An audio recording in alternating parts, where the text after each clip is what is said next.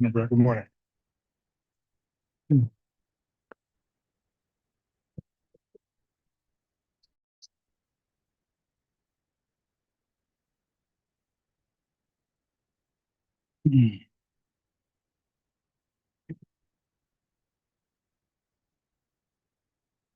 Big live straight from. I went to the park, balled out. Big, did good. I'm working on stuff. I get my left hand, like my right hand. It's damn near there. When I play Sundays, when I play full court, I mainly drill my left hand, not running. I'm like the designated point guard. When I run the point, full speed, all that stuff is with my left hand. Your leg, push the ball with my left hand. If you ain't know me, you would think to force me right. All right. So, and I would drive left and try to finish left. But today, he was like blocking the left. Like he was, I man was respecting my left hand so much, I had to drive right and finish right. I made some tough off glass right hand layups. I missed some easy right hand layups. You dig? But full speed though. I'm going full speed. But yeah, but the dude respect my left hand so much, he's forcing me right. Like forgetting I'm right handed. And so I'm loving that. That's why I love to ball out of town with people who don't know me. Because some who know me would just let me go left and just let me do it, they'll force me to a tough left hand layup, which I'm basically left handed. I'm ambidextrous basically. Uh, these goddamn foreigners, man. All they do is not just go fast in their car. That's all they know. All right. So I couldn't really. Oh, I did a turnaround left and hook shot lefty. Oh, it was beautiful. Everybody was like, "Oh, oh, oh." Yo, the one white chick guy was like, "Yo," and they was like, "Yo, we don't even know who to tell you where he got that from." He said, "We just gonna call that the Dell," because they call me, Dell at the park. They said, "We're gonna call that the Dell shot." I drove right, spent left to a left hand, like jump hook, and then he said, "Some I see Kyrie do it." Um, but he was like, "Yeah, man, we're gonna call that the Dell shot." Like, there's no NBA player that we could say that's the move he got it from. Right hander doing jump left hook. But like I said, I seen Kyrie do it a few times. Seen Kobe do it. Uh, maybe Brandon Roy. Did I not?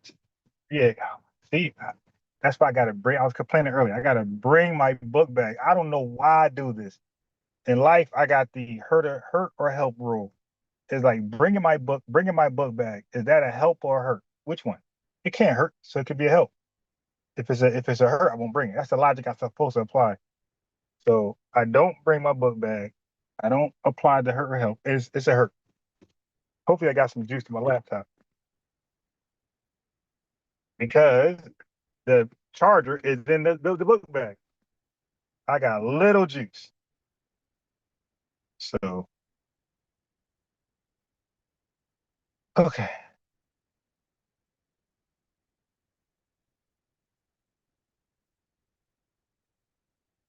So anyway, I'm like ambidextrous. Everything I do, I can shoot pool left, right.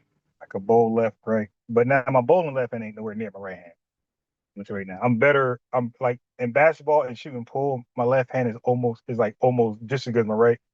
Bowling, not so. I haven't really. I bowl left, but I really never tried to be good at it. I did it just to see if I can do it. You feel me? But in most things, I can right, left. I'm ambidextrous. So, oh yeah, if I was ever be a boxer, I'd be like a switch fighter, like Terrence Crawford, who's that, Willie Pep, and Boots Ennis. That's how I would box. I don't know why. I don't know why, but my left hand just makes it always call the attention. Like, try me, try me. My mom finally admitted that I was born lefty, but she forced me right. I was wondering why, like, why my left hand, like, be like, hey, try me out.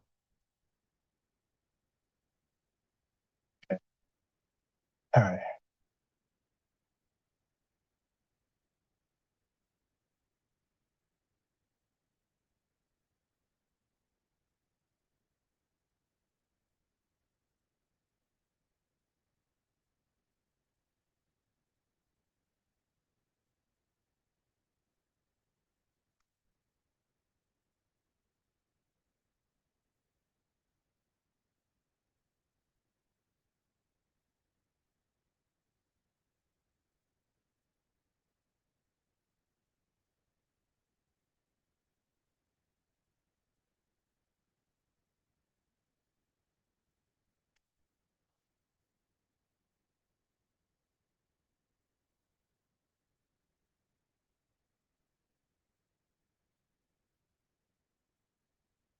Okay.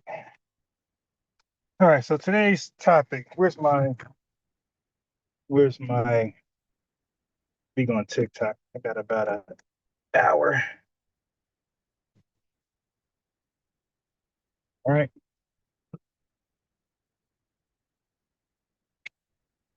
Where's my TikTok phone?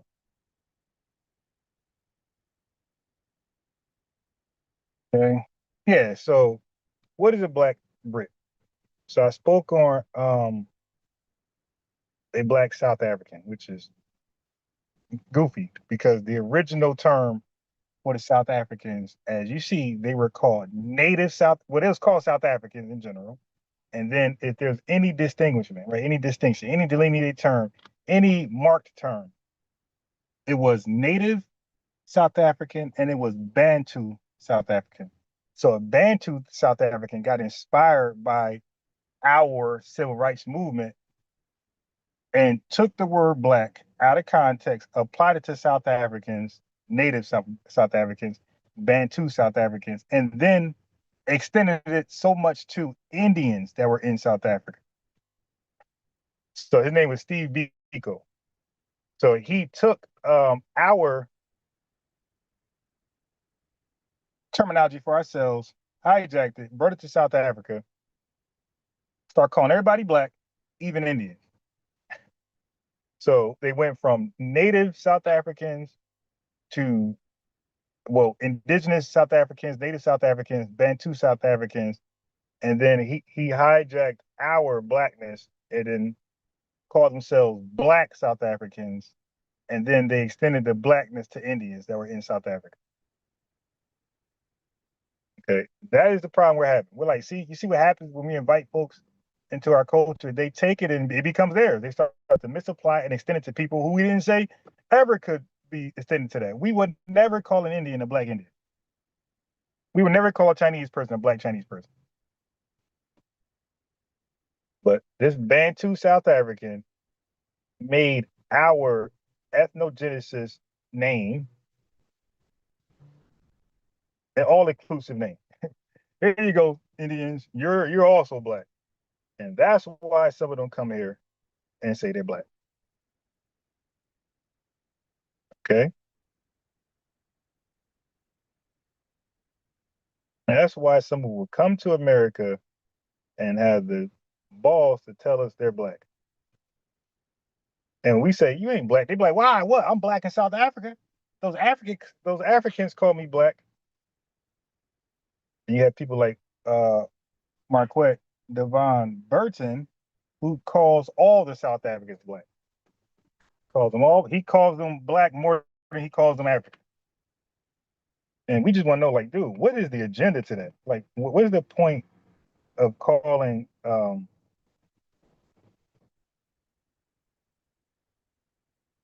South Africans black? Like, what's the point, bro?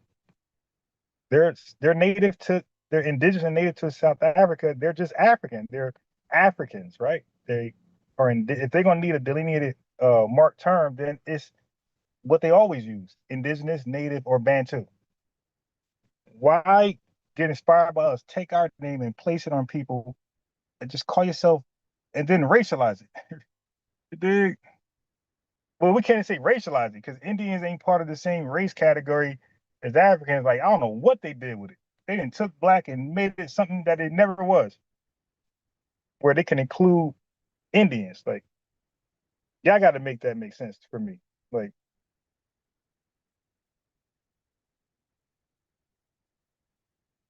how does that make sense at all?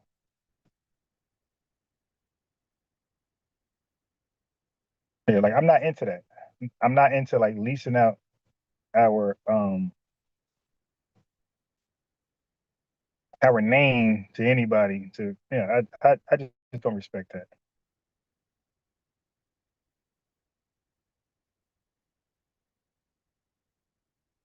Dig? I just don't respect that.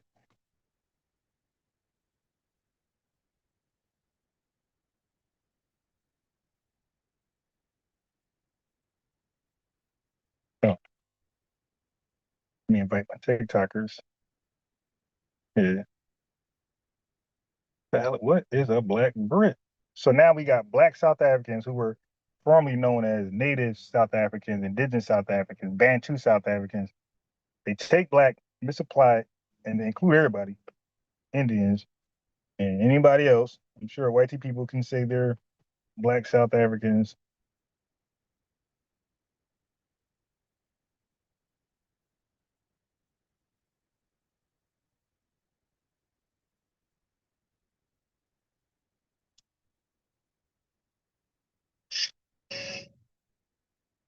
I'm gonna go in 1 second. Anybody, guys, put that word demo. But guys, fully portable, 26 inches tall. No bathrooms, no kitchens, no sinks. This is literally, guys, sitting on my coffee table. Okay, that's a TV, that's a PlayStation. No installation. Revenue pulled up earlier, got cooked. I was waiting for that. I was waiting for that goon. Shipping date. I was waiting. He made my morning when he called in. I said, I seen the name Kwame, but I like that ain't revenue. He ain't that crazy to call in. Not while I'm cooking like this, and it was revenue. I said, okay, now I'm gonna hold you to what you said on a Tariq Nasheed show. Okay. Now talk that with me. And he immediately chimped out. He seen where I was going, because we already talked about this. That's what I'm like, dude, like why be bad faith, man? Like, dude, you ain't gotta be bad faith, my guy. You can have like if you really believe there's an issue with Native Black Americans delineating, then just say that. Just say, hey, I got an issue with you guys delineating. But don't come over here lying. I mean, unless you want to.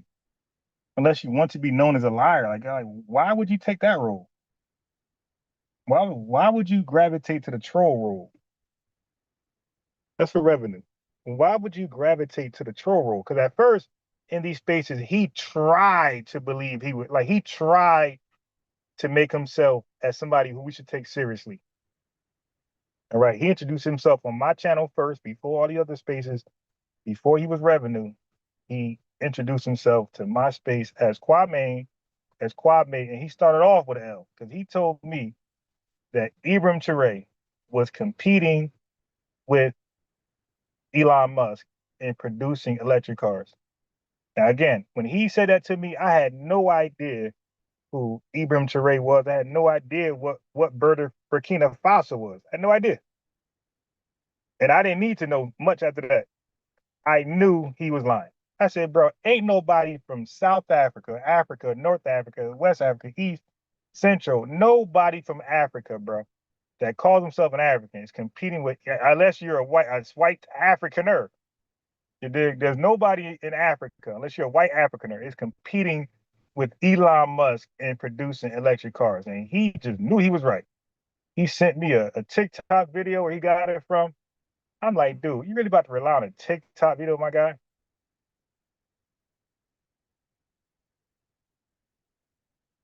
So I pulled it up. I don't know why we went that far. And yep, the results came that revenue, Kwame, got that from a TikTok post when he's weirdos. And he was forced to concede that it was fake news. And every so often I'll bring it up. But I got that on video.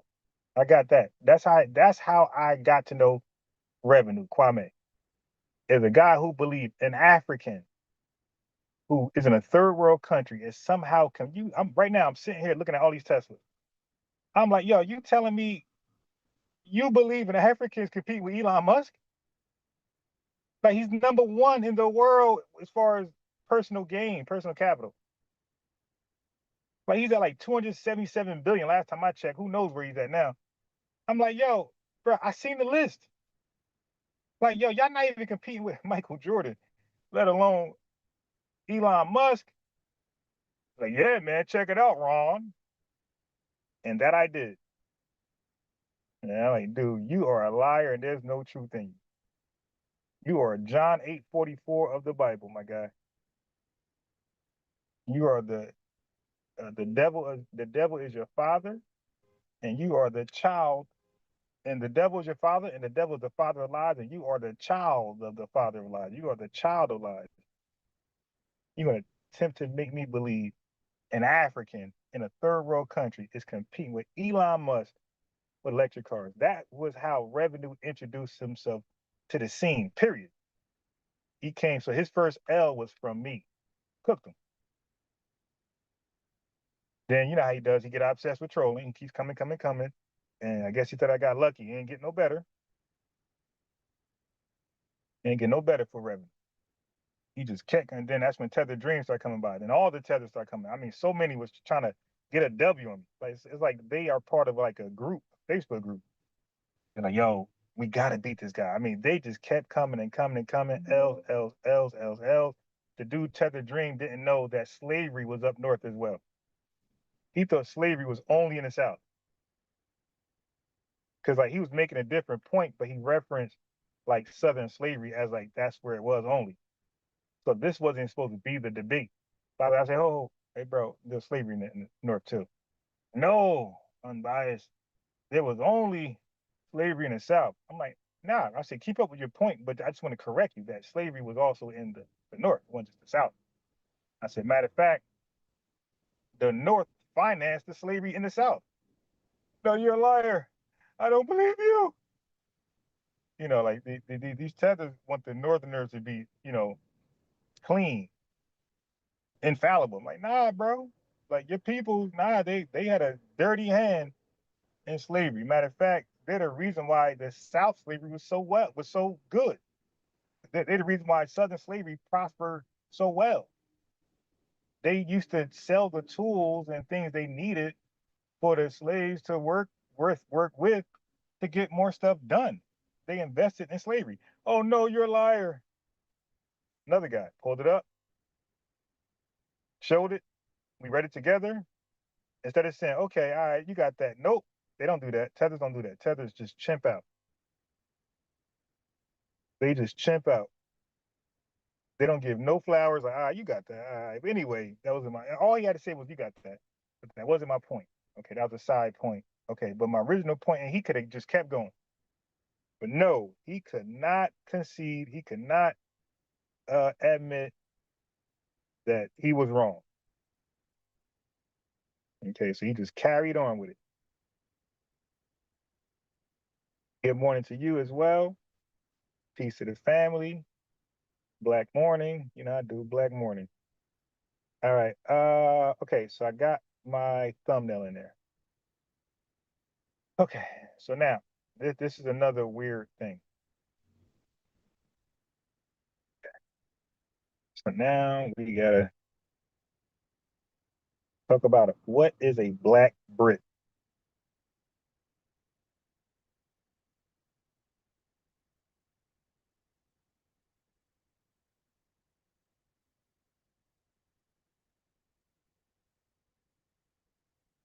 Okay.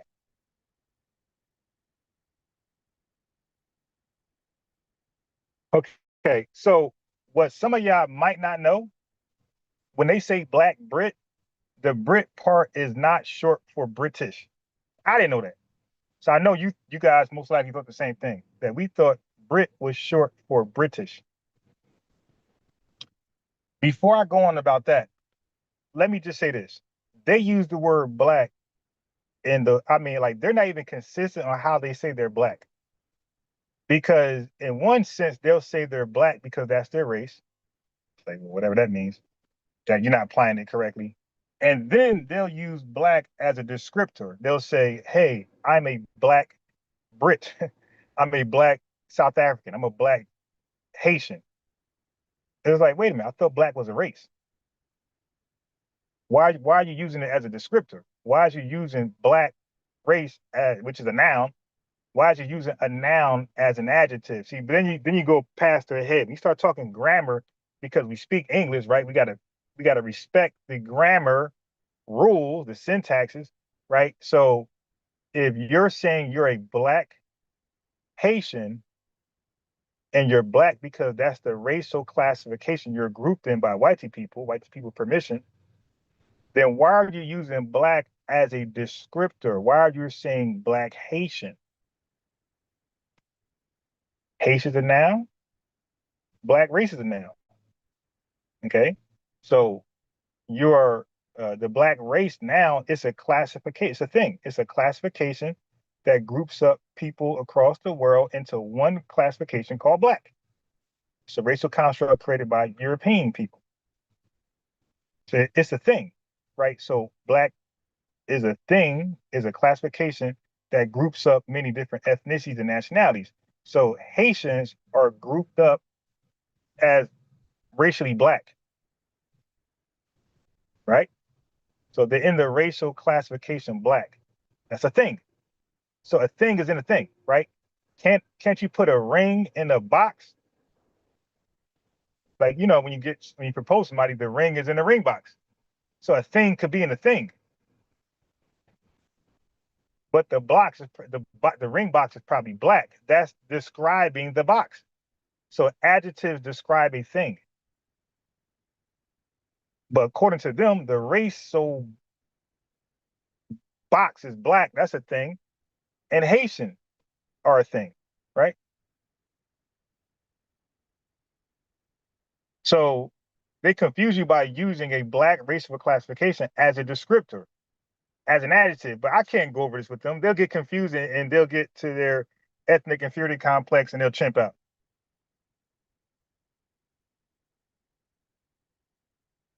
That's what happened. That's what's going to happen most likely.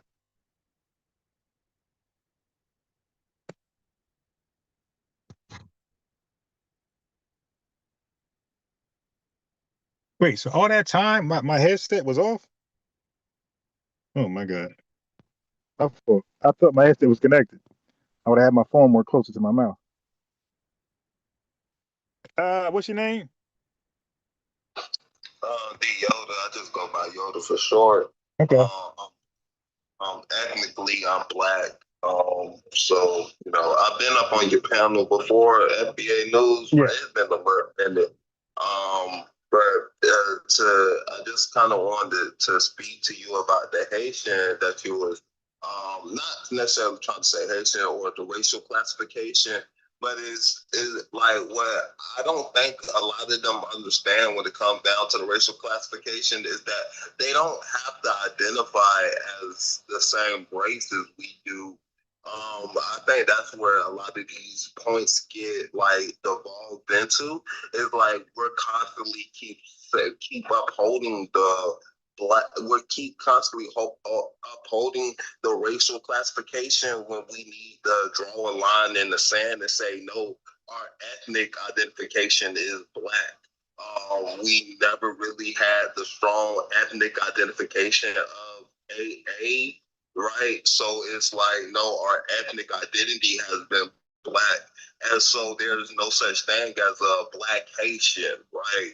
And then if we want to talk about the quote unquote Black Haitian, their own constitution is not the same as our constitution, right? Which we both agree with. So when they're upholding their noir classification, they need to purposely state noir, and they need to understand that their constitution included anybody under the label of noir, right? So that's the reason why a lot of white people was able to classify themselves under noir when it comes down to the Haitian status.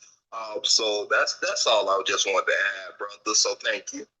Yeah, thank you. And everything you said was 100% facts, 100% historically documented, easily Googleable. Yeah, but guess what? You're speaking when you talk like that, bro. I already know you don't get a good response. I know they're gonna chimp out and talk over you and just call you names because you said a lot, and the only way you could understand that is to already be in the know. Either have a great comprehension or already be in the know, and they can follow what you just said. But anybody else would be totally lost, including Haitians. And that's why it's important to stay like learned or be open to learn and then ask questions. So whatever you said, they don't understand. They should be able to ask you, hey, okay, brother, when you say that, can you break that down? That's how it works. Like if I don't understand something, I'm not gonna play like I understand it.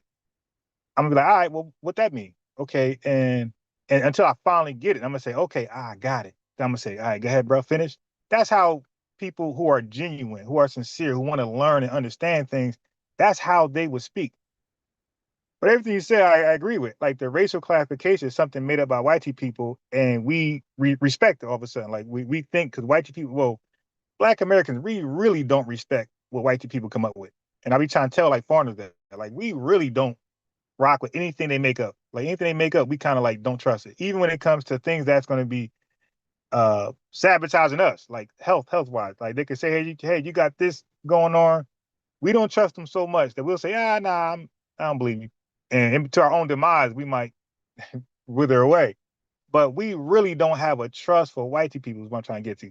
So if they say, hey, you guys are black racially, we like, hell, no, we're not. We ain't black because you say we're black. We ain't nothing because you say we that. We whatever we say we are, right? So we don't allow white people to call us things or classify us as something, and we just say, okay, that's us. We know that these guys are very deceptive. They always got an agenda there. They always got a back door, some type of hook line there. When you buy into it, they snatch out the water and they got you. So we already aware of that. A lot of these foreigners don't know white supremacy like we do. They have no idea what the HOLC redlining, that never happened to them. So like they never been exposed to the wickedness on another level from these white people. We have. So that's why. Yep, go ahead. I was trying to interrupt you, brother, but No, go ahead. that's why, like, yeah, I find it very like disingenuous when they constantly state that, oh, we all have the same oppressor, when that is very much not true. At all. How I'm trying to put this. They're not, because I'm not trying to say cooperation, but even though some of them was cooperating with YT people, basically they're trying to say the perfect word. Their history with YT people is not the same as our history with YT people. So it's very much unintelligible and actually intellectually dishonest when they're constantly saying we have the same oppressors, when that is very much not true. But my fault, brother, again for interrupting. Yeah, no, you didn't interrupt. But yeah, we don't have the same oppressor because, and a lot of times they sided with the oppressor.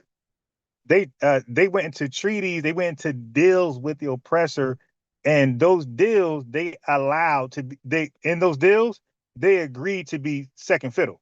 Like we ain't never agreed to be second fiddle. So anything that we did with the white people, according to our knowledge, the wordplay was supposed to make us equal to them, not second class citizens. So anything that any deal we did with white people, it was always to be equal and not less than. You dig? So no. So a lot of these people did cooperate with white people. When you look at the Haitians, look at them. We're talking about them. The Haitians revolted, right? The French left. Dessalines then forced Haitians to keep up the slave work, continue the slave work. That didn't happen with us. We didn't fight the Civil War and then get blacks low key to continue with slave work, convict leasing. We didn't do that.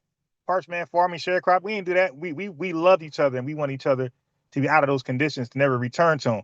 But Dessalines returned his people back to forced labor with a military, with an armed military right there to deliver consequences for those who did not continue the forced labor. They didn't get paid a cent.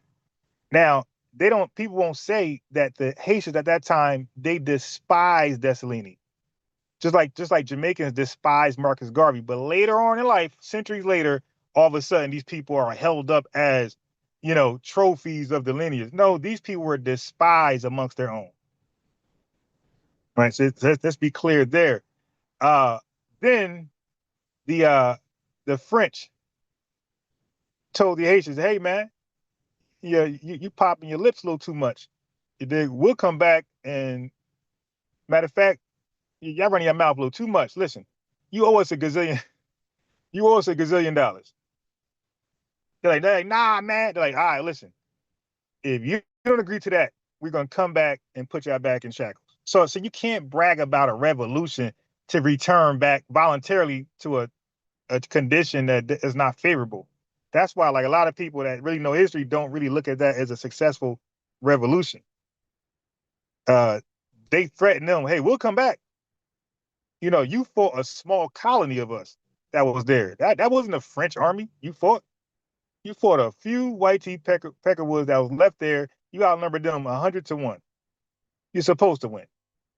but we can show you what we really working with. You dig? Like, you know, shake.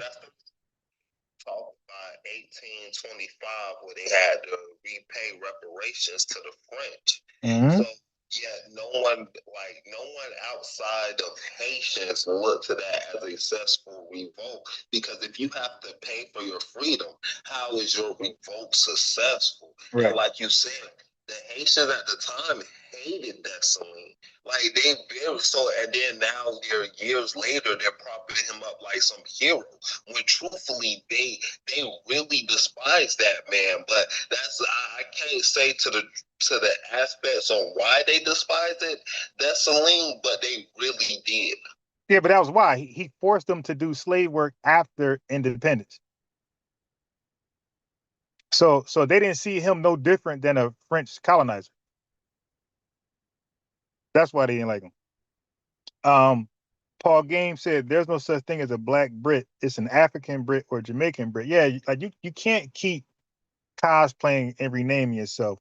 So first thing we gotta know is that Brit is not a shortcut for British. Brit is a shortcut for drums rolling. It's a shortcut for Briton.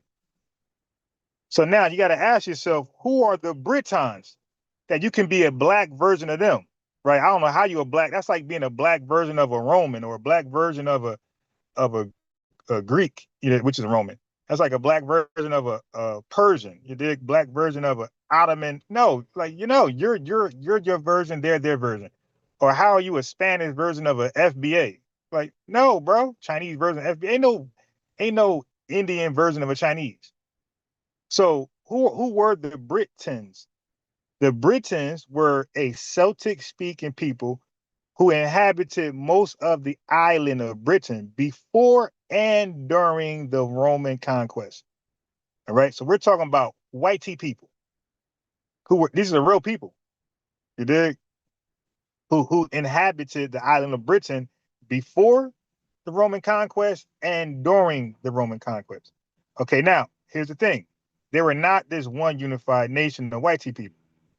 They contain many tribal and regional peoples, right? A whole bunch of people. I ain't gonna name them, but a bunch of white people, right? You talking about Wales, England, East Anglia, people in Essex, and people in southeastern Britain. Now look what language they spoke. They spoke a related Brittonic Celtic language, which was ancestors of the Welsh, Cornish, and the Breton.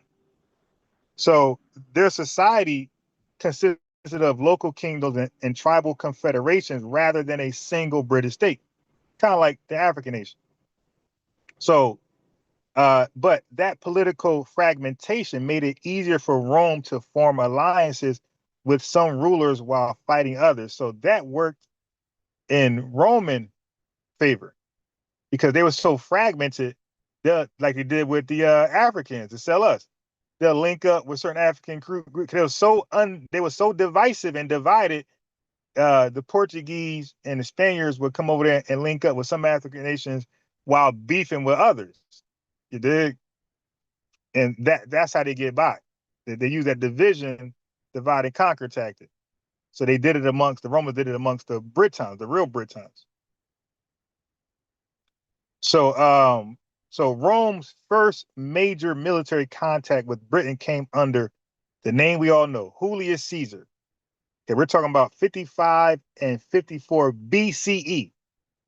Okay, that's how back in day this go. So we're talking about 54, 55 BCE. There was a such people called the Britons. Okay, where was the Black Brits then? Because those same Africans were around, by the way, but they weren't calling them Brits. So Julius Caesar said that some of the British tribes had assisted his enemies, right? That's why he had beef in Gaul, and that Britain had connections with the Gallic resistance. So Caesar wanted a prestige. He wanted intelligence, tribute, and political leverage. So his expeditions demonstrated Roman power, but he did not leave a permanent occupying army. He didn't do that. He returned to Gaul after receiving hostages and promises of tribute. Julius Caesar describes these expeditions in the Gallic War, right? Books 4 and 5, citing some some biblical stuff. But this is going into 45, 44, 43 CE. So why did they occupy Britain, the island Britain? They occupied it because agricultural land, metals, including iron, lead, tin, silver, and gold. So we got to stop lying that all the precious metal, everything is just in Africa. Like, stop. They had enslaved labor, they had taxes and tribute, and they had trade opportunities. All right. So Rome, they often justify the invasions of Britain. You know, they justify everything by claiming to support an ally ruler or restore a friendly king. So one immediate pretext involved Verica, a British rule expelled by rivals who sought Roman assistance. These are white people. Okay, so before you were in mine, white people used to go ham on white people. They'd slide, pull up, all that stuff on each other. And wait, and like when this all ties in, because I tie all this into like transatlantic slavery. So going back all the way to 43 BCE, I can actually connect how all that led to transatlantic slavery. And I ain't really seen nobody do it like that. Now, if somebody did, then okay, then I'll read it. But I haven't seen nobody tie in transatlantic slavery to this time right here. With the 43 CE, with the Romans and the Brit. This was all connected. It was inevitable. The slave trade was inevitable. Starting with this right here. The Roman Empire, the Crusades, the Byzantine Empire. All this started right there. With the Persians, the Ottoman Empire, the Muslims, all this started right here. Leading to the transatlantic slavery was inevitable. It was unavoidable for white people. It was going to happen. Anyway, so they invaded Britain, led by Aulus Plautius. They're supposed to have several legions, right? They surrendered, obviously, and they got that in Roman history book 60, whatever that is. So Rome first secured southern eastern Britain and established a provincial capital at Camulodunum, modern Chester, whatever. I guess we get Chester from. So they moved into west. They moved west into Wales, north through Midlands, later into northern England and southern Scotland. The conquest took decades because British resistance was persistent. Now, these British people, were they African? Come on. So the British leader Caractacus resisted Rome for years, especially in Wales. He was eventually defeated and taken to Rome around 51 CE. Tacticus, these weird names, describe his resistance and dramatic appearance before Emperor Claudius in the Annals. That was book 12. So now we at 61 CE, which is the Boudicca's revolt. All right. The queen of the Iceni. All right. I don't know if I want to talk about all that, but they did good. So a lot of revolts happening and rebellions happening. And at some point, the governor Agricola campaigned deep into northern Britain in the late 1st century CE. Rome won battles, but never permanently controlled all of Scotland. So I need to know, are these Africans they're fighting? Are these black Brits they fighting? Or are they fighting white people? Okay, because I want to know, how did they go from white to black? So Rome ended up controlling most of England and Wales for roughly 3.5 centuries. I might Wales. It might be Wales. I might be blowing that name. Excuse me. I'm now learning European history. I'm not a master in European history, but I'm getting there. So I think it's pronounced as Wales. I'm used to like a Spanish type of pronunciation, but this might be Wales. So Rome controlled most of England and Wales for roughly 3.5 centuries. Northern Britain remained more difficult. The Romans built major frontier systems. Now we're talking about 122. They built the Hadrian's Wall in 122 CE. Antonine Wall began around 140 CE farther north. Okay, so now we're going, you see, we're going up 142 CE. Okay. So I want to read about an African. Look at this. Some Britons adopted Roman customs, language, dress, and forms of government. Others remained more locally oriented. Latin was important in administration, but Brittonic languages continued to be spoken. Okay. So Roman Britain was therefore a mixed society. Roman empirical institutions existed alongside native British traditions. Now, Rome ended up leaving. Rome ended up withdrawing from Britain. Now, it wasn't because they suddenly believed that Britain was unimportant.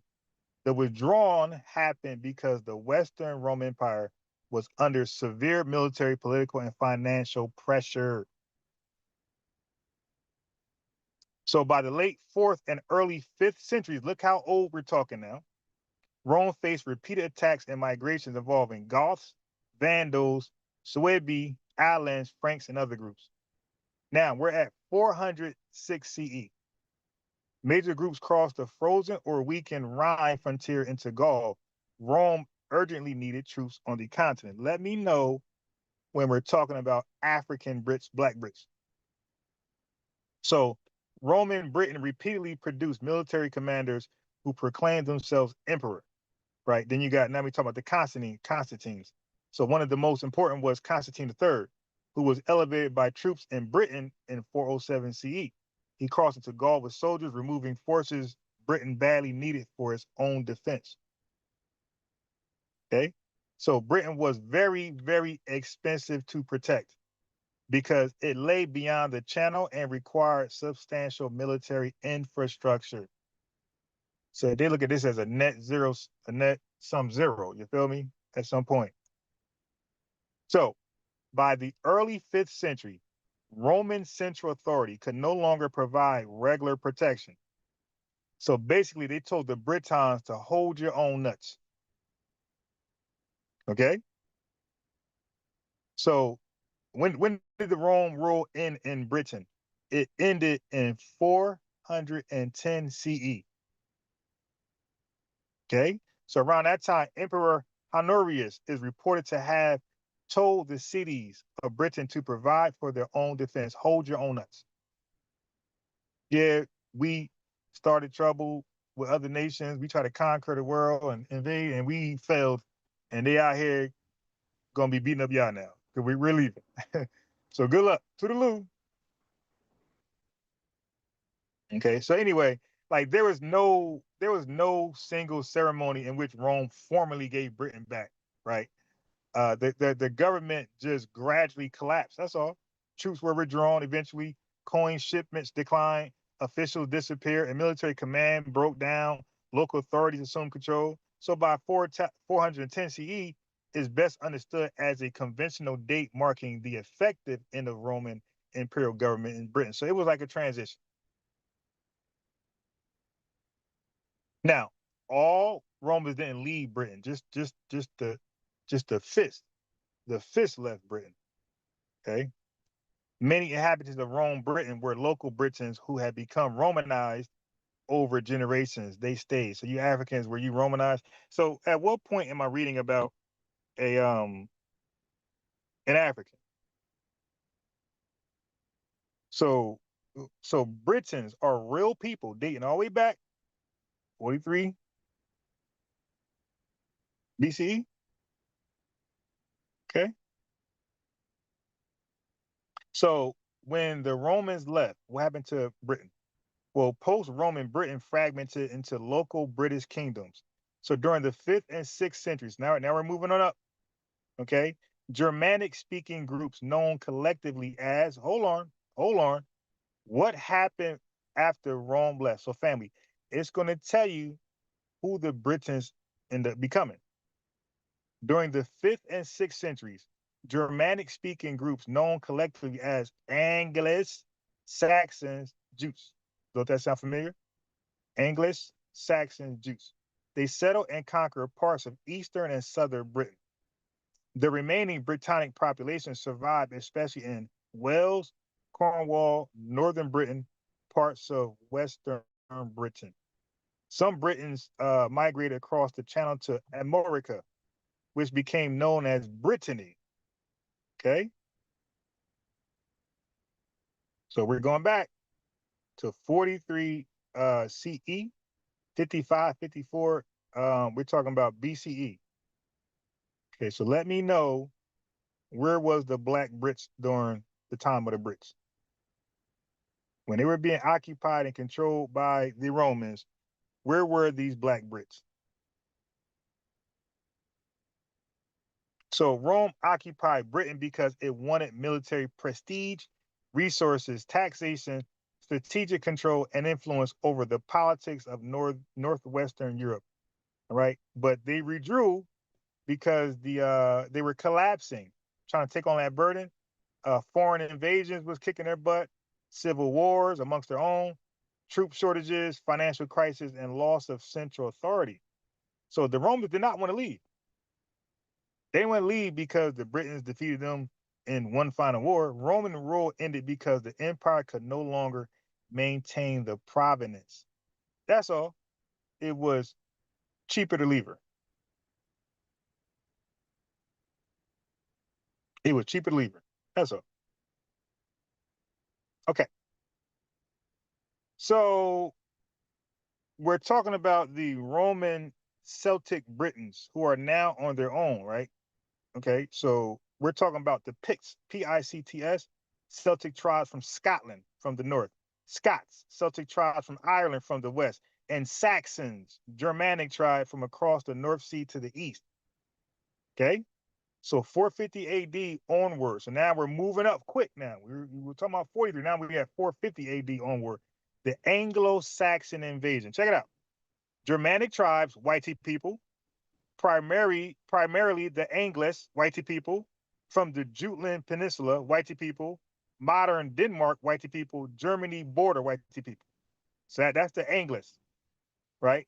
Saxons from northwestern Germany and Jutes from modern Denmark began crossing the North Sea and settling into Britain family, whitey people.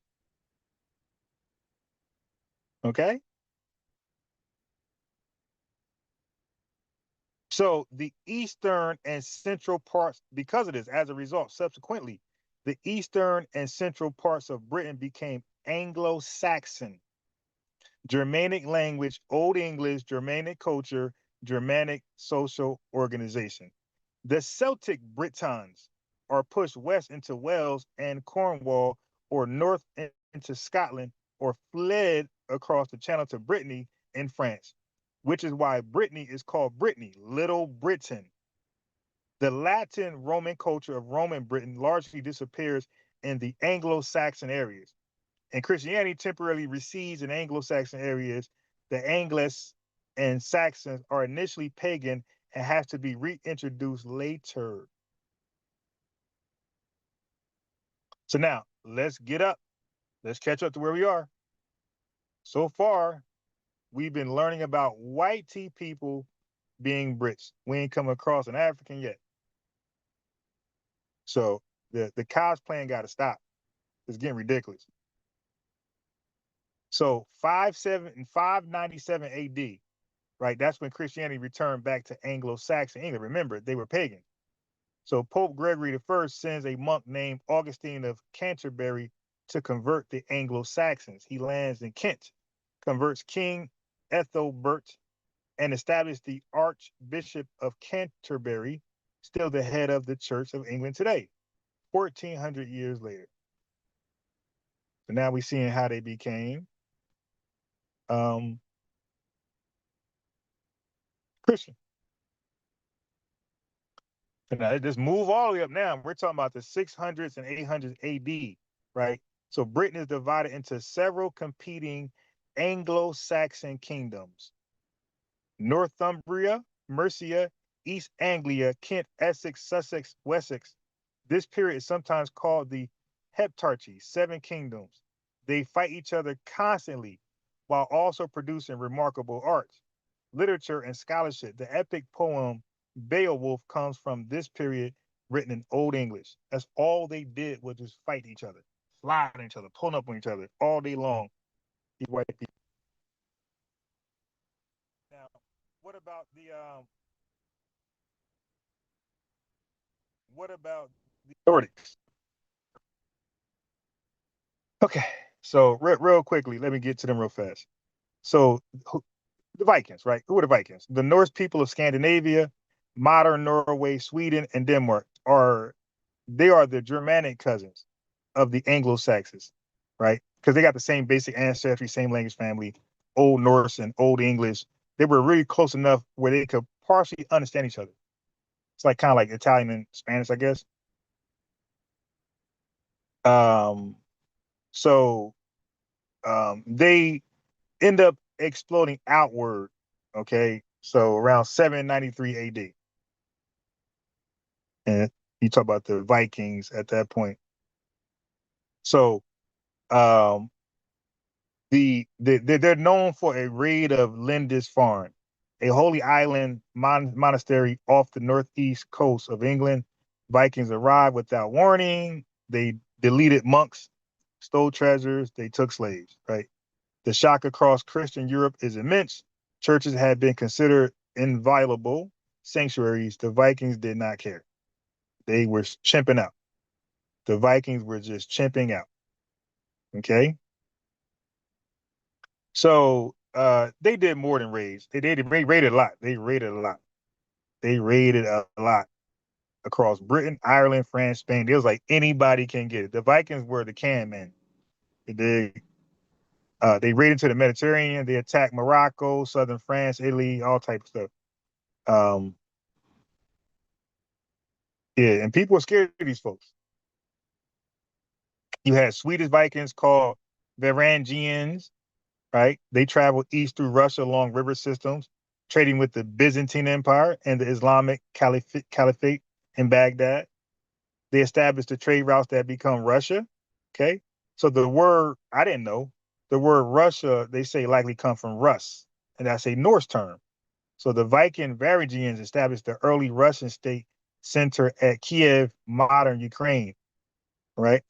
So the founders of Russia were Scandinavian Vikings. It's kind of deep, family, how this stuff ties in. So they traded furs, amber, and slaves. That fur thing, I'll talk about that before. So slaves were involved, family. And guess what? Slaves were involved, and this where you got the word slave, where it came from. Slavic people captured and raised were called slaves. Slave come from the word Slav, all right? And that was an indicator of how common the enslavement of Slavic people was in this period for Byzantine silk and Islamic silver. Okay, so I'm not going to get too much deep into the Vikings, but I just want to give a little something on the Vikings. Okay,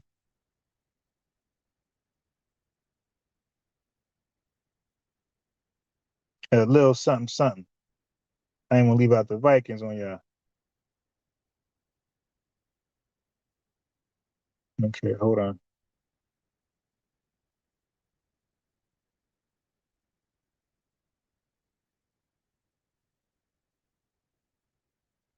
Yeah, so like the cosplaying got to stop. You're a black Brit, so you're a black white tea person. Like you cannot be a black Briton. They are real people who got a real history.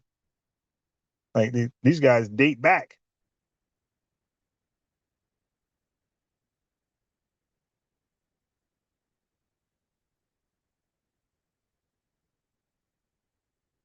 Let me see what else I got.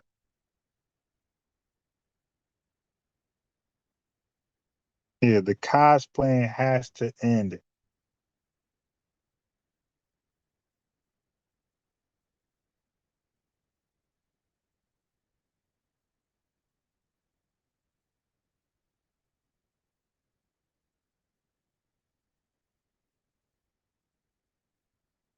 Got to stop cosplaying.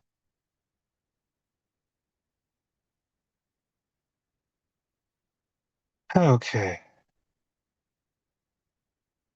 starting to develop a nice little appetite.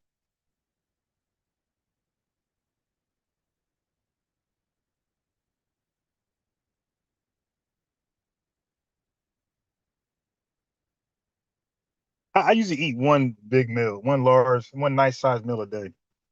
And like if I eat right now, because the appetite's starting to grow, if I do a large meal right now, that'll probably be it for the rest of the day. If anything, I might drink a cup of coffee later, something like that. But that's kind of how I eat.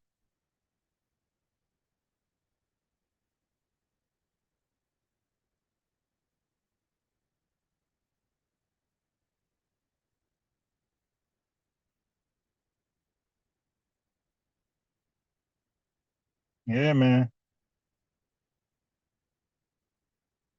So you a black white tea man? Like, make any sense? And I wanted to highlight that Britain does not mean it's not a shortcut. I mean, Brit is not a shortcut of the word British. It's the shortcut of a real people who were Britons. Like that's like being a Puerto Rican Egyptian. It's like, yeah, what the hell is that? You just made that up. And and we can't have making up stuff nowadays. Nah, man. You're either that or you're not. Shit. Oh my God. Okay, give me a second.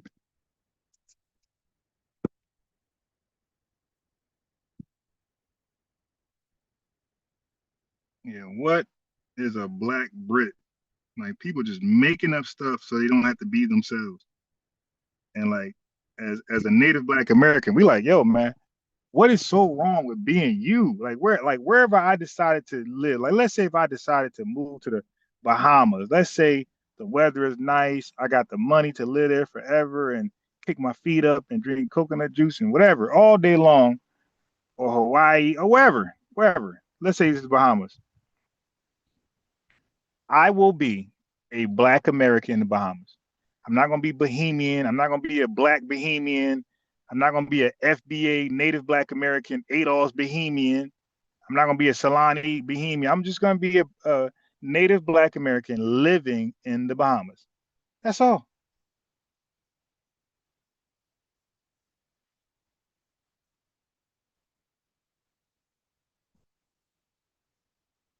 Like it's far too often where like these melanated people who want to say they're us.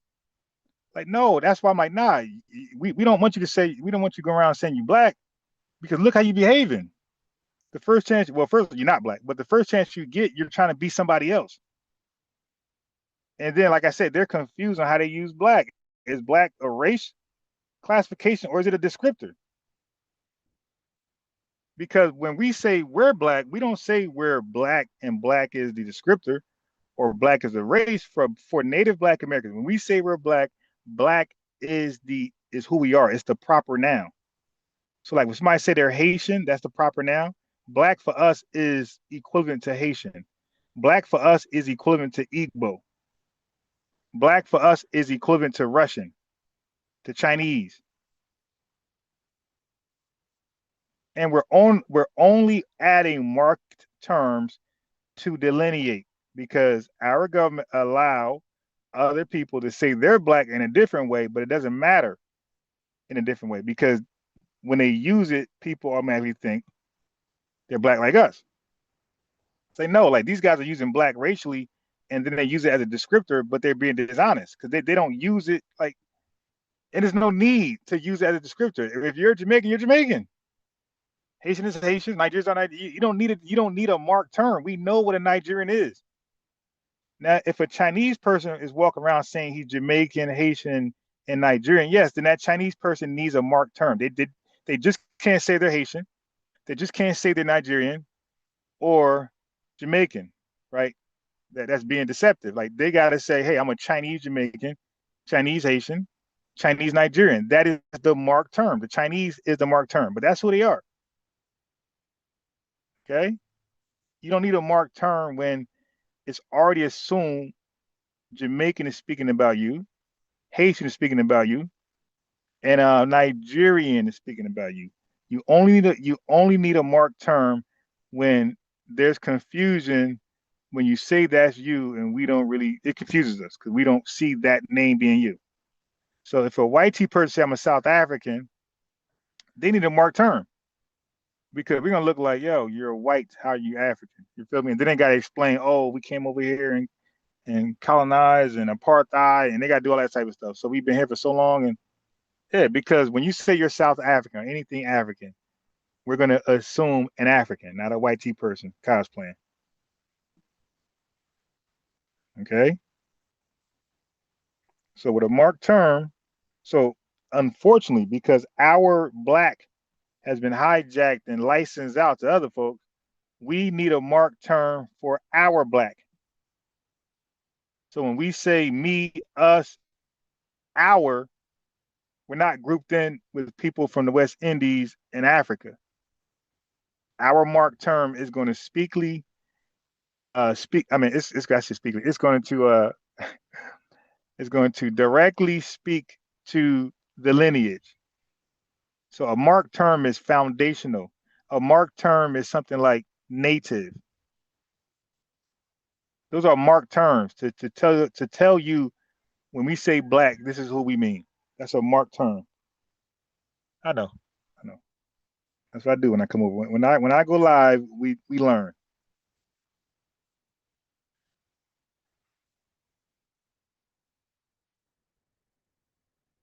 When I go live, we learn. You dig?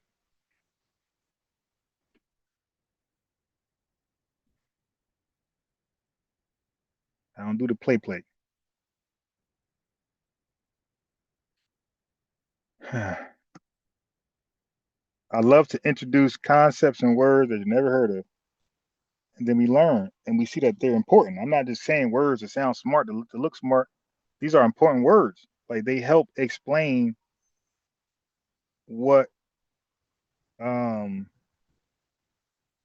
we're doing. Okay, as far as delineating.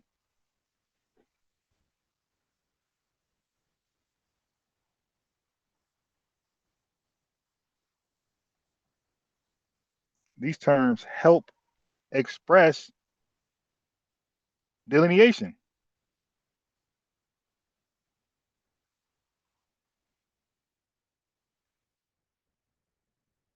These are not play terms. So that's why I say when people say they're black, I like to ask them how are they black, and they could only answer racially, right? So then I say, well, what's a black Brit? Because how are you racially a Briton? I thought you were racially black.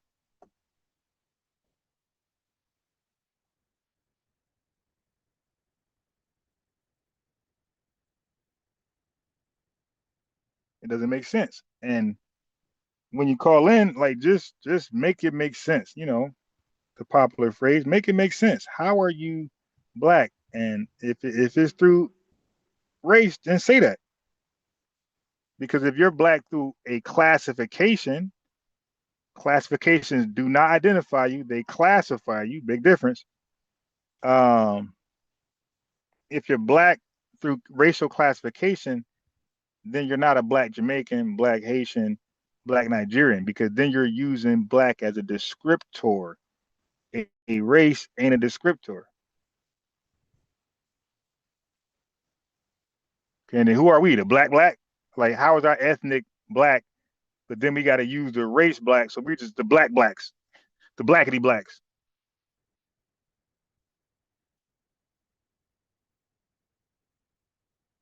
You feel me?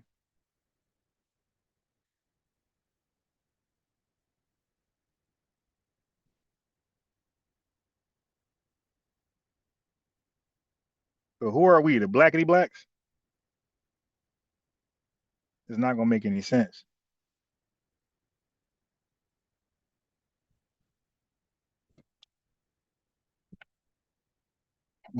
Okay, it's not gonna make any sense.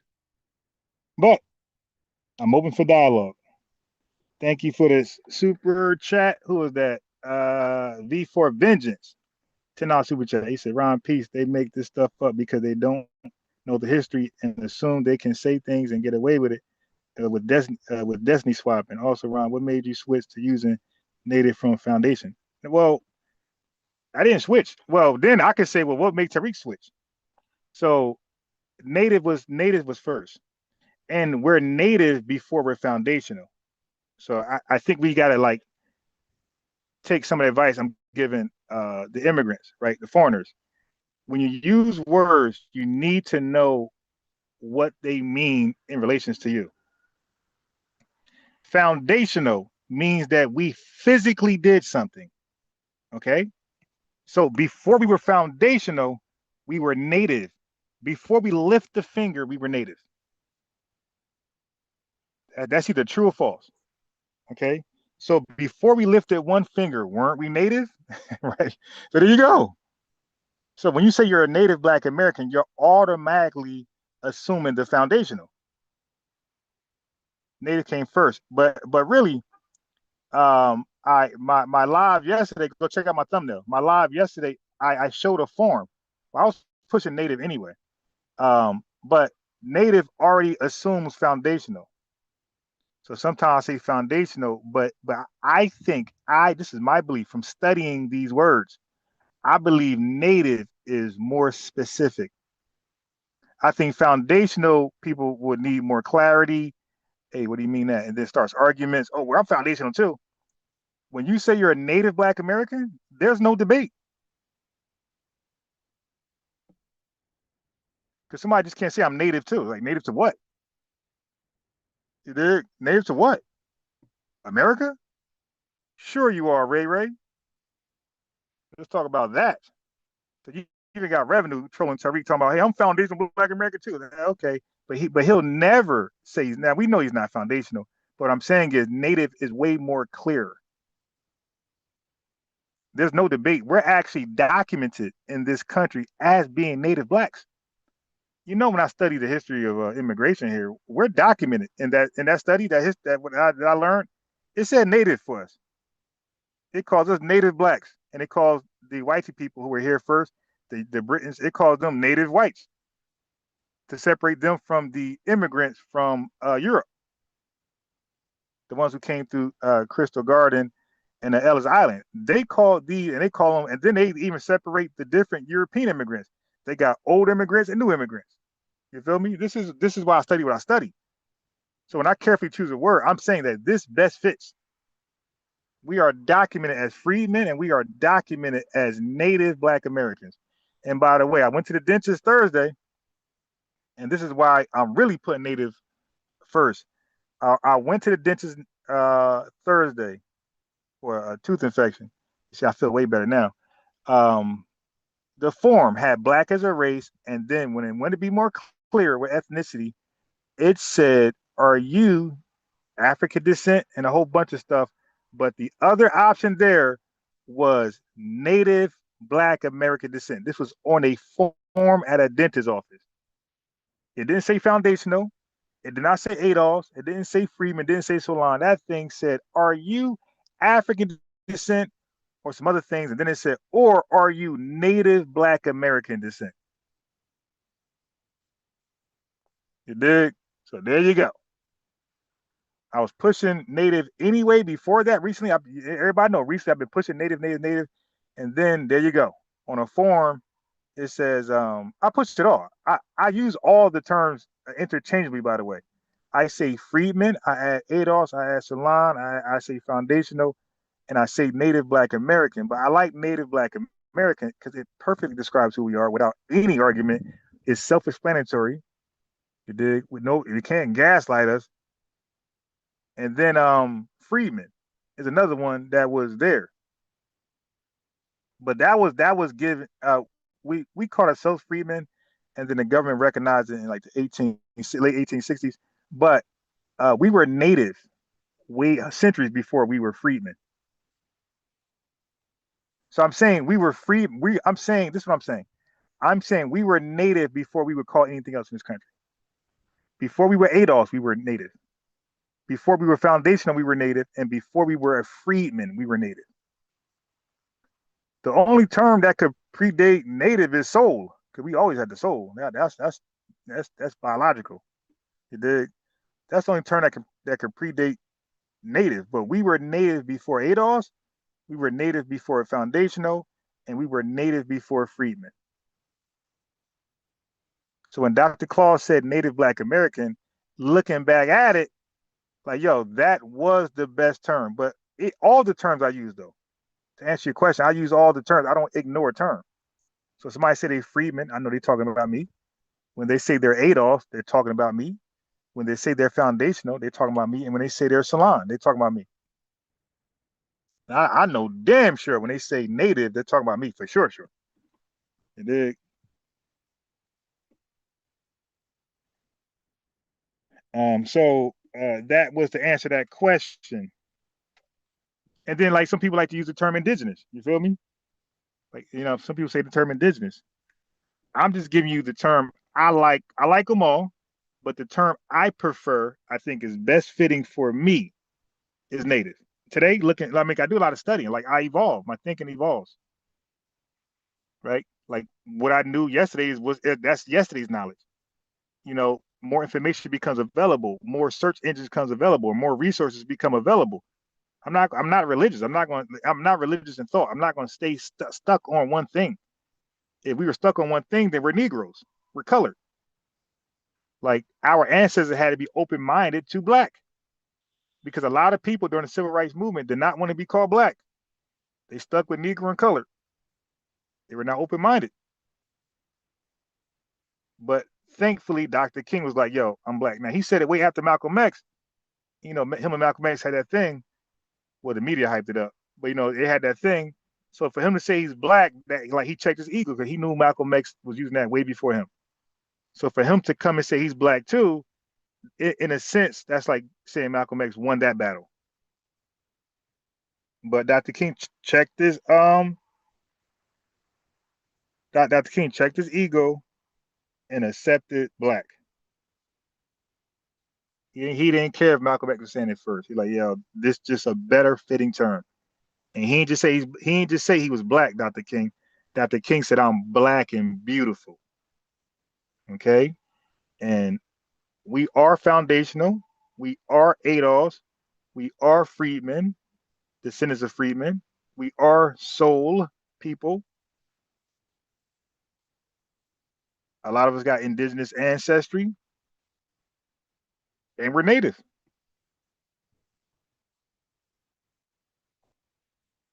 That's just a fact.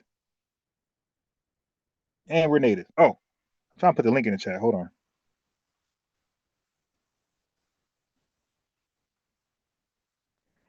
All right, I got to get my son.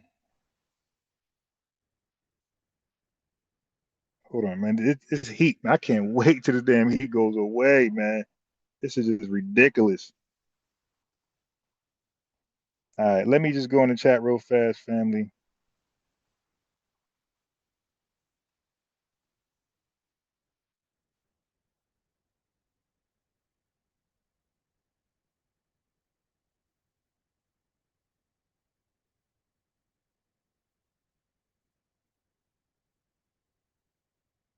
Let me post a link in the chat. Well, I'll tell you why I don't use indigenous. Right? I prefer native, right? I prefer native, right? So everybody has their preference. My preference is native. And I can tell you why I prefer native over those other terminologies. Like I said, I embrace them all. I embrace them all. I'm not saying we're not foundational. I'm not saying we're not ADOS. I'm not saying we're not freedom. I'm saying we're all of that. All those subscribers. But the one I believe best puts our foot on this in this land, saying it's ours, is that native word. Okay, that's where my research led me to. Your research led you to something else. My research led me to believe native. Right now, it can change in 2 months from now, but right now, the latest research I came across, it got us as native. And Leap 7822 said native take away African. Right. When you say indigenous or native, it ain't no African. And ain't no African there. either one of those terms, indigenous or native, ain't no African there. Now, the reason why I don't choose indigenous, I'll tell you, and this is my research, right? I ain't saying this is yours. This is my research. The reason I believe native is better than indigenous as far as a fitting term is that native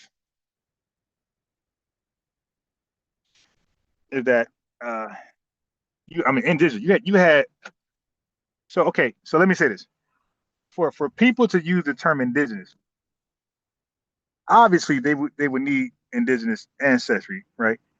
Which most FBAs have. Most see, I said FBA, which most FBAs have, right? Most NBAs have. Okay, but a lot of us, our research led us to believe that we are a mixture. We are part of a homogenous mix that includes African, white man, and indigenous people. Okay, so when we say we're native, we're considering the homogenous mixture of the three. For my research, people say they're indigenous, they're saying they are only one of the three. Now you can correct me if I'm wrong, but the link's in the chat. And TikTok invite themselves up. But for my research, when people say they are indigenous, they're saying they are one of the three. They're not a mixed homogenous people. They are indigenous people who were reclassified as Negro. Okay. And if that's your history, that's your history. That's not my genealogy. Or that's not like what my research leads me to. My research leads me to indigenous, African, European. And when you're indigenous, African, European, you are native. When you got that mixture, you're native. If you ain't got that homogenous mixture, you are not native, you're an indigenous person. That's how it works. I believe I'm mixed, so I'm native. If you're not mixed, you're not native, you're indigenous. So that's why I say in native to me is the best term because it confesses to the mixture of more than one ethnicity, more than one group of people. So when I use words, I know why I'm using them. I can explain them very clearly and very concise. And people can cross-examine me all day long, don't matter. I'm open to that because, this is where my studies led me currently. So once again, I didn't stop using foundational. I didn't stop using Adolf. I didn't stop using Friedman or Solon. I use them all interchangeably. But I believe native is a better fitting term for us. And it's on forms already. You did. So, and there's nothing wrong, people liking other terms. But again, I just think when you say you're Native Black American, I don't believe there's much pushback. I think people just concede.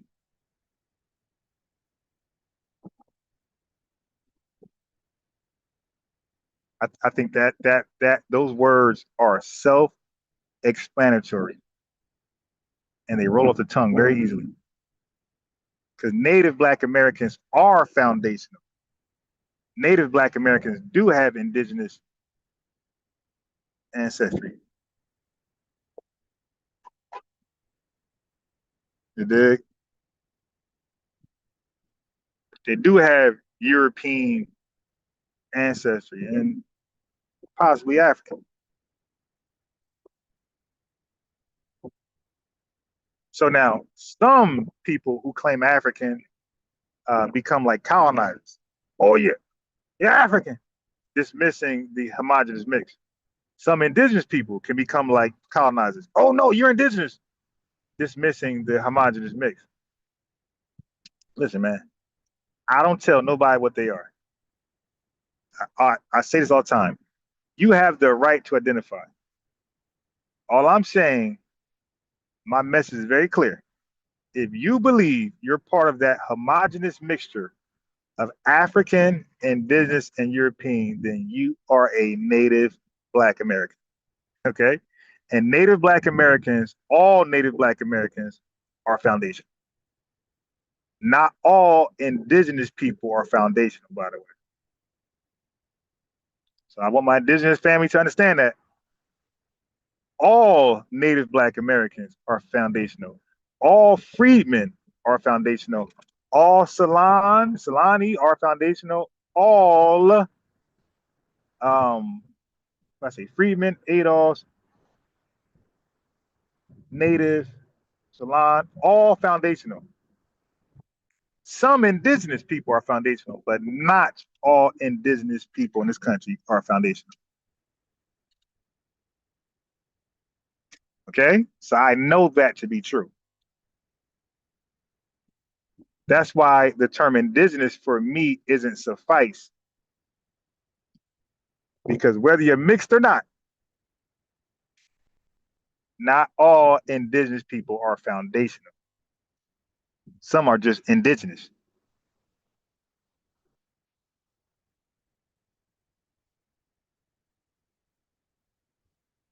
I hope that makes sense, some of y'all. Not all indigenous people are foundational. So what that mean? That means if you're not foundational, that means you're not part of our ethnogenesis. You're an extended family member. They're just like a Haitian and a Jamaican. You're an extended family member, but you're not lineage. Okay? So you have to be foundational to be lineage. All Native Black Americans are foundational. Not all indigenous are foundational. All Salon, all freedmen, all ADOS are foundational. Not all indigenous. Some indigenous people are, not all. That's why I don't choose indigenous over native. Okay, so you see how clear I made that? There's no confusion. Now, if you believe all indigenous people are foundational, then I need to know your definition of indigenous. Right? It might be different than mine, and that's okay. But if you believe all indigenous people are foundational, then click that Zoom link and invite yourself over to TikTok because I need to hear your definition of indigenous. Now, you have a new modified definition, you might be right. But if you're dealing with the definition of indigenous, that don't sound right. Okay? So I'm not reading the chat just yet, but I will in a second. Hold on. I got you. I got you. I hope that's very clear. And back to the subject. I shown that there's no such thing as a Black Brit because Brit is short for Britons, and Britons are people that's Germanic. They're part of the Celtic, Anglo, Jutes, Anglo-Saxons, Angelus, and Saxons together. There's a bunch of whitey people with real histories dating back to, what was that, 43 BCE, something crazy like that. So Britons are real people that existed, and their bloodlines running through people now in Western Europe, right? So you just can't be a Black version of a German, Scottish person, Scandinavian. That's not how that works. And then, how are you using Black? Is Black a race? Is Black an adjective? Like, they don't even know how they're using Black. Like, they're all over the place. They're all over the place. So I try to help them out when they call in. But some of these people got to take their medicine. They come to hyperactivity. They come with the hyperactivity. They hyped up, little flipper. Gotta take your medicine, Sadiq. I was talking to Sadiq. Sadiq's talking to me. I'm hearing all of his words. I'm familiar with his research. He wasn't. He's bringing up the Haitians and the war. I'm thinking that he studied it. So I asked him questions about Noir and Haitian. He didn't know. And then he didn't want to even address it. Like, dude, if you don't know, just say you don't know. But damn, bro, I'm asking you a question, and you over here just ignoring what I got to say to repeat what you said. And I made it clear, like, bro, I'm not speaking about Haiti post-revolution. I made it clear. I'm speaking about Haiti pre, pre, pre-revolution. Okay. He said, okay, so he said he understood my context. I said, okay, so explain what you're talking about, but do it in the lens of pre-Haitian revolution. He said, okay, I will. He goes to talk, and the first thing he says is after the revolution. I'm like, okay, dude. All right. Two things. You're either trolling me or, dude, you're like the most remedial person I spoke to all year. You dig? Or both is true. But you are certainly one or the other. You dig? You are certainly one or the other. All right. So my TikTokers, go ahead and I'm gonna end TikTok because I got to choose one because I got to play a video. I want to play a video. So now, what I told you about Britain, I'm gonna play a video of Tariq Nasheed talking to a Brit, a so-called Black Brit, and based on what I shared today about Britons and how they can't be no such thing as a Black Brit, uh, I want y'all to listen to the dialogue with the information we know now, and you're gonna see it like totally different now. Wow. Like these folks are really just denying themselves. You talk about this is like the worst form of self-hatred ever. So I'll be back on TikTok tomorrow morning. I don't think I'll come back on today. But I go back on TikTok weekdays. I'm on TikTok in between 5 a.m. 5:30 every morning, and also YouTube. So TikTokers, I gotta let you guys go. But if you're up early in the morning, weekdays, I'll hide you then. Oh, my YouTube channel is Blacks, Blax. I spell black with an X, not the CK, right? There's a reason for that. Blacks, news, and facts. Dig?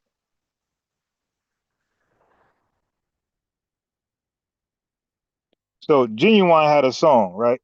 And some of y'all familiar with it. It's called The Same OG. And that's me. Like just because I say native or this and that, I'm still the same OG. Ain't nothing changed. Dig? I'm still the same OG.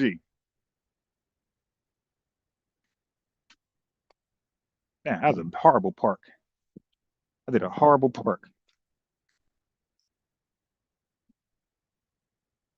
All right, family. Let me find the video with the black. Hold on, family. Right now, it'll get quiet for like maybe 2 minutes. Let me look for this Black Britain video. Now I want y'all to hear these Black Brits and what we know now. History of Britons. Okay, hold on.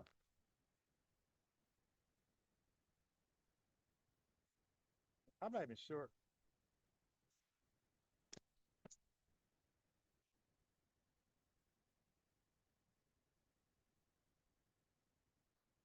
I'm like, why my headphones not working? Somebody was calling. Hold on.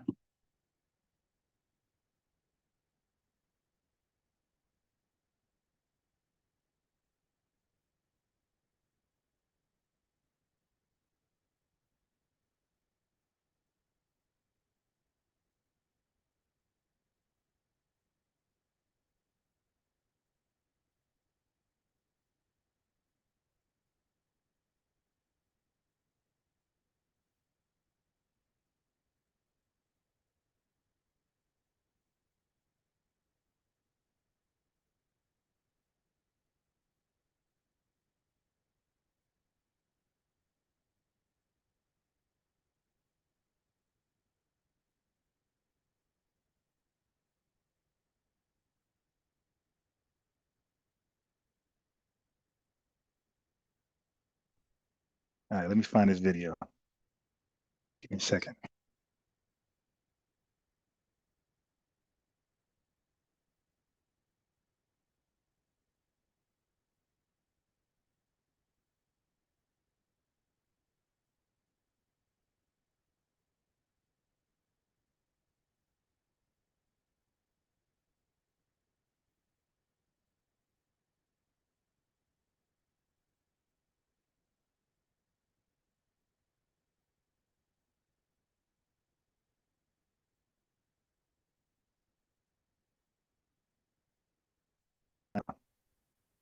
me a second.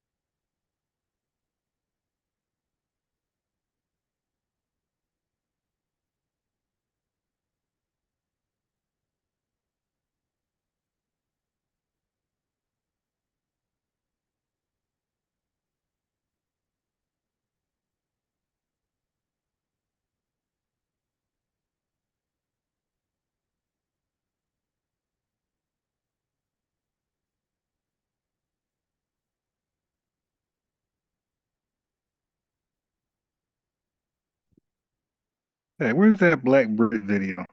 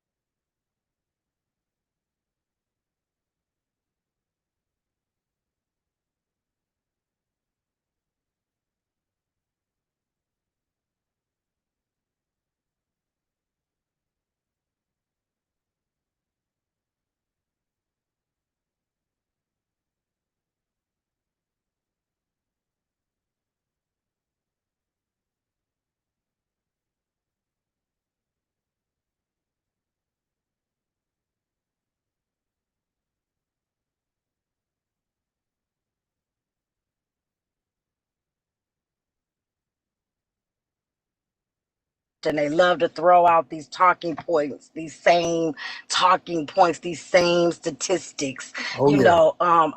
I could be honest. Don't no American women want Nigerian men. No American women. All right, let's get Platinum. Let's get Platinum in the building. Platinum, what's up, Platinum? Mr. Platinum, hop on in, sir. Mr. Platinum, unmute your microphone. Yo, what's going on, Tariq? I'm good, Mr. Platinum. How are you? I'm alright, man. Long time, man. Long time since I've been here. Yes, indeed. So you called before. You're Nigerian from Britain, right? Yeah. What we talked about last time? We was talking about you guys were trying to claim Afro beats. Like you guys tried to claim everything in this world that doesn't belong to you. But Really? yeah, you was trying to claim Afro beats. But of Oh, course you realized that you so don't. So we're trying to claim Afro beats, really? yeah, you tried to claim it. You So said one woman apparently influenced Fela Kuti, and that's the reason why you claim Afro beats. yeah, he clearly got it from James Brown. That was his inspiration. That's his words. Yeah, but it doesn't mean because you're inspired by something you basically created it. You know, a form of inspiration can just basically lead to creation of another avenue. Sir, damn near all your Afrobeat songs sample foundational Black American artists, sir. I mean, damn. No, not really. No, that's not true. Yeah, Because most of our instrumentals are made by drums and beats. yeah, but So the you boy, guys don't use actual drums. yeah, sir, y'all sample old R&B songs that we did, sir. So what are you talking? Well, maybe the current songs right now, maybe the current, songs that are charting in the, in the charts, but not the old songs from the 60s and the 70s. Like, come on, be serious. But Tariq, let me ask you this though. You guys are now hosting the World Cup, right? Yeah. Do you guys even have a chance against any of these African teams that are competing right now? Oh man, to be honest, I don't even give a damn about the World Cup. I'm not a big soccer fan like that.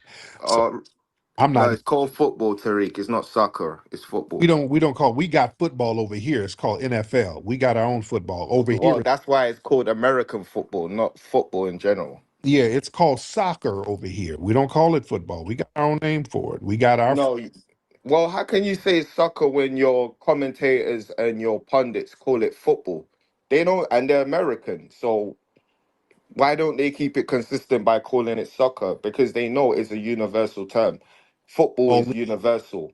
You football. only Americans call soccer soccer, Right, and that's what we do. And only you eat bushmeat, but that which you is but you guys are but that have different cultures. Y'all have bushmeat, and we have football that you throw the ball, sir. So it's a cultural difference. You see, okay, but Tariq, don't you see that that makes you the minority in the grand scheme?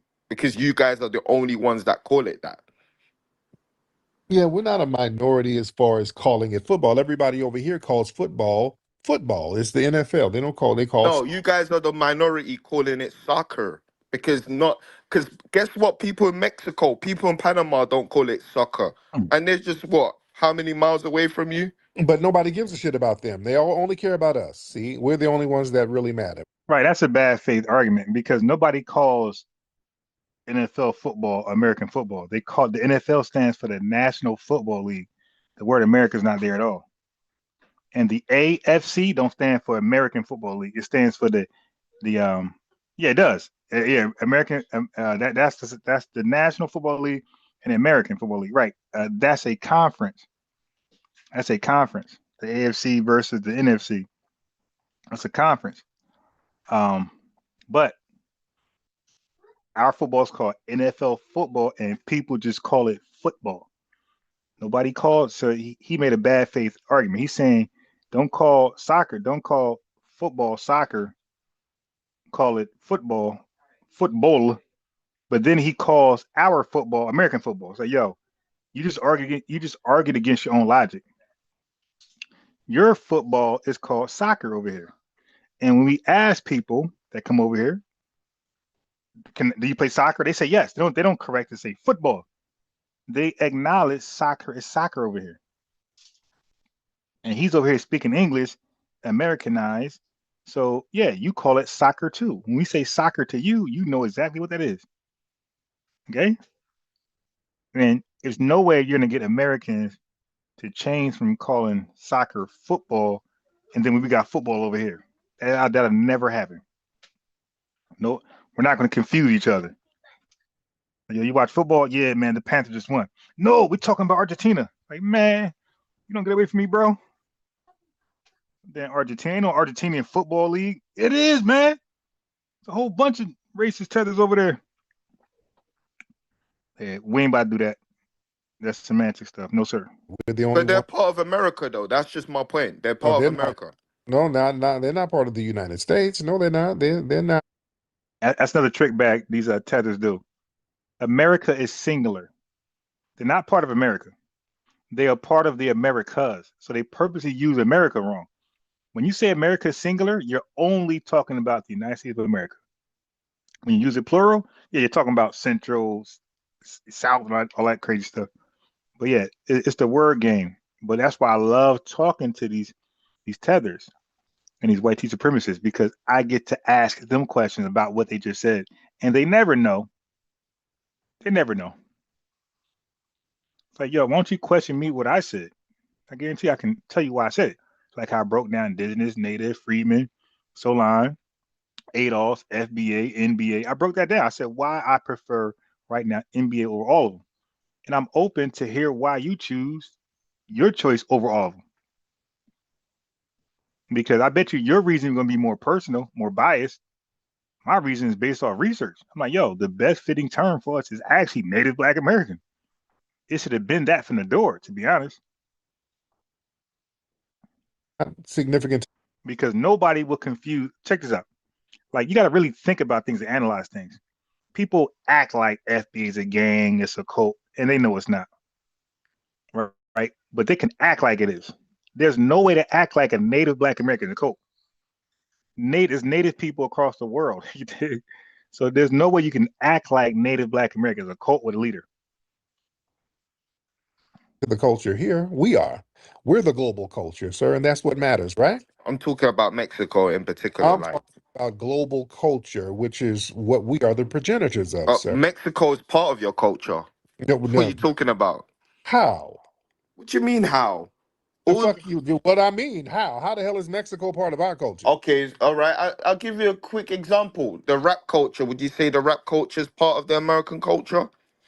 Rap culture is foundational Black American culture. What does it have to do with Mexico? Okay, so a lot of rappers look up to Mexicans. Oh my They God. reference El Chapo. They reference Pablo Escobar.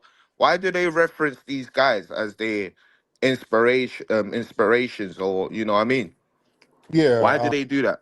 Pablo Escobar is not Mexican, and they're not looking Okay, so right, he ain't Mexican, but he didn't change it. Rappers mentioning people, they're giving reverence, if anything. They're not looking up to them. And if what if they are looking up to this person? That don't make them part of our culture. It just like this guy is weird. Weird bad faith arguments. up to them. No, I know he's not Mexican. He's Colombian. I'm talking about El Chapo. These known popular drug lords. Yeah, any drug lord, hell, even Hey bro, what rapper is mentioning El Chapo, my guy? Will you stop it? Yeah. Well, that's cool, Yugi. No, I didn't know that. That's cool. the Italian mafia, people big up or they talk about people who are in the criminal underworld, people who go against the system. It ain't their ethnic group, it's just people who go against the system. That's what that's about, sir. You don't know about entendres and metaphors and things like that. Nobody's looking up to Mexicans. Yes, Right. they are. Okay, so why is Cameron going to Colombia and saying, "Oh, I've gone to Medellin where Pablo Escobar was"? Like, why are they doing this? Like, these places have no resonance. Like, it has no a relation, or it doesn't resonate with their culture or with their identity. But why are they going out of their way to do that? Most Shows you. Most rappers don't do that. We look up to our own culture. We shout out our own neighborhood, sir. That's why rap is very regional. We don't have to shout out all of that shit. Most of us shout out our own regional culture. You shout Right. out LA, Long Beach, Compton. You New shout York, out Atlanta, Houston, South Side, North Tennessee, Side. You shout out New Orleans, Florida, Magnolia, Callio. We shout out our own regional Missouri. You areas. don't shout your heroes though. You don't We have any heroes you shout have our out. culture. We have our heroes that we shout out, and you have none, sir. Like who? Like who, Tariq? Tell me which rapper like embraces Americans' heroes. All right, family. He moved the goalpost so much. Hey, bro, rap is dominated by foreigners right now. Okay, and implants like Drake. Okay, so yes, rappers do mention heroes in Black America. Rappers do. Nas does it often. Tupac. I think who was that? I was shocked.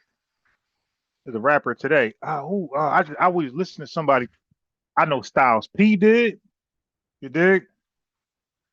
But yeah, rappers do. A lot of times they say it and you don't know who they're talking about. But Nas is one of the biggest names in all of rap. I think Lil Wayne did it. You dig? I think the Game did it. You dig? Like, you got to stop, bro. The biggest rappers they do that, and definitely Tupac. Tupac and Nas, hands down, the biggest name in all of rap. That's all they did. But shout out our heroes.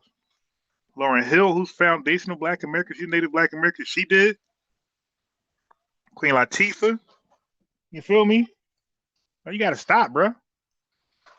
They do just be lying, making up stuff. And rap is not industry rap ain't controlled by us. So a dude could have a whole album, right? Or a bunch of loose tracks talking about these people. What are they gonna do? Why did Jadakiss make up the song called Why? And why did Styles P making the song called "I'm Black." Now this Tether never heard Styles P's song "I'm Black." The average Black American ain't hear that, but he got a fly song called "I'm Black." And I be trying, like, when I do shorts, I be like, sometimes they let me use it. I don't know what happened, but I did a short and they say pick your own song, and they found the Styles P "I'm Black" song. I went to play it, and they like did some old other stuff where I couldn't play it. It found it, but I couldn't play it. But listen, man, this is just off the top.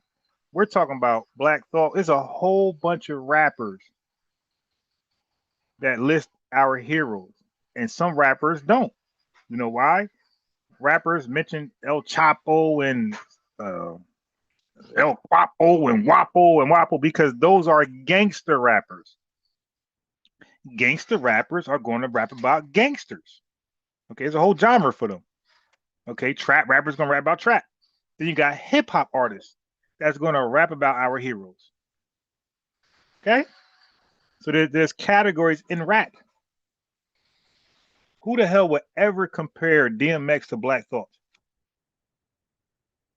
Who in their right mind would ever compare somebody else, Future to Most Def?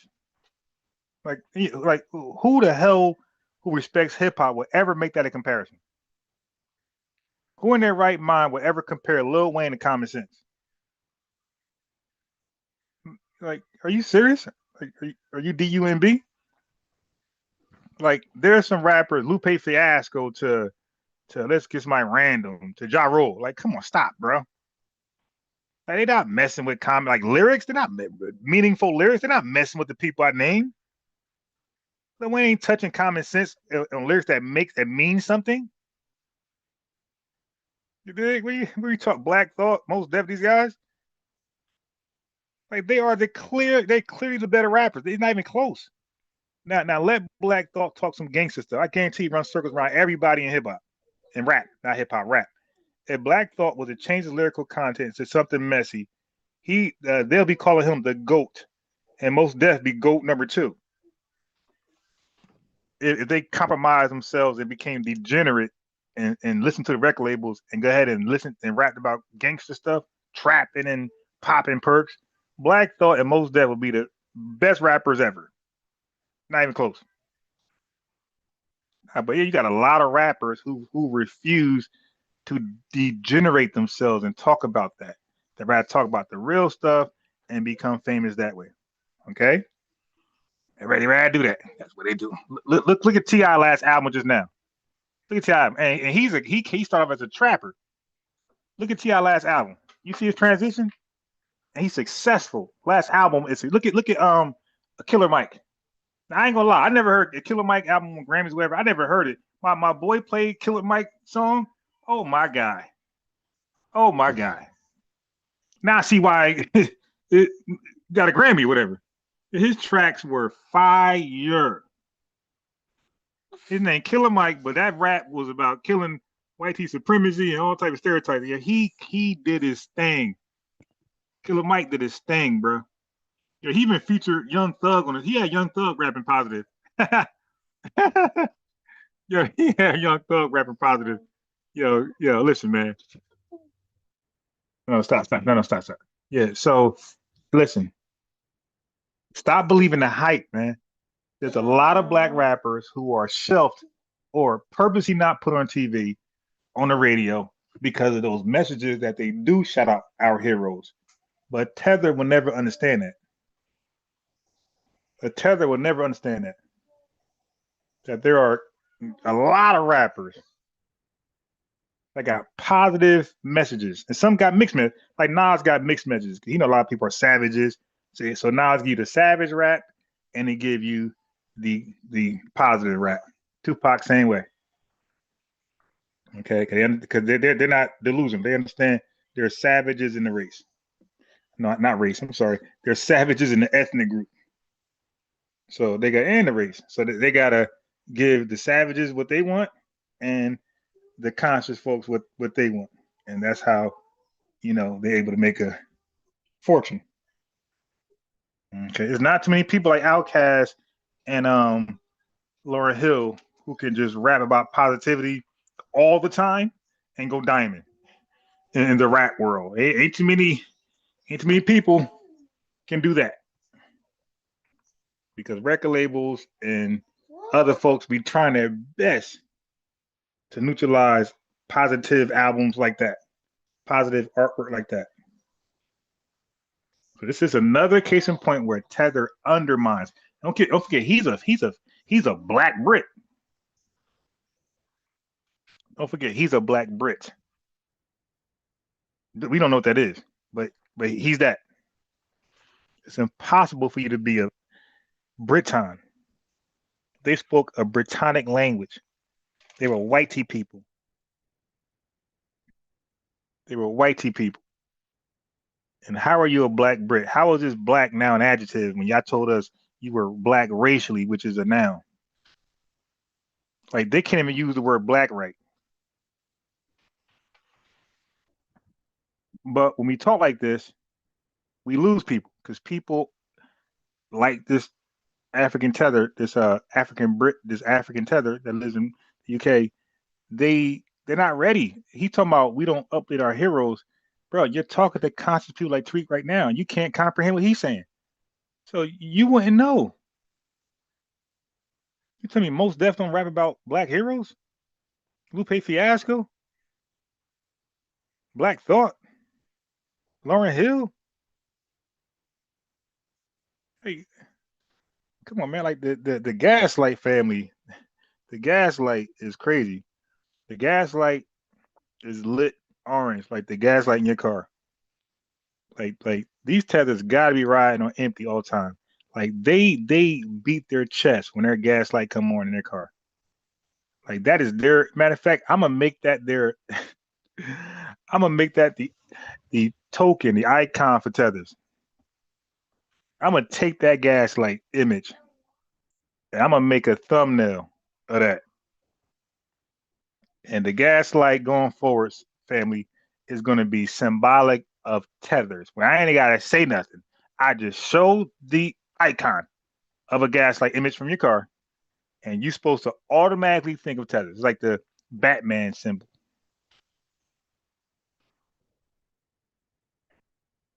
Okay, but I'm gonna do that. I'm gonna use that gaslight icon and it's gonna be some more if you know you know type shit. Folks gonna look at that like, yo, what that mean? Nothing. All of them. Like who? Hell, Dr. King, Malcolm X, Elijah Muhammad.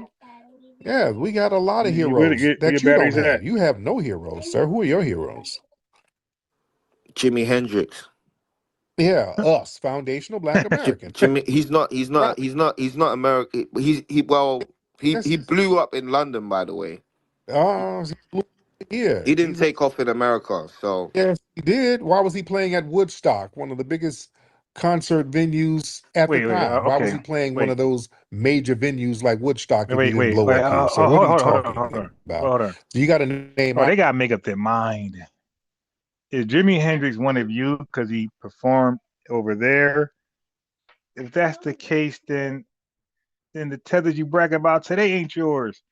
Like the guy Steve Biko, I just told you he came to America. Well, he adopted he was inspired by our uses of black, and he applied that to. Come on, they got to make their mind up. How are we doing this? Because we could do it any. How do you want it? What's that song, family? I could give it to you. I could give. What's that dude from Cali? I could give it to you. I could give it to you how you want it. Somebody told me his name. JT or something. I could give it to you how you want it. Yeah, I love that song because of the message. Like how you want to do it. I could give it to you. I could give it to you the way you want it. How you want it. I'll play by your rules and still cook you. Icons. Right? So no more talking about Sherry I'm Chillum. just telling you, he Sherry, took off over here. Like No, he owes his success to London. Let's be real. a lot of us are successful in London. I'm successful in London when they let me over there. Hell, I sold out venues in London, and I'm big here. Yeah, you see how that works? Alexander O'Neal is big. He sold out Wembley put that Stadium down. over It's dirty. there. Yeah, Yeah, but but because the difference is that you established Oh, yourself over there, but Jimi Hendrix, he established himself over here before he came back to America. No, he established him. He was the shit here. He was already doing his thing. I think Jimi Hendrix played with James Brown at one point, I think. So Jimmy was doing his thing. At one Jimmy, point, but it wasn't around that time.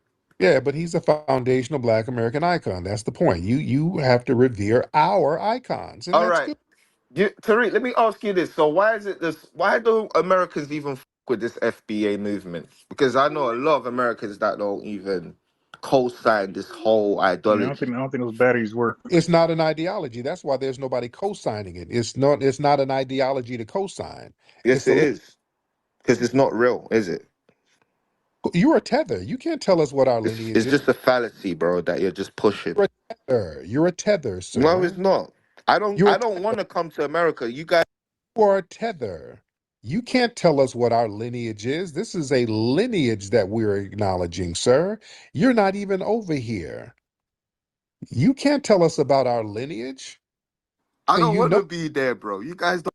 yeah. So how is a foreigner who ain't never set foot over here is going to tell us about our lineage? No, I have been there. I have actually been there. I've come to Texas before. I've been DC.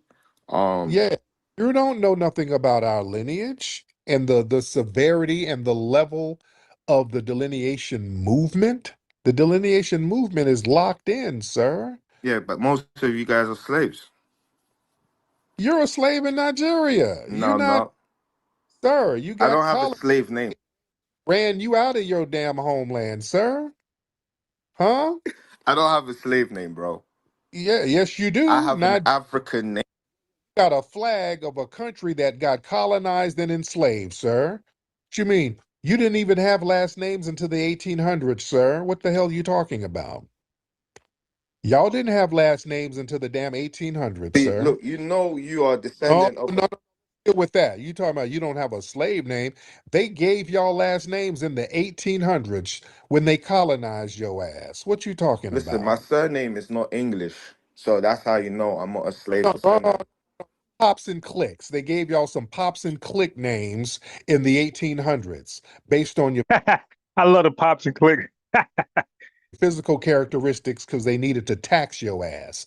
So Undugu needed a last name. So whatever Undugu with the big ears. So whatever the word for big ears in your language, they gave you that.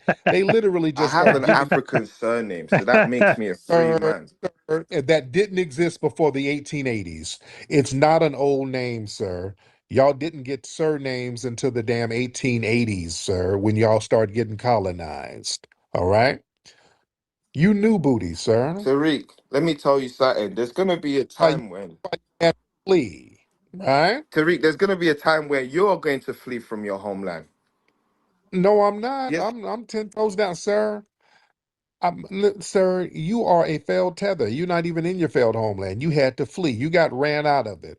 Sir, my grandmother's house is older than your damn country, sir. That's how deep my history goes. Wait, which country I, are you on about? my grandma's house is older than your You can't damn be for country. real. Which house are you talking about? Or which My country are you talking about? grandmother's house in Leeds, Alabama is older than your damn country, sir. You understand? You knew booty. You feel me? Come on now. When did y'all get your independence in your homeland, sir? Huh? Why is that relevant? When did you get your independence in your homeland, sir? Why is that relevant? I can't No, remember. no, no, no, no, no. When did you get your homeland independence? Why is that relevant? Why are you ashamed to say 19 what? When did you get your independence, sir? Listen, my country has way more natural resources than you, man. No, I didn't ask that you ain't got access to. When did y'all become a nation state that's independent? What year? Tell everybody. I mean, you know the answer, so you might as well tell us. You you tell us. I mean, I don't know off the top of my head, bro. You don't know your own history, sir? I'm not a historian. I never claimed to be. Sir, you do all that fleeing and you don't know about your I never homeland? fled anywhere. I was born in the UK. I'm a UK So resident by birth. So you're an anchored I tech. didn't flee anyway.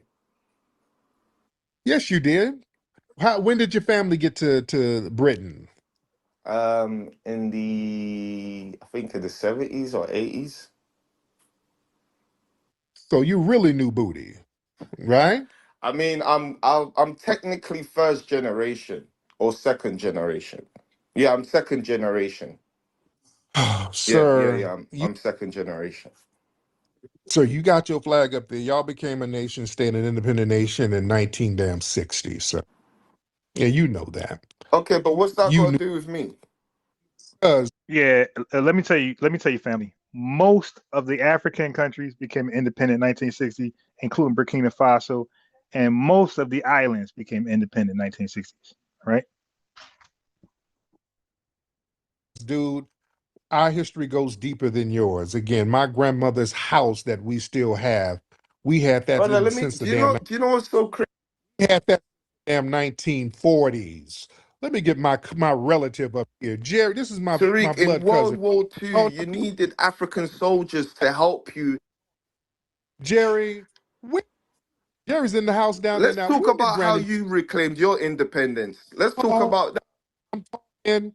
Hold, hold Let's on. talk about Hold on. No, Platinum, shut you your ass needed up. We're talking. Africans to help fight your war. Let's Oh, hold on. Cousin Jerry. Hey, Flex.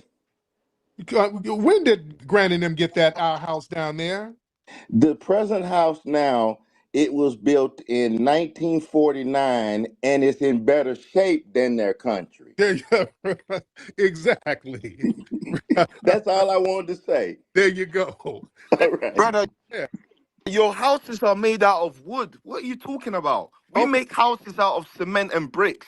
You guys make houses out of carabao wood, bruv. Okay. Oh You my can't be God. serious. Cement and bricks. You mean mud huts? Is that what you're All trying to right. say? Look, family. Mud huts? Are you trying to brag on mud huts, sir? Are we Anybody knows why you cannot have a house made out of cement? Your house is going to run your electric bill so high because it's going to be freezing in there. Those homes do not hold heat.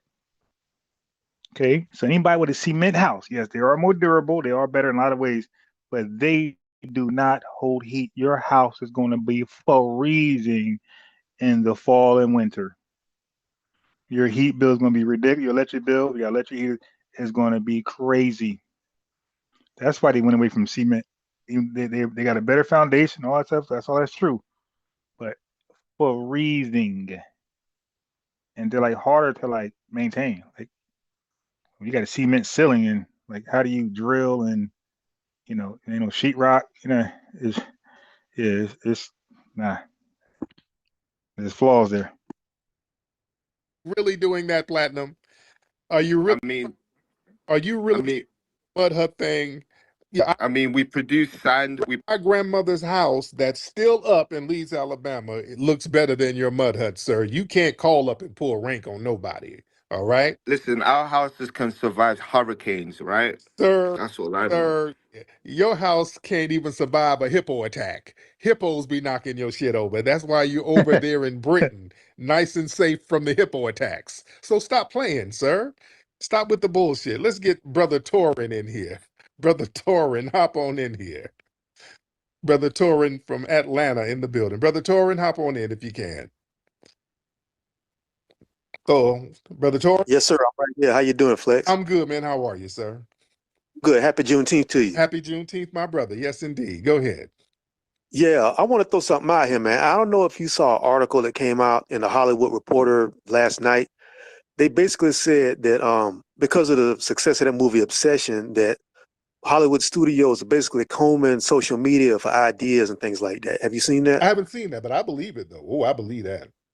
The reason I brought that up is because I've said this in things I've hosted and also like in conversations I've had when I've been interviewed for things that political parties and everybody else outside of this culture, they basically comb social media to figure out what Black Americans are talking about, and then they crib stuff from Black Americans to kind of make their own points.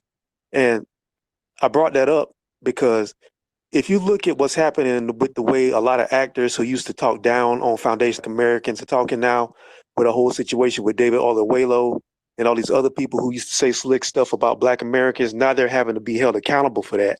And now Yeah. you're seeing them apologizing when they used to laugh us off and everything. So my question to you is, this conversation that I'm listening to right now sounds like a manifestation of that, because Black Americans realizing that we have a culture that needs to be respected, and a lot of people have been eating off Black Americans, and now they can't anymore. So now they're shook like this. Now you're getting a lot of false narratives and a lot of lies like you're hearing now. Do you think that's true? Oh yeah. Oh yeah, man, because we delineated, thank you for the call, because we've delineated and now these people can't sit up here and cosplay and then try to Africanize our culture and siphon off of it. Now they have to put respect on it. Now they're trying to crash out. Notice what this platinum dude trying to say, y'all slaves, and trying to say all this shit and do a lot of projecting onto us. No, sir. No, no, no, no, no. Because we know your history. We know your history and we know But ours. we know your history too. You Hmm. can't be talking down on Africans when they helped aid your war in the World War II. When you got your independence, Help it what? was from the help of them. So how you now gonna turn Who? around and start shitting on Who? them? You You can't aided do that. Who? What do you mean who? The Who? African. What African?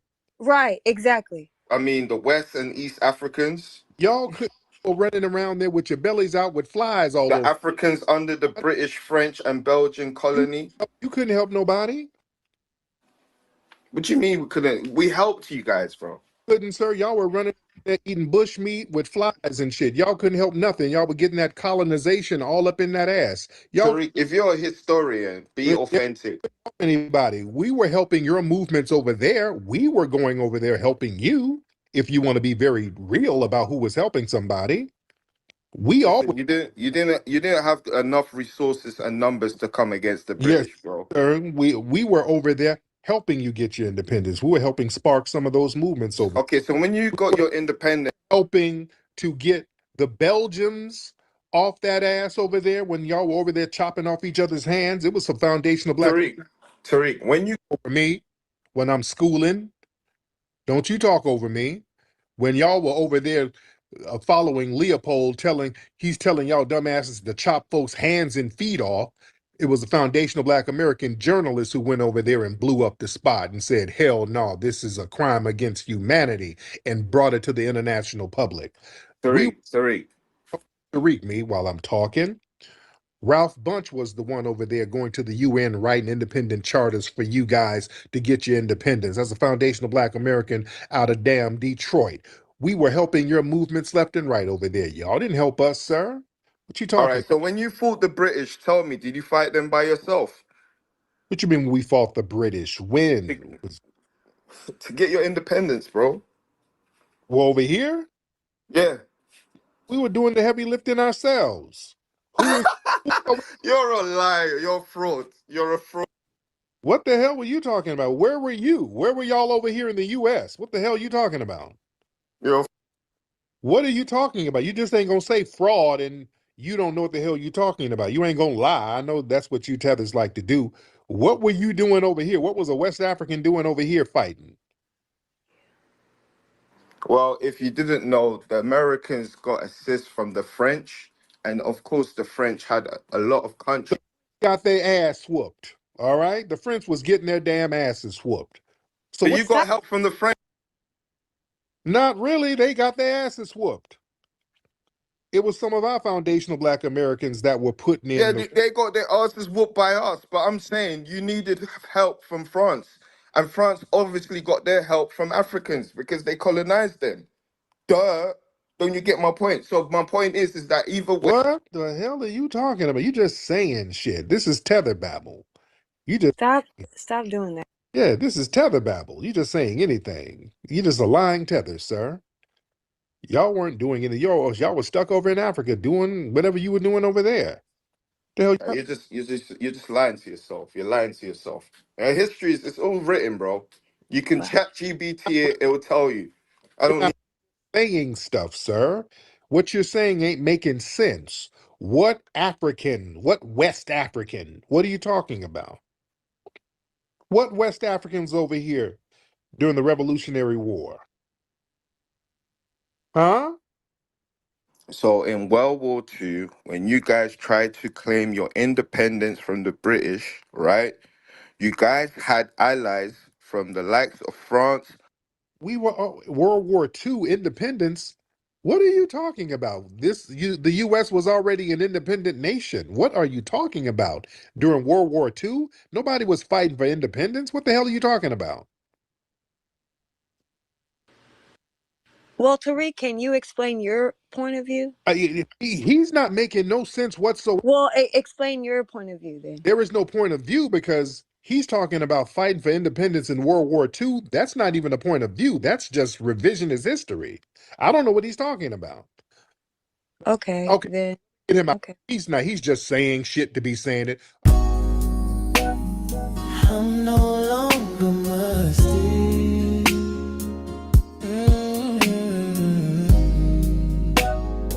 I'm no longer musty.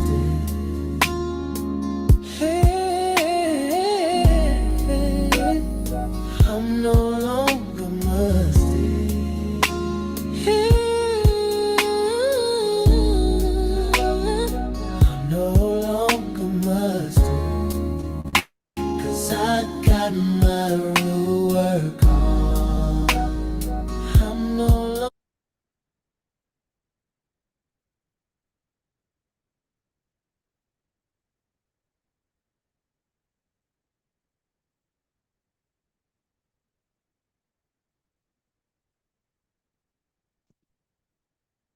Yeah, I was talking to mute.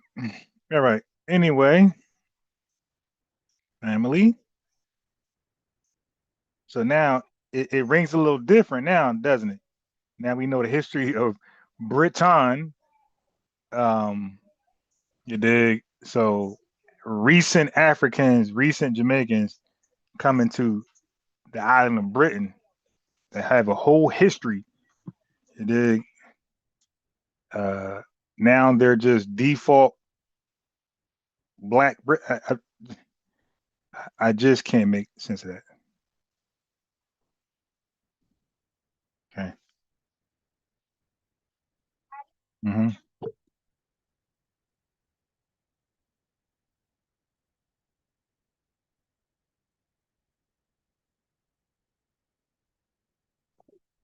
All right. So let me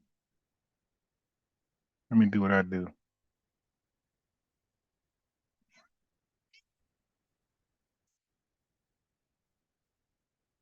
Here, hold on. Hold on, family. Let's go to Ism Radio. Mm. Oh, I can't wait till Tariq does a video on the guy Vic Mensa. Now again, I seen him, I heard him do that on IG or something like that. And I was gonna get him, but I was like, yeah. So I'm so glad Tariq's gonna get him, and I'll just make a reaction to that. I dig. Okay, let's see.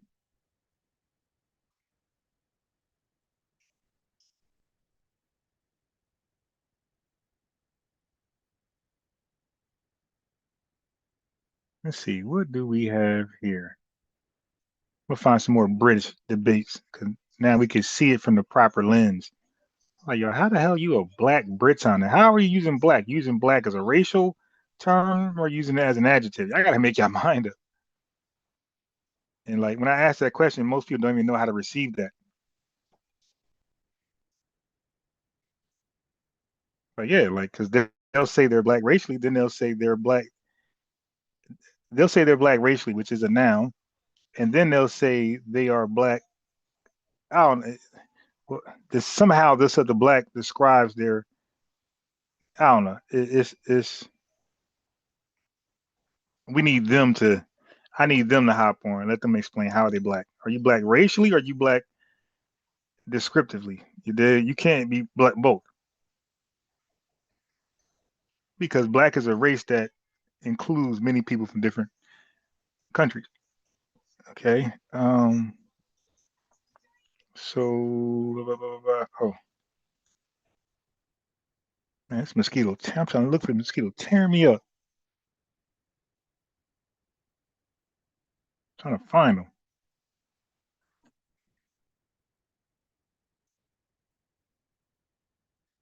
Okay, so I found a couple black Brits. Here we go. My God, it's up the computer, man.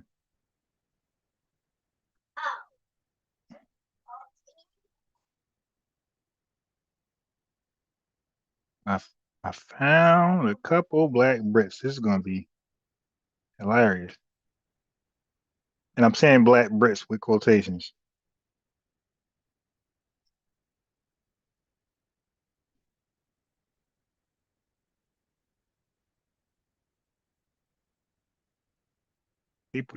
People just won't um be who they are, man.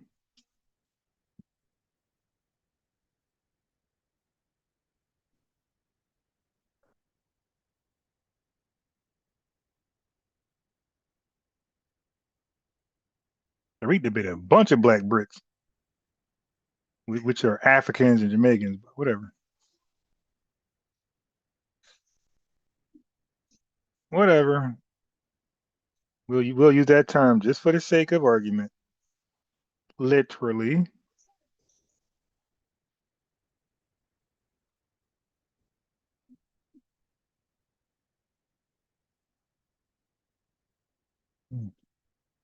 Mm-hmm. Yeah. Yeah, that's you. Mm-hmm. Yeah, when my son debated when he debated when he debated Marquette Davon Burton, he introduced himself as a defender, an activist for black and brown people. I was like, dude, like my son, like, dude, stick to rapping, my guy.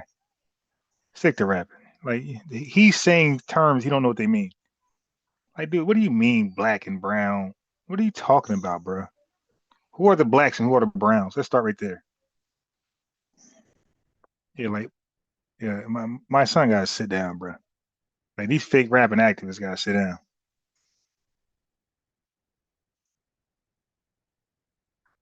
All right. So I think I found enough to continue. Hmm.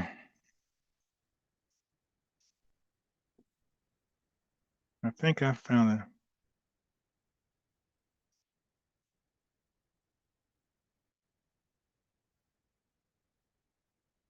it. Is Godfrey a so-called black Brit?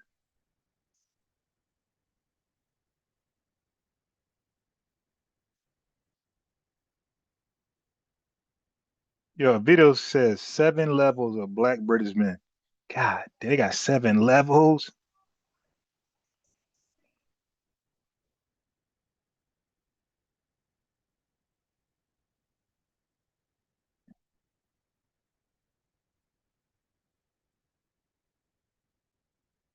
Oh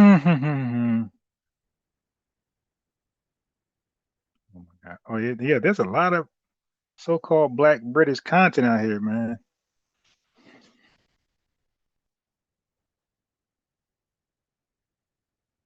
You got Godfrey out here stomping hard with his turn. Yeah, well, Godfrey, does he consider himself as a black Brit?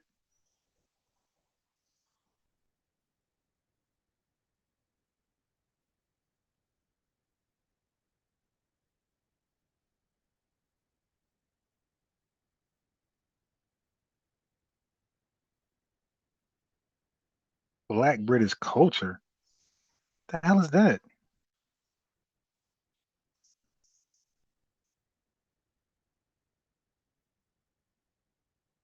Black British music? Yeah,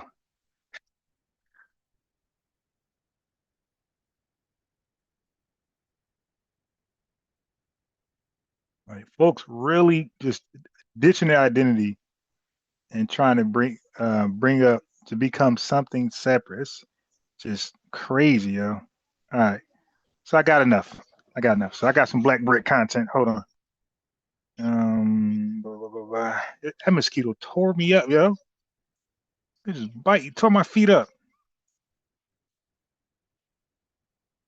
Then, like, I hate when a mosquito's on me. You don't really realize you just happen to move, and he just flies away. You see him flying away, like, oh, he lit me up. I would rather see him, so I get a chance to swipe at him, so I can face my accuser. You dig? He flew off, got me itching my feet.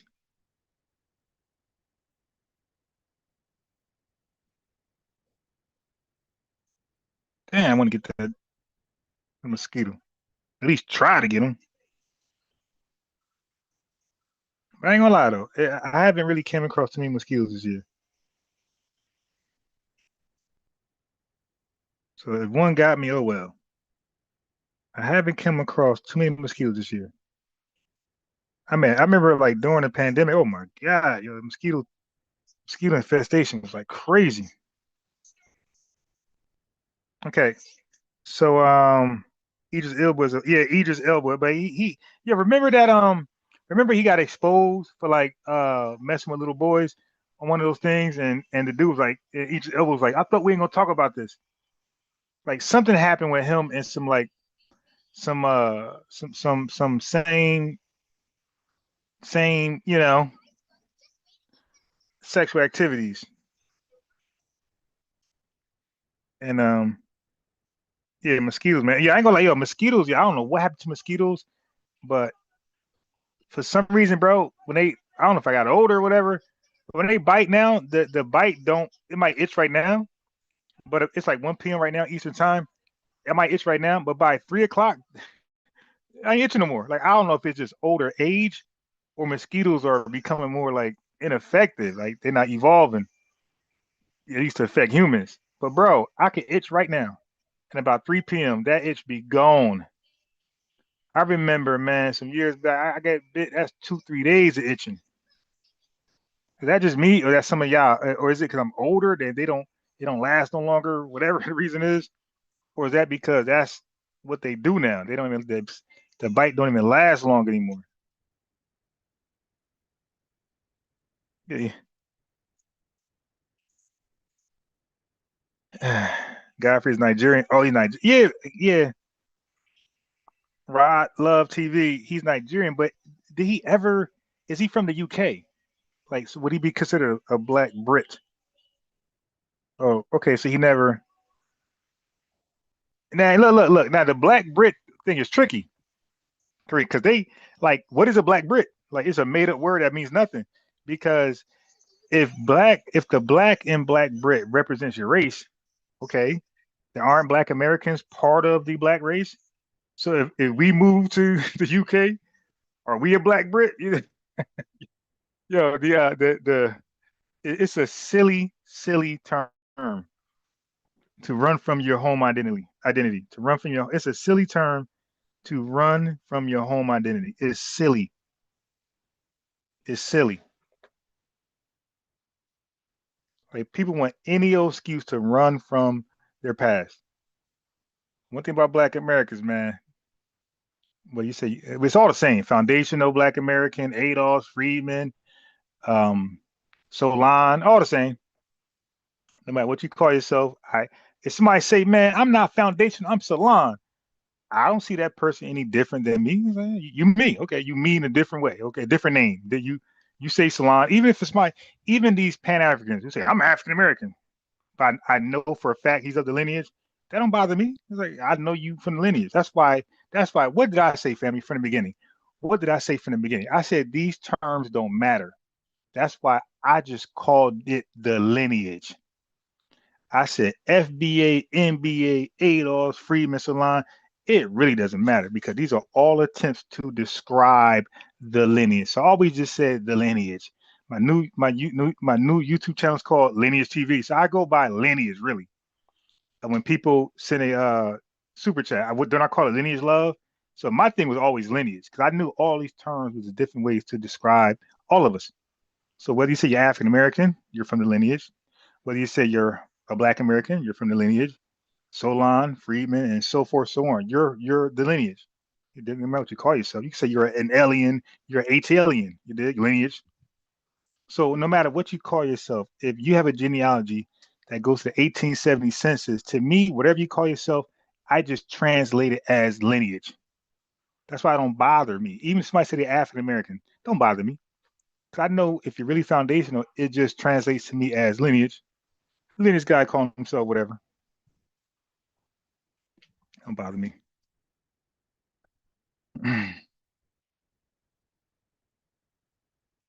Prince of the Ghetto says most supposed Black Brits are nothing but Jamaicans and Africans under the British crown. Right. right? So I'm like, why you just can't be an African Brit? I mean, they can't even the word Brit.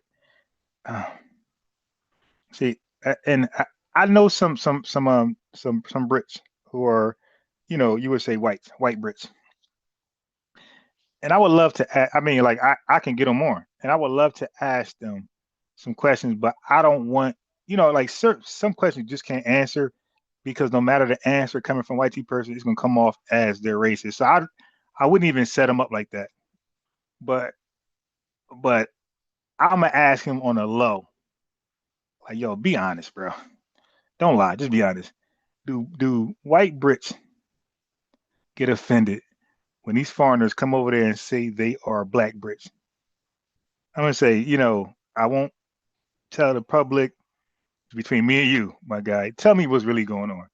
Because I believe they gotta be offended because Briton, that's a real people with a real lineage. And by you saying you're a black Briton, you're just cosplaying another lineage. There's no way they're like, yeah, okay. And white people, these, and don't forget the Brits are Anglo.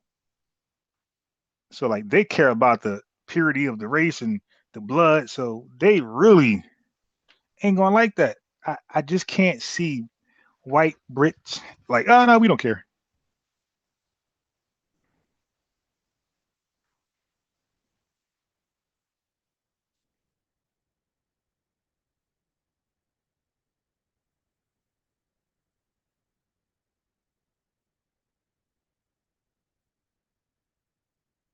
Yeah.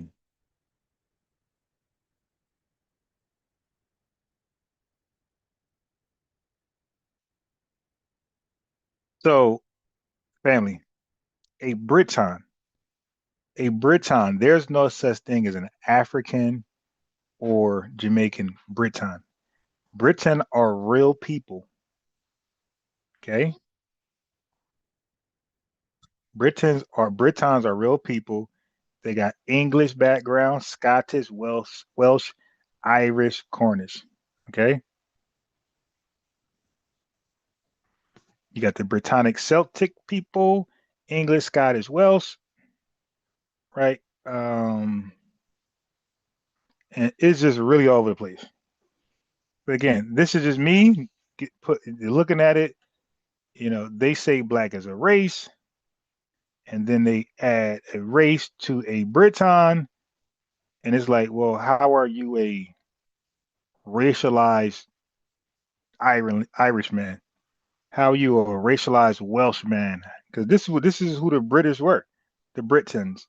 How you a racialized Englishman, Scottish, Cornish? Like how? This don't make any sense.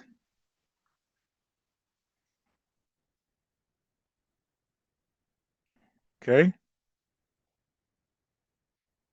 the ancient Britons were the Britannic Celtic speaking people. Okay, they were not African speaking people. They were a Britannic Celtic speaking people. They inhabited most of Britain. Okay, so these Briton people inhabited Britain. They inhabited Britain before the Romans invaded them and occupied them. Okay, these were Europeans, not Africans, specifically Northwestern Europeans. And I talk about that. So when I learned this history, family, when I learned 43 CE, because my information is pretty much my information is pretty much I'm good at 1500 and up. Okay, but now I'm becoming a triple threat. Okay, yeah, okay, yeah, I gotta do it. Sit, lay down, and right here. Yeah, so I'm becoming a really threat, family, because I was never good at history for 1500 and down. Okay, but now I'm over here studying Vikings and the Scandinavians and the Slavs, Persian Empire, Ottoman Turks. You dig? I'm becoming a real deal. And don't forget, everything I learned, I remember.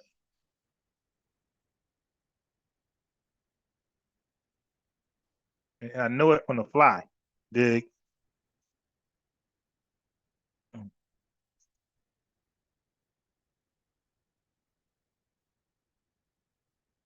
Okay, put your clothes back on. Dig.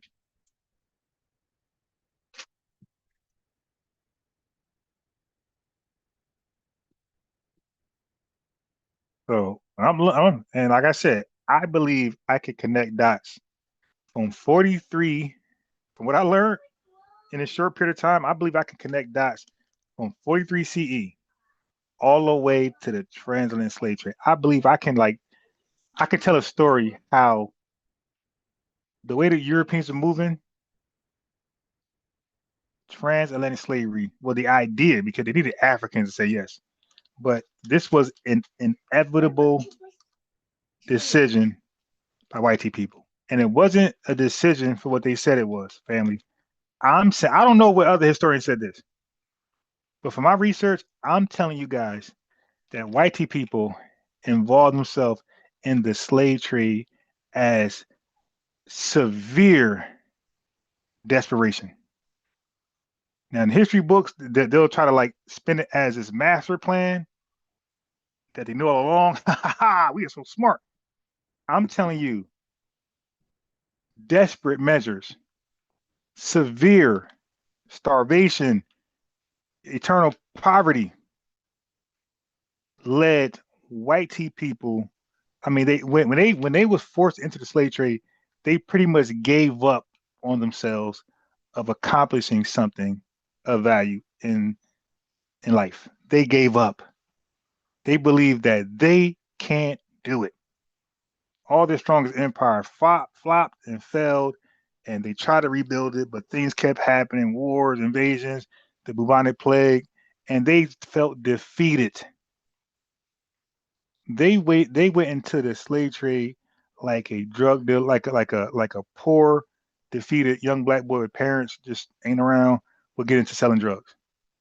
Pure desperation of survival. This was not no genuine plan, you know, mad scientists. No. But my research, they failed and failed and failed, and they're about to be extinct out of history. So they chimped out on a whole nother degree. And they said, hey man, we gotta just give up and just go get some people to build our nation for us. Because we just can't do it. We keep fighting each other. We can't get a leg up. So hey man, let's see what Africa got to offer. And let's get some people to build it for us, bro. We just can't do it. And they didn't get any old body. Because one thing about Europeans, they like hyper selected people. They went to Africa and got the best. They chose the best to build their nations. So everybody on those slave ships, everybody that went to the islands, that went to Brazil and America, they were literally the best of what Africa can offer. All the islands, Brazil, everywhere with people's in the diaspora, wherever those ships landed, we were all of us together. We're literally the best of what what Africa could offer. Okay. Now, the separation, some of y'all might disagree, some of y'all will agree. The separation is that we became the best of that flock because of eugenics. After 1808, when the British Empire made slavery illegal and punishable by death, white people in America decided to practice eugenics. They decided, so we're the best of Africa all throughout the diaspora, but we became the best of the diaspora because they practiced eugenics. They literally mixed the strongest with the strongest, the brightest with the brightest, the fastest with the fastest, which made us more disease resistant, what made us more stronger and can have more endurance. They literally they created a human being that was like superior. That's a fact. You want to go Google it. Go Google it. I'm not Marquette Devon Burton where I say, oh, you Googling. Oh, nah, just talk to me man to man. No, Google, you're still going to lose. I'm saying use your AI. I'm not saying don't use your AI. You're a fool to not use AI. AI is here for a reason. AI is here to make us, it's going to do some evil stuff because it's evil people. But people that use AI for good, it's going to do good things. Okay? Evil people are going to use AI for good, for evil, and good people are going to use AI for good. But I'm saying when you debate me, when we have an intellectual conversation, I encourage you to use your AIs.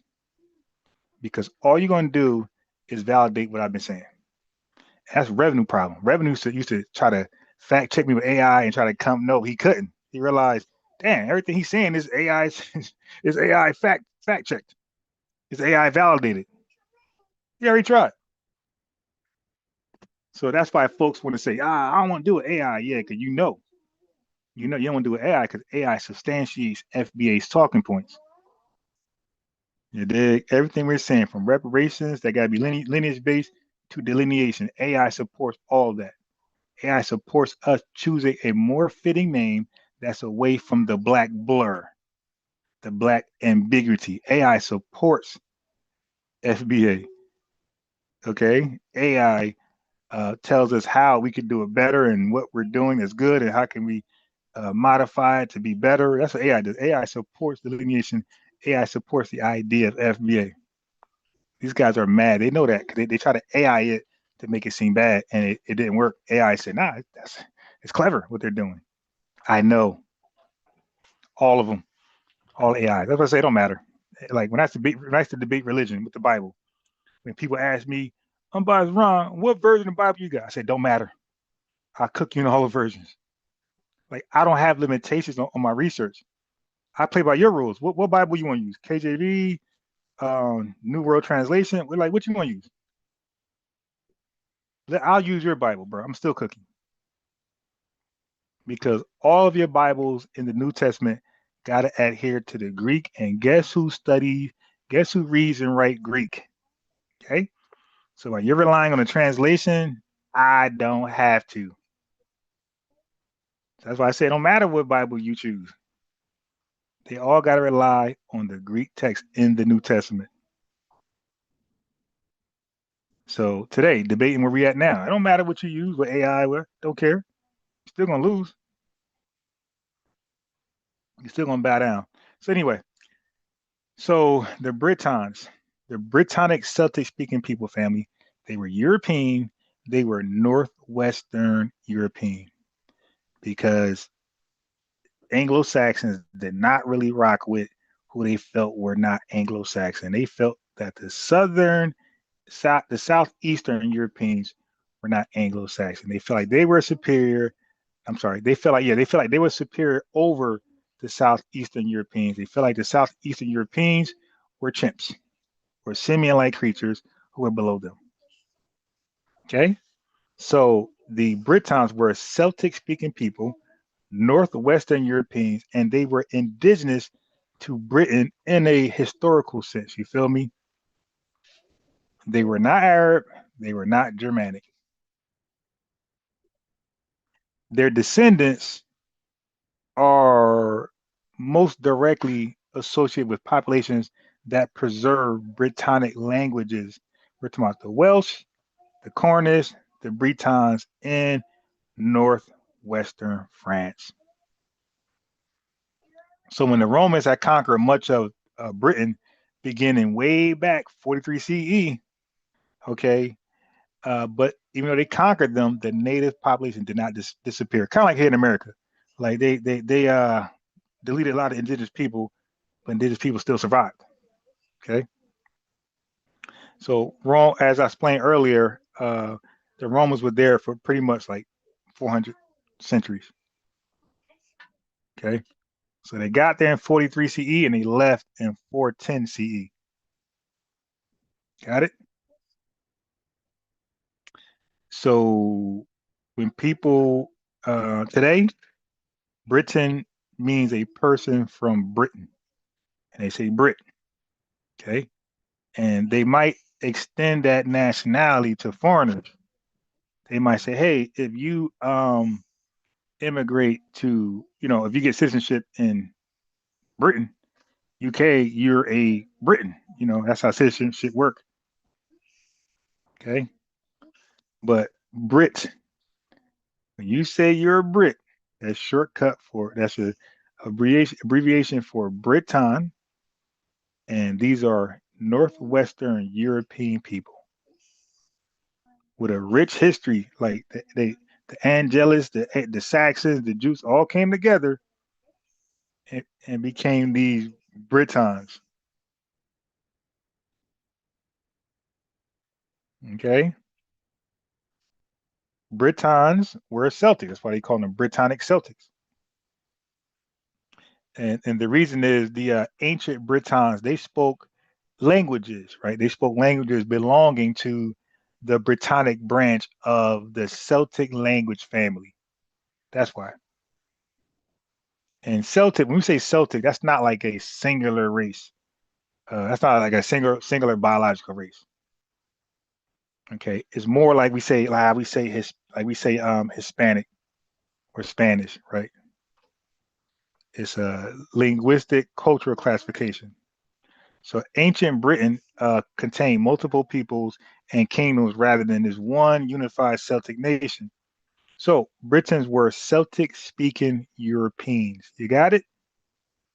In short, Britons were Celtic speaking Europeans.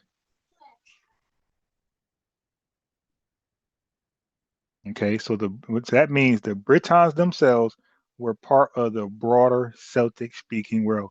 So when you say Celtic people, the Celts, you're speaking about Britons.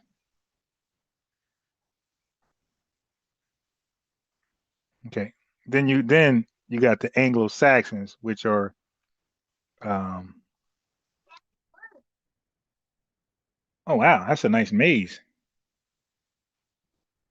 Hmm. Okay, so you got the Anglo-Saxons, which is the Angles and the Saxons mixed together. You got the Jutes, and later you got the English, UK Britons. All right.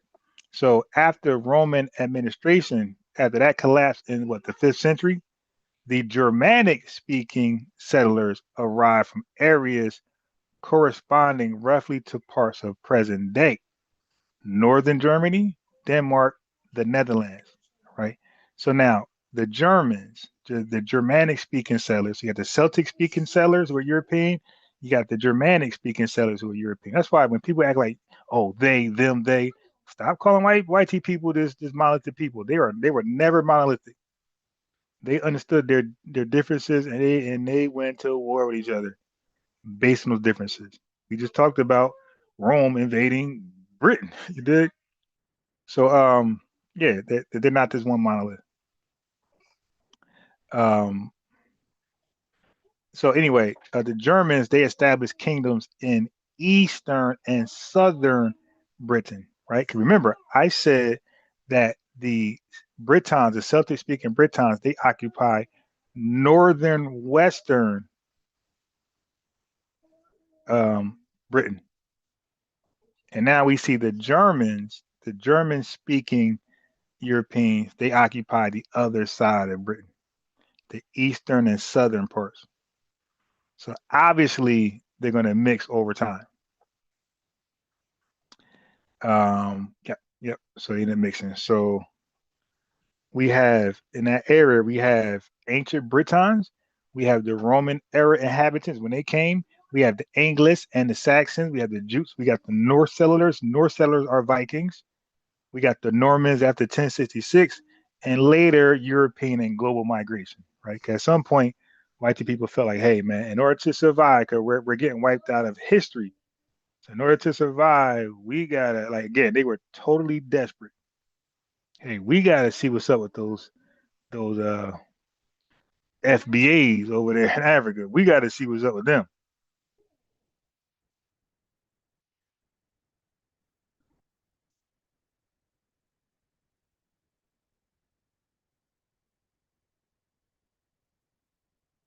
So so the way history records today, when you think of like UK, you think of Anglo-Saxon Germans, right? Because they end up becoming a dominant presence in the UK.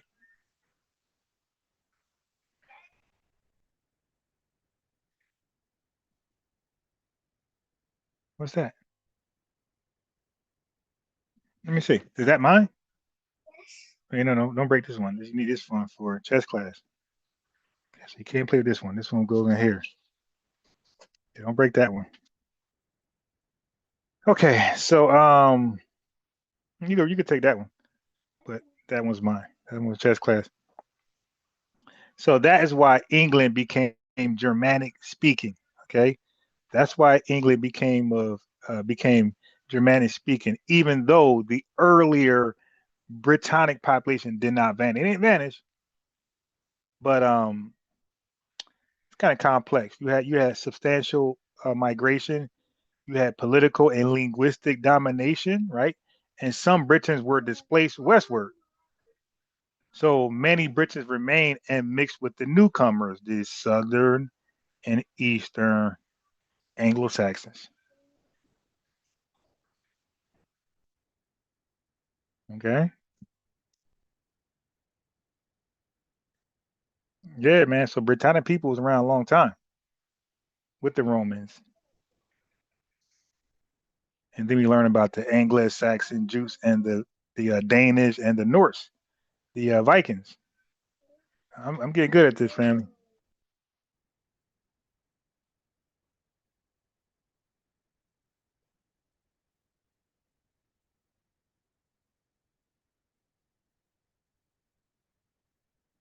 Okay, so let me say this. So when they say I'm a black Brit, a Nigerian, okay, listen, like they really don't like themselves because in the UK they actually identify themselves as Nigerian British, and they also call themselves British Nigerian, but they like to stick and hold to black Brit over everything. Yeah, they identify as Nigerian British family, and they identify as British Nigerian. The same thing with Jamaicans. When Jamaicans go over there and get citizenship, they are recognized as Jamaican British people, like they recognize as Jamaican Americans. Okay.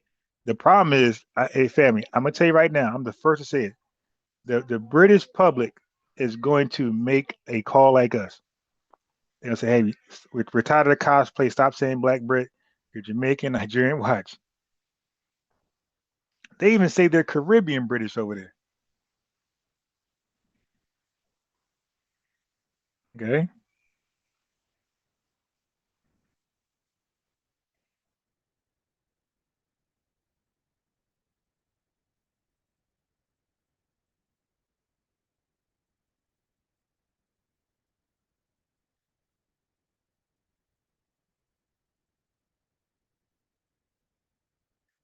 Yeah, look, already, family. I said 3 o'clock, 30 minutes later, those itching where I got bit at, there's no itching no more. It's gone. That fast. I believe it's going to be getting older. Mosquitoes their bite don't work as much when you're younger. I'm saying, I remember I remember, man, I used to HATE mosquitoes more than roaches, more than anything, man. I couldn't stand mosquitoes. Only thing was scared me more than mosquito was a bed bug. Bed bugs, because we used to say which one would you rather have, bed bugs, mosquitoes, rats, roaches?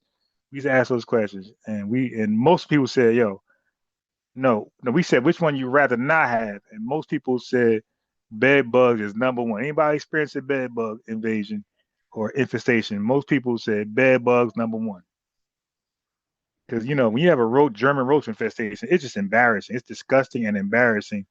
But at the very least, you're not gonna get bit. Rats bite, but mice not known to bite.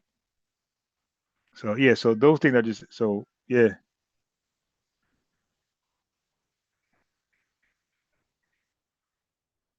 So man, like you got so under that black Brit category family, you got Jamaicans, Nigerians, you got Ghanaians, listen, you got Somalians, you got Sierra Leoneans, family, you got all type of Africans under this black Brit banner.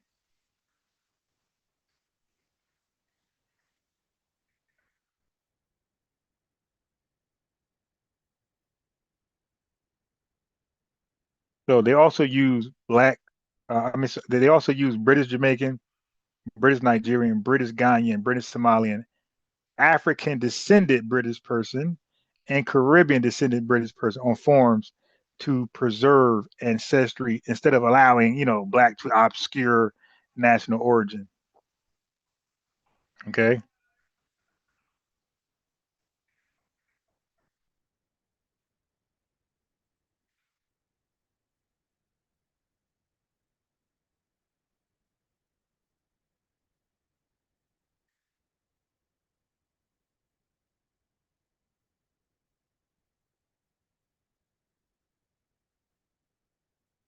Yeah, but the way we use black family is totally different from them. And that's all I try to get them to see. Like, hey, you're saying you're black, we're saying we're black, but we're not using it the same way. So when you say you're black, you're not saying you're me. And I'm not saying I'm you. So like there's no oneness in that. Like there's no default oneness.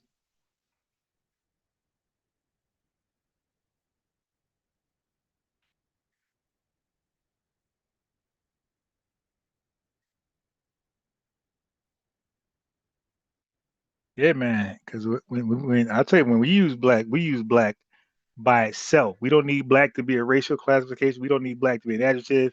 When we say we're black, we're using the noun uses. We're using the proper noun uses where black stands by itself. We don't need no marked term. When I say I'm black, I ain't got to add American there. I don't got to add foundational. I don't got to add native. I could just simply say I'm black. And that black is functioning as a predicative adjective. Okay. That black is functioning as a predicative adjective when we say it like that. When we say I'm black and I'm proud, we're using black as a predicative adjective, right? Should we shoot.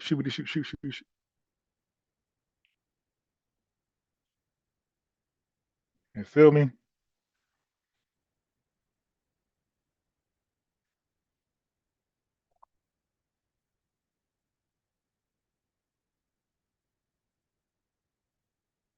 And hey, listen, man, the trolls in the chat. Why are you trolling? The link's right there. You dig?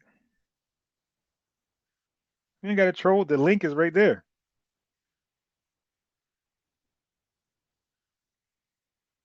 Like, these dudes are weird. There's a whole link right there. I'm inviting you up. If what I'm saying, which they can't do, nobody can do it. If what I'm saying, because I researched it. I didn't make this stuff up. I'm putting it back. I'm giving it back to you just in my own words. What I'm saying to you is what I researched. I'm giving it back to you in my own words. What I'm doing. I ain't make none of this. That's why I say I allow. I'm not Davon. I'm not Marquette. He don't want y'all to use Chat GPT because he don't want y'all to prove him wrong. I want you to use Chat GPT. Go. And all you're gonna do is be like, that's a bad man. Y'all critics, go ahead and use your AI to try to debunk me. And all you're gonna say is a bad man. Family, trust me. Let me tell you this. Family, trust me. If AI disagree with me, they will be lined up to call in. If AI was to debunk me, y'all don't think about that? If I was wrong and AI debunks me, all of these people will be lined up to read their AI results to cook me. There's a reason why YouTube folks don't click that link no more. I made hella examples of these people, and now they're shorts, or they got a clip to themselves, right? You see, I'm starting to do that. I had time. I started uploading clips, and I put them on a jumbotron. You feel me? So people are really reluctant. All these PhD folks in the conscious community, bachelors and master degrees, they don't call in. They called in when I first got into this, where I was like a little green. I still was, you know, still doing my thing, but I was nowhere near where I'm at now. A lot of stuff they would say I didn't know. I had to research later or on the fly. You feel me? So I couldn't debunk everything, but I knew what I was saying was true. I couldn't debunk their rabbit holes like that. So I let them slide. But their rabbit holes I researched later. And I made a mental note of those rabbit holes. I said, the next person say this, I'm on them. And then guess what? The next person would say that. And now I'm prepared. Like, oh no, no, sir. No, Marcus Garvey's a scammer. Ain't nothing about that dude was legit. Dr. John Henry Clark. Well, he's not a doctor. John Henry Clark is another scamming historian. He's a liar who can't be trusted. He admitted to modifying. He admitted to revising history to fit the people he liked in a more favorable way. He admitted to that. John Henry Clark. the Pan-African historian everybody worships. He is the reason why a lot of these Tesla got their talking points. John Henry Clark is the Larry Elder of Pan-Africans. John Henry Clark is the Thomas Sowell of Pan-Africans. He is where they get most of their talking points. Most of their lies, they come from John Henry Clark.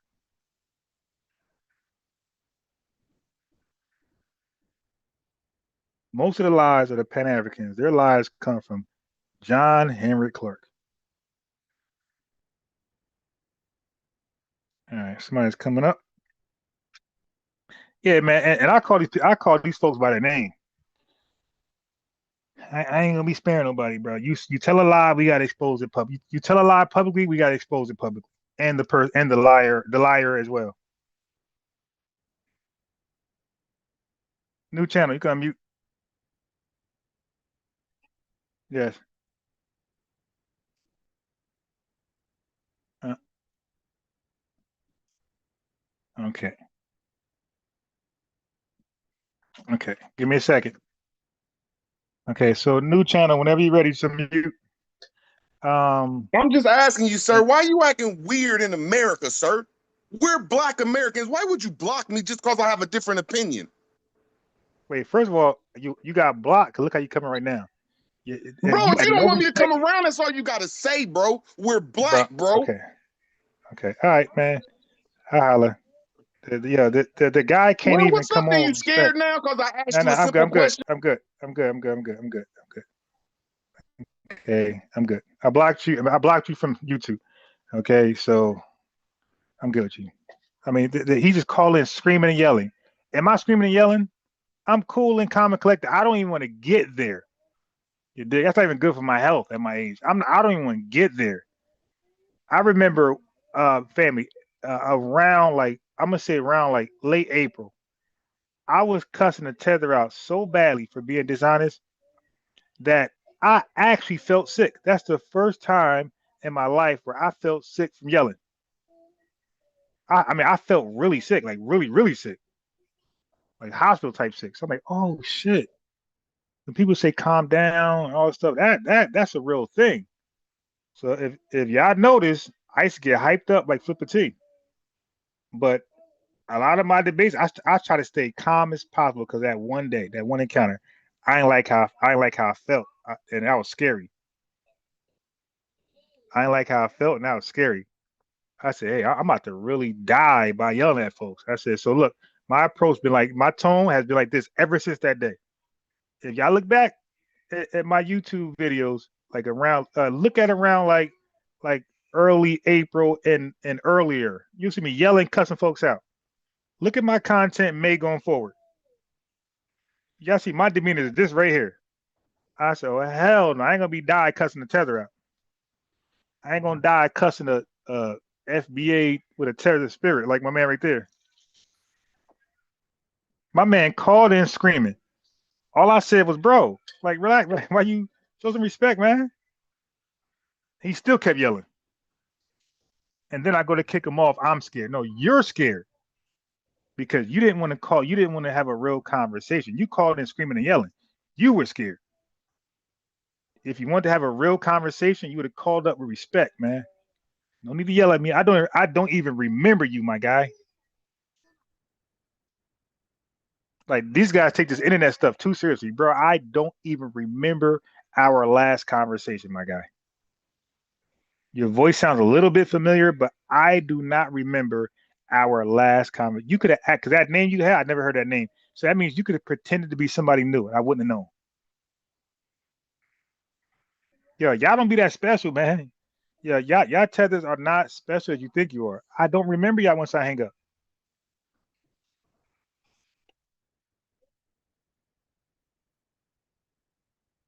You dig? I'm not even trying to be your enemy. To be honest, I'm not even trying to be your enemy. I'm stating my facts, and I'm saying people can debate me or question me. Like that's all. I don't think about y'all afterwards. I don't hope the worst for y'all. I'm gonna pull up on him when I see him. Nah, like once we're done, we're done. And that's why I invite y'all back on so often because I don't take it personally, man. Like I believe I'm right. You don't believe you're right. That's why you call in as often as you do and chimp out like you just did. You don't really believe you're right. I believe I'm right. That's why I ain't got to chimp out. Good. And I might touch on the history of chimping out again because I did it before and some of y'all wasn't around. So when I use the word chimping out, you guys chimp out when you hear me say that because you don't know the origin of chimping out. Now, I'm gonna touch on it again.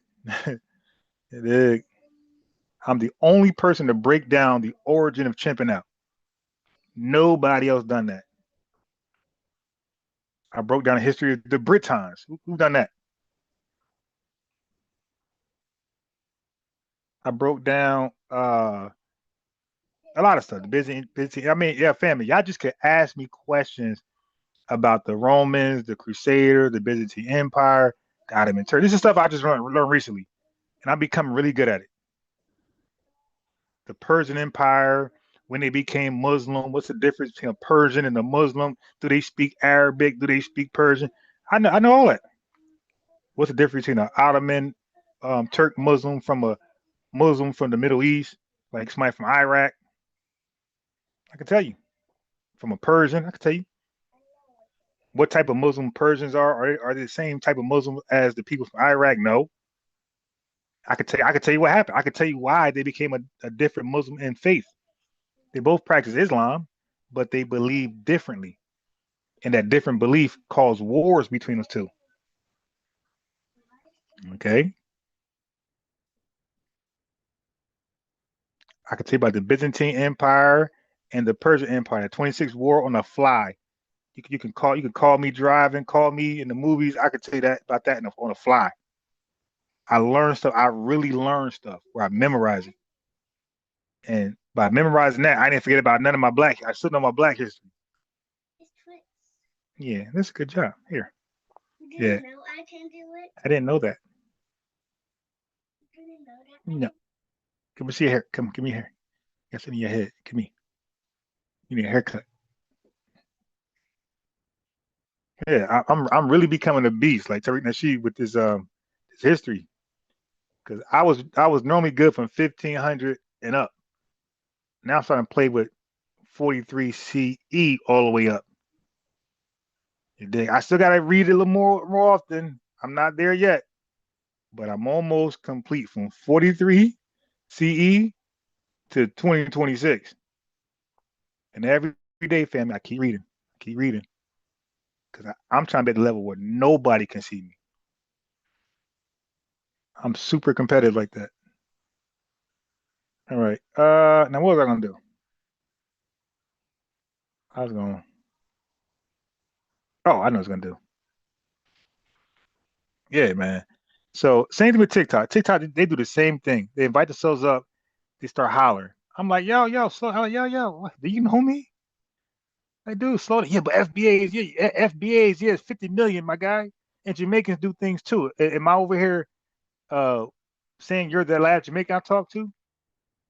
They all do that, and that's their way to run. They'll say I'm running, 'cause I kick them off, but you're running from making me kick you off. I'm a content creator. I rather have the content.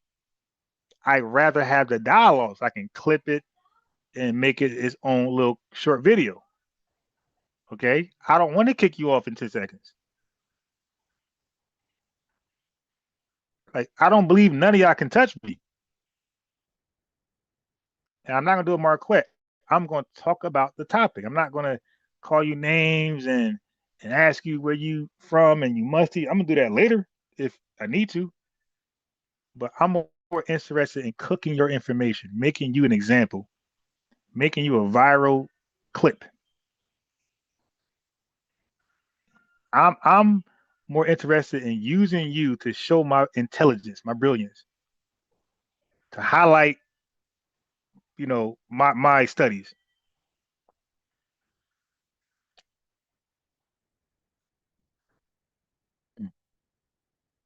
I was going. It was something I wanted to tell Tariq. Can't remember. Yeah, I got to write stuff down.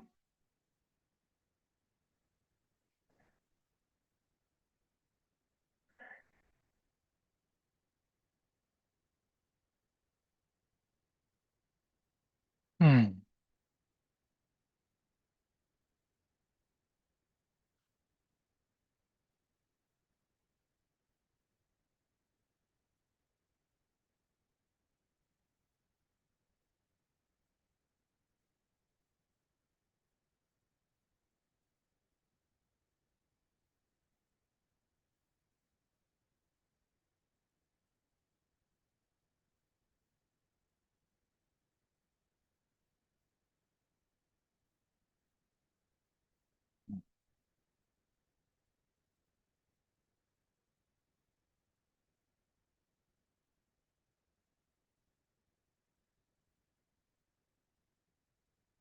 So as we know, we talk about wind rush. Is it wind rush? Wind is it wind rush or wind rush? But the ship, wind rush or wind rush? I can't remember.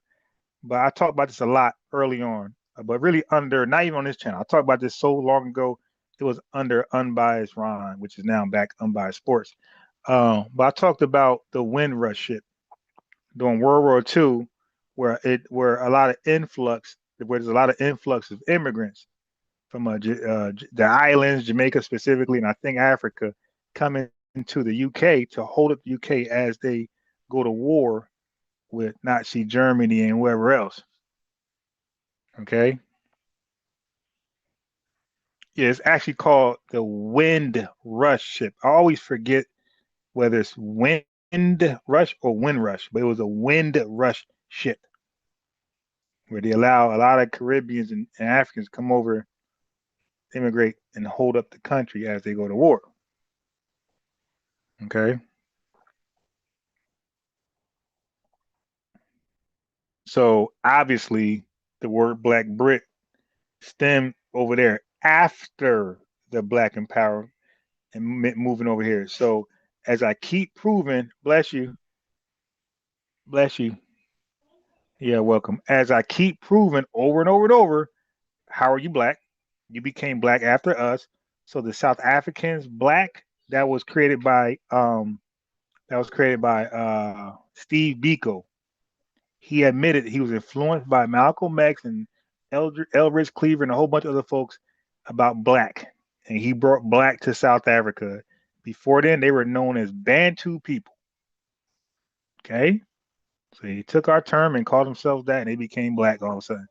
And then Britons, right? They were not Black until after we were Black. So that's what I mean. You're not Black. You only became Black after us, but when we said we were Black, you were not included. You already had your own identity. When Melvin Charles created the Black American Heritage Flag in 1967, he didn't have Jamaicans, Haitians, and Nigerians in mind. That flag was literally only for Native Black Americans.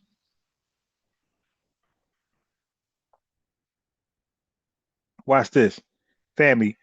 The South when Steve Biko brought Black to South Africa, that Black wasn't only for South Africans, the Bantu people. They even allowed Indians to call themselves Black. Well, guess what?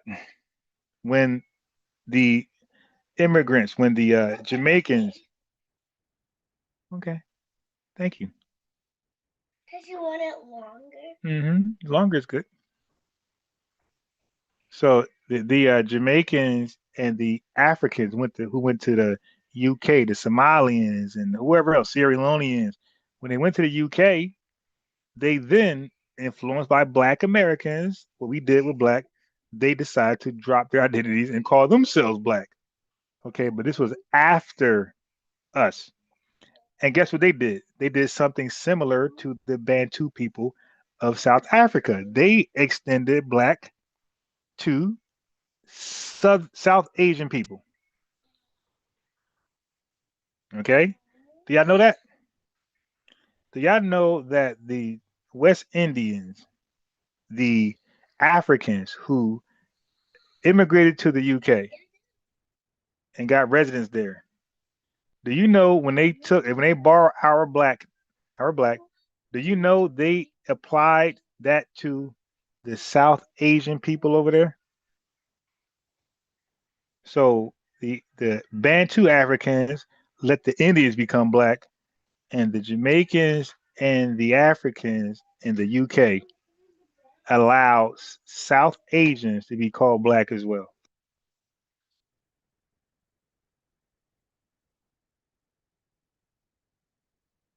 Okay?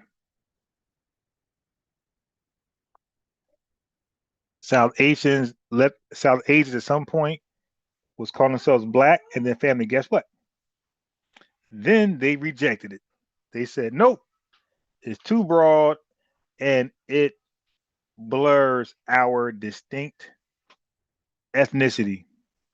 So the South Asians eventually rejected black because it wasn't a specific term. It was a broad term. They said, nah, we good. We're good. Because if we're allowed to be called black, who else is gonna be black? It's gonna be Chinese, white people, everybody. You dig?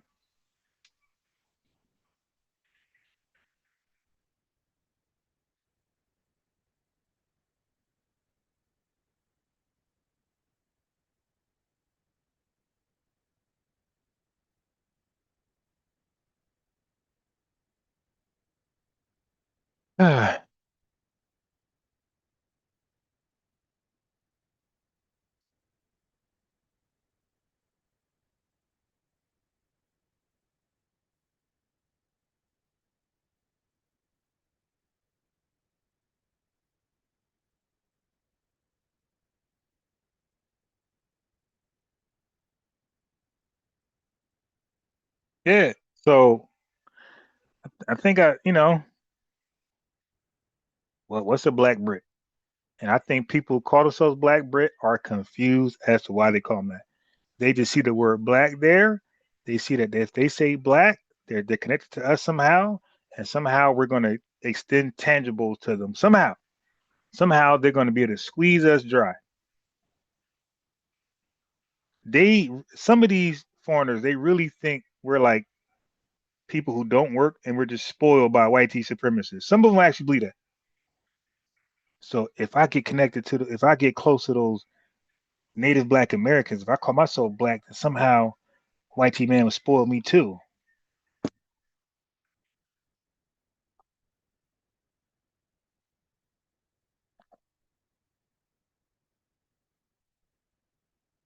You dig?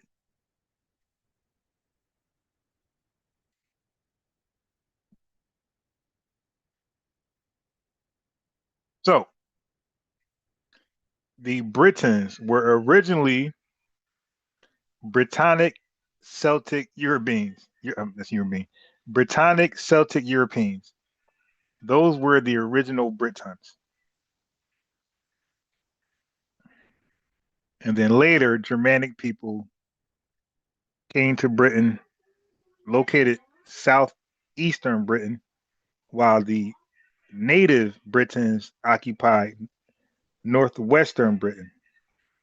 And then eventually, the Britons were, they weren't as strong as the Germanic tribe, the Anglos and the Jutes and everybody. They end up becoming the dominant people there. They mixed with the Celtic Britons, and that's what UK is right now.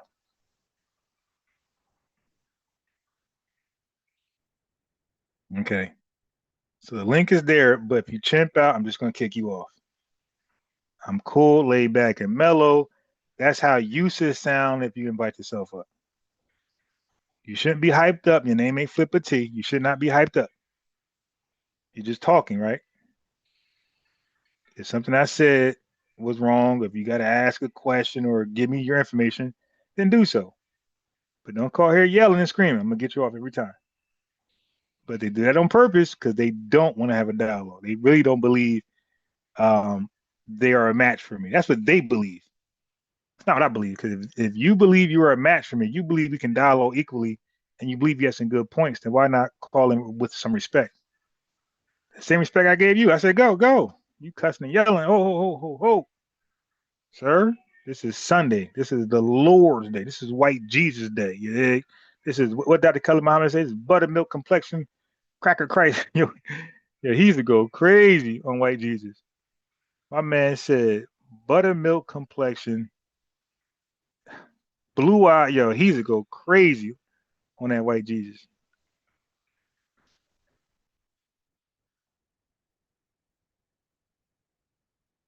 Yeah, man.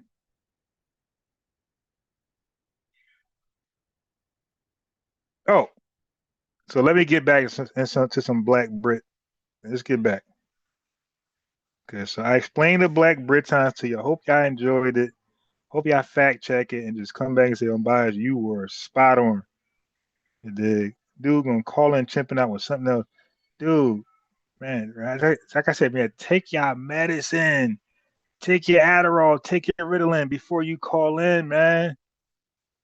Please. I'm not a clinical school psychologist, bro. I cannot help you. Dunkers list of all time. Okay. Go to the top 10. Well, actually, go from 20 on. Vince Carter got to be number one. I cannot help you with this. Yeah, Anybody? he should be. We can.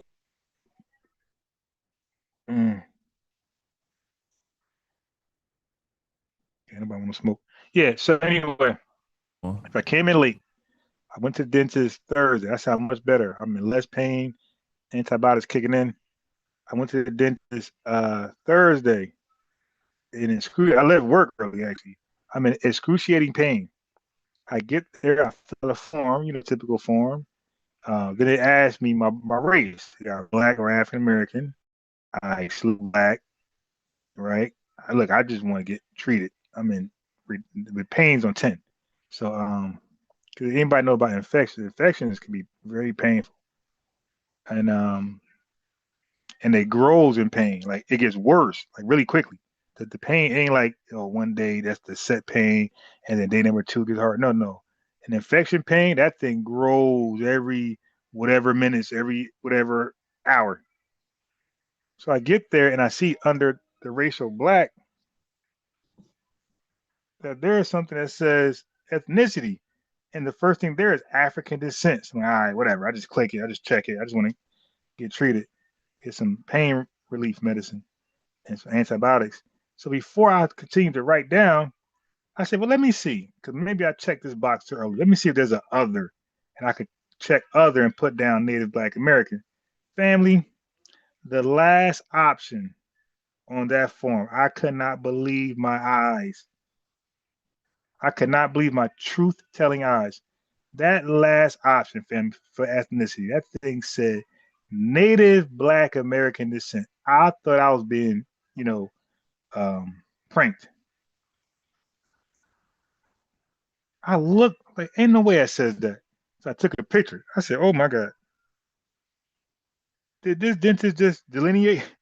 Yo, they had Native Black American on the form.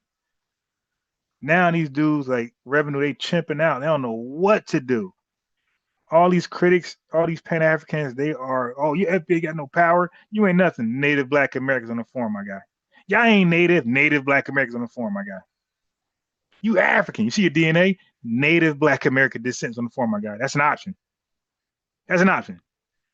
So when a Black American fill out that form and they see African descent and they see words that say Black American, I think they're going to click Black American. That's what I think. Well, they might have a question. Hey, sir, what's a Native Black American? You. Okay. Thank you. I thought so. You dig? Y'all are mad that Native Black American was on that form. So if you look at the thumbnail from yesterday's show, you'll see I had the thumbnail. I had the screen shared on the thumbnail. So click somewhere in the video, and you'll see this. You'll see the options for yourself, and you'll see I click African descent first, and then once I peep Native Black American, I quickly crossed out Black African descent, and I had selected the proper one, Native Black American descent, because I believe that best describes us. Like I said, all Native Black Americans are foundational. Not all Africans are foundational, and not all indigenous people are foundational, but all Native Black Americans are foundational. That's why I like the term Native Black American. All of the ADOS are Native Black American. All the freedmen who were freed much later. You were Native before you were ADOS. You were Native before you were foundational, and you were Native before you became a freedman. You were Native before anything. That's why I said the best term. That's why Dr. Claude Answer had it right. That was the term we should have went with. It ain't too late. Well, first of all, it's on forums, so it's clearly leading the way on in forums, in public, physical forums. Native Black Americans winning because I didn't see FBA on no forum, but I seen Native Black American. My own eyes. I took a picture and it's on my thumbnail in the last video. Now on social media and common dialogue, FBA ADOS is number one, number two. But getting things lit and in action right now, Native Black American is over everybody. And to me, that's a great term. All right, what is this? Like, most of the diaspora understand that we're all interlinked. So no one can really be better than anyone because we're all mixed. Hey, yo, why is the word better in the conversation? This is what they added, by the way. The words we added to this space were delineation, reparation. It was these folks who added divisive, xenophobic, hate group, cult, leader. They added those words. We just added delineation, reparations, and these guys added the other words. War, diaspora, these are all their words.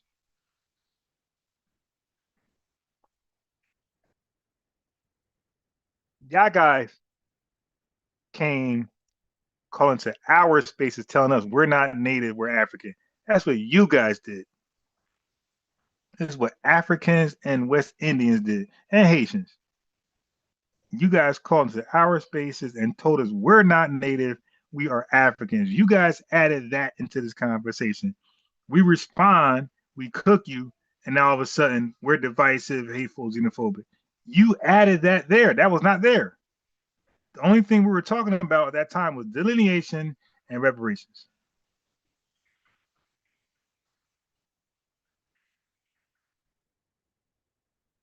You did? Y'all added that there.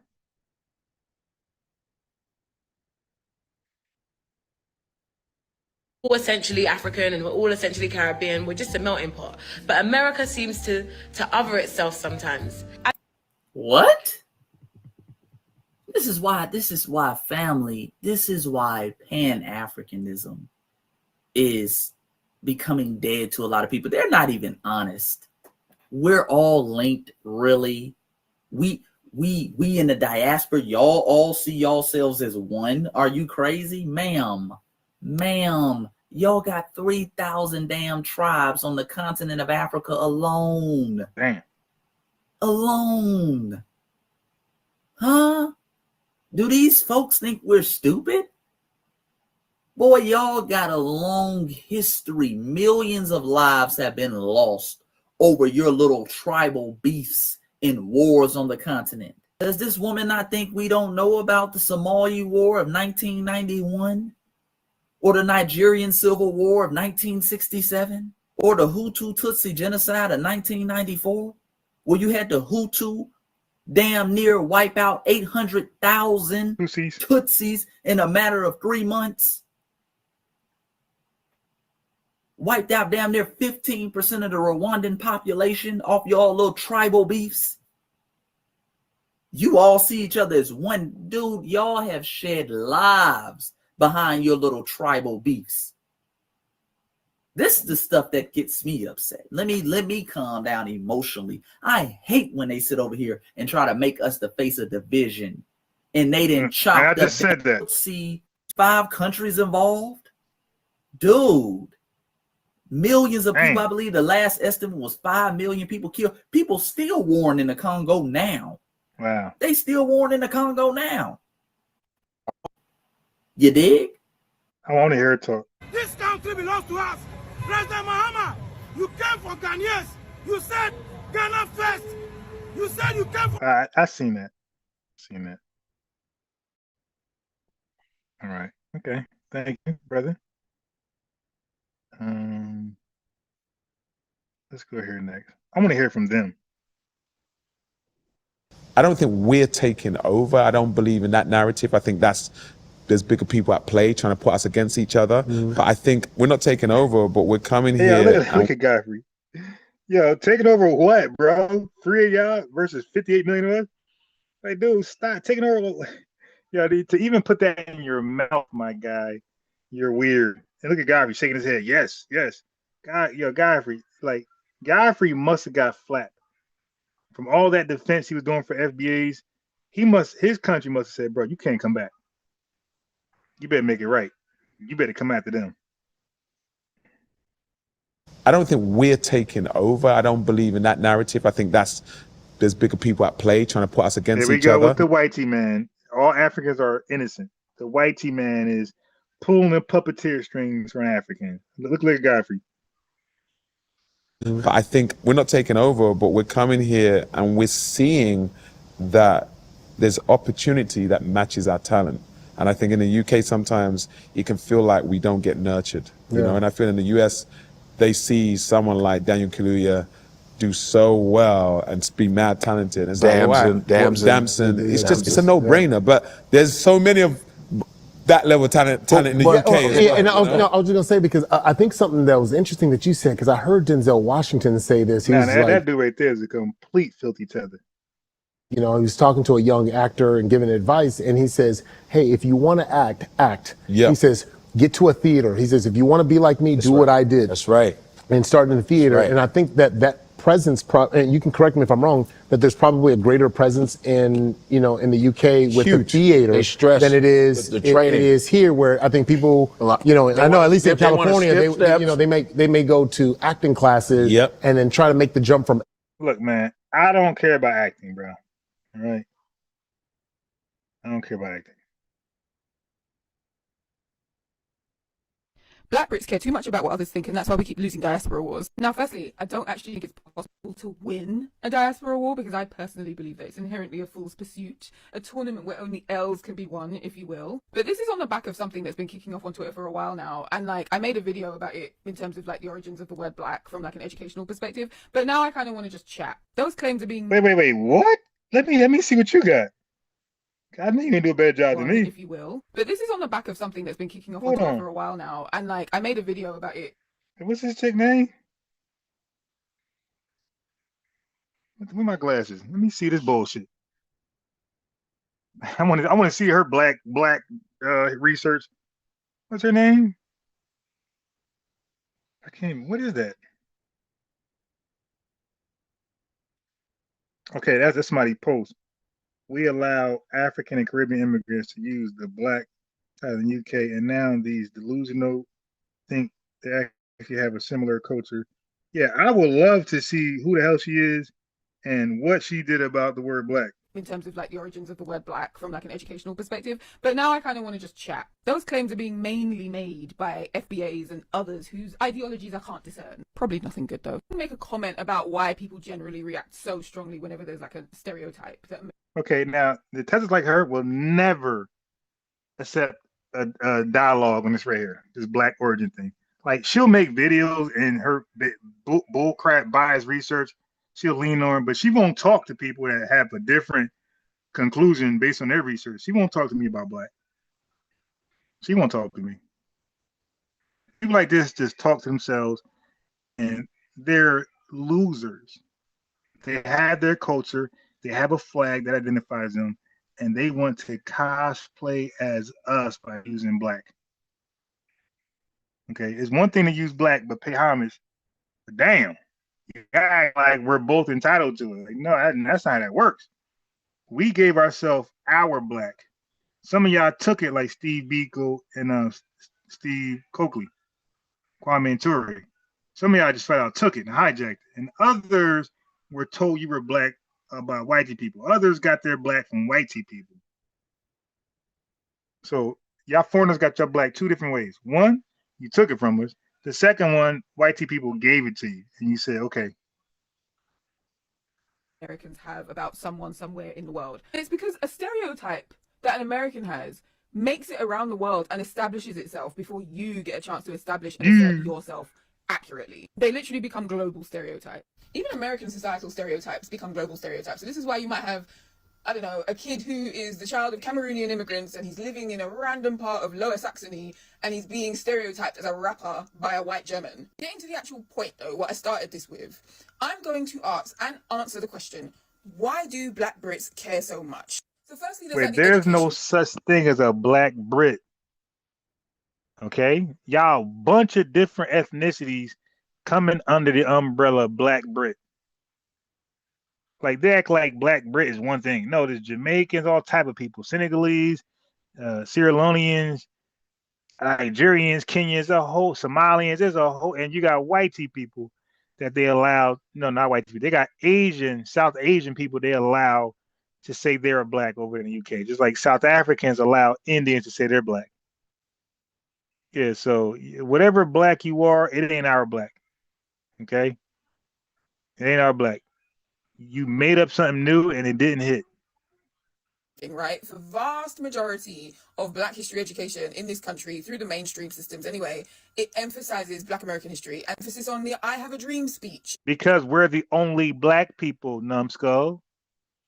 Okay, you're a Nigerian. You have Nigerian history. You got Nigerian history year because you got your own country. It should be taught yearly, annually.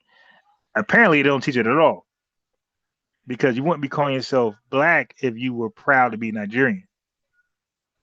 And not much else about Dr. Martin Luther King Jr.'s politics. As far as any mention of the slave trade is concerned, it's always from a point of moral superiority, especially compared to the Americans. It always leaves out the British slavery or the majority of it. In fact, what the hell is British slavery? What is British slavery? Very history of Black history being taught in the UK says a lot. Now on my other platform, there is no Black history in the damn UK, Jamaica, Haiti, or Africa. Okay, these folks are okay. Now watch this. These dusty, musty people, they would love to cosplay as Black, but before there was Black history, it was Negro Week history. So, did you guys have Negro history in your homeland?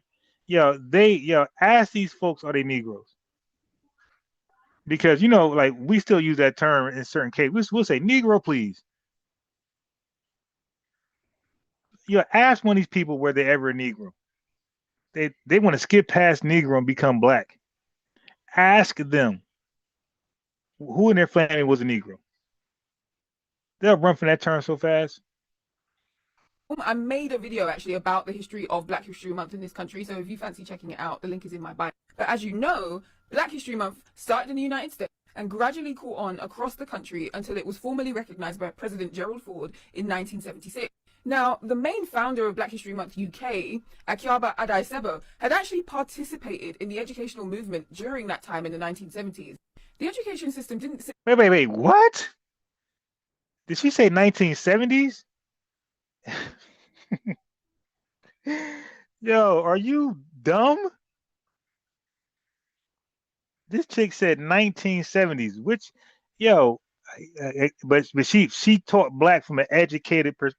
Ma'am, we were using Black in the 1930s via Elijah Muhammad through his final call to Islam publications, ma'am. You're 40 years late. She started using Black when our government took Black and made it a racial category in 1977 under Directive number 15 through the OMB. That's when they start using Black, but that's over her head.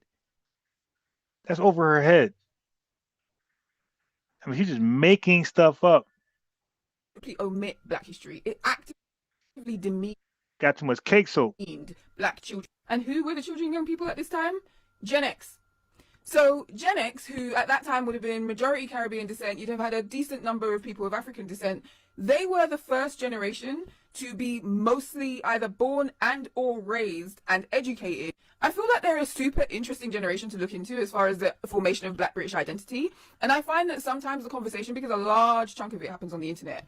And so obviously the main participants are going to be millennials, Gen Z. And so yeah, it's ripe for recency bias. Anyway, Gen X's introduction to Black history was mainly through either Black American history and media or down to individual parental or community or activist efforts. So it wasn't consistent across the board. It was very dependent on individual factors. Weird. Okay, now look. I'm done. I'm done. I can't do that right there, family. Okay, yeah, I'm done with the Black Brit thing because they. Let me go treat the sheet. I'm done listening to them. I can't listen to a Black Brit without opposition. I'll pass because I'm about to get gas lit and go crazy. If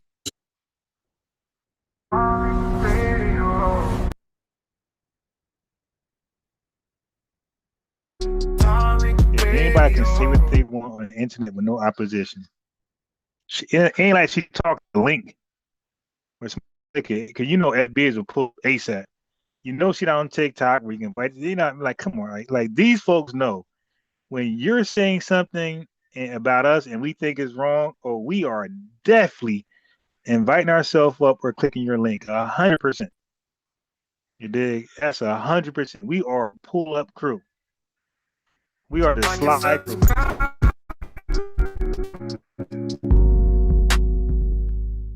All right, Black History. What's up, Black History? Aren't you from the UK, Black History? Oh yeah, you remember running into me last time. How are you? I do. I remember that thumbnail. How you doing, brother? What's on your mind? I'm very good. Thank you very much.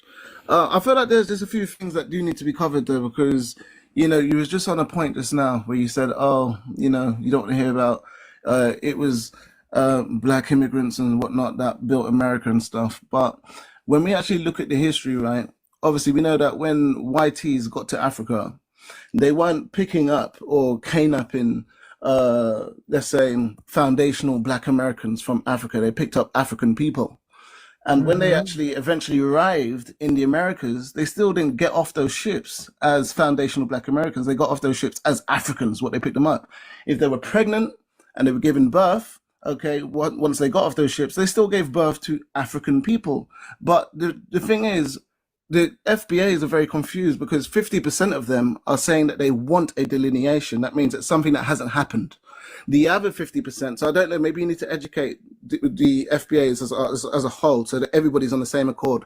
But the other 50% of FBAs are saying that they have delineated.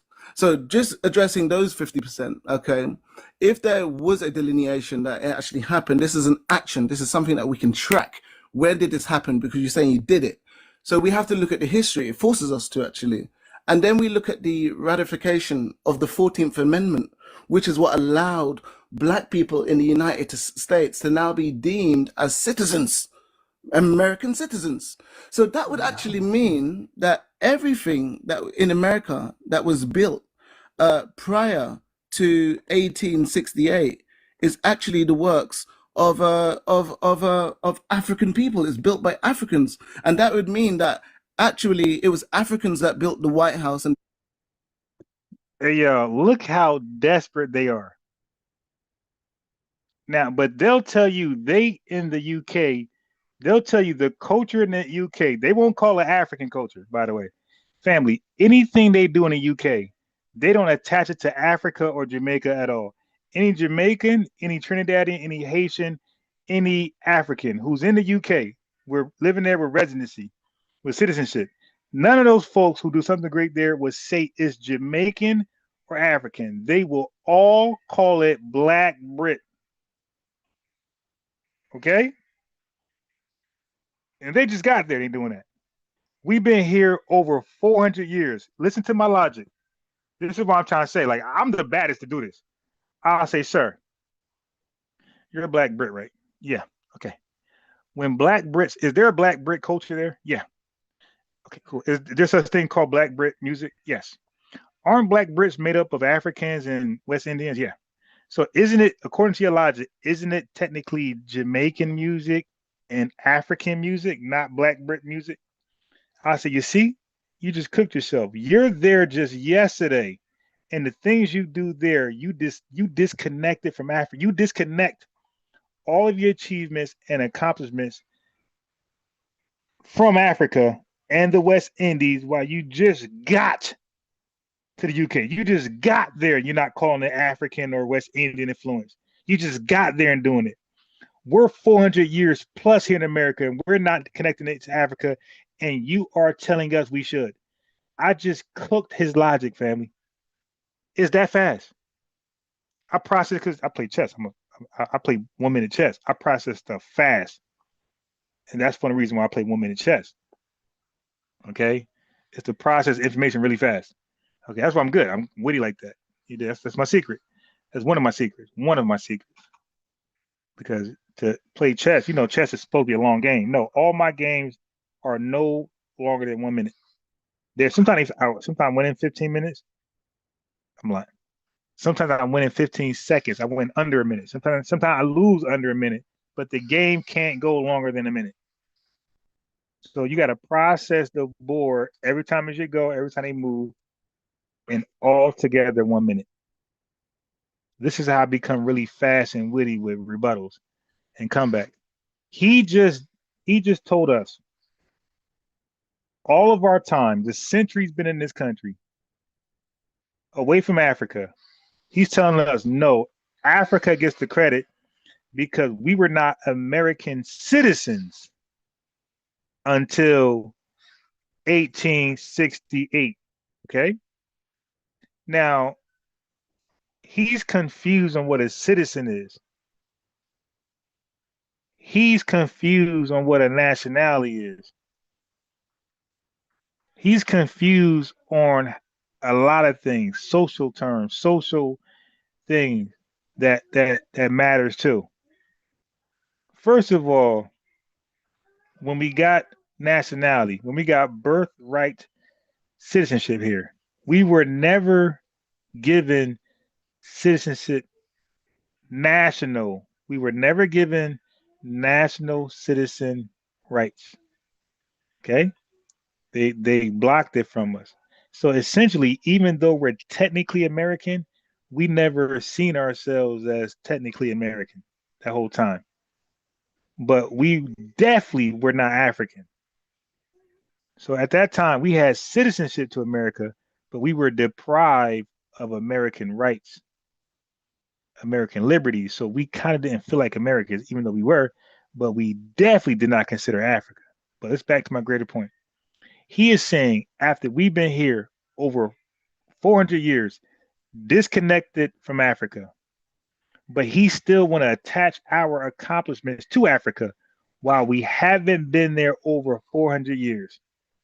But he just got to the UK yesterday, and any accomplishments and achievements he do in the UK, he will disconnect it from Africa, and he will call it Black British culture. Sir, how can you in just 5 years disconnect yourself from Africa and give credit to Black Brit culture, and you say that's okay? And we've been disconnected from Africa for over 400 years, but we gotta somehow still say we're African, bro. Make that make sense. And all you're gonna hear from there is chimping out, family. Chimping out. Okay, that's all you're gonna have. That's all you're gonna hear. And this is why those people with the PhDs, the Dr. Ruxpin, the Dr. Mayats, the remedial Reggie, this is why they won't call in. The brother Jabaris, all these guys, they won't call in. Because all that semantical stuff and wordplay, and let's be clear here, that's not gonna work over here, man. It's not gonna work. That's the real reason why I don't call in. I ain't mean to do that. They don't American citizens. They don't want to have an honest conversation. I'll open the door for Shaka Atmos, but they don't want to scare off their Pan-African community. They're small because like foreigners don't really subscribe to them. All of their subscription be FBAs thinking they're African. But the real indigenous Africans, the Bantu people, they don't subscribe to Brother Jabari, Shaka Atmos, and those guys. You dig? They ain't gonna learn from a Negro. So that would actually mean that everything that in America that was built prior to 1868 is actually the works of African people. It's built by Africans, and that would mean that actually, it was Africans that built the White House and the U.S. Capitol. It was the Africans that built state Not at capitals all. and the courthouse, university buildings, I'm gonna get the on. railroads. Okay. Okay. So many, Wall Street in New York. There's so many things that black people that are Africans that they built. And very lastly, Tariq, it Africans doesn't are not just black. mean the buildings alone, but we have to also recognize that actually any inventions built prior to 1868 is actually the work of African people and not FBAs. You couldn't be an FBA if you landed in America as an African and you didn't land as a foundational Black American. But Tariq, now let there's me ask one you this, thing. Rick. Tariq, Not there's true, one not thing true, that brother. a In lot of 1526, they became FBAs. They weren't Africans when the whole time. As they soon as didn't they become came over here, FBAs because you yeah, weren't a citizen, my friend. no, But this no, is between me brother. and When Tariq. This is Africans came between over me and here your in leader. Can I 1526, speak to your leader, they please? intermixed with Tariq, the can you tell Indians, your and then lifeguard they. to speak? Hold on. Can you tell? Now you're Thank gonna you have to very slow. much. Hold on. We don't want your Now, lifeguard involved. Thank you very much. Go ahead, that's Tariq. not only what you're going to slow down. Okay. Now let's be very clear. The 14th Amendment just protected our citizenship. We were already citizens. Let's be clear. We were citizens. What granted you that? It was granted that because we were able to vote. No, in what many granted places. you that? For you to say that you need it, what's your proof behind that? That's an extraordinary claim. Extraordinary claims require Did you hear what I extraordinary. just? So I love now Tariq Nasheed ain't gonna lie, he put me on that. Tariq Nasheed put me on the citizenship before 1868, and I thought he was lying too, right? That's how I looked it up.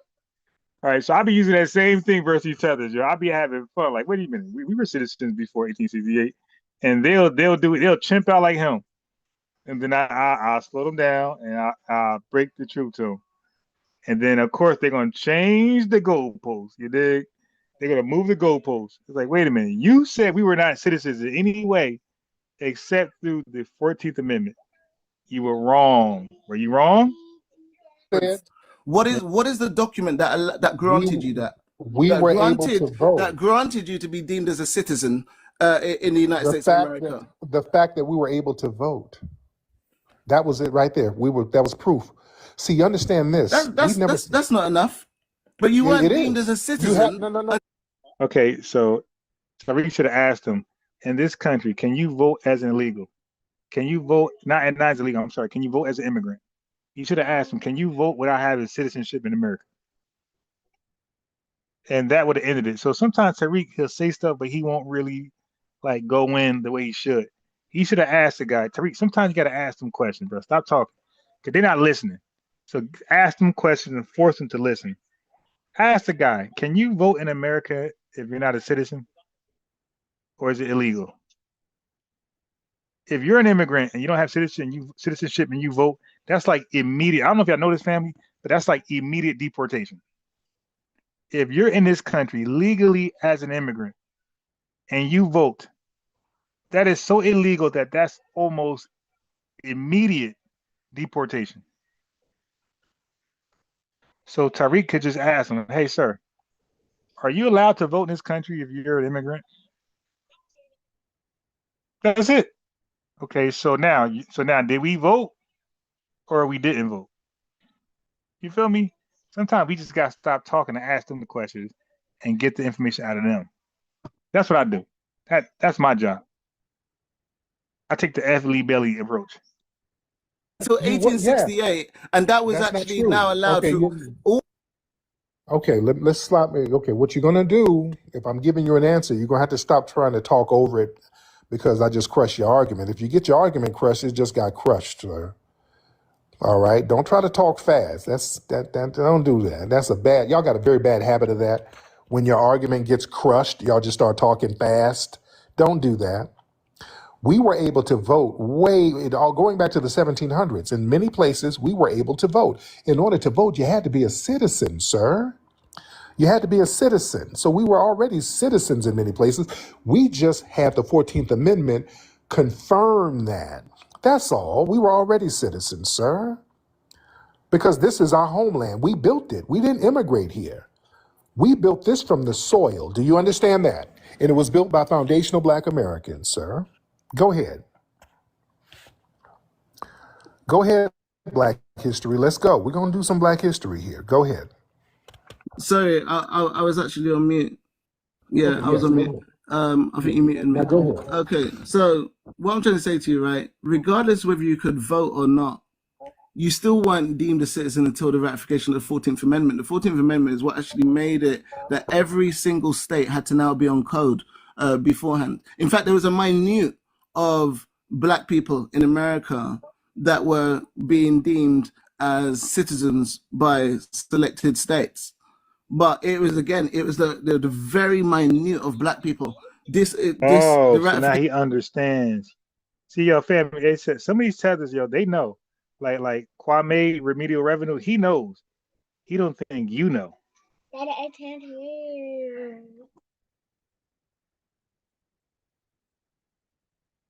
The 14th Amendment is what actually made every state had to be on code and deem black people in America as citizens. So this doesn't negate whatever you're talking about whether you was able to vote or not. This does not negate the fact that We were black citizens. people Okay, in let's America. slow down. Let me answer that because you keep saying the same thing over and Shafiq, over why again. you mute me? Black people. Because I'm going to give an answer. You can't talk over me. Oh, you If was you talking say about something, me. I hadn't landed, but okay. No, sir. What you're doing is saying something over and over again. So I'm going to stop you and then address that. You see? Do I make myself clear? Because I don't want you to say that I'm cutting you off. You're saying the same thing over and over. It's fine. Go ahead. Go ahead. Okay, slow down. Okay, now let me answer that. Number one, citizenship existed for us before the 14th Amendment. It was state-based. It was recognized through birth, residence, allegiance. Free Black Americans were recognized as citizens in multiple states. We were able to vote Massachusetts, New York, New Jersey, North Carolina, Pennsylvania. You had to be a citizen to own property. We owned property before the damn 14th Amendment. We paid taxes before the 14th Amendment. We served in militias before the 14th Amendment. You had to be a citizen to get all that. The Dred Scott decision proved citizenship existed, all right? But it was illegally denied. That Dred Scott decision didn't say that we weren't citizens by definition. It tried to say that we should not be recognized as citizens. So they tried to illegally strip our citizenship away. The 14th Amendment overrode that bullshit ass interpretation. It didn't create a new class. It that bad decision. Lawyers and legal people say that's one of the worst decisions in American history, which it was.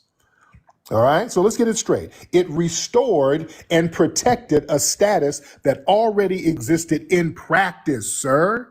Okay? So let's not try to remix history. Now go ahead. Here's the thing. So while some free black men could vote in certain states in the US, in US history, right? The Supreme Court ruled in 1857 that black people, whether you were free or enslaved, were not and could not be US citizens. Okay, so what I would have did was, because sometimes we gotta stop trying to sound smart. And like I said, get it out of the dome. I would have asked the guy, okay, explain Biddy Mason. Like, see, that's the thing with me. I don't let foreigners cosplay Black history. If you're gonna talk Black history, he said 1857. All right, bro, let's talk 1856. Explain Biddy Mason case. I don't let foreigners cosplay. They know our history. He mentioned 1857, the Dred Scott case. I would have said 1 year earlier was Biddy Mason. Same shit, same argument in court. Explain why she won her case and he didn't. Dred Scott didn't. I know he can't answer. You dig? So we gotta stop. Talked about Haney's ruling. Right. Yes. So this actually still brings us. It still brings us to 1868. Because this is where every single state had to be on code. So this is where it was official now. It was made official in 1868 where all states had to comply. So this still, like I said, what you're saying still does not negate what I've already said to you. 1868, if you delineated like 50% of your confused foundational Black Americans say, right, then like I said, right, 1868 is that point where you could only have been foundational from this point, where you was now granted citizenship officially across the United States. So again, everything built prior to 1868 is still built by African hands, still built by Black people, Black Africans. And so this is where I would tell Tariq, stop letting Africans say black Africans, my guy. Have them qualify that statement. All right. So Tariq lets them do that a lot. Sometimes he'll call them out, but most times he let them slide.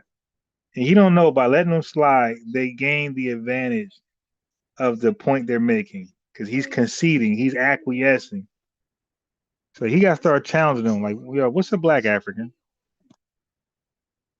let's move on from that point because we've covered that now about 1868. Okay. So now you're saying, now let's get on that. Can I land one thing here that I want you to address? Go ahead, because I want to address we should be done with that point because otherwise we're both going over and over and over it. We should move on from that point. Yeah. Okay. Now hold on. No. Listen. We got to address what you just said. You said it was Africans. Absolutely. Absolutely. We should. I know. Your brain's trying to process that. I understand. I'm not trying because you didn't really think about this point beforehand. No, so you've got a little bit of work to do with your FBAs, but no problem. Go ahead. You're just a human being. Go ahead. You're talking over me, sir. How come we can't go to Africa now as citizens? Why can't you go there now as citizens? Did you say? Yeah. Well, what do you mean? Like, elaborate. What you I expand. just said. Go ahead. What I just said. I'm building on what you said. You said we're Africans. How come we're treated as foreigners? Of course, because of the history, isn't it? You had people that was kidnapped, right? And then we were subjected to a various amount of social constructs. Race is a social construct. Nationality is a social construct. Ethnicity is a social construct. We all know what happened with the history. And you've been in the United States of America for at least around, 407 years? Okay? So 407 years of being in a different place entirely subjected to YT supremacist rules and the YT power structure that has built up the United States. Well, of course, it's not going to be a thing as 406 years later, right? Anyway, I'm moving into your country. We're you don't not need to ask me Africans. no questions, of course. So we had an ethnogenesis, right? We had an ethnogenesis. We became a whole new ethnic group, right? Well, again, by way of, let's say, ethnicity, yes, you became African Americans, isn't it? Right, by the history. No, we became foundational black. No. You said Africans built all this stuff. Africans? Oh, absolutely. Africans built that. Then why didn't you? On that. Then why didn't you build it in Africa? Why didn't we build it in Africa? Why didn't you build we built the railroads here? There's no intercontinental railroad system in Africa now.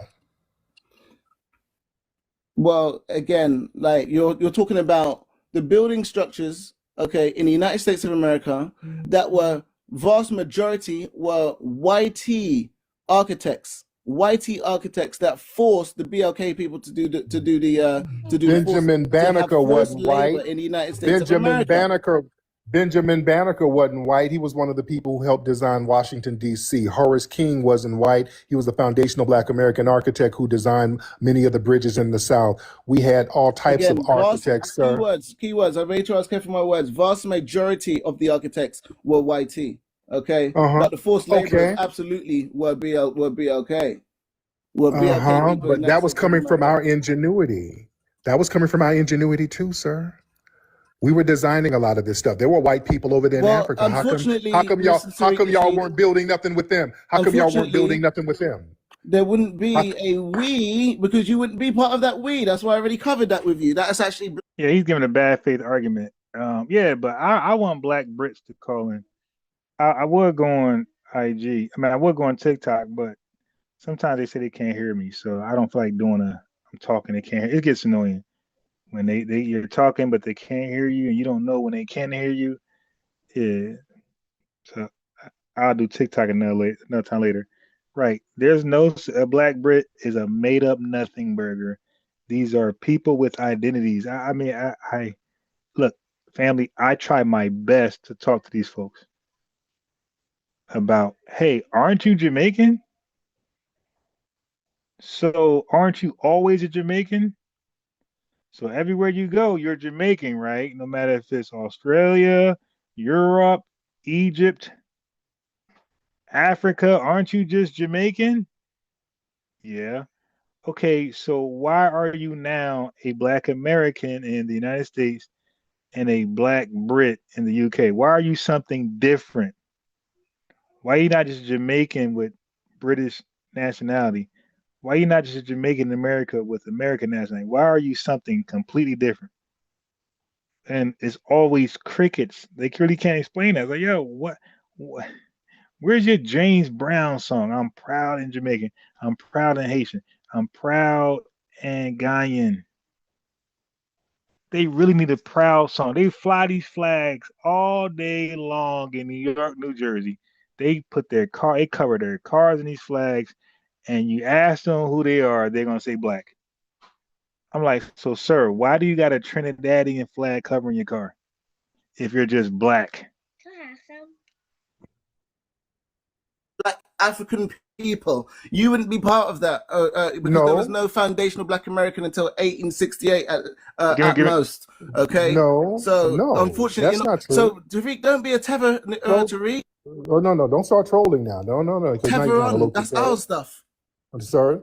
Y'all ain't building none of. Sir, y'all ain't building none of that now. Some of the stuff we were building in the 17 and 1800s, y'all ain't built that now. So we ain't the same. We weren't the same. Those weren't Africans. They were foundational Black Americans. We built the culture and the cuisine and the culinaries. We built all of that here. That wasn't African. That's foundational Black American, sir. That's why y'all don't have the same. After 1868, that's fine. You could claim that, but not before 1868. Because once that status has now changed, you become an American citizen in the United States of America. Then yes, these has now changed from Africans to American citizens recognized nationally. But again, prior to 1868, where that wasn't a national recognition. Yes, this is absolutely African people. So claim everything after 1868. That's fine. You're trying to rewrite history. We weren't doing anything African over here. We couldn't even have African names. We couldn't even have African names or indigenous names. All of that stuff was wiped out, and we had to create a new ethnic group. All of that was wiped out, and we had to form a whole new ethnic identity, sir. You understand? How are we African, sir?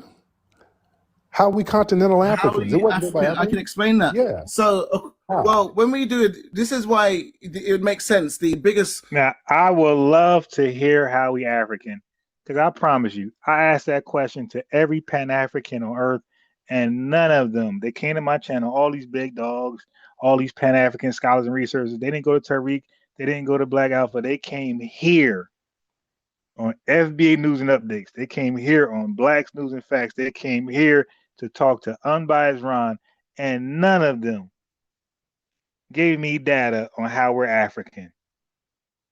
Okay, all these unks and armor wire squads and pseudo killers and all these guys, they came here. These Dr. Ruxpin, they came here. And you ask them, how are we African? And it's well, I don't want to talk about that. I want to talk about something else. Yeah, that's what I thought. Like, they can't even define Pan-Africanism. I'm like, yo, can you define Pan-Africanism? Because my research shows a whole bunch of different nothing. So can you define Pan-African? And when they do try, family, they do bully talk.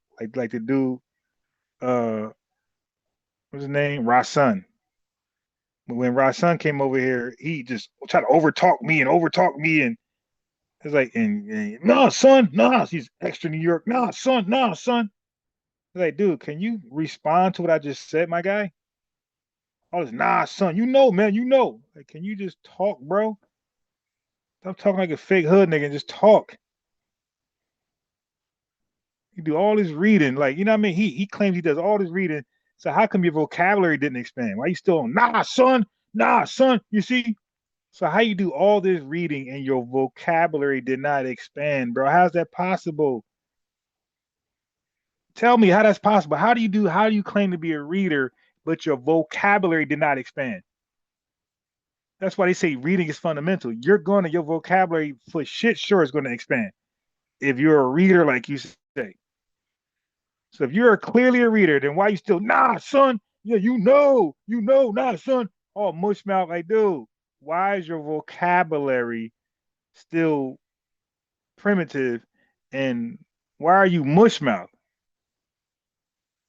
You should be very clear. Nah, son, man, on God. Yeah, but you're a reader though, right? Yeah, you know, damn reader, bro. Because your vocabulary would have been matching your reading, like everybody else in the world. Battle in the history of histories for an FBA is actually FBA versus DNA. They only speak of genealogy as if it's exclusive to them. And if, Native Americans were to do their genealogies, it would just keep tracing them back to more and more indigenous Americans, of the Americas. More and more Americans. But when we do the DNA test, I'm just trying to answer you. You're just saying Able to stuff. land, but your haplogroup, You're just saying ancestral. stuff. Hey, Aaron Demise Traveler. Hit the link, man. Let me hear what you're talking about. Click that link. Because I think you're kind of misrepresenting my argument. So let me speak for myself without you misrepresenting it, and let me hear your argument. So Aaron Demise Traveler. Click that link, sir, or I'm gonna think you're trolling. Okay, when you come to my channel, you say they are wrong, and they got an active link there that's working. It's more respectful to click the link to tell me I'm wrong so I could defend myself. And if I'm wrong, I'm wrong. You dig? If I'm actually wrong, there's nothing to defend. I can say, okay, I was wrong. I said like that's not a big thing. But to say somebody's wrong with an active blue link there and you don't click it, that comes off as you're trolling. That comes off as you hate lineage Black Americans. And I'm going to have to block you. Okay. And I don't want to do that. But if you say I'm wrong, click that link. Please don't be hyper. Please talk in a monotone like me. I'm talking very calm. I'm not yelling. I expect the same thing from you. Be respectful. You're a guest. You're not the host. Be respectful and click the link.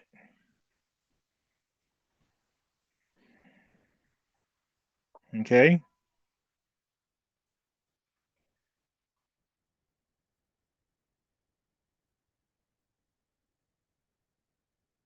Okay. So all this fought for the British, all this stuff, bro. I don't know what point that is. It doesn't make sense to me reading it, but maybe you're better than Rasun. You could articulate it because all these so-called readers, they don't sound like readers when they call in. They got mush mouths. They're not clear. They're not articulative. The vocabulary is basic, and all these readers, like a reader because you will sound like you read. You're gonna naturally pick up words. You're gonna naturally expound your vocabulary. You're gonna naturally expand your vocabulary because you're gonna read words you didn't know what they meant, and you got to research their words and see how to use them in sentences and all type of stuff. What type of word is it? A noun, pronoun, adjective? Like you got to learn that stuff, and then once you learn that word, now you properly understand that sentence, that paragraph. But without understanding that word, that paragraph ain't gonna make total sense to you.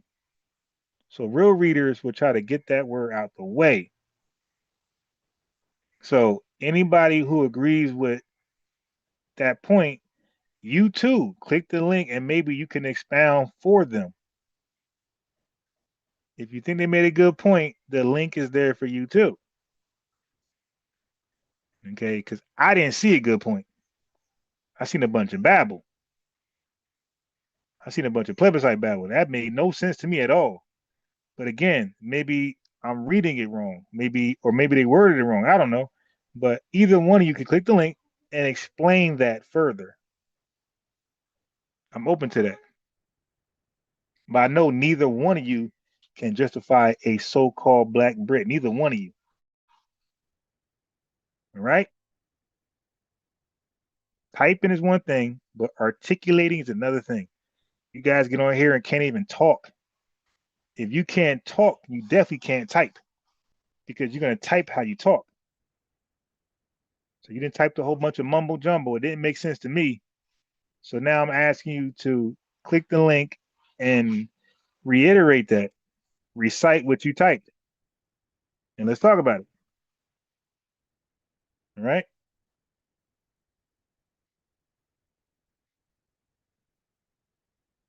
Yeah, I want you to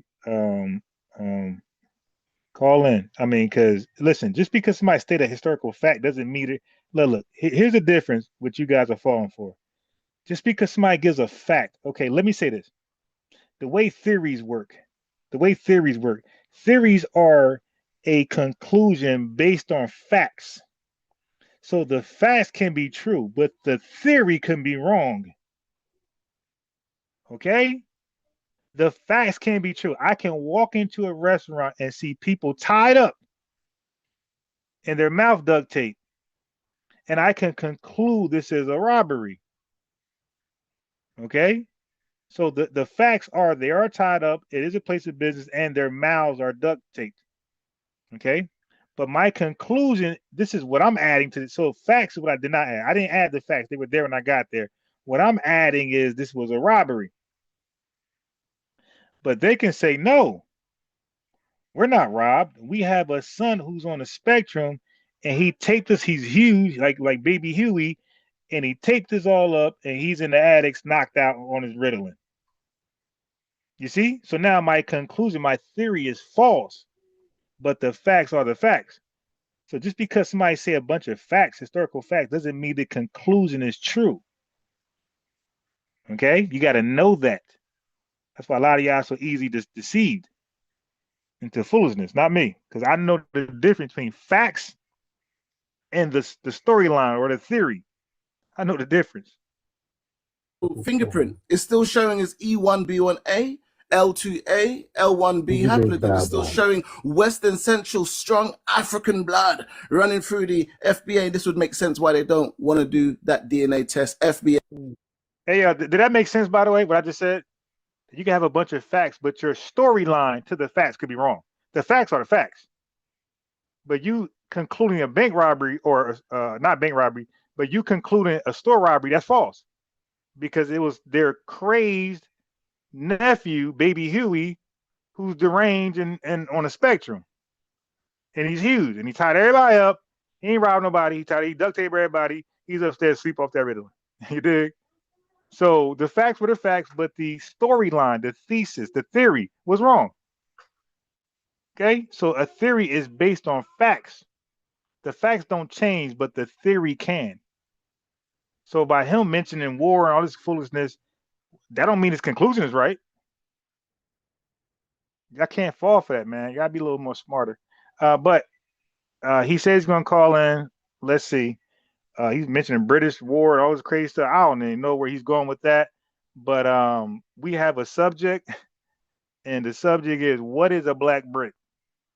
So whatever you're talking about the British war, blah, blah, blah, blah. Hey, bro, call in, and hopefully that answers my question. What is a black Brit? Okay? Hopefully whatever you just said that people thought was so smart, hopefully that had to answer the question, what is a black Brit? Okay, so I'm waiting on you. Call in. I'm gonna let you go in. You want 5 minutes, 10 minutes, go in. Just don't be cowardly and hang up. You dig? Let me cross-examine you. So that means once you call in, you got as much time as needed to go in, clarify, reiterate, do your thing. And then once you're done, let me know, and I'm gonna cross-examine what you said. Okay? That's how it's gonna work. What you said, I'm gonna cross-examine. So I'm gonna add in what I know. Yes, the DNA test just shows scattered genes all around the world in little migratory patterns. That don't tell you who the people are, sir. That just tells. Nah, nobody's been muted yet. Okay. Revenue called in, a whole bunch of people called in all week long. That's a lie, what you just said. Nobody's been muted. Everybody's called in. Like I said, I do a whole new strategy now, right? I let them go in. And I say, when you're done, let me know. And then it's my job to cross-examine you. That's all. They don't mute. I'm gonna be on mute. Well, you go in with your argument. I'm gonna listen very closely, and once you're done, or of course you don't have all day. But I'll give you 5 minutes, and then once your 5 minutes is up, I'm gonna come in and listen to your argument, and I'm gonna pick that thing apart. Okay, I'm gonna show you how your argument is goofy with my tight Effley Bailey cross-examination skills. All right, that's how we're gonna do this going forward. That's for anybody. Anybody, I ain't no mute. I'm let all of y'all go in. And then once you're done, just know it's my turn to question you on what you just said. Okay? I'm gonna prove I understand your argument, and I'm gonna pick it apart like any good defense lawyer. You where people migrated. Yeah, we got DNA in Europe. I got a lot of DNA there. I'm not European. For some reason, I got some DNA in Asia. I don't know where that shit comes from. It shows where you're from, isn't it? So it shows that those people are from Africa. Yeah, but the thing, okay, but you can get little pieces. Everybody has African genetics, sir. All right, now Tariq, please stop letting them use the DNA argument. I crush everybody who has called in my channel on TikTok or YouTube on the DNA stuff. Okay. So now I think this is him calling in. Here we are. Oh, this is Yaya. But I want Buddy to call in. You got Yaya calling before you do. Stop being cowardly. Yaya. Where you at, Yaya? You can unmute.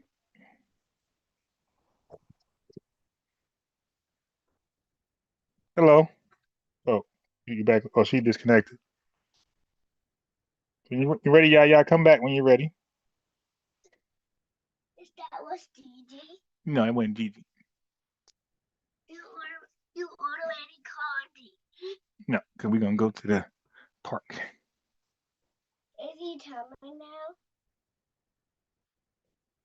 Is Gigi coming? Is Gigi coming? Is Gigi coming? Is Gigi coming? Yes.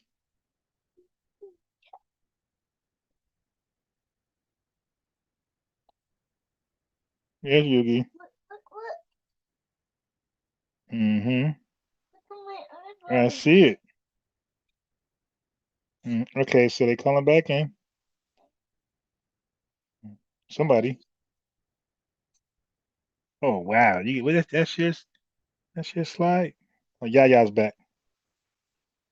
Daddy, do you see my big foot? Yes, I do, and that's a big stinky foot. Mm-hmm. Yeah. So Yaya, whenever you're ready. Hey, how you doing? I had to get myself together for a second. I was listening to my speaker, and when I called in, I couldn't hear you. So I know you could probably hear me, but I couldn't hear you, so I had to turn my speaker off. Well, anyway, I'm back up. How you been? Yeah, I've been good. Yourself? Good, thanks. I hear the baby. All. I did want to tell you that I love the way you cooking up here, and I don't know, it went from everybody want to be black now. It don't, not like Right. wherever we go, it's crazy. And because when wait, hold on. They want to be black, but they don't want us to be black. They want us to be African. Exactly, and it's crazy to like me. the guy right now. Look, the black Brit. He calls himself Black Brit. He's actually African, but he's a black Brit. But he's telling Turkey that he's African. Exactly, These guys are crazy. and when because as a black person, when I hear a black Brit, I'm thinking a black FBA person that probably moved over there or live over there, visiting over there. I'm not thinking about no black African person or a Caribbean person that's calling themselves black. Because I remember when I first heard like people started saying, yeah, there's black people in in like these European countries. And I thought, okay, I know we go over there because, a lot of times our older family generations was in the service.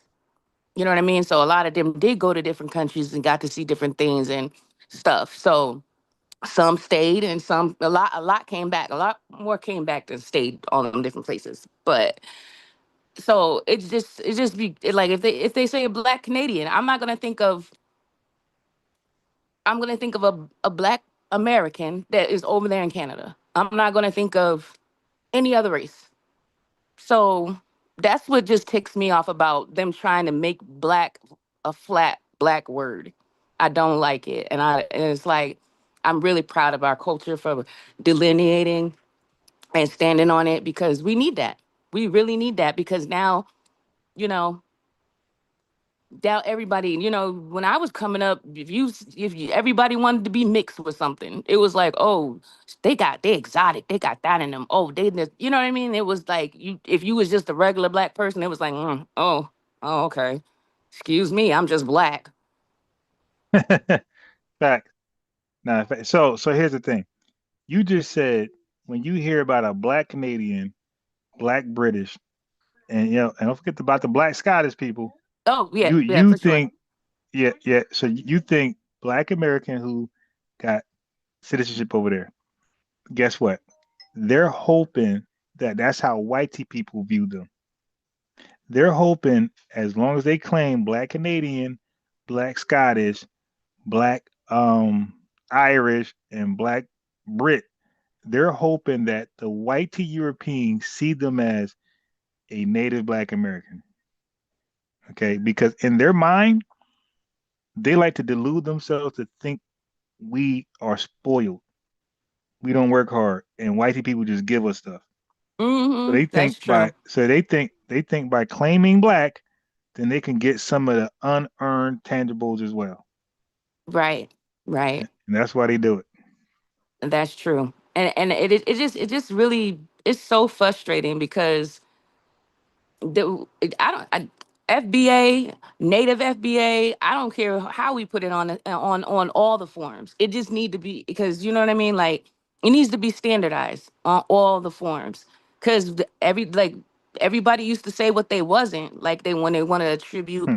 negative things to our society, when we were like, well, all this degeneracy coming from all this, all that gang stuff and all that, you know what I mean? And we thought because they act like us, talk like us, blend in with us, and they act like us so good that now we just finding out that a lot of those people that was doing that degenerative stuff, they was from other countries just cosplaying us, and they Yeah. really didn't like us anyway. So no, they don't I don't have a problem about faking and being in a gang. Like nobody's gonna ask you for your birth certificate papers, like when you growing up around people and talking to people. Right.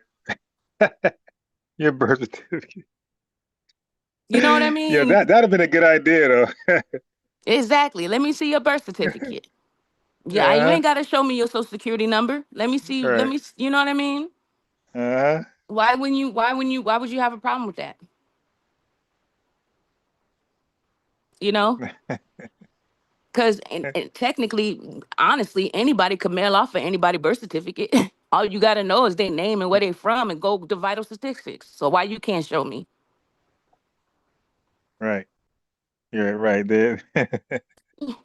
Yeah, that's actually a And good then idea. send it right to you. Uh, yeah. You Yeah, know? that's actually a good idea. But we have other ways to to tell, who's Right. who. But we know. We Depending on know just how we the grow no, up. no. I'm saying from the cosplayers, right? I'm saying from the cosplayer. We know what questions to ask, Oh right? yeah, Because now we there's a do. lot of no, we always did. We just ain't know there was a problem. Right. Because they You were feel me? so We know there's a problem now. right. Yeah, but That's no, what I'm saying. we yeah, we know because there's shows we watch and Mm-hmm. there's music we listen to that we Mm-hmm. all know. There's churches we all go to. There's denominations. We can Mm-hmm. ask them. You in a church? We can say which denomination. Yeah, Right. we get them right there. Okay, what state? Where you from? Okay, what denomination? Because it depends on the state. That denomination was not popping, my guy. Mm-hmm. Okay, so yeah, so we know what questions to ask. We don't need no birth Right. certificate. We can ask what state you in, and we can go right start from right there. Right. Exactly. Because 95% of us went to a certain type of church. Hmm. Yeah. And So. like I said, like I'm somebody who lived and went to school in Texas. I lived Mm-hmm. and went to school in Mississippi. I lived Mm-hmm. and went to school in North Carolina, and I just Okay. lived in Georgia, and I lived in South Carolina. So I'm in five of the slave Southern states. Okay, I lived in five of them. Right. You Okay. can't be more FBA than that, right? So it's hard for somebody to trick me. So when people say Gullah Geechee, I know you're lying because I met them, right? I Right. worked in low income housing, and they Mm-hmm. lived in my low income housing, and they all had to see me. And Okay. I talked about their history. This is just like last year and a half ago. So Right. I'm like lineage based meeting these people, and I'm Right. because they definitely got an accent, and they Mm-hmm. definitely are different in their way, right? So Right. I made sure I wasn't sure. I made sure like, hey, so I asked their father's father, their mother, and I'm like, so you live where? And most of them never even left South Carolina, by the way. Yeah, a lot. So Yeah, a lot of. Yeah. yeah, they never left. And if they do leave, it's to Florida and back. But they usually Yep. stay in South Carolina. They But do, but unless um they but go they in the but they military. but they normally got an accent. So if somebody's Mm-hmm. saying they're Gullah and they ain't got an accent, I know you're lying. Like unless you're another generation that moved out, like they can have a Right. kid live in New York, whatever. Okay, Right. I get Right. that. But you ain't starting South Carolina and then moved out and your accent going. That ain't happening. No. But I No. asked them, and they all tied their genealogy to America. So I just flat out asked them. I said, hey, do you got any immigrants? This is why I asked all of them, hey, Mm-hmm. do you have any immigrants in your genealogy? And they're like, no. Exactly. That's what Like we're gonna all say of because them. we They're know like, we no. don't. Right. So it's hard when they talk to people who lived in 5 different slave states. It's hard to cosplay with me. I'm in Jersey right now, so I even know Mm-hmm. the northerner. I got Mm-hmm. friends that's Caribbean and Haitian and no Africans, but Caribbean. That Right. Right. diaspora black, Mm-hmm. diaspora immigrant, Afro immigrant. So Mm-hmm. it's hard to cosplay me. Like yeah, I know Yeah. what it is, man. Yeah. Well, yeah. So you want And me to get on and defend my point? Yeah. So what was your name in the chat? A randomized traveler. Yeah. So you don't got to defend your point because I didn't even argue against it. I want to hear your point from you. So go in. I'm gonna be quiet. And then after you go in, maybe I have a rebuttal, maybe I don't. Okay, go ahead. I want to start with your one statement you said about not understanding the lineage, right? Right. Go ahead. Okay, there's no way I don't understand the lineage because the lineage is my lineage. Okay. I'm foundationally Black American. I can trace my ancestors back to 1710 in the United States on both sides. The argument, what I was saying was if there was anything called a Black Brit, then they would have to trace their lineage back to the Revolutionary War, where the British took in Black slaves, promising them freedom. Black slave or British slave? Oh, wait, hold on. Black The slaves people, in wait, hold America. on. Wait, no. Wait, no, hold on. Look. This is what I'm saying to you. The slaves that were in the British, what country were they from? Hold on. Hold on. You asked me what country the slaves came from? Bro, you said British slaves. What year are you Listen, hold talking on, about? wait. Hold on. We're missing a point. Okay. The Here we Revolutionary go. War happened where? Okay. That is 1776, right? In America. Right. That's 1776, right? Yes. Okay. 1775, So when that 1776. happened, you had slaves in America, right? It's the same slaves that were used during the war. I got a question. Is he trying to say that the British people didn't have slaves? Wait. No, Hold on. what I I'm don't know. saying That's is, wait. what I'm Hold saying on. is, Hey, bro. Hold on. God damn. Try to get some order here. I'm with the sis. I'm confused. I'm trying to hold you down. So listen to what I'm asking you. Help me understand you. In 1776, that's the war you're referring to. You said yes. So now there's a country called America that's being established. It's a colony that's being established as a country. And then there's a country called the UK or Britain, right? So now you're saying slaves. Are the slaves in Britain or are they in the country that's being formed as America?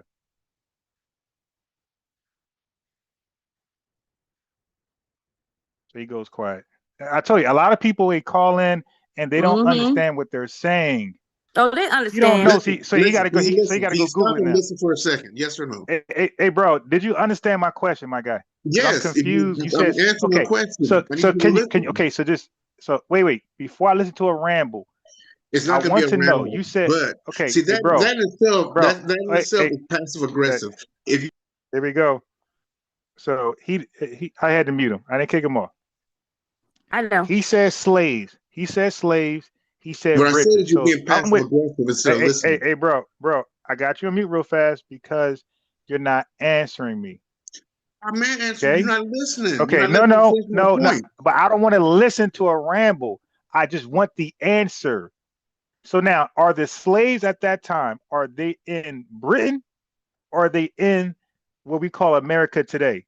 Just pick one. Okay, are you ready to listen? Yes or no? No. Pick one. I'm gonna kick you off. Pick one. Okay, so you don't want Are they intellectual okay? All right, get out. conversation. All right, yeah. Get out of here. Get out of here. Get out of here. That's not Kudos to gonna you. work. You confuse me. You confuse Yaya. And I'm sure you confuse the Exactly. chat. He said British black slaves. I'm like, bro, British black slaves. Hold on now. What time frame are we talking about now? He said the Revolutionary War. That's 1776. So I'm like, now I know there's slaves here in America. I don't. Okay, if you're talking about some British slaves, then they're not black slaves. They're wherever country they got them from, right? Exactly, because So I'm everybody like, didn't right, just jump ship and when we was fighting and right. just jump Only to the other side. 384,000 came to America, right? So if the British Empire had slaves and they got them from somewhere, okay. So Exactly. but they weren't serving on plantations because they would be on this side. They'll be fighting against the British. So now I know what. So yeah. I know the dude's remedial. I know he's missing up. He's calling Haitians blacks. He's talking about the Haitians that fought. That's what I believe he's referring to, but he won't say it. He didn't And I want to try to say get him it. to say it. Right. Right. Because he knew he was going nowhere with that. Right. It's And like, then yo, so stop. So my thing is, don't call him black. Call him Haitian. exactly. Call them what they are. They were so proud to be called that 30, 40, 50, 60 years ago. Right. And definitely 200 years ago when they established the island of Haiti. Right. Yeah, but I could tell from his comment in the chat, so he was just so smart. I said, nah, that don't sound smart. That vocabulary was off. Hmm. Readers, when people read, you hear it, right? Because the vocabulary expands. Like you would hear the reading and the vocabulary. That dude was mush mouth, like I knew he was going to be, and Exactly. he had an echo on top of that, and he was all over the place. And we gotta listen to him. We gotta let him just talk. Like, dude, we're past talk. We're Yeah. trying to learn now, and It's we got time for questions. Go ahead. everybody to learn. And that's what we doing because they don't understand. Like we more tougher on our own, but we got to be tough on everybody. You know what I mean? Everybody can get it. Like I agree with Tariq with that. He the can man. Yeah, you Wait, can. hold We on, got hold on. to. Tariq became the can man after me. Like Oh, I've for been a real. can Okay. man. Yeah, I've been a can man. Yeah, I've been a can man. I got videos uploaded.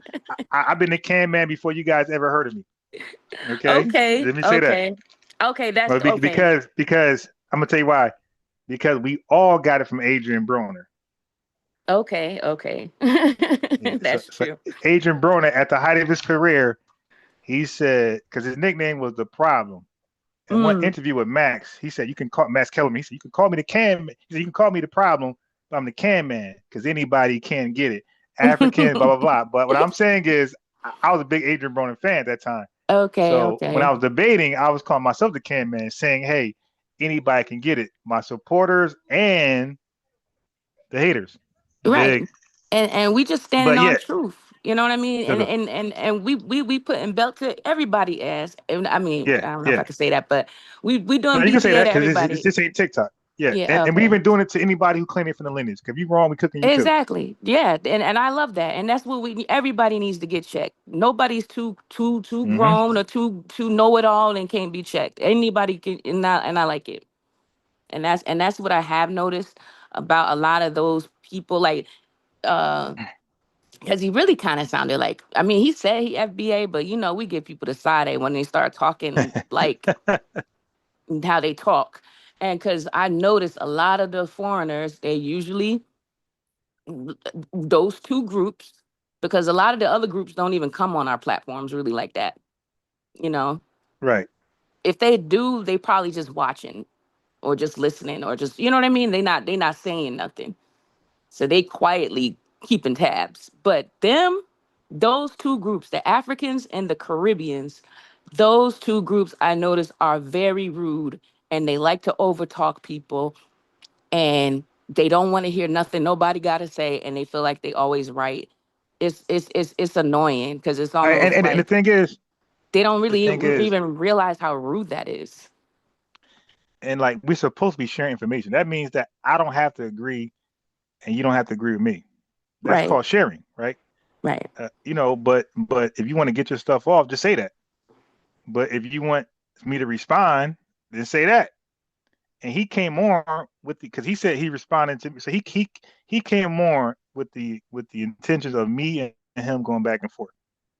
Right. Okay, so now we got Noni abiding this. Noni abiding this said, me personally, I am what my mom and grandma told me, and that's Indian. I'm not black, not African.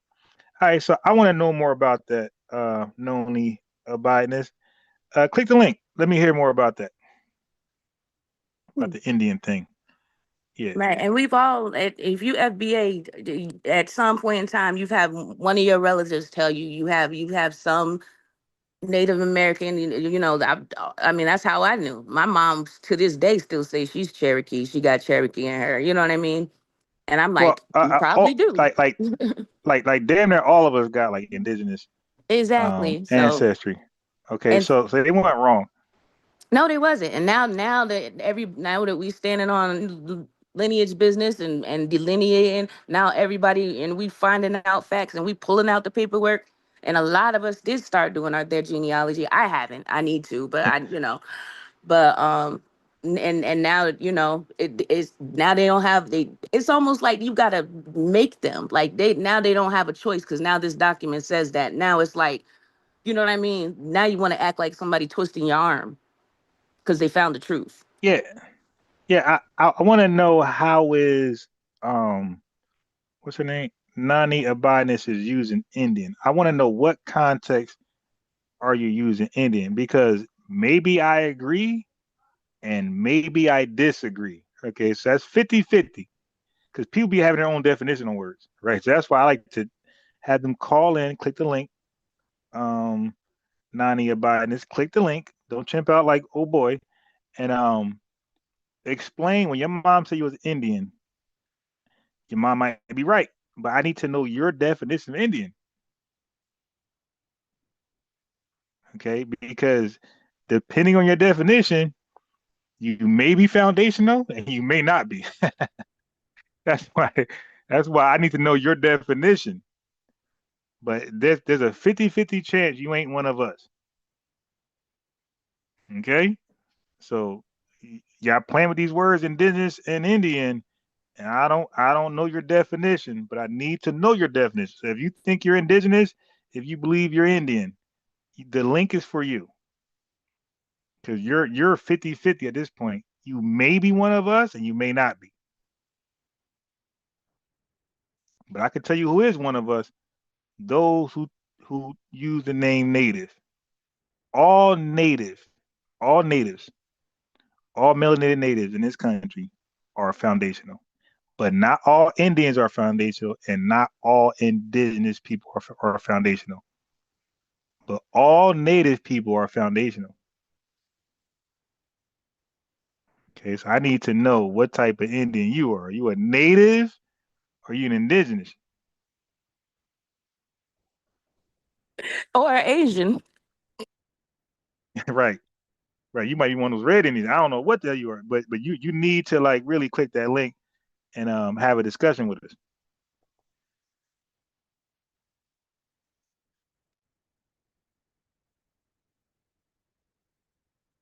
But for the brother who was on earlier, got kicked off, who kept gaslighting, he said, "Let me talk." Now, by the way, I say a lot of stuff. I make a lot of claims. When people want me to specify or clarify, I never say, "Just listen." I'm like, "Yo, what's your question?" I got you. When the revenues call in and the tether dreams, and they want to gaslight. It's like, dude, what's your question, man? I'm But not gonna say let me talk. I'm gonna answer the question. Go ahead. I wanted to. I don't understand why they always have a problem answering a yes or no question unless they're asking us one. Right. And I can answer yes or no, and then I say after I answer yes or no, whenever you're done, give me a chance to clarify. That's all. Like, cause I don't have EIC. EIC is an acronym. Me and my boy, ex-architect, came up with that stands for ethnic inferiority complex. A lot of foreigners have ethnic inferiority complex. They feel inferior because they're not ethnically black. So like, and their EIC stands out when they're in some of them, not all, some of them, because you got some proud Jamaicans, you got some proud Africans, you got some proud Haitians, but you have some Haitians who are not proud. You have some Africans who are not proud, and you have some West Indians who are not proud, and they suffer from EIC, ethnic identity inferior complex, where they don't feel confident when they're near a Black American, a Native Yeah, Black American. They don't feel confident. you just made me think of something. When you said that. Just like with the supremacy stuff. Well, it's not supremacy to us, but that's what Right, they like to right. call it. Um, Buffoonery, right, the buffoonery, and they pimping out. say, and so there's no way that those Caribbeans and Africans in those other countries don't know what we're talking about and what we mean. Because even though those YT people that's over there in those other countries even say they feel inferior to us FBAs over here because they Right. know they're even with their they're just the only thing they got over us is the color, but they know we really know, like, yeah, you definitely immigrant. You're white, but you're an immigrant. Just like they know we are who we are. So they can't sit up there and act like all that cosplaying, all that, the stuff they do and try to act like us, and they don't know what they're doing, but nobody else will know that's not really us because they know when they soon as they come over here, they know us.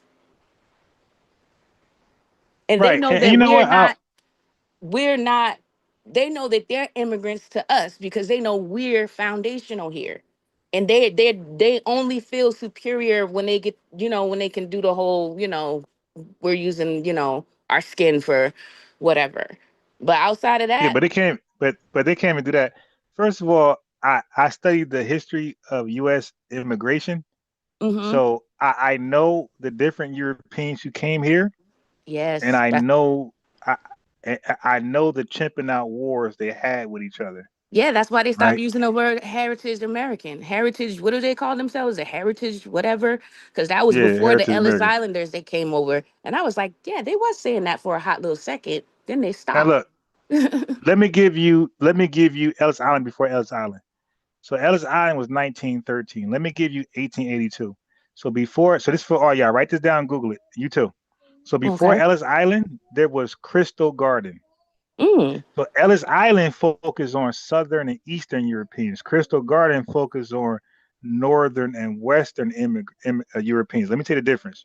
Okay. Northern and Western Europeans are seen as Anglo-Saxon. Mm. Southern and Eastern Europeans are not seen as Anglo-Saxon. So, for example, Italians are not seen as Anglo. That's why they were treated so harshly over here. Armenians and all those Ukrainians and Yep. Russians, they're not seen as Anglo. So that's why they get treated a certain way. But Mm. Germans, the French, Scandinavians, those folks, they're all seen as Anglo. So when they come over here, they're expected to assimilate right away. They don't expect Southern and Eastern Europeans to assimilate. They don't think they're assimilatable. They don't think they can. Mm. Right? Yeah. Okay. That makes sense. Because I Yeah. remember learning about that in school. They would teach us about them. My twin have wires. So yes. So the terminology was old immigrants versus new. So old immigrants were Western and Northern, and new immigrants were the Southern and Eastern. Okay. Okay. Yeah. Kind of like the same thing they do to each other, like the northern parts, like the northern part of Italy versus the southern part of Italy. You know what I Right. mean? Right. No, They that's a all fact. do it. And the southern part was seen as inferior. Right. That's a fact. Right. Yeah. That's a fact. And then like when you study Italy, you go to Rome, which I just did, and you dealing with the Roman Empire, with the Byzantine and the Western, because at that point it was East and it's funny, you said North and South. Yeah. Well, back in Roman time, it was about East and West.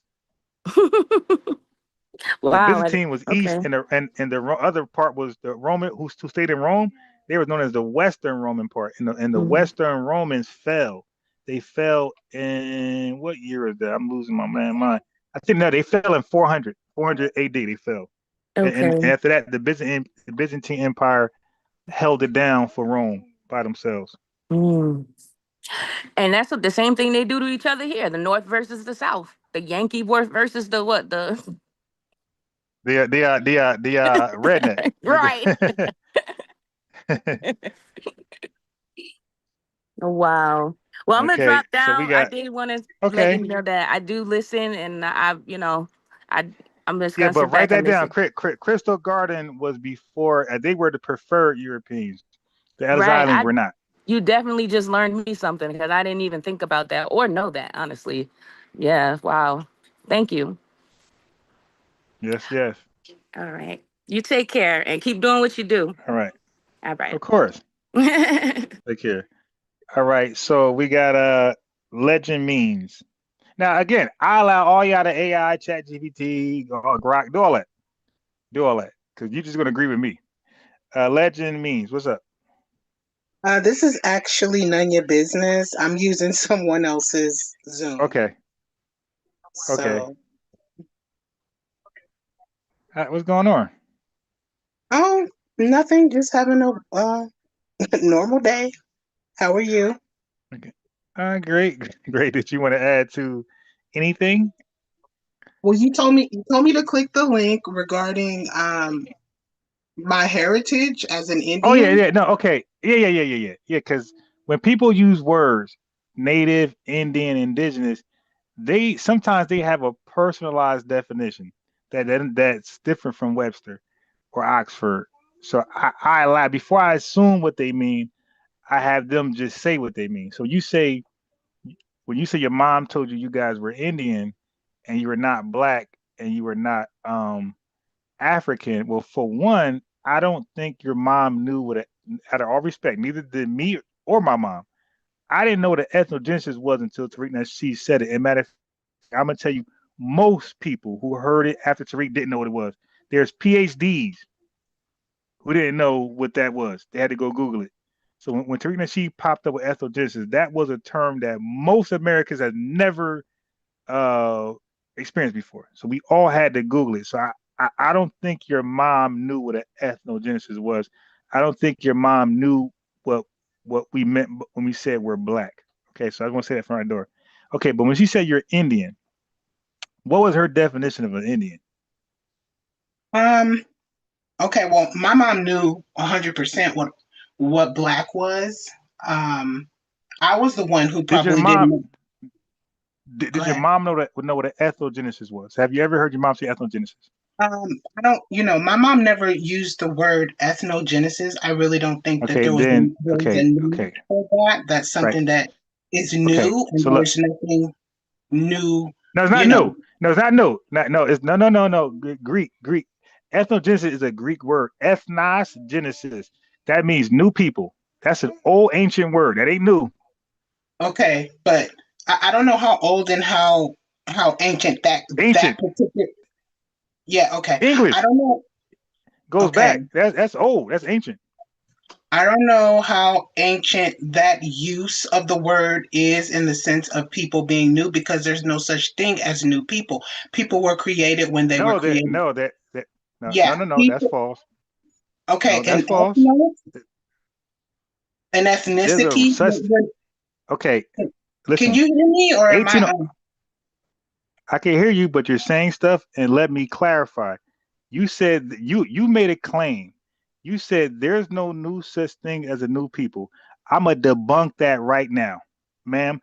Have you heard of Burkina Faso? Yes. Okay, what date did Burkina Faso exist? It was not always here. I want to say 1940s or 19. I can't exactly remember. I do have friends from there. 1957. So that means it's new because people were around before 1957, and then poof, out of nowhere, we have Burkina Faso. That's a new people that was not here before 1957. Now, the person who established Burkina Faso was Thomas Sankara. Okay, so that became a new people in 1957. Now, Dessalini, does that name ring a bell? Dessalini? Sounds Yeah. it sounds Italian, but it doesn't really ring a bell. No, it sounds Haitian. Okay, he established who the Yeah. Haitians are in 1804. That became a new people in 1804. There was no such thing as a Haitian before 1804. I got one more for you. Ghanaians. You know the country Ghana? In Africa? Yeah. Yeah. Okay, that's Kwame Nkrumah. That was 1967, I believe. All right. So these are people, these are new people who were not here yesterday. So yes, ethnogenesis is literally a new people. Now the humans, the biology is always here, but the classification, the identity of these people are brand new, and they are to be considered separate from everybody else with the same biology makeup. These are Ghanaians, and these over here are Nigerians. So literally new people. That's anthropology talk, right? So yes, I understand what you're saying. You're saying I biology, we think were already here, but what happens is, what happens is, what you cannot disrespect in life. We have socialness. Listen, in life we have something called sociology. This is where humans socialize. So when humans decide to group up, when human beings group up, and when they say you're not me, I'm not you, that's new, and that's respected, and that's what humans do. Animals can't do that. okay, Humans but can say, "Hey, wait, no, you got to listen. You're okay. You got to respond to what I'm saying. You can't just yell over me. What I'm saying is, you said there's not new. I'm explaining how it is new. I'm saying Black Americans, are we the same as Haitians? are you allowed? Are you asking me?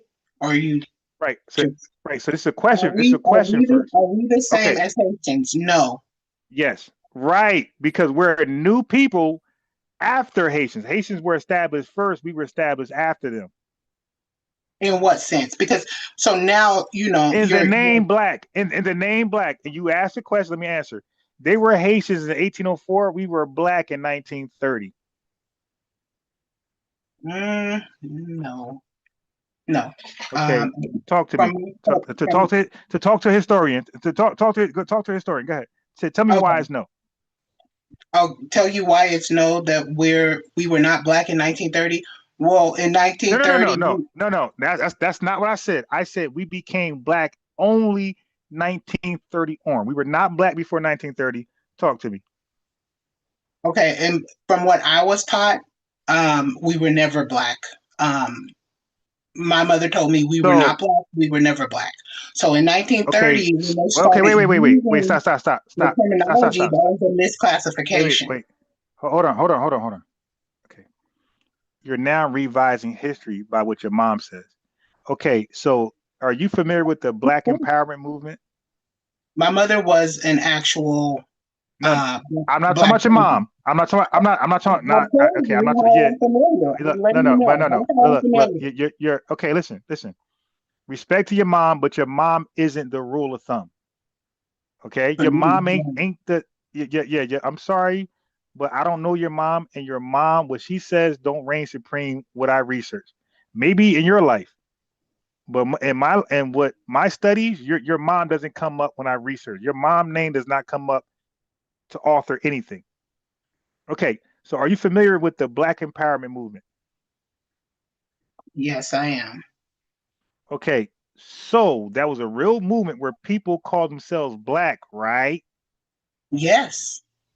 So we did exist. You said we didn't exist, so we did exist. No. This is silly. I'm saying we were not. You won't let me. You won't let me speak, and I think go. Let me. It's all you. Okay. Thank you. My mother was an actual Black Panther. All right. Okay. She told me, she said, you know, Huey and them, they you know, call us Black Panthers. We would go and we would see all this stuff about the Egyptian, you know, King Tut when that came to town in Oakland and all this. My mom said, this is not what we are. Even though they say this, we are not Black. She pointed out to me who the Black people were because we had Black people living in our city, you know. So who were the Black people? The Black people were, this particular Black person was an African. So they were. Oh wait! Stop! Do you know Black and African are not interchangeable words? The word Black. Do you know that? The word Black and African, they're not interchangeable, right? All of them are pretty much made up in my understanding of the word. But at the end of the all day, words are made up. All words are made up, including Indian. Okay, so now let's get back to this. Not the original words. Original words come from ma'am. All words are made up by human beings. Okay, all words. So now. Yeah, I don't agree with being human. So okay, all right. Well, okay. Well, God made it up, whatever. But listen, Black and African, you do know those words are not interchangeable, right? Not Africans are not Black. To be honest, this person was a Black Brit, but those are still okay. But yeah, no. Wait. Hey, ma'am, Black Brit has a date. Mm-hmm. Black, this person was a European. Excuse me. A Black wait, hold on. Okay, excuse me. There's no such thing as a Black Brit. Okay, when you say Black, are you using Black as an adjective or a racial classification? Which one? No, I'm using it as a status. Wait, hold on. It's a word. Words have words are either nouns, adjectives, and a whole bunch of stuff. So you said Black Brit. Listen. Okay, cool. So now you know adjectives describe a noun, right? It actually could even be a pronoun in this case because no. It's not a pronoun because okay, you don't know what a pronoun is then. Yeah, it is. It's a Okay, pronouns replace nouns, ma'am. No, wait, stop. I'm gonna help you out. It's a proper noun. It's basically who somebody is. Stop. It's their name. Ma'am. Listen. I'm trying to save you from the embarrassment. A pronoun is he, she, they, it, him, her. Yes. I meant proper noun. It's a name. Right, okay. Wait. So which is a proper noun? Black or Britain? Blacks. The blacks. Huh? The blacks. Okay, stop. Okay. But hold on. Stop right there. Black by itself can be a proper noun depending on who's applied to. Now, but you said Black Brit. So Black, when you say Black Brit, Black cannot be a proper noun. Black is describing the Brit. The Brit is the proper noun. So how do you think I'm describing them? Okay, well, you could only use Black in that context as an adjective. But what do you think? You say Black Brit. Okay, can you just let me tell you what I mean when I say Black. Okay, go in because you're confusing us. I'm not talking about their skin, even though their skin is dark. I'm talking about okay. So wait. So they are non-descendable. They are non-descendable, non-sovereign people. Stop. I got you. I know you got this plebiscite doctrine, but listen, we're speaking English, and English has it's plebiscite babble. Because we're speaking English and English has grammatical rules. It's called syntax. That's what it's called. So when you say Black Brit, whether you use it for a status or not, the proper noun is Brit. It ain't the Black. Okay? So now, how can now the black, wait, hold on, go in there. So the Black, wouldn't the Black be describing somebody of African descent, right? I mean, I don't know what particular. All I know is ma'am. Wait, no. I don't listen. I'm saying the term Black Brit. When you say Black Brit, aren't you identifying somebody who has African descent, somebody who descended from Africa?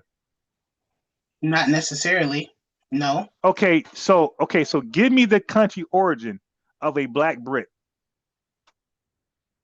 if you want to be 100% honest, Yes. they Always could be have 100%. they could have different countries that they could come from. The So point is, give me just one. Wait, no. Just give me one. I could give you. I could say America. I could say, No. they There's don't no necessarily such have to thing, come from a ma'am. particular country. It's that Ma'am, you gotta they hear. are aboriginal Hey, to us. ma'am, you gotta hear yourself. You're making up bullshit. There's no such thing as an American Black Brit. How are you American and British? I'm not saying These they're are American. nationalities.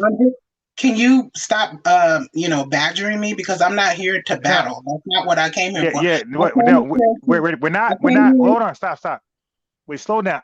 You don't have no questions for me. If you do, I'm happy to answer. You're struggling with my questions because you're all over the place. No, I'm because asking you. I already know what my mom taught Listen to my me. question. You are Okay, the one I got asking you. me. And you want to I got you. allow me I to understand tell what your you mom taught you, but we're talking about Black Brit right now.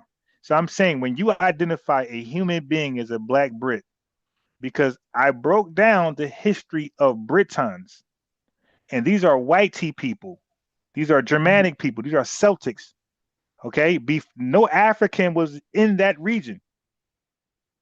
Okay, all of the history of Britain, there was no African there. These are white tea people. These were Europeans. That's not I true. broke down And this. then Okay. all All right. Europeans would be. No, I'm good. I'm good. Take care. I'm good. I'm not doing that. I asked her who she described as a Black Brit. She says Americans. Oh shit. So, hey, family, when they say Black Brits, they're talking about us. Okay. I knew what she said about Indian and everything's about her mom. Her mom said it, so it's true. I'm like, so your mom knew what ethnogenesis was? Well, she didn't know that. I mean, you're just babbling. You're wasting my time, man. Like, get up out of here. I'm not doing that. I don't give a damn. Woman or man, I believe in equality. Okay? I believe in equality. I cook men and women equally. I'm not giving no pass, especially when you express stupidity. I'm not going to give you a pass. I'm a chess teacher, and we're taught to, when we play our students, we crush them. We don't give them no false hope. Because any false hope, they're not going to respect your leadership, your instructions. You dig? They're going to think that they know better now. So you got to crush them to humble them, humble that spirit. So I'm going to crush you.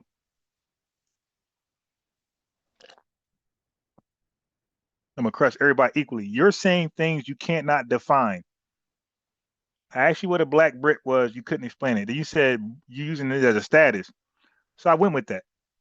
Okay, let's go with Black Brit status. But you're talking about a certain people. I said, give me the country. This woman says America.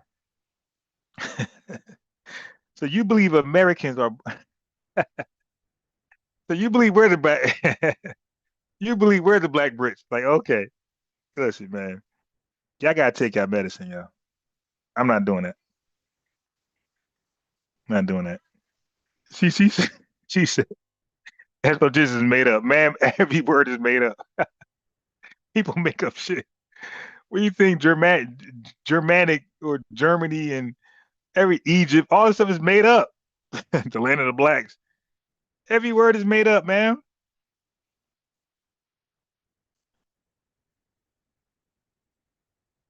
Yeah, Deep One for Life says she identified Britain as black, but said we aren't black, and her mother was a Black Panther tether.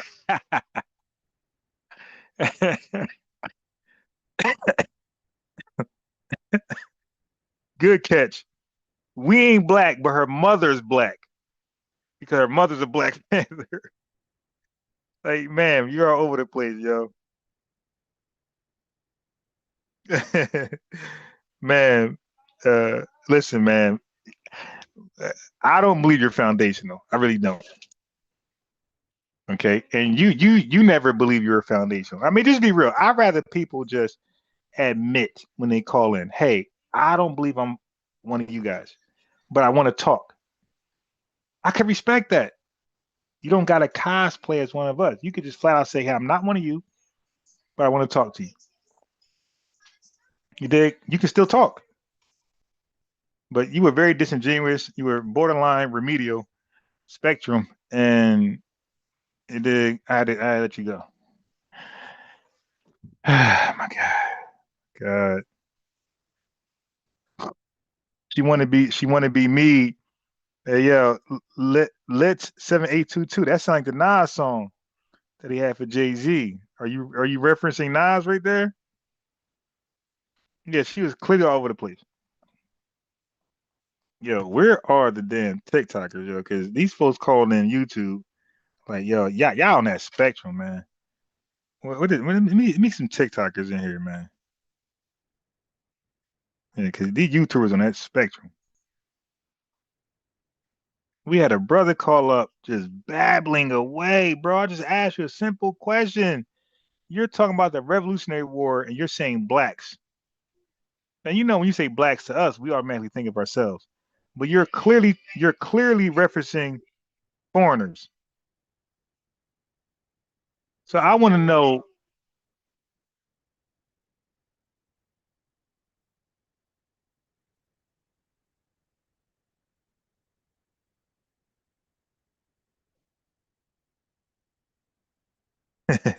Yeah, that's a great point my boy's making.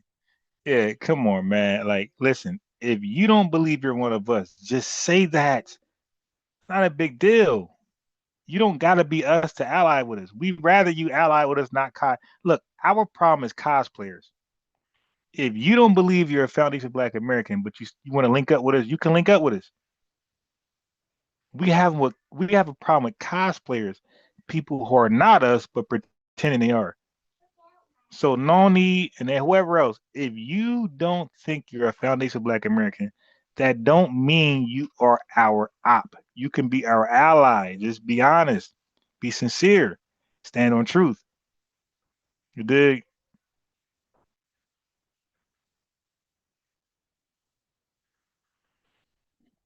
But y'all be operating like tethers, man. Like straight up tethers.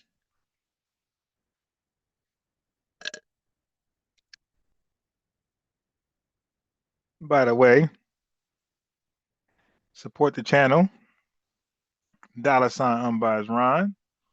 $ you can send $1. You dig? Ain't gotta be nothing crazy. I'm not Umar. Send $1. Next time make it 100. Hey, yo, listen. So let me go over chimping out. Chimping out is a white tea action. Okay, white tea people chimped out and involved themselves in the transatlantic slave trade. That was a chimping out action by white tea people.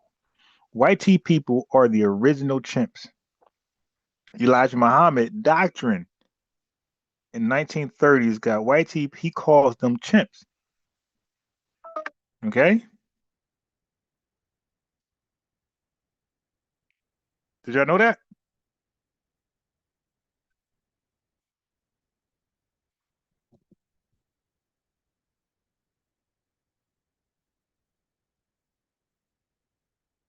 Hello, hello. Salam alaikum. Walaikum assalam. Alaikum what? Salam. Yeah. Walaikum assalam. Are you a Muslim? Huh? Are you a Muslim? I got respect for my Muslim brothers. You dig? I'm not Muslim, but I got respect for Muslim brothers. Because you said about, Elijah Muhammad, that you're a Muslim because, Nah, well, I was part of Nation Islam at one point. Oh, okay. Yeah. Did you live? But I never left. I just felt like my mission was different from theirs. What different was that? Well, they was more into like prayer and worship, and for me, I was more into activism. Oh, so okay. Yeah. So you didn't like praying? I was never a prayer, to be honest. So who are you now? I'm a foundational Black American. Is that like a religion or No. what is that? Okay, look. How about this? If I said I'm a native Black American, what does that mean to you? If I said I'm native Black American, how would you receive that? Native Black American. So when you say native, because I know native, you gotta be native to the land, right? Right. So does it mean that you are actually native to America? Yes. It's just a name. No, I'm native. I'm literally native to America. Okay. Oh, interesting. I didn't know that. Yes. Okay. Look at my picture. I'm native. Like my picture shows you the nativity of America. Like I'm a product of this country. Okay, so you're native and FBA at the same time, or yes? Hey, brother. Tariq Nasheed. He'll tell you himself. He said himself that FBA is a spinoff NBA, Native Black Americans. Okay, so speaking on Tariq Nasheed, right? Yeah, Tariq Nasheed is in Japan. Right. And you guys have been boycotting Asian businesses, and you guys said you're not going to be spending money with the Asian businesses. And now that he's in Japan, spending money on Asian businesses, what do you say about that? Okay, so what I got to say about that is this. Black Americans are not a monolith. So I don't join every boycott. I don't join every protest. I join things that I feel. If, for example, at one point, Black Americans were boycotting Gucci. I wasn't. Okay? So there's some things I join, there's some things I don't join. We're not a monolith. We're not a cult. So you guys are divided, basically. No, we're independent thinkers, basically. That's what I'm saying. So no, not divided, because every ethnic group on this earth do their own thing when they can, right? Nobody marches like a unit of solidarity. Everybody have independent brains unless they're chimping out on some primitive simian behavior type stuff. Right, and that's a very risky movement to be part of, because everybody. There's no movement. Wait, hold on. Let me correct you. The movement is the talking points. The movement is not the lineage. So let me correct you there, my guy. The movement is the talking points. Is not the lineage is not a movement. It's a lineage. So your talking points, all you guys have seen your talking points. Wait, what are the talking points? Do you know? I don't know. You said it. Okay, so no, let me tell you. The talking points. Okay, are you familiar with the civil rights movement in America? I was part of it. Okay, so what were the talking points? Civil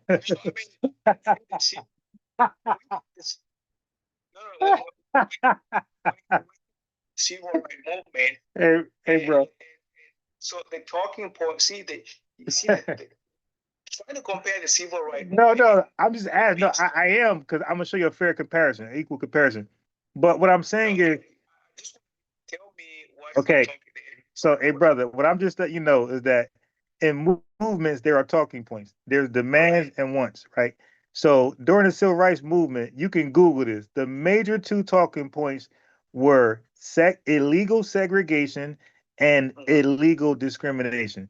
In FBA, in our lineage, FBA, our two major talking points, we got two, like the civil rights movement, is delineation and reparations.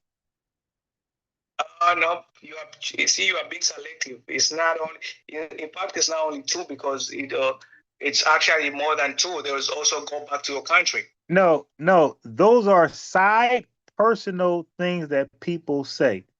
Okay, for me, I don't say that. I believe anybody here legally should be here legally. I say anybody here illegally shouldn't be here illegally. So that's not my stance. I argue against those FBAs. If they say that, I say our country allows immigration. I think that's a good thing. And I say if you're here legally, you should be here legally. You should stay. Yeah. Okay. So you guys, your whole movement, it's very. Yeah. No. The movement, again, you keep saying the lineage is the movement. The talking points ain't about staying and going. The talking points is about reparatory justice with our government, got nothing to do with you, and it's about delineation. That's the two talking points. Then why is Africans involved into this thing then? Because you involved yourselves. That's why. how did Africa involve itself in this? Okay, got you. You involved yourselves because when we said delineation, you thought that was something against you. That had nothing to do with you. That was everything to do with our American government. Okay, so boycotting African businesses how is that? Okay, no, wait, hold on, no. Boycott African business is something Black American, Native Black American women decided to do because I don't get boxed. Well, first of all, I had long hair at one point, and but most of my braiding was done by a Jamaican shop and a Foundation Black American. Every so often, I go to a African shop, but what I'm saying is, that was something that was started by a Black American woman who explained her personal experience. She didn't say all African braiding shops do this. She said her personal African braiding spot don't treat her with respect. And she said, I'm going boycott. That was her personal experience. Other Black women evidently experienced the same thing. And they said, we're going to join you, sister. So the boycott was about African braiding shops, not all African businesses. All right. Nope, it's all African businesses. No, it got there because of the response of Africans about the boycott of the braiding shops. So when Africans now we are the boycotting culture people. You said you were part of the civil rights movement, and you know about the bus boycott. We are the boycotting people of the world. Nobody is known for boycotting but us.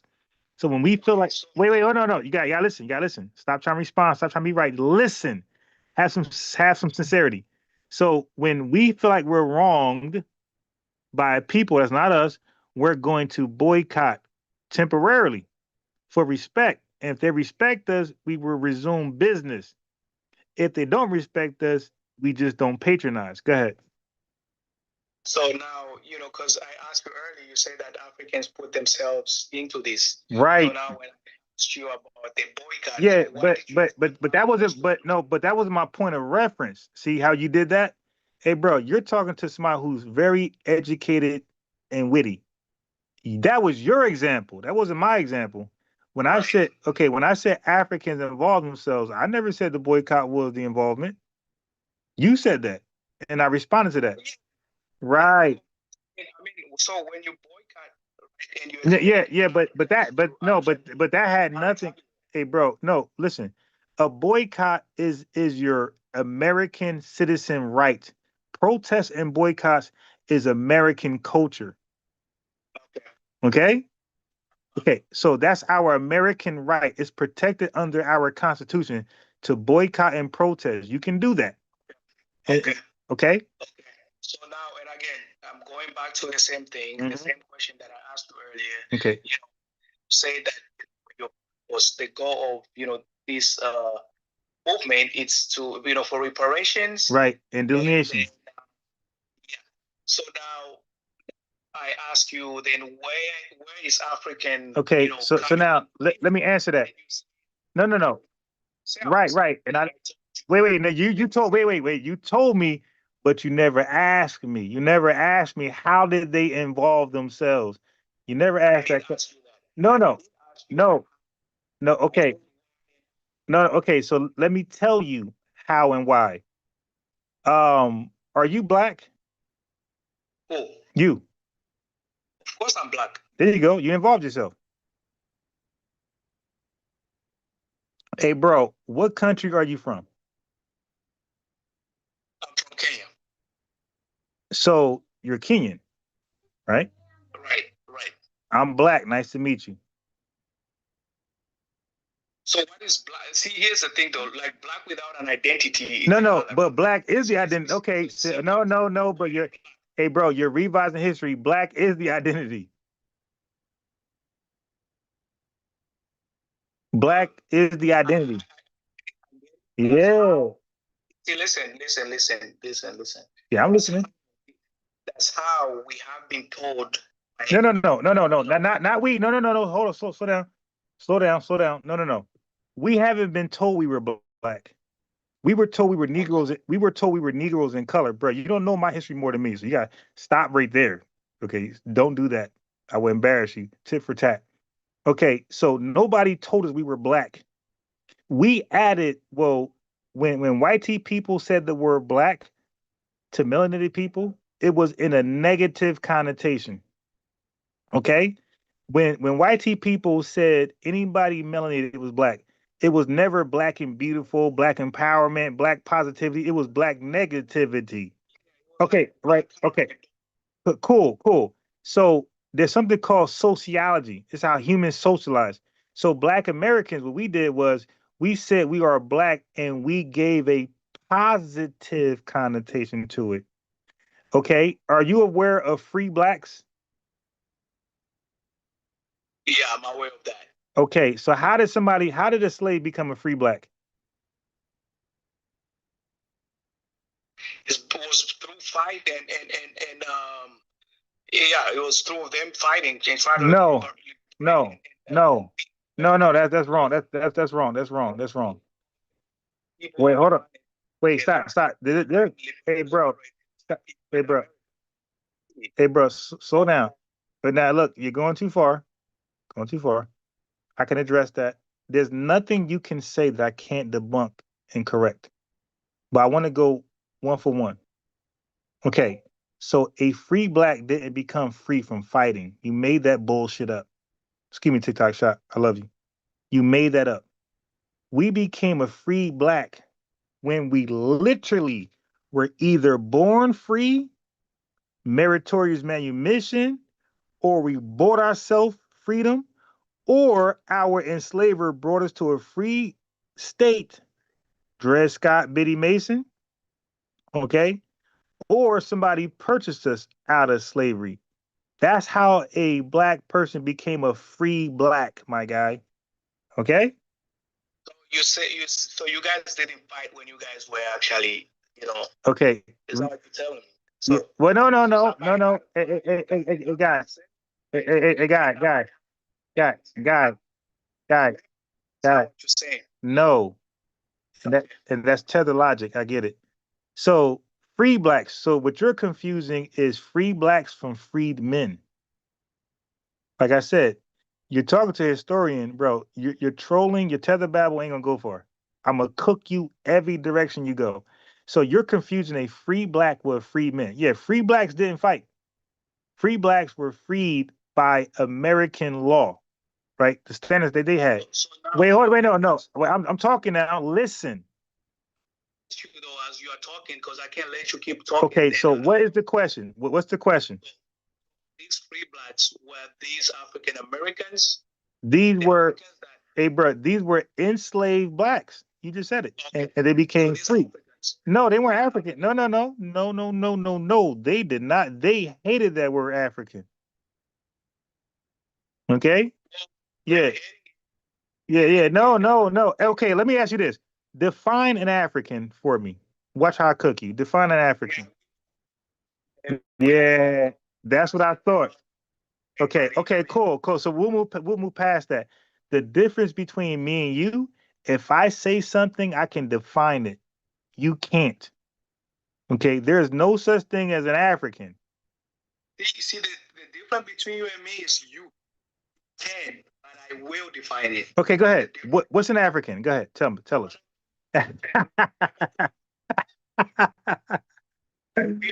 Oh God. All right. Hey, bro. So you can, which means you can lie about it. No, I ain't gonna lie. No, you can Google it. Yeah, everything I say, look, I tell all my tether friends and white tea supremacists, I say when I say something, you have the right to Google it on the fly and see if I'm right. I accept Google research. I accept it. I don't deny it. I accept it. Okay, but you ain't gonna be able to use Google because it's gonna say I'm right because I already fact checked myself in advance. I'm one of those smart FBAs. You dig? So, going further, freedmen are the blacks who fought in the Civil War for their freedom. They actually deleted a lot of these dusty, musty white tea Confederates. Deleted them. Destroyed their heroes. Bye-bye, Felicia. Okay, and then we became free blacks. Freedmen, I'm sorry, we became freedmen then.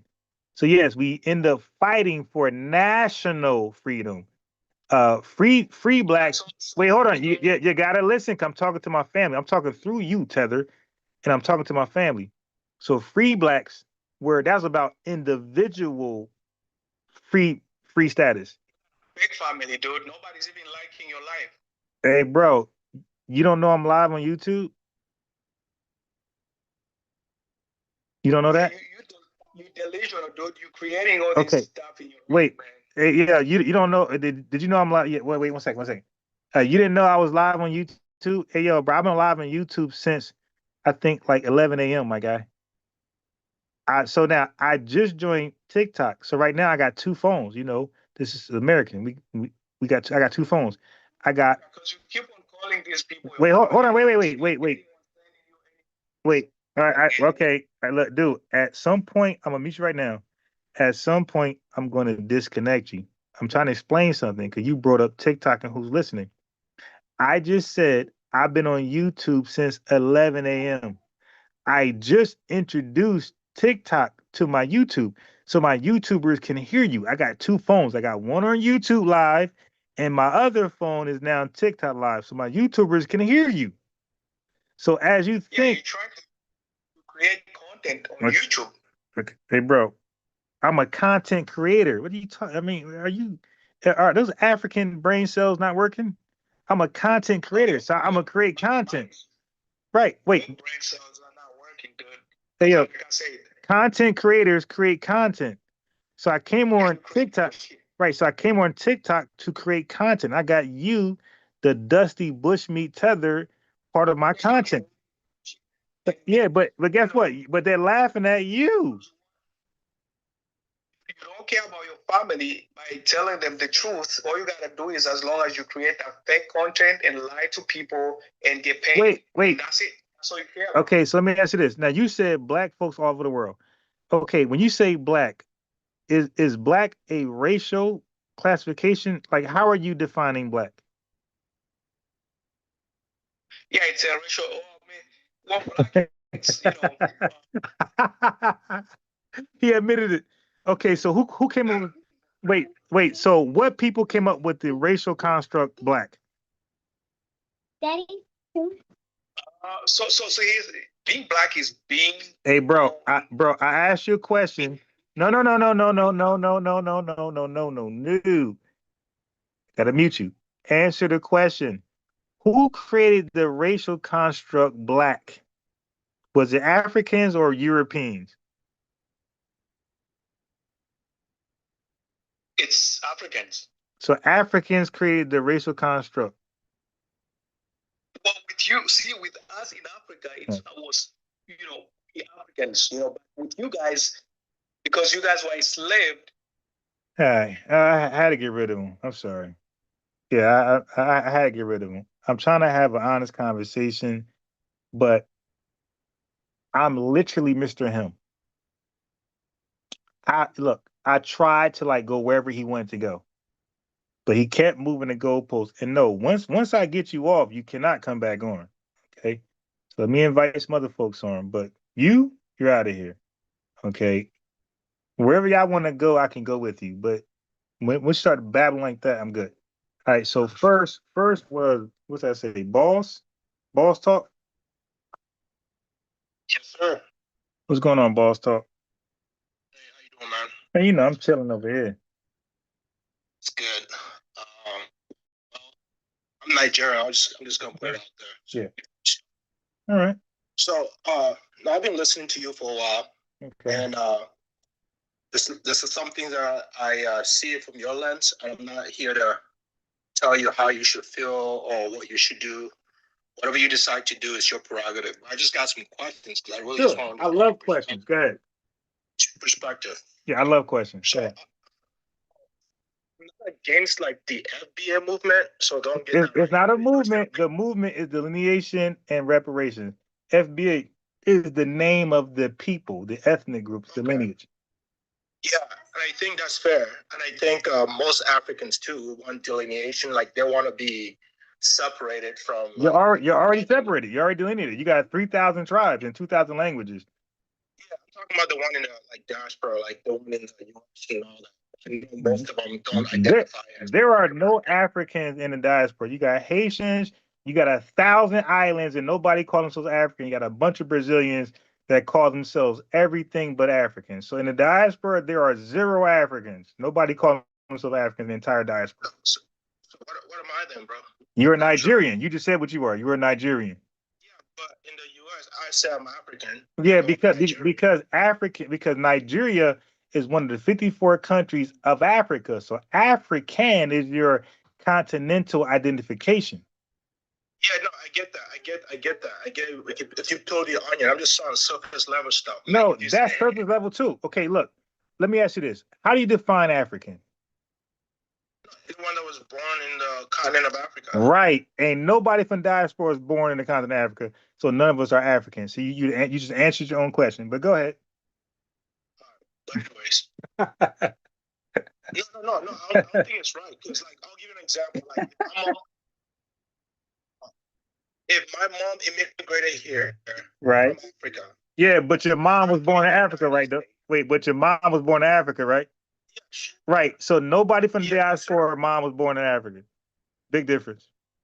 Yeah, but I'm also going to identify as an African before foundational Black American. Well, you can't. Okay, because you're not foundational, and you're not Jamaican, you're not Haitian, and you're not Brazilian, so you can't identify as those.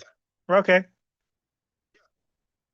Let me make my point, bro. Like, so I'm trying to understand tactically. I get you guys want delineation, you want reparations, all that stuff, right? And deservingly, I would say yes, you do, for so many reasons we don't have to get into. But I'm just trying to understand how politically it works in the United States. Okay. Let me tell you why. Yeah.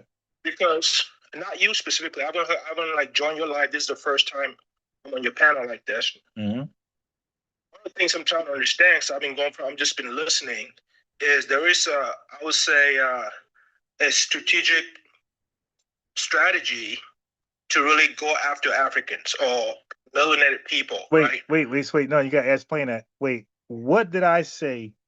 Like Africans are not on my mind at all. Okay. No. I'm saying, but the FBA talking points. There are 2 major FBA talking points. You just said them. You said delineation and reparations. Those are the original FBA talking points. My guy, if you see people, wait, hold on. Listen what I'm saying to you. The talking points are reparation and delineation. So if people have FBA spaces and they're not talking about delineation and reparations, then I question their FBA-ness.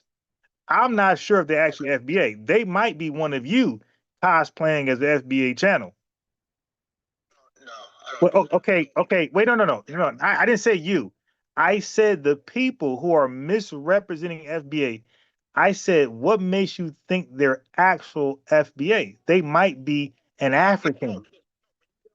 I'm just saying. Let me just finish my point, bro. So, like, you get on the panel, or you go from one TikTok live to another, right? So the conversation is focused on. All right, look. No. Bro, because I tell people all the time when they join my stuff, bro, I cannot speak to other panels. I cannot, because you could be lying, you could be honest. I don't know.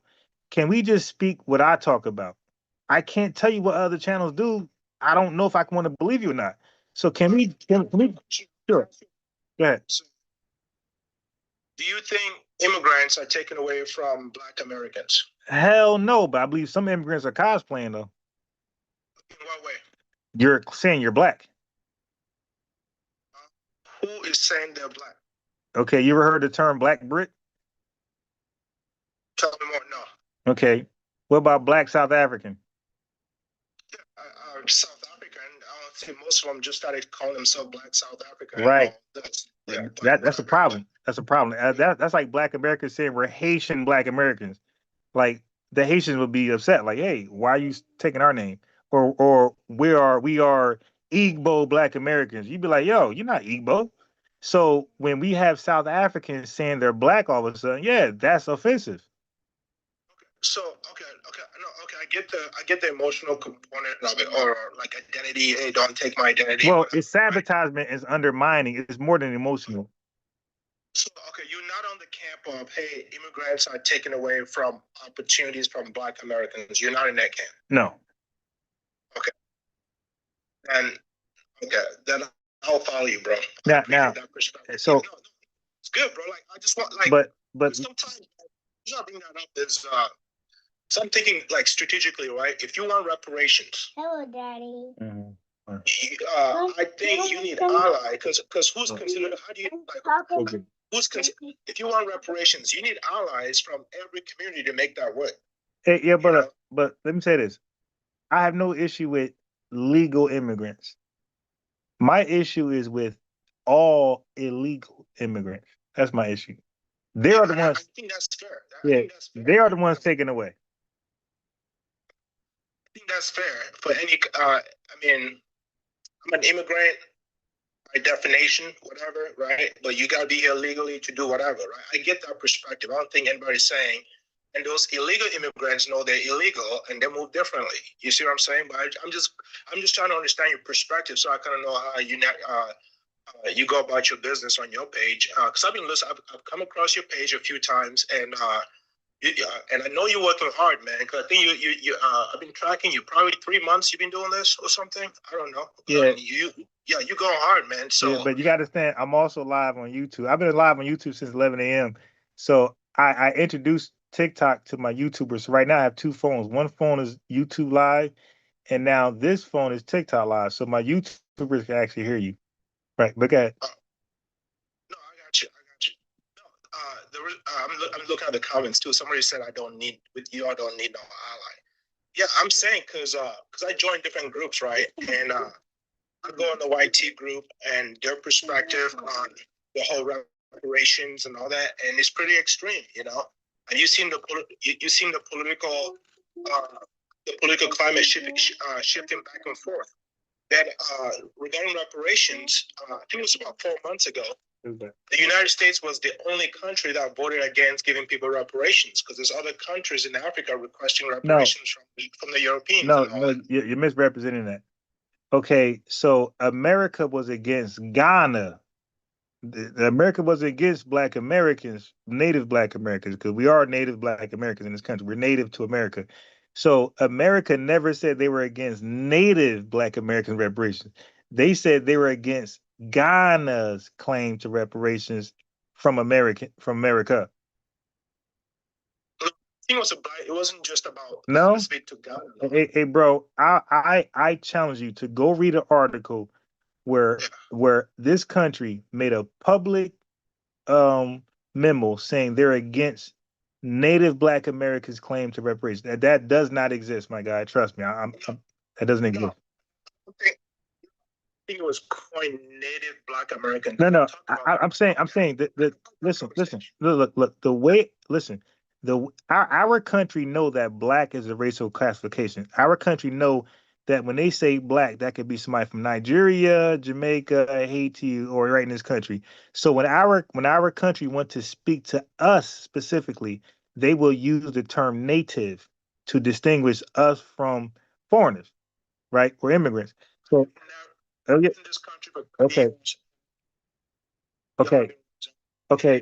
Right. So you need to read, because I'm a guy who studies U.S. history of immigration, and we've always been known as Native Blacks, and they call the whites here, the Britons, the real Britons, they call them Native Whites. We have always been regarded here. You can Google that, my guy. We've always, hey, bro. Listen what I'm asking. I didn't say Native American. I said, see how you spun it? I said Native Black Americans has been a long used term. And matter of fact, on my YouTube channel, my guy, I went to the dentist Thursday, and it asked me to check my Black race. This is my thumbnail on my YouTube video from yesterday. I checked the Black or African race and the ethnicity, bro. There was a box that literally said Native Black American descent. I took a picture of it, and it's my thumbnail on my YouTube channel, Blacks with an X, News and Facts. Okay? So question, right. just from my own knowledge, but who's Right. considered native Black American? Everybody who's foundational to this country, they're a native Black American. Foundation means okay. Yeah, slavery, because foundational is actually a physical thing you did, is work you put in. So it's something called clearing the land, right? Clearing the land is what make you native to this country. Not just clearing the land, but tobacco, sugar, rice, and cotton. These are what makes you foundational. So before America had tools to clear the land, they needed money. And our labor from cotton, rice, tobacco, and sugar had built the economy overnight.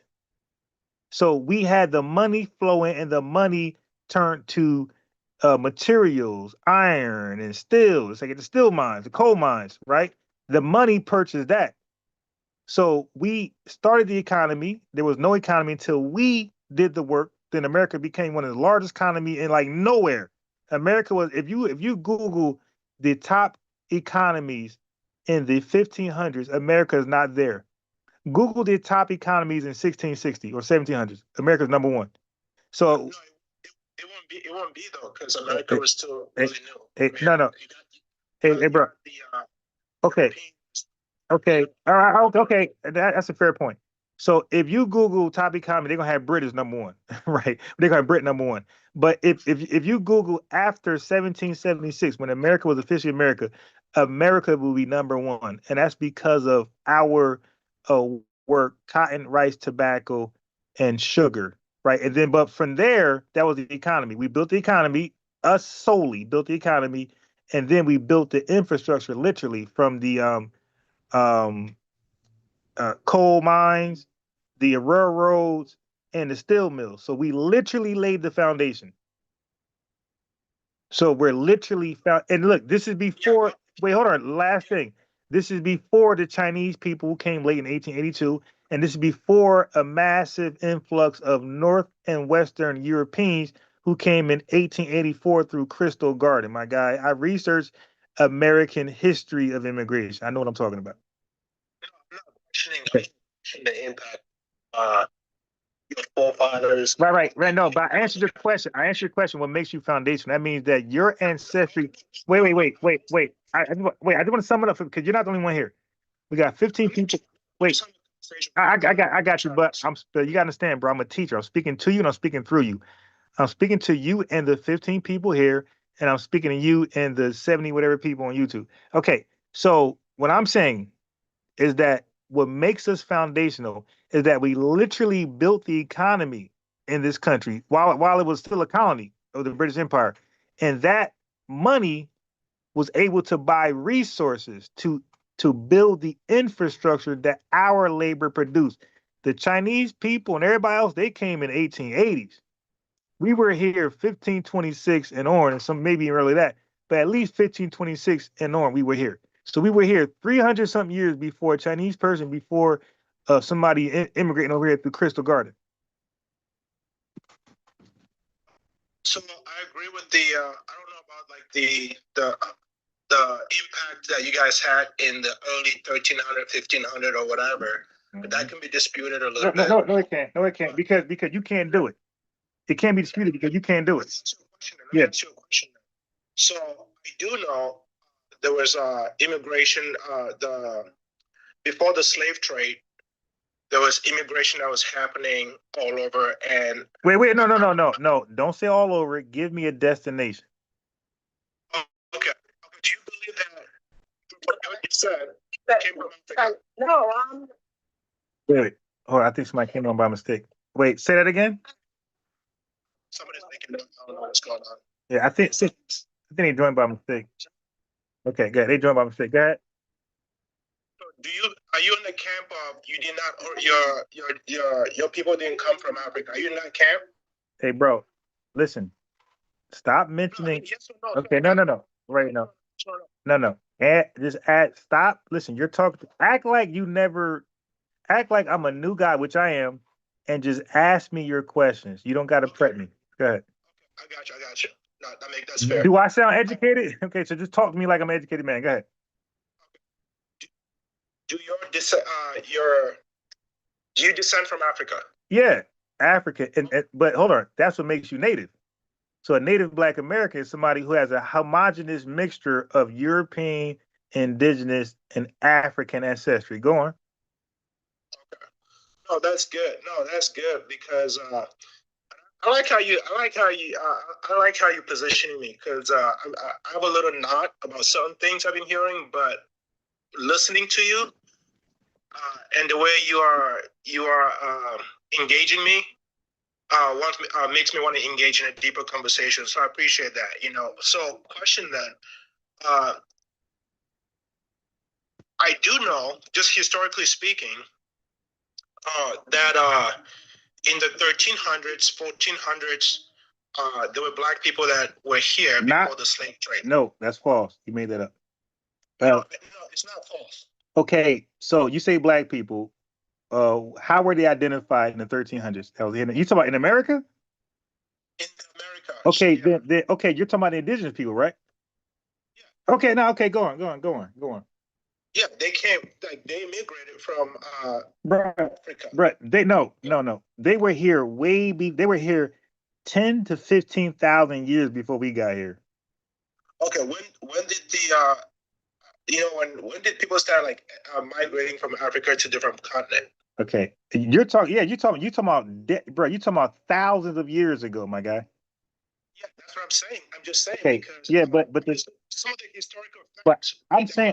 I'm saying the way that's calculated between 12 to 15,000 years ago. That's not 1300s. Yes and no. Hey, bro, the 1300s. That's 700 years ago. The people who you're referring to were said to come here 13 to 15,000 years ago. Just go Google it real fast, my guy. No, that's true. No, you're right. I know. No.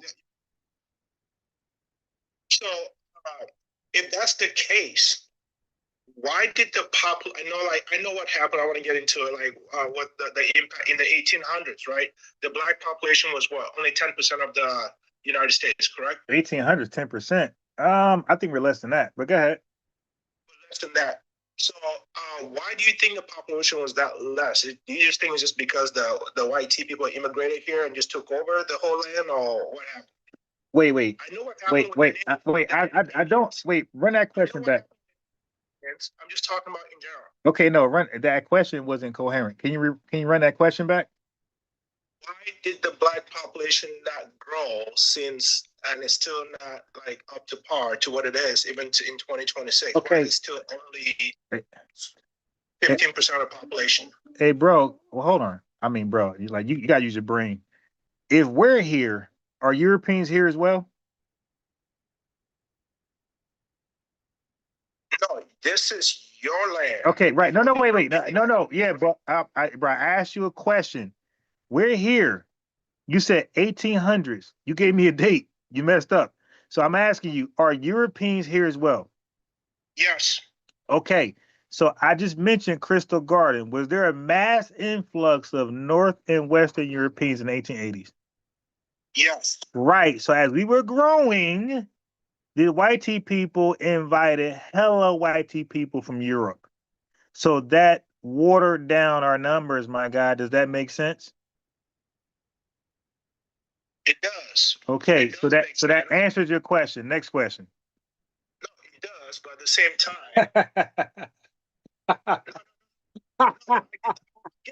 This guy is crazy, man. This guy is crazy. This question to you, I'll keep the conversation going.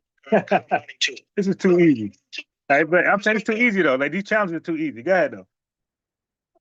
I'm not hey, I talk for a living, man. So okay, and I educate for pay. But go ahead. Hey, that's good. That's good too. Okay. Question for you: in 2020, fast forward to 2026, because a lot of these arguments that we're having is so stuck in the past. No, we don't. Well, the past is everything. Only a white supremacist would say ignore your past. Why they remember theirs? Wait, hold on. Wait. No, but America just celebrated 250 years. Okay, so that is talking about the past. So the past is cool, until FBAs want to consider the past. Now all of a sudden, don't think about the past. No, we're not falling for that cosplaying trick, my guy. The past is very important. I'm going to say something negative. Well, yeah, because you got bad faith already. Mm-hmm. Question about 2026. Yeah. I just use that as a reference point because that's what we're doing, talking about the past, right? I'm not gonna go. So the question I have is one of the things I'm struggling with. Not struggling. I got you. You're remedial, but I'm gonna help you. Say that again. I said, if you're struggling, that sounds like you're remedial. So I got you. Go ahead. Okay. So, who are the leaders in your communities in 2026 that people can aspire to be? Well, leaders are everybody. So we're so he asked me a question, I answered. He says, no, no, no, no, no, no, no. Okay, so let me tell you about our culture, bro. Everybody's a leader. We look at our cousins, we look at our brothers, our grandmas, grandpas, aunties, uncles, neighbors, celebrities. We look at everybody as a leader. That's on an individual basis. We are inspired by different people, my guy. We're not a monolith. Now, you guys over there in Africa, in Nigeria, you guys got leaders who are scammers. So all you guys, gravitate to scamming. That's why your country is known for scamming more than any country in the world. Yeah, Nigeria. Wait, hold no. I'm responding. So wait, no. Hey, bro, but wait, no, I'm responding. You're trying hard. My guy. Once you cut in when I'm talking, I gotta drop you down. So don't do that. It's disrespectful. So in Black American culture, we honor Southern hospitality. So I lived in 5 Southern slave states. So in our culture, when you come into an FBA house, you abide by their rules. You gotta get the F out. Okay, so you're in my space. You don't cut me off while I'm talking. I will disconnect you, get you out of here. The show gonna go on with you or without you, my guy. I don't need you. Okay? Okay. So hold on. Okay. All right. Okay, wait, no. No. Yeah, no. Hey, no. Okay. So all right, so let me get you out of here. Okay. You made a fool of yourself.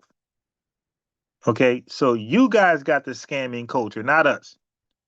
You guys inspired to be scammers. Scamming in Nigeria is praise. It's not looked down upon. People look at scammers as intellectuals in Nigeria, my guy. You guys got a city called Makoko that's literally called a floating slum. You dig? It's called dead water. You guys are living on a floating slum. So now, where he at? He come back on? Hey, yo, come back on, because I think I know more about Nigeria than you. So you asked me about my country and you was bad faith arguments. Let me ask you about Nigeria, because I think I know about more Nigeria than you, my guy. So brother, come back. Well, come back on. So first, JB. So before you go, hey Jones, let JB go, because he was patiently waiting. JB, you there? Okay, hey, I can't hear JB. He's on mute. Hey Jones, what's up? Hey Jones. My bad, but you cooking him, bro. Oh yeah, thank you, bro. I appreciate that, man. Yeah, thank you very much. Yeah, man. Listen, man. Wherever y'all want to go, I go with you. I'm cool. We can do it. You dig? JB, when you're ready, just unmute. So I want the African tether to call back in. Because enough about me. Let me ask you about you. I think I know more about Nigerian culture in the country than you. So I want you to call back in. I want to ask about Nigeria now. That's the thing. Like when people call in from the West Indies, I pretty much know more about their country than them. I know sometimes more about Nigeria than Nigerians, but none of them know about Black America more than me. All collectively, none of them can touch me. I know my history. And go ahead, JB. What's up, bro? Yo, okay, what's up, man? What you got? Man, I'm not gonna lie, bro. I've been so long, so I kind of forgot what the main topic was. Can you just Nah, the topic is whatever you want to talk about. Yeah? Yeah. Okay, awesome. That's great. I like that. And you sound like a very educated man. Which I am. So I appreciate that, yes. And also you seem like you speak more on facts and not emotion. So I was Exactly. interested to have this time with you. Sure. So Wait. Before you start, your country of origins is where? awesome. So I'm a Sudani, Okay. Nubian, more specifically, but I was born and raised in the United States, so I know. Wait. So are you familiar with Bilal as Sudan? Beled Sudan means land of Sudan. Right. And right. And who named it that? The Arabs. Right. Okay. In English grammar, that's called an exonym. You know that? An exonym. I didn't know that. Thanks. Okay.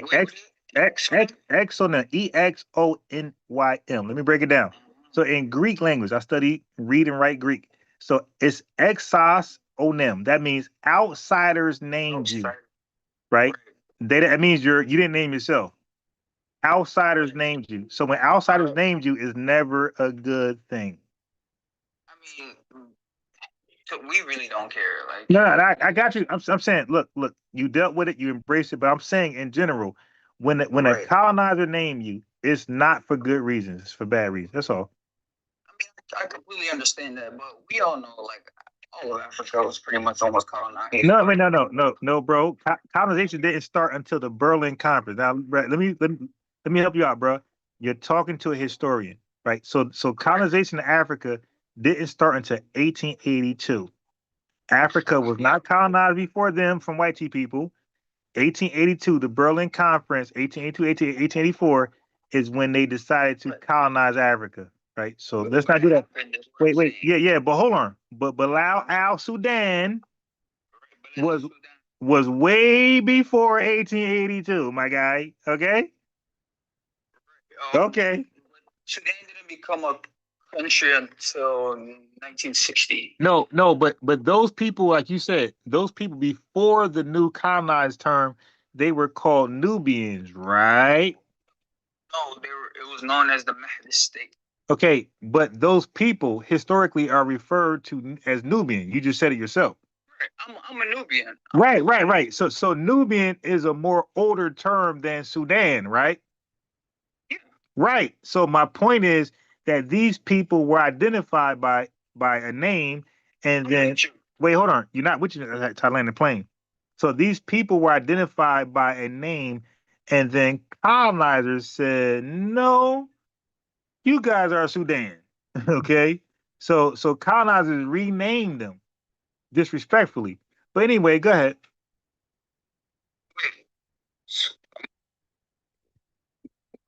I will find you. Go ahead. Sudan right. Before. Right, by Arabs. No. The colonizers were the Arabs. Right. Like colonization, though. Okay, I'm saying oppressors. When I say colonizers, yeah, not in a literal sense. I'm saying oppressors that come to came outsiders. Huh? Like outsiders, people who came. Yes. Okay, I agree with you. So listen.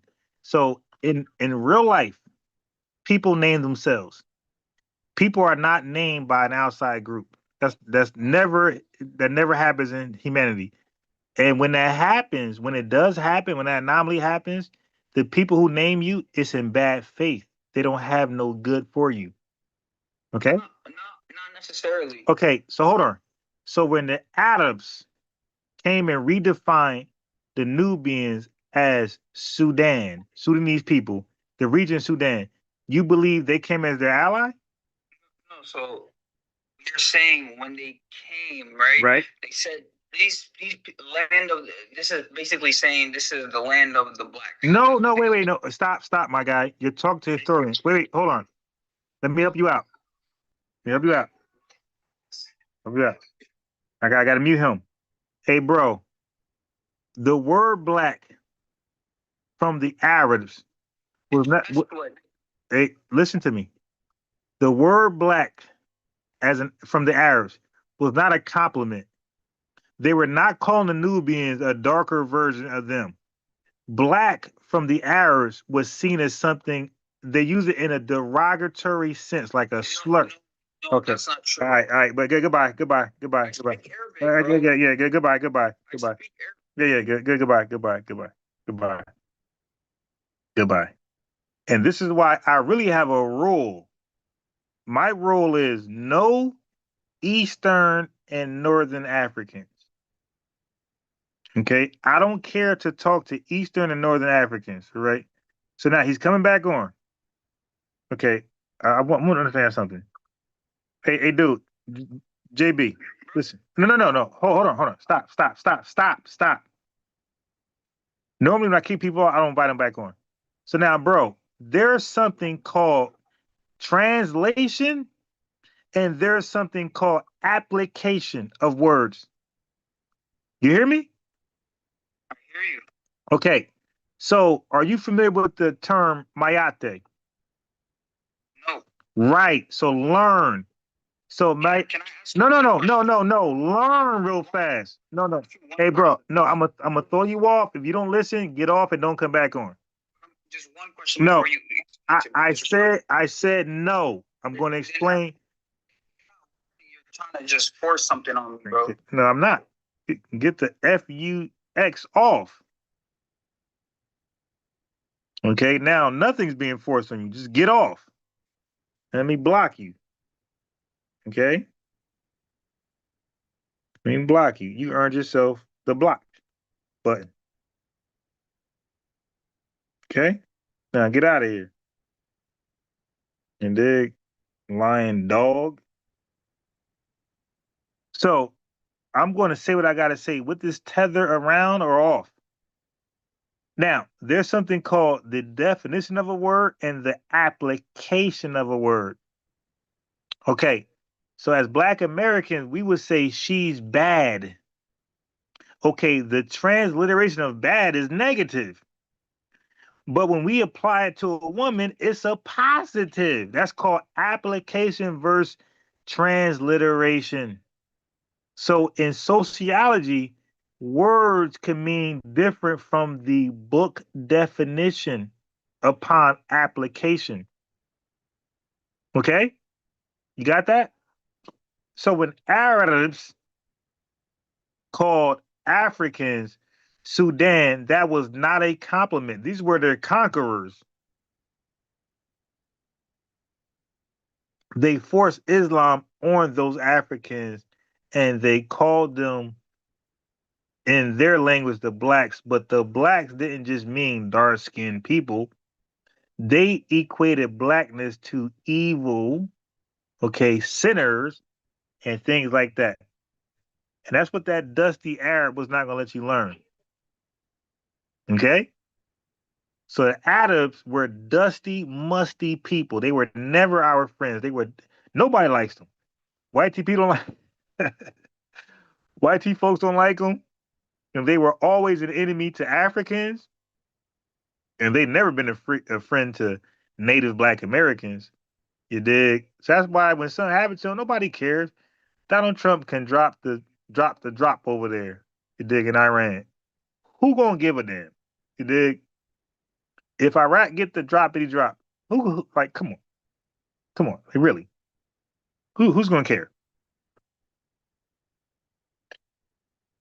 And I'm a proponent of the droppity drop, by the way. Cause my gas price is way too high. And if folks got to be a casualty of war, they got to be a casualty of war. You dig? So I'm in support of the droppity drop. If it dropped these damn gas prices to 99 cents, you feel me? Because these folks playing with us. They ain't thinking about us. They over here with this straight hormones and they doing what they doing. They don't give a damn about our lives over here. You dig? They ain't saying, hey, gas $4.19, but for you native Black Americans, we'll sell it to you for $1. They ain't doing that.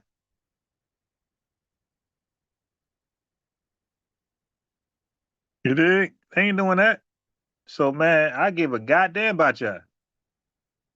You dig? I'm telling you straight up. I don't give a damn about none of y'all Arabs. And you ain't no friend to us. We want to sell us that bullshit religion. To touch top, I love you. You dig? No, not happening. You try to force it on the Persians. You try to force it on the Ottoman Empire. It didn't work. It worked halfway, but it didn't work 100%. It didn't work on them all the way. They maintained what they maintained. You dig? Yeah. Y'all dudes got a dusty history. Y'all Arabs, you guys got a dusty history. Okay? You got a villain, dusty history. Nobody respect y'all like that. So, man, Donald Trump, man, do what you do, bro. Do what you do. I won't be saying nothing. Get those gas prices down to $1. I'm shaking your hand, my guy. Do what you do. If you got a droppity drop over there, drop it. But I'm tired of this little bullshit war, man. You got to win this. Go ahead and droppity drop. I'm pro droppity drop. That's me. I'm just being real. I'm American all the way. I'm American all the way. Drop it, Chasman. Droppity drop. I want Donald Trump to. I'm actually mad at him. I'm gonna cook Donald Trump. Like, yo, you're a coward. You talking this tough talk, but you're not doing it. You're not doing it. Go ahead and droppity drop. You dig? Droppity drop. Get them up out of here and drop those gas prices to 99 cents, and you will be up there with Abraham Lincoln. Because right now, Abraham Lincoln is the best president ever. But if you droppity drop, I'm gonna put you up there in the Abraham Lincoln category. You dig? All right, Trump, you got my support all the way. You droppity drop. Go ahead and drop it. You dig? These Iranians are out of control, man. You dig? They making life hard for FBAs without a care. So I'm in full support of the droppity drop. Get them up out of here. You see what I'm saying? That's me. I could be real. I don't give a damn about nothing y'all talking about. Droppity drop, and let's keep it moving. Dig. And I ain't thinking about nothing else. Droppity drop, and drop those gas prices, and let's continue being great. Donald Trump claimed that he wanted to make America great. Well, to make us great, droppity drop. Right now, we ain't great. Gas prices is ridiculous. You dig? I want reparations just on gas prices. You feel? All the money I spent on gas, I want reparations for that. So go ahead and droppity drop, and let's drop those gas prices. Let's just move on. You feel me? But this is when Donald Trump become my enemy, because he's talking tough, but he ain't doing no tough action. Go ahead and droppity drop, and let's keep it moving. You feel me? Fake liberals gonna complain or whatever. Once that gas price go to 99 cents, those liberals going to fill up their tank on $15. You dig? They ain't gonna be complaining too much more. Once those liberals, once AOC, that dog, once she and Jasmine Crockett, that other dog, Roland Martin, that dog, once they go to the gas station and fill their tank up with $15, I guarantee you, after a while, Crocodile, they ain't gonna be talking too much bad about Donald Trump. $10, $15, fill up your gas tank. They can be like, oh well, casualties of war.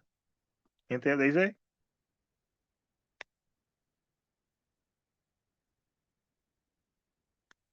Okay, so we had an Arab call in and couldn't do nothing with me. Who else? Who's next? Who else? I speak Arab fluently. I don't give a damn. I don't. And what that mean?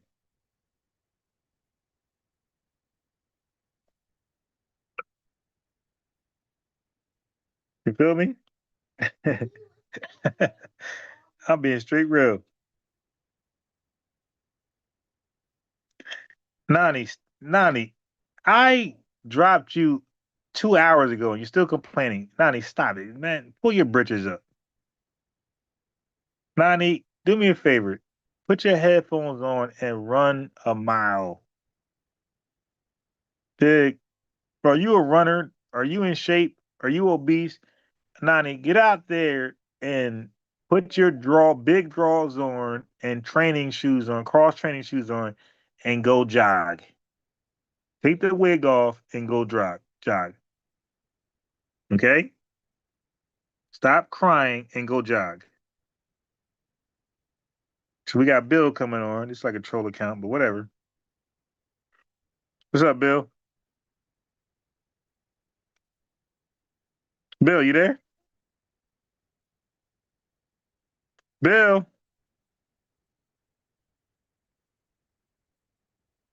Bill, you there? Okay, I don't think Bill meant to hop on. No problem, Bill.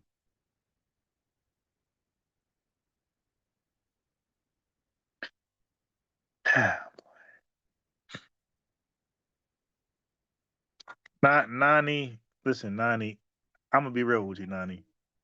I don't believe you're mentally stable. I'm gonna be 100% real. I believe you took some bad shrooms, smoked some bad marijuana, and you are bat shit crazy. I'm gonna be real. Okay? I don't believe you're sane.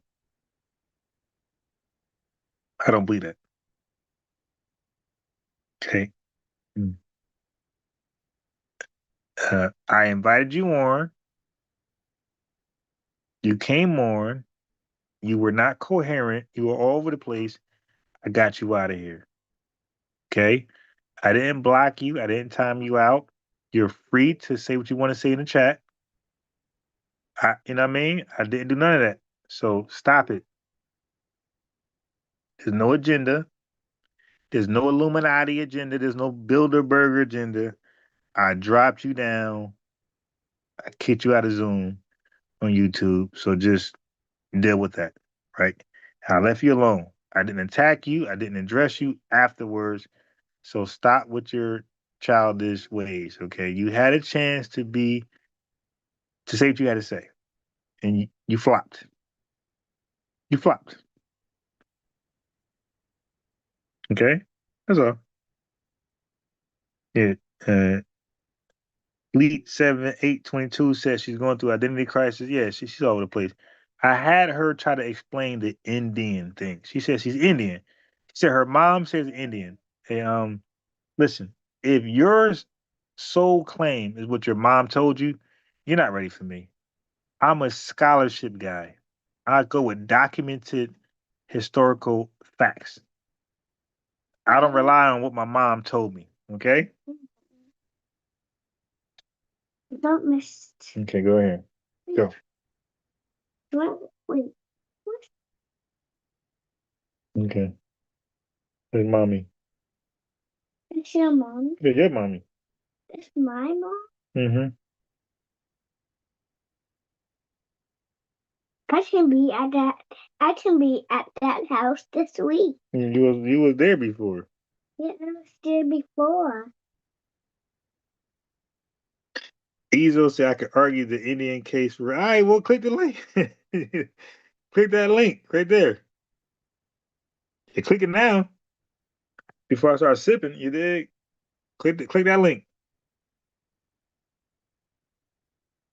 Okay. So I don't take conversations personal. Believe me, even the Arab guy, when I dropped him, I don't have a personal grudge against him. You think I dropped him? That's it. He's not qualified to talk to me on this topic. You know what I mean? He's not. So I dropped him. I want a real intellectual challenge. You dig? And like I said, those who don't know, if you want to pick my brain, I'm giving you free access to my brain. This is Sunday. You won't get this access Monday through Friday. I'm busy as crap. Okay? So look, it's 5 o'clock. It's getting late. This is the best time to click the Zoom link. This is the best time to invite yourself on TikTok to pick my brain. You don't gotta debate me. You can cross-examine me. I'm saying the only authentic black people on earth are native black Americans. Anybody else claiming they're black, they're false flagging. Okay? Bottom line. Now you can challenge me and have questions for me, or you can debate me. It's up to you. You can put me in the hot seat. You can cross-examine me. Most people don't ask me questions. I don't know why. I look at it as fear. I talk to hella people. They rarely got questions for me.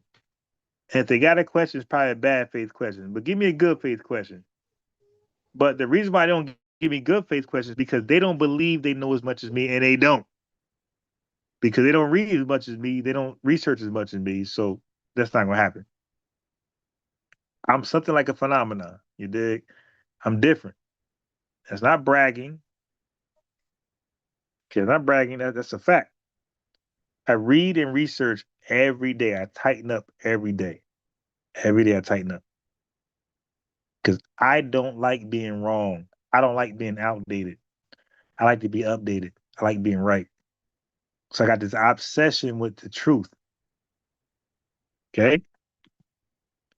All right, we got somebody coming on YouTube. So the TikTokers, you're able to hear a YouTuber. Because TikTokers usually hear TikTokers. But now we got a YouTuber coming on. TikTokers, you can hear what's going on.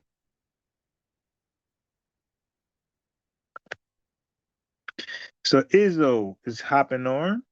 TikTokers, you can hear a YouTuber for the first time. Okay, so Izzo is connecting.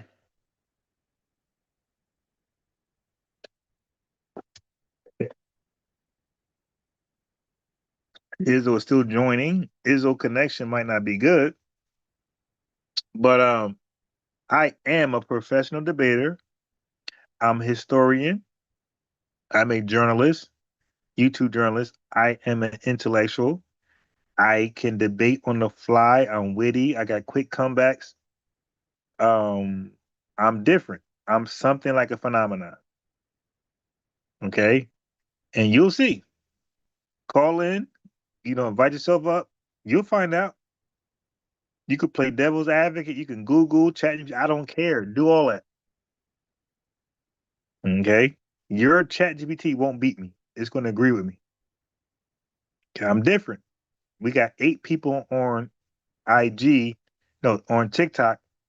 But if y'all really knew what I bring to this community, it should be 800 people on TikTok viewing me. But, sometimes people are before their time. Tupac was before his time. Malcolm X was before his time. I feel like I'm before my time. That's why I'm not getting the credit I get. And I accepted that. People that don't know half of what I know, not a fraction, they got all the views. I don't. Okay? Because I won't lie. They lie. I won't lie. So therefore, people like lies. They like to feel pampered. Izzo, what's up? Yeah, man. You bring them a little. I can argue the case for the Indians. You know what I mean? All right. So you said you could argue the look, case for it Indians. Starts with Wait, the no. many Wait. Hold on. Yeah. Wait, stop. 1 second. 1 second. Define an Indian first. Go ahead. No, you define an Indian. No. Indian would be what they call Indians, what they consider to be a part of the Indian lands. But Columbus came here and they thought this was India. Wait, sorry. They thought America hold was on. India. Let me help you out. When you say Indians, are you meaning indigenous people? American Indians. Brother, I asked you a Not question. Indian Americans. No, don't matter. When you say Indian, are you referring to the indigenous people of the land? I would be. Native people of the land, indigenous people of the land. No, not native. Native and indigenous, they are not interchangeable words at all. Zero. All right, I say indigenous then. Since if you're going to the root, yes. But yeah, you have to, because Indian is, I understand you. Yeah. Right. Okay, hold on, slow down. Because Indian is actually a slur. First of all, you got Indians in India. You got East Indians who are Vivek, those folks. This is a country called India. No, Vivek is an immigrant from the mainland of India, though. Like I said, fool, like it's a lot of etymology in it, fool. Hold on. Slow down. No, what I'm trying to get you to receive is that when you say Indian, there's a whole country called India, and they are Indians. So when you say Indian to us, we're thinking about that country. Bro, I know, bro, but that's how they feel about black. The word black. That's exactly how they feel about it, bro. No, they don't. No, okay. Explain. Okay, and look, you're talking to a guy who did the most research on black than anybody you know of. Okay, so what is their feeling on black? Black was a slur too, bro. No, okay, right, but that's called a connotative slur. Hold on, slow down. No good. Okay, black is a color, right? Okay. Yes or no? Yeah. Colors are adjectives, right? Yeah. So when they become a slur, that's called a connotative definition, negative, right? Then you have a positive connotative definition on black, right? Okay. So when you call in to talk to me, the OG, I know that black is an adjective, and when you place it on people, it becomes a connotative definition. And it could be positive or negative. So you're going with the negative connotative definition. We made it positive, bro. We made it positive. Right. Okay. Right. But hold on. But I don't want you. Okay. So slow down. But we're not though. Okay. Because you're just saying a whole bunch of shit. Okay. You said they could say the same thing about black. So explain that statement. It was a slur, and people brought it up and made it a people. Just no. Wait. No. But it was it was Barack. Stop. Okay, go ahead. Stop, my guy. Stop. Indian. That term was literally meaning bro. Listen. When you talk to me, talk to like in sincerity, right? Talk to want to learn and build. I am, bro. I'm humble as hell. I'm really trying to hear you out. Okay, so I want you to be quiet as I say this. Good. Right. Okay. When you talk to me and we say Indian or anything, talk to learn and be sincere, not to be combative. Okay. So Indian was a made-up fucking word from Europeans that meant savage from the beginning. That's not the same as black, my guy. Black is a color. Colors are not negative. Colors are neutral. So the word Indian, when it was introduced on people by Europeans, it meant savage. That's not the same. You just lied. That's not the same. Black is a color. And it meant slave. Hey, bro, you got to listen to what I'm saying to you, my guy. You're being remedial. Listen to what I'm saying to you. Black is a color in all languages. All languages, they got the color black. Black ain't negative. Black ain't positive. It's a color of an object, which is a noun. What I'm saying to you is that the word Indian, when it was introduced by Europeans, it was a slur. It never had a neutral or positive connotation. It was introduced as a slur. You hear what I'm saying to you? I understand all that, bro. So that's different than black.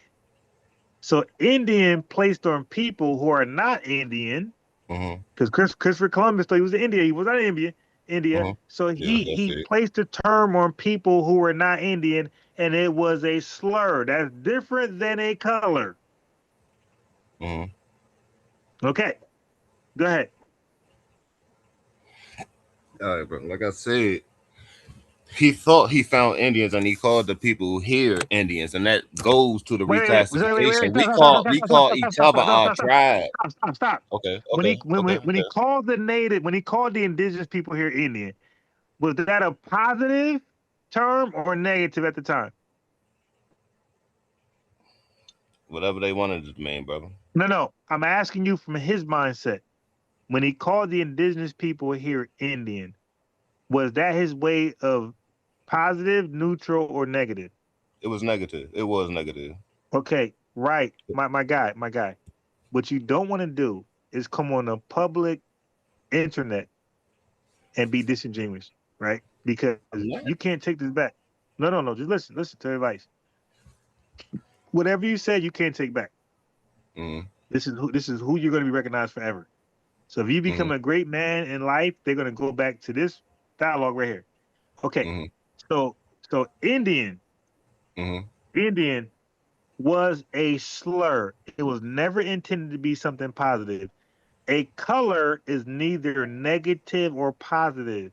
A color is an adjective. Indian is a noun. Do you know the difference between a noun and an adjective? Yes, a noun describes an adjective, brother. Say it again. An adjective describes a noun. My fault. I had it backwards. That's why I said. Yeah, my fault, bro. Yeah, I caught it. I couldn't let that fly. Yeah, I caught it, bro. Hey, bro. What I'm saying is slow down, my guy. There's no rush. You got time. I'm not going nowhere. All right, come on. You said a noun describes an adjective, my guy. Slow down. Adjective describes a noun. I know I fixed Right. it, bro. My fault. Right. Now I know, but what you said before is buffoonery, right? That's buffoonery. Okay, dude, you got to slow down. So an adjective describes a noun.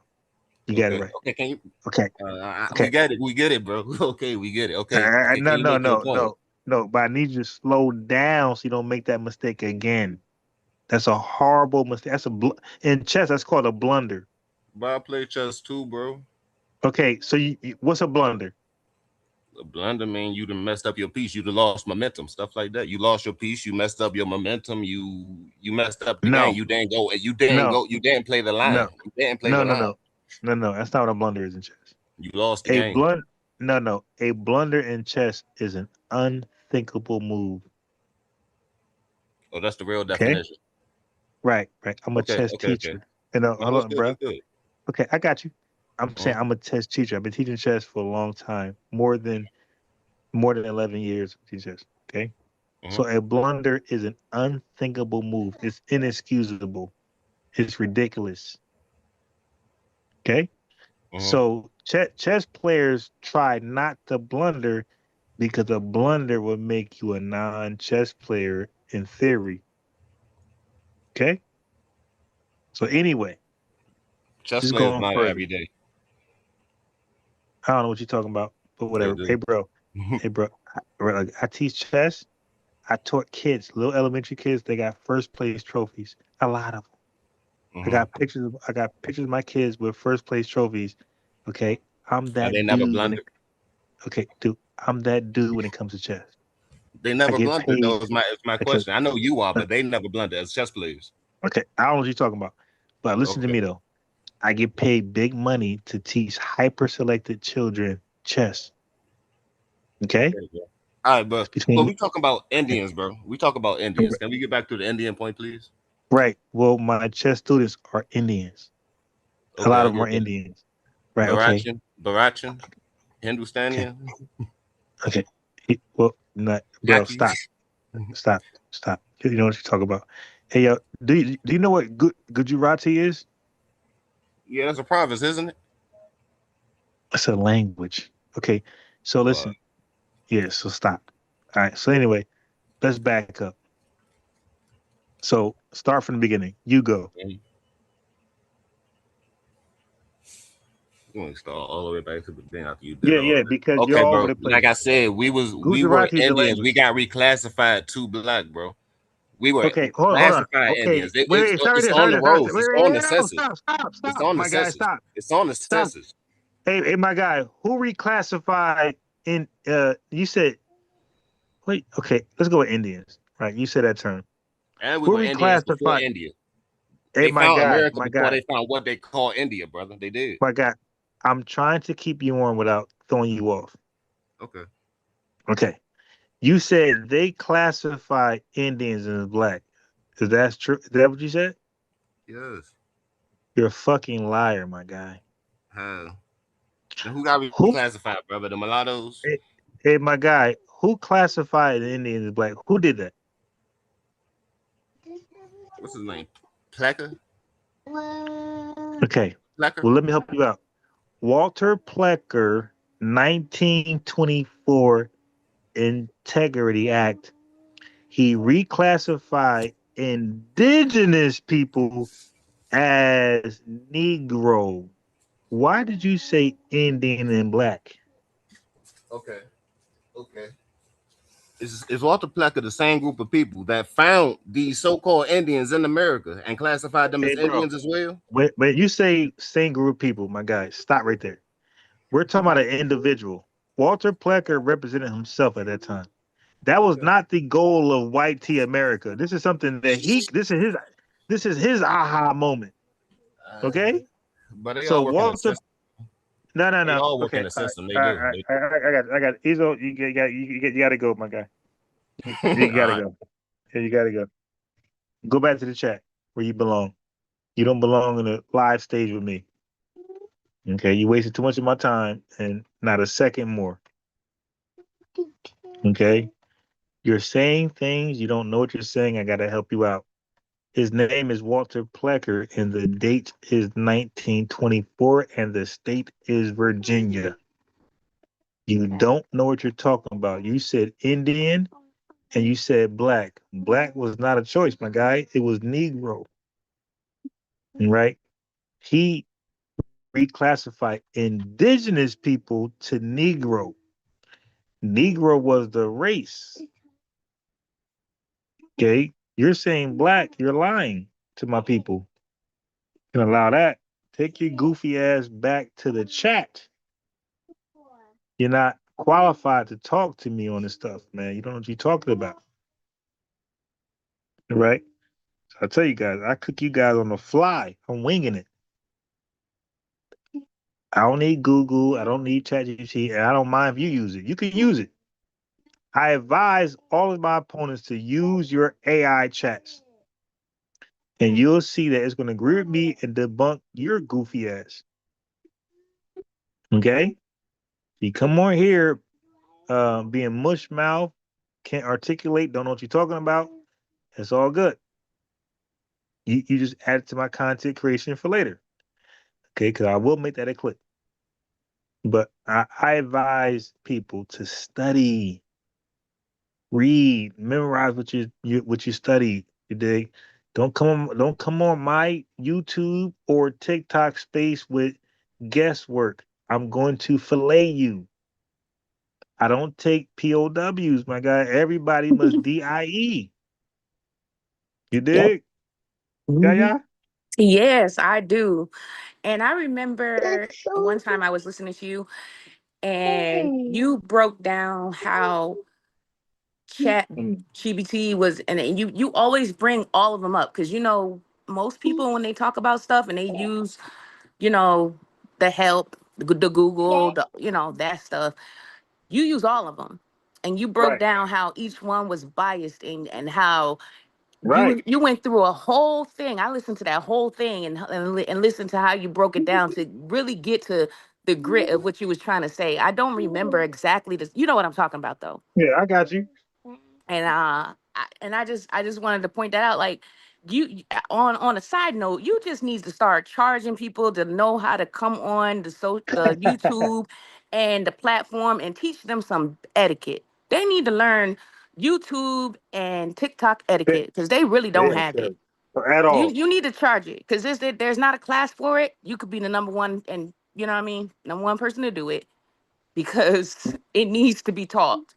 They have no etiquette when they come on At people's all. platforms and they don't understand how they're. Oh, I love when he talk. I love to hear little kids talk. But they really don't have a clue, and then they looking at you crazy when you going off on them and telling them like, look, this is not how you conduct yourself. First of all, you're in a public space And they really don't think that we're real people. I'm a real person that's calling you. It's a response. They think that you just out there on social media just saying whatever, and like it's fake, like fake news, fake this, fake. No, real people watch you. Real people interact with you. I'm a real person that's calling you. You're a real person that's talking. And somehow there's a disconnect there. There's a disconnect there. Just like, I'm looking at the people in the chat. Like I normally, because I be so immersed in what you're saying that I don't always, keep up with what people are saying in the chat, because it's going to take away from the point you're trying to bring across, or some awareness that you're trying to give to us. Because, number one, you're taking the time out of your life and the time, and you're doing this, one, because you love it, and you're doing it because it needs to be done, and nobody's doing it in the way that you're doing it.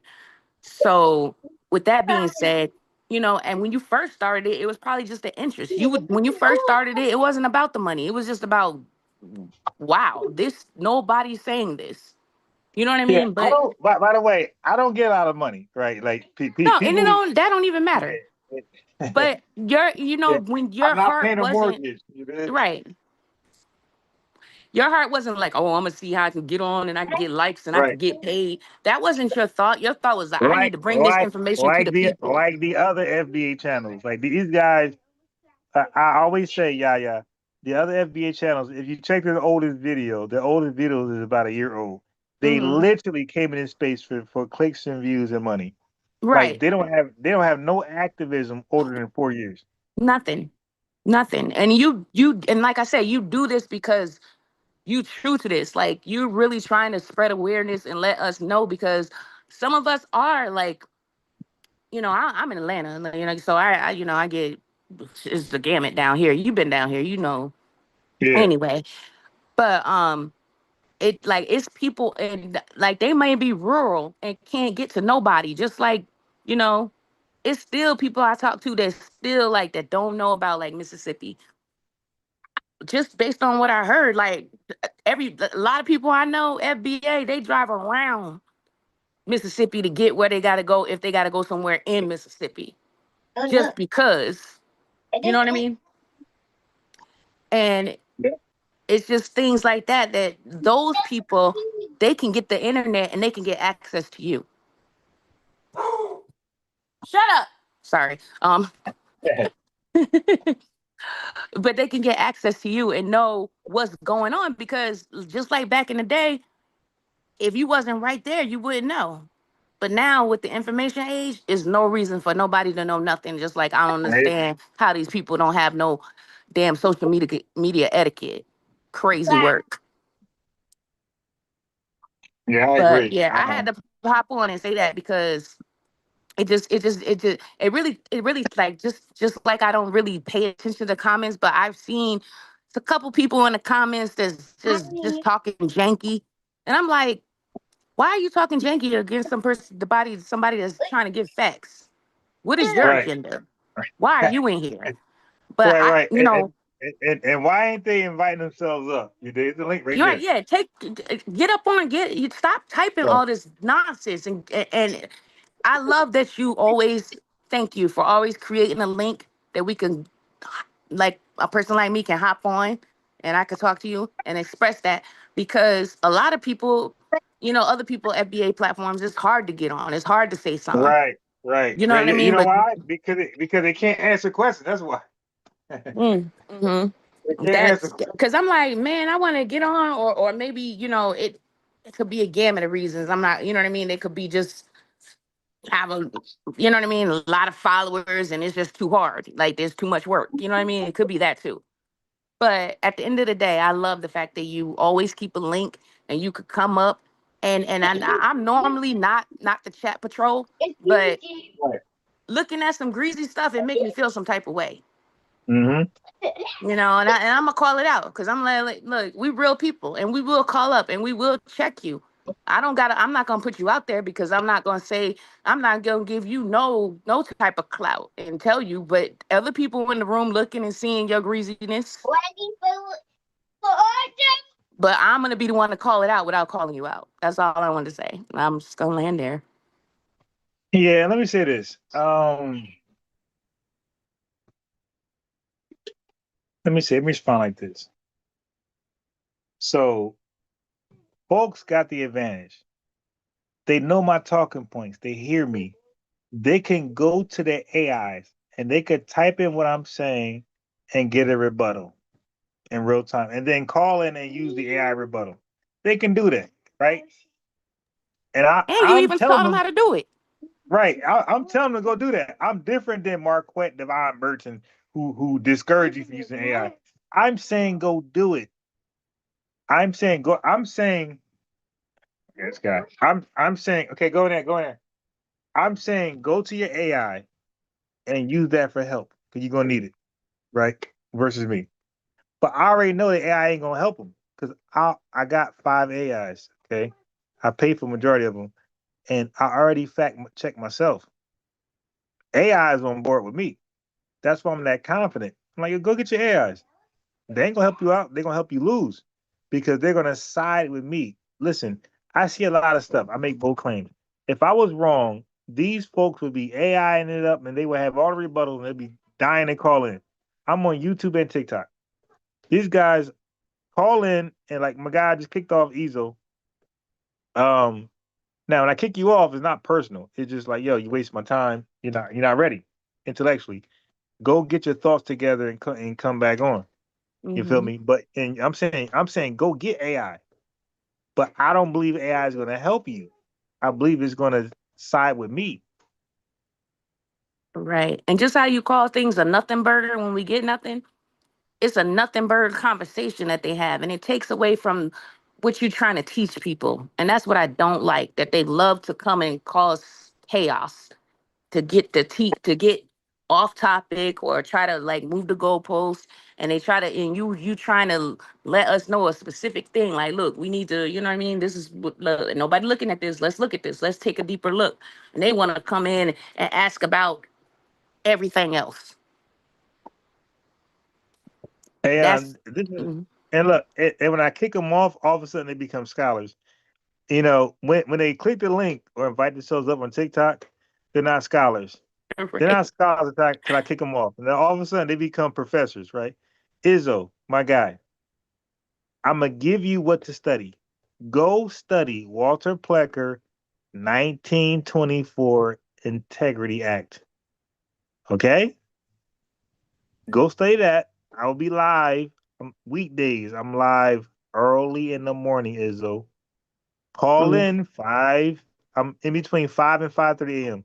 My guy, call in 5:30, and let's resume this. Okay? But I'm giving you the name and date. Walter Plecker, 1924 Integrity Act. They didn't reclassify nobody as black, my guy. You lied. Okay. The reclassification term was Negro. Black was not an option. You lied. they Okay. doing. I'm a tether and I say so. That's what they're doing. Right. And I'm helping the guy out because I want a challenge. I really want a challenge. Like just I'm giving you what the Google. Go Google and anybody else. Go Google Walter Plecker, 1924 Interrogation Act. I'm Right. integrate. Wait, goddamn. These tethers got me mumble mouth. Look at that. That's that. You know that. Not I'm whitey and I say so. I'm a tether and I say so. They Right. copying them. Integrity Act, right? Something like that. I forgot it. But I gave the date, 1924. Go look at that. And you will see the reclassification, okay? In Virginia. And then when you study that, call in tomorrow in the early morning, or I'm gonna go live at 3:30 p.m. Eastern time. You can have your chance then. So you got 2 chances. I'll be driving both times.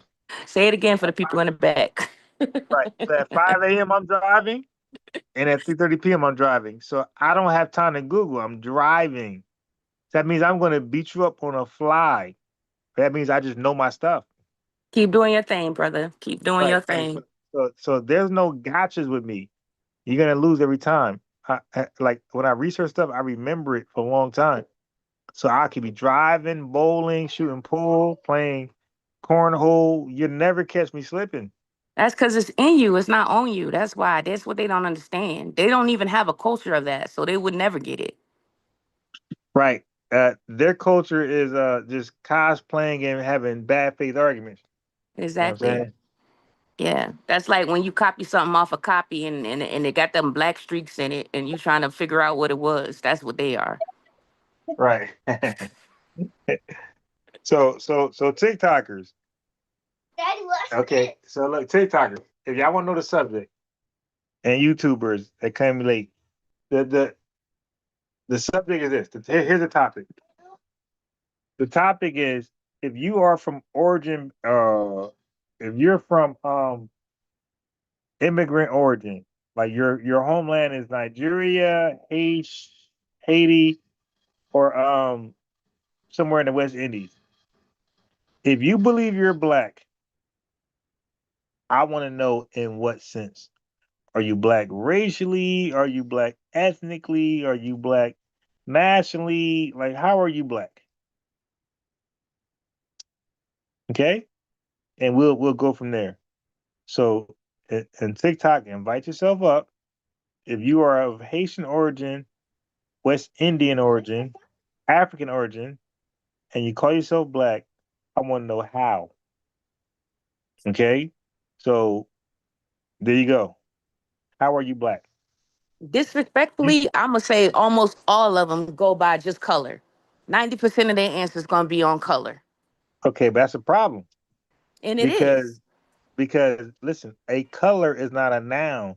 So if you say you're black, you're using black grammatically as a noun. But if it's a color, then you're not black as a noun. You're describing your noun. So what is your noun? It can't be black because black is a color. It's an adjective. Adjectives That are does not not nouns. compute though with these people. I know. But I like to, for me, for me, I like to point out that they're remedial. Okay, Okay, because I got you. I always say it, and some folks believe me, some don't. So I like to use them as the example that they are remedial. They don't have they come here with low IQs. They don't have a great education, and I'm trying to prove that in these dialogues. And what kills me is, I mean, I'm sorry, I didn't even say that. What really behooves me, I should say that because they love white people talk. Um, is that you literally state that you're a scholar and you got randomites just coming up here just want to say anything.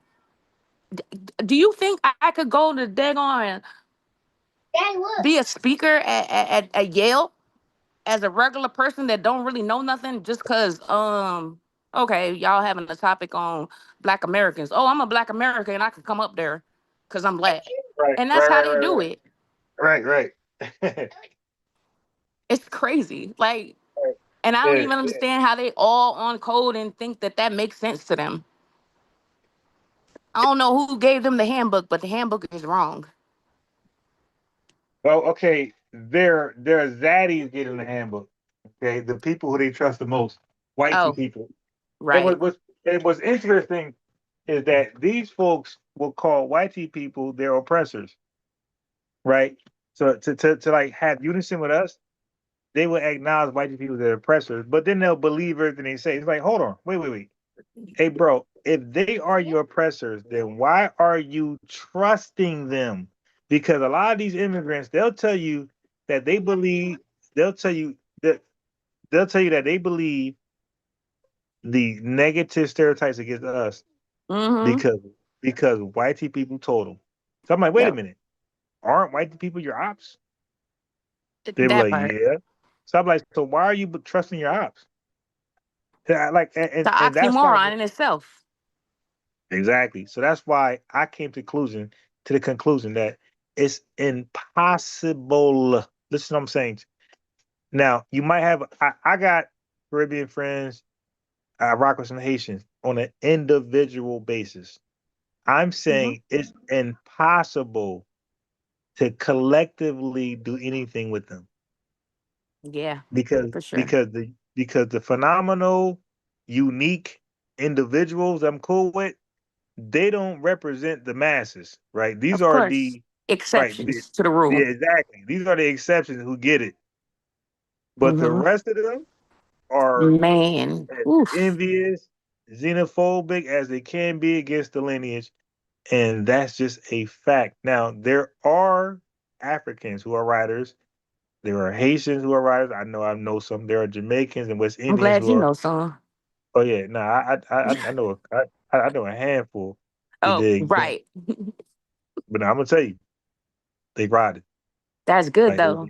And you and know, we will rock with them. If you rock with us, we will rock with you. That's how that go. like these folks are more down than FBAs. By the way, you got a I lot of believe it because FBAs, we got a lot of jankiness in our community. right? We You got you a know what I lot. mean? We Well, weeding them out too though.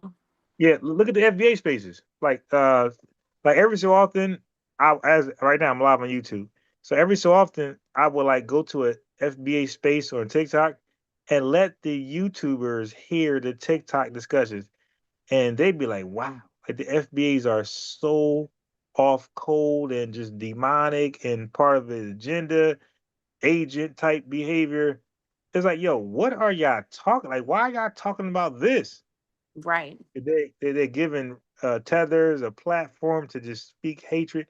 It's like, look, these are ages. Like revenue becomes their pastors. Like it's like, yo, what are we doing? Like, why? But these are FBAs. These are the same. These are listen. There's some FBAs who will sell you out without a blink. Oh Okay. yeah, we know that. But you know, that came from learning that from all these other degenerate people that we didn't know wasn't us, and we thought it was us, and we thought that was something to do, and we thought like, well, okay, if we own this, then we own this. But now that we delineate it and we're not, we like, no, that really wasn't us. If you go back 60, 70, 80, 100 years, you know that wasn't us. We was, all of Right. us took care of us. Right. You know, because if you hurt one of us, you hurt all of us. Period. Mm-hmm. Mm-hmm. We were on code in a real way. All the time. And that, and when they sprinkled in and we couldn't tell who, Right. it's just like that movie was the one who, it's us or whatever us, and they Yeah. thought like that, mixed Right. in with Right. sinners, mixed in with that. It's like we dealing with a lot, and we're like, we're such a small group of people compared to the whole planet. The whole planet.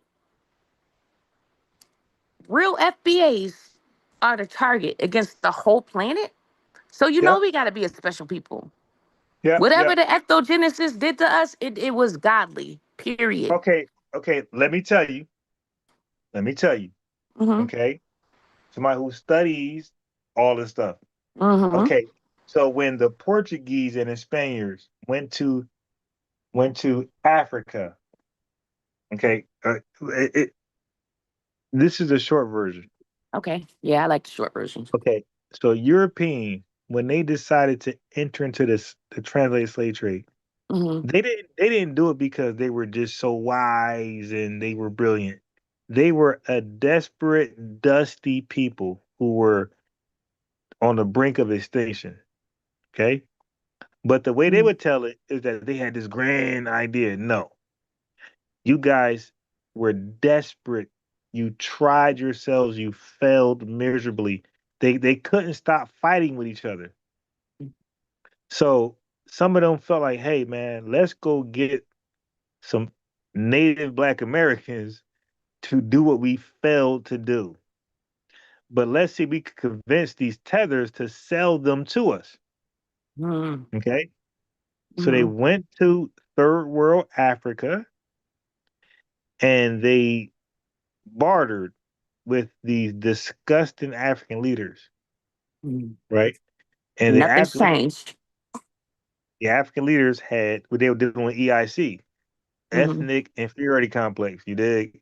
And Mm-hmm. they sold not 100, not 200, 15 million Caribbeans, Haitians, Brazilians, and native Black Americans to whitey people. Hey, listen, I'm telling you, yeah, If they didn't do that, I believe from my studies, white tea people will be extinct. They wouldn't be around today. Right. That's If why they they didn't, do everything to. That's why they have to. That's why they have to cheat to do everything to stay right, right. here, to stay These alive, to stay guys, relevant. most of European history was them just deleting themselves. They did because Okay, all they do is fight. right, deleting themselves. Okay, because most crime is intra, is not inter. Yep. Most crime is amongst your own people, not outsiders. So you'll have black on black crime, you'll have Asian on Asian crime, you'll have Hispanic on Hispanic crime, and white tea on white tea crime. And they don't highlight that at all when they That's a real talking reality. statistics. Right, right. When they So talking statistics. okay, only white tea supremacists like Jared Teller and Nick Fuentes will highlight the numbers that don't make sense. And Mhm. that's why even they know who to debate and not debate. Like they're not dumb either. Like they know not to come over here. Like they would know what FBA channels to come on to and gaslight them, but they know who knows what and who don't. And they pick their channels like that. Yep. All right. That's true. And and So and and they big that up to make it seem like it's everything and everybody, and it's only really a little bit of them. right. So what they'll do is go to an FBA channel. They don't know much. They'll cook them and have them chimp out, and they say, "Hey, look at this. Look at how they act." And then Yep. that FBA channel become the representatives of all of Of us. everybody. Right. And but that's why I tell the FBAs, hey man, if you don't know our major talking points, shut up and just That's talk about it. something else. Stop talking about this because they're grifting. They're about clicks and views and they're trying to make as much money as possible. And the proof is just go to their oldest video and see what they were talking about. And you're gonna And have ano- people talking about and another gardening, thing. Mm-hmm. Go ahead. raising dogs, everything but Yep. activism. Yep.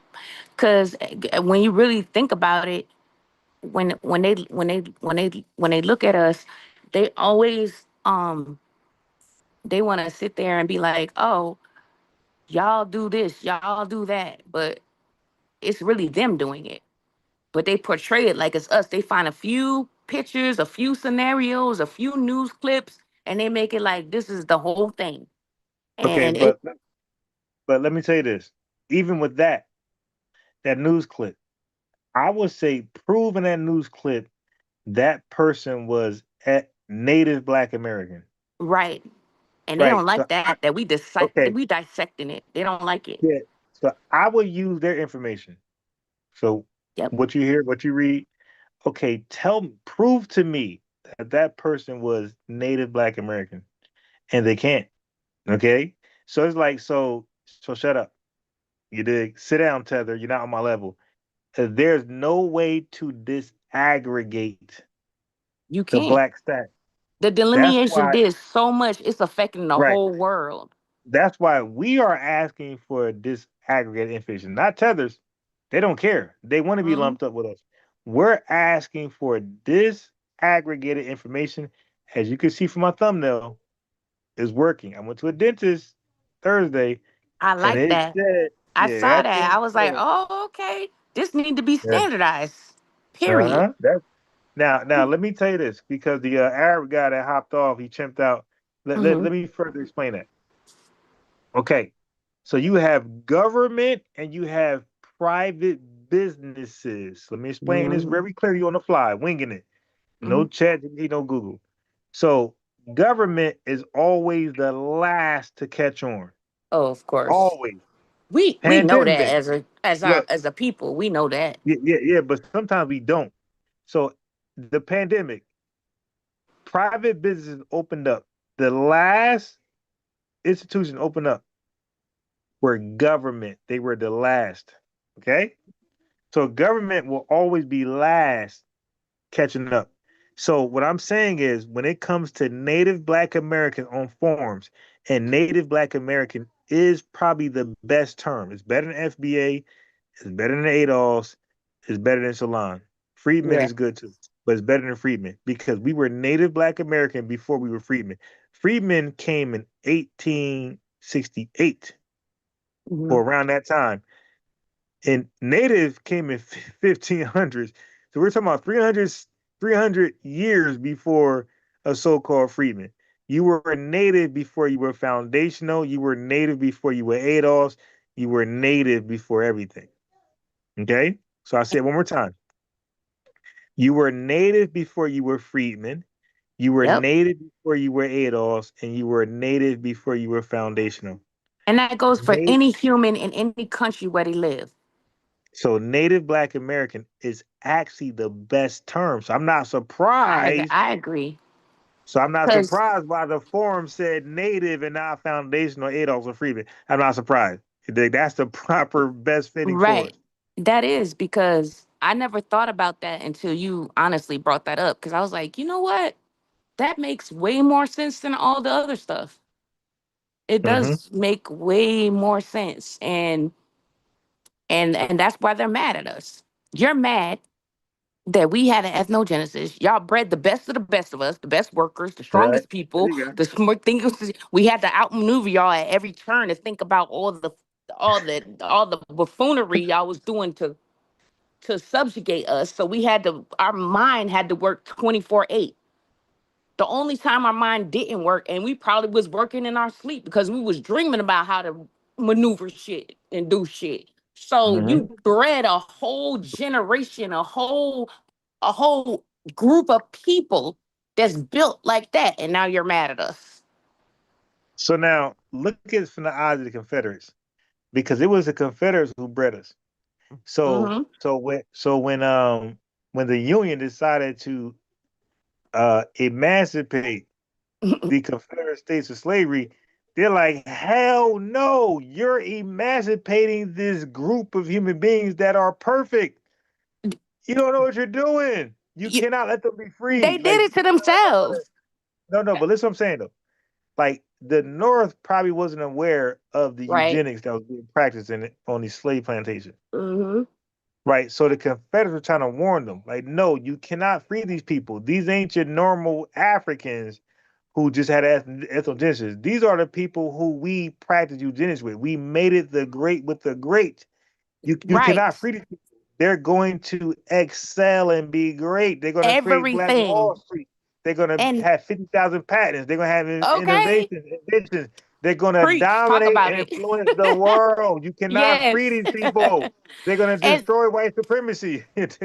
Look at how we doing it now, just through music, culture, clothes, all that. It's everywhere. Listen, the best thing other melanated people can do is join us. That's it. Cause y'all mad, y'all did it. They ain't do it amongst themselves. Yeah, the people that did it to us didn't do that amongst themselves to be great. They did it for us to work for them, and they're mad that they did that, and they produced a whole nation of people.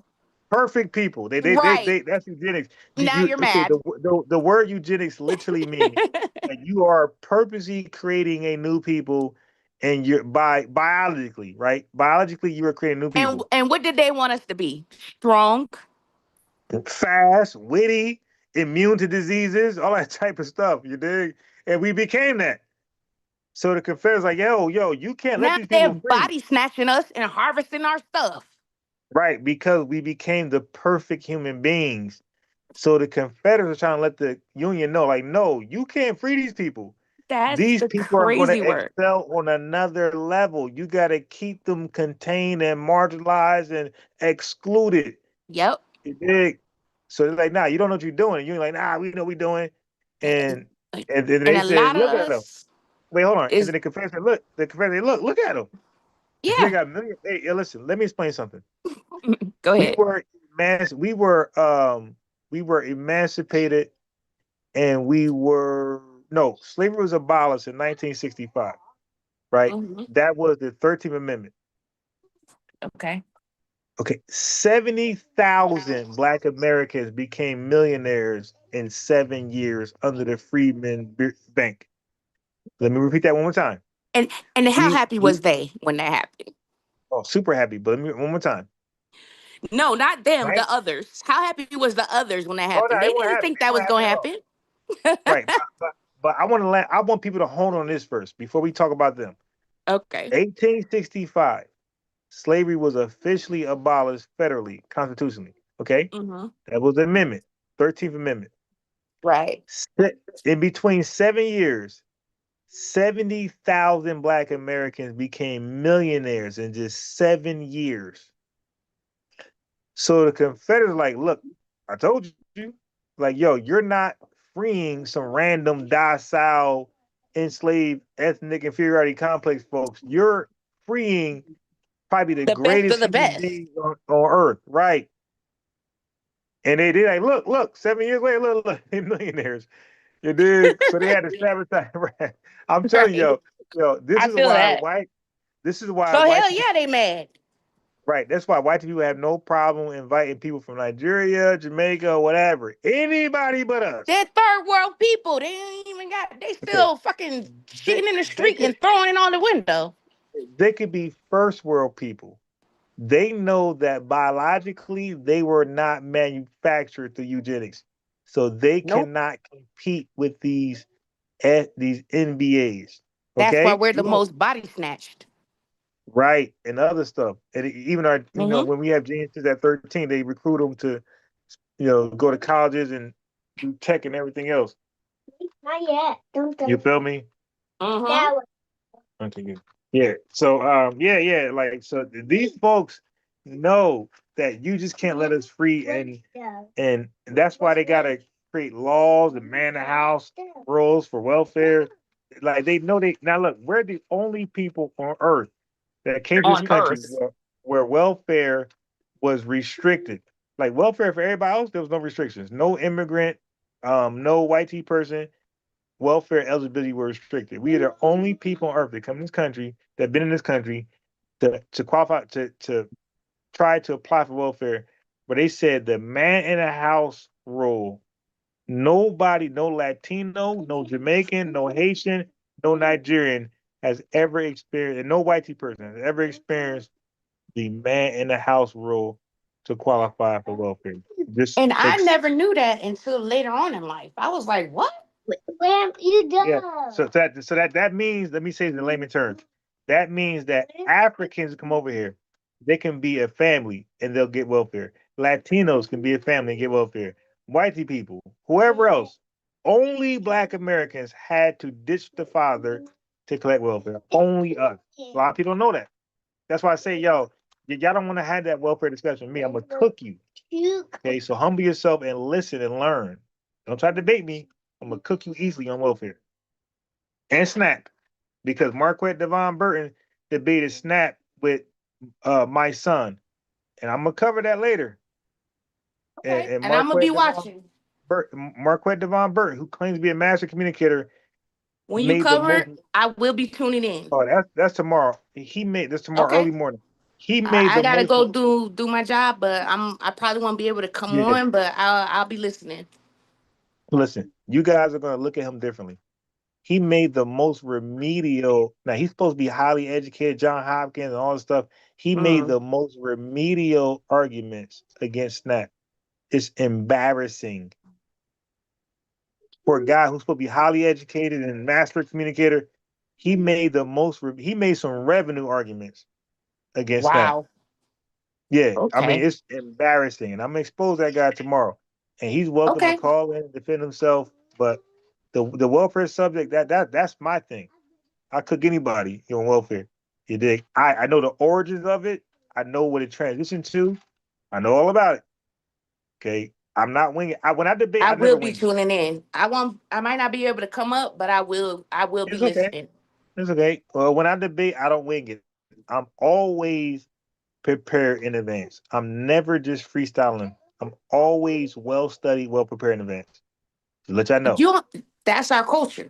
Because number one, we have to go through so many hurdles and hoops and duck and dodge trap doors, back door, this way, that way.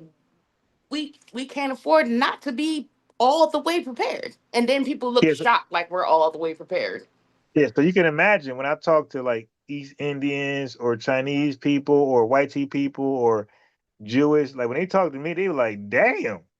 But I didn't know Black Americans was that smart. Like that's how they look at me. Like, No, it's wow, not I didn't. about being smart. It's about being prepared. It's about like we already know the mishaps of one little thing being wrong and they turning everything left. Right, but you understand, like the representation of Black Americans isn't positive. Ridiculous. Like they're gonna look at the most goofy people ever as And they a can like Lil promote them Wayne. and all that. Yep, we know. Right. So I'm saying like when you do that, that becomes the representation of Black Americans. Yep. Like whether we like it or not, like that's what media does. Media controls the narrative. So when they talk to a person like me, these white people, Chinese Indian, or whoever, and they be like, "Well, Ain't damn!" no Like slit they can cut through because you got it they on be like, "Well, lock. damn!" They be like, "Well, damn! I didn't know Black folks were this smart." Like that. That's how they look at me. Like, wow. Like, wow. Like. How? I listen. In all my environments, I'm well respected. It could be in the hood with the gang culture, whatever. Whatever. I never joined a gang in my life. I never sold drugs, never even smoked weed. But I was always around the gang folks and the hood guys, and they always respected me. There's no story of me getting jumped, beat up, nothing in the hood. Okay, and I got pictures of me in the project, lifting weights and all that stuff, calisthenics. Like I always been. And matter of fact, right now, I can interview. Matter of fact, I joined the community revolution in my community, and we had ex gangbangers um, with us on stage talking with us. So like I'm highly respected in my community. I can't say the same for Marquette. I can't say the same for guys that's on the internet claiming FBA. I can't. These guys came out of nowhere.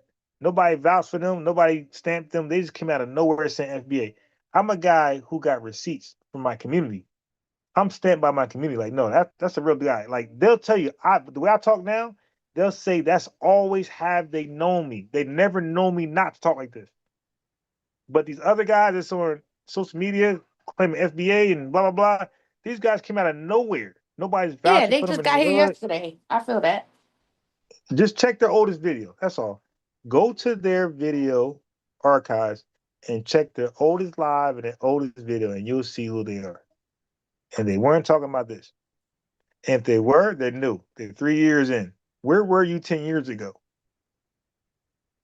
You know? Period. Where were you before an acronym ADOS? Where were you? What were you talking about? I got videos right now, me talking about what I'm talking about right now before such thing as ADOS. You know, before something ADOS, I got me talking this talk right here before ADOS. That's why for me, when Tariq and Yvette talk when they talk, I'm like, wow, that's what I was saying. So I just, it was easy for me. Like, hey, you talking my language. But you know what these cultures don't understand? It's not just intellectual.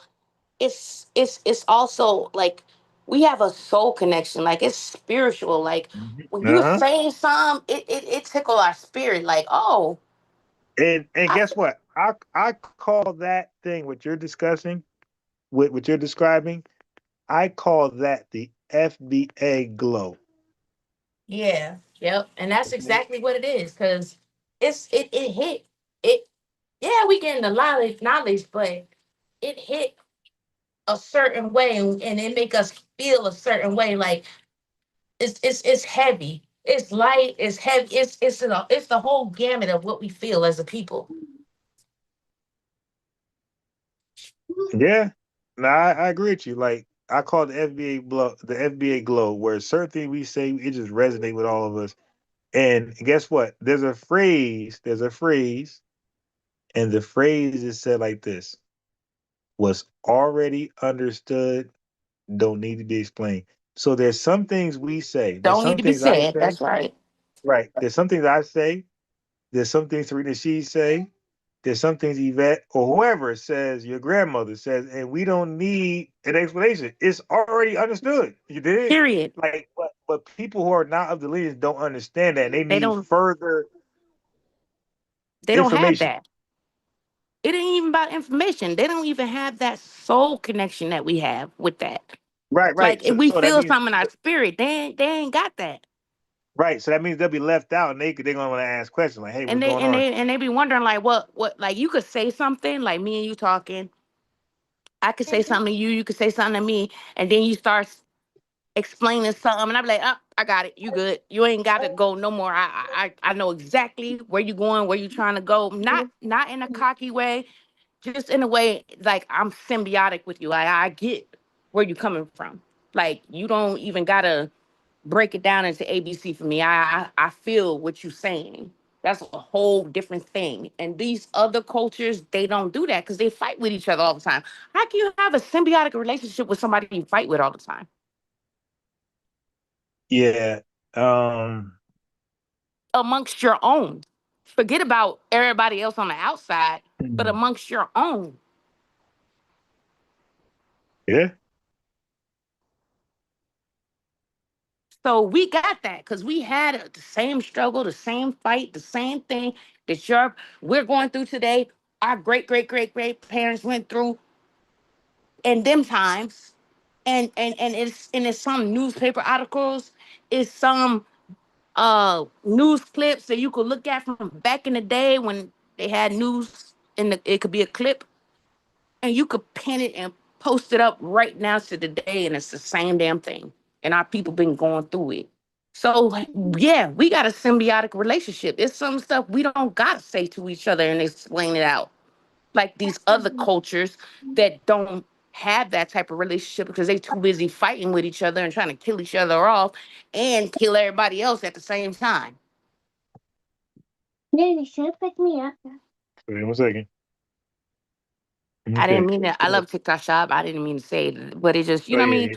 And I don't You like, said I got quiet. that's a whole nother thing you need to have a subject on because they're really trying to change our language and how we talk with all this Okay, stuff and wait. communicating with each other. That's a No, whole but you know nother what? thing. Okay. So now that part I don't really disagree with because they are pretty much saying, would you say the language you prefer? TikTok is saying, would you prefer this language speaking to toddlers, speaking to people that are pre-K? Like, would you say the word KILL to them? Would you say the word red rum the other way to them? Talking to a 3-year-old. You feel me? And Wow. like, and really, you can't argue it. You're like, yeah, would you use this graphic, detailed language to 4-year-old, 3-year-old, and 2-year-olds, and 5-year-old, 6-year-old? Wow. Okay. Right, I right. get that. I get that. Right. Okay. So My thing is TikTok. slap a label on it like the music label is 18 and over. Now, Boom. now, Say no, what you want to say. but TikTok don't want to do that. TikTok is saying talk the way you We would want you to talk. talk. No, not just that. They're saying talk as though 3 and 4-year-olds are present. That's all you're That's crazy asking. work.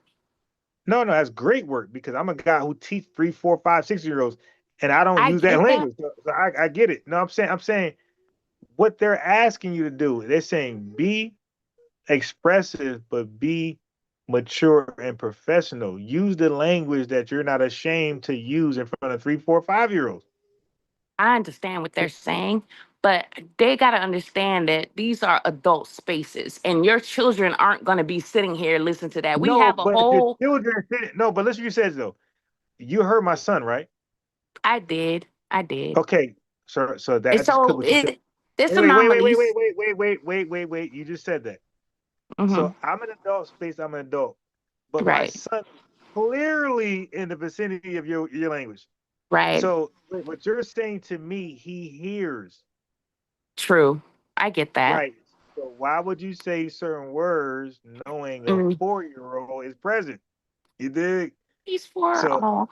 But yes, yeah, I get that. but that's what TikTok is saying. It's like, why would you use certain words, certain graphic words with a 4-year-old present? He's clearly right here. You did. So why would somebody be like, mother, mother, mother, mother? It's like, yo, would you say that in front of your kid? If so, then You're that's like right. degenerate behavior. That's like You're degenerate right. type behavior. I agree. And you honestly, I agree with what you're saying.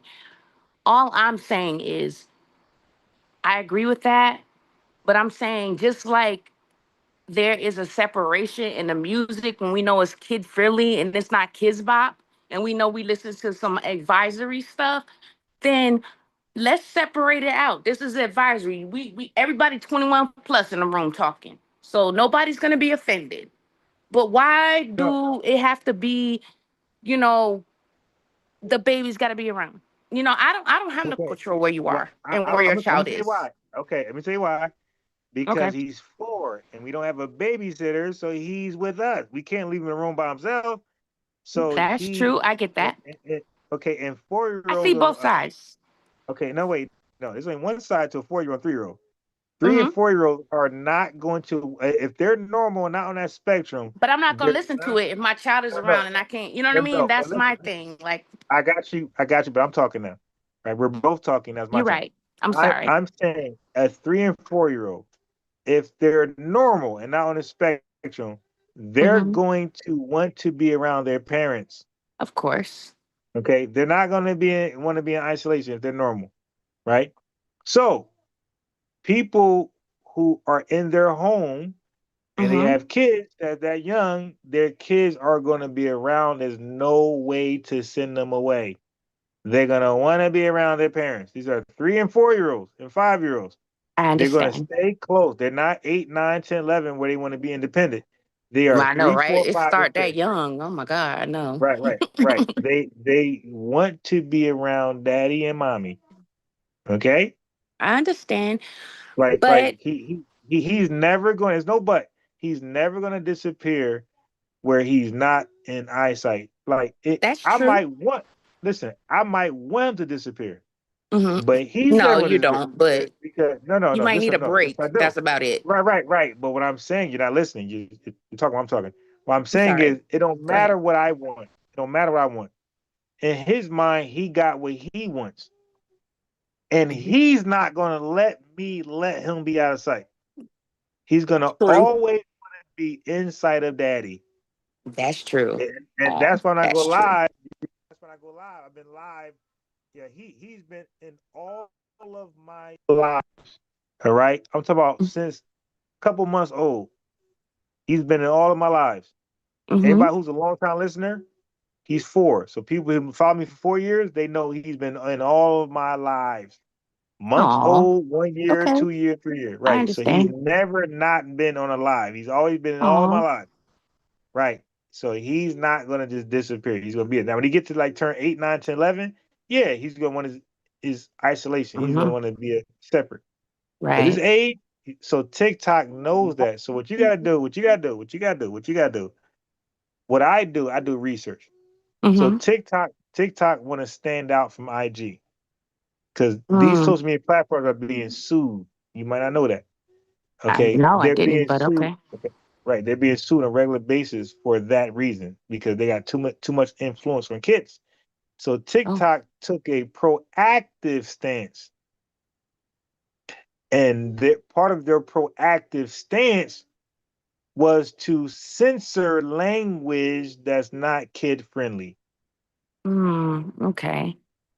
Yeah, so it's a lot. It's not simple. Now IG is being No, sued because nothing never is, but IG is seen as taking advantage of the kids.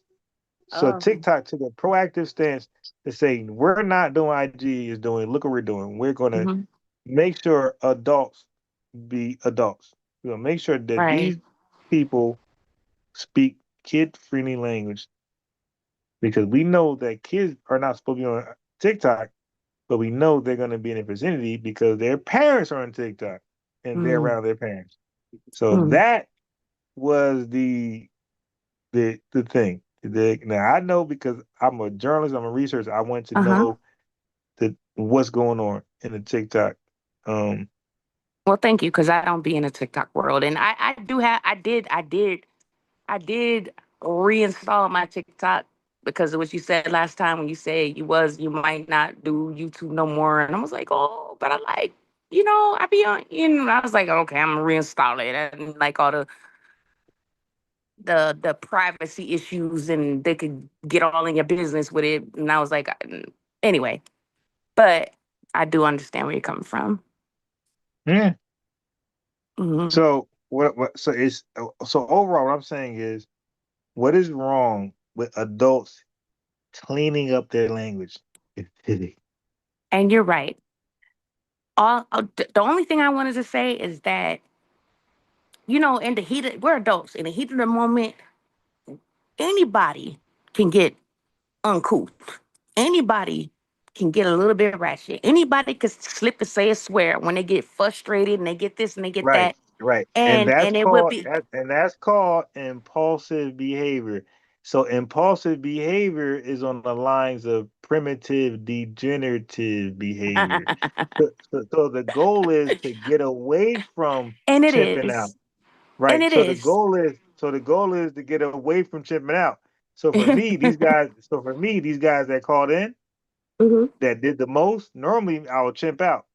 But Right. today, because I'm You getting was better with good self because I control. definitely was chimping out in my mind over the Right, phone. I was like, ooh, right, why is it? right. You know, but You see? So because, you know, I'm we getting get angry. And when you get angry, it's hard to control your emotions when you're angry. Everyone knows that. right. So When I'm you're a getting better. therapist or a psychologist, you know, when you angry, it's it, Of course. you you know what I mean? And people And, get and, and, angry. and You know guess what I what? mean? And they do, and yeah, they get angry and they get unalive and they do 30 years Well, you in know, prison. they do that, but they get angry and Mhm. and they may talk slick and they may say something that they And wouldn't and normally say under normal circumstances and that may in that cost them moment. 30 years. And right, and that impulsive decision may cost them 30 years or unalived. Right. That quick, That angry decision that they cannot control, that's the that's true. difference between me and them. This is called survival of the fit. People like that get buried Oh or thrown yeah, in the for sure. can Or thrown or thrown under the in the jail can. forever. Right, and You that's know. called survival of the fit. Society don't need people like that. Right. We Right. don't need people Society, like that, but it's it's not like the regular average mellow person can't get pushed to that point either. So right, you right. can't Now, wait, crucify the normal wait. person like Hold on. Okay, so what? So now, what actions will push you into that?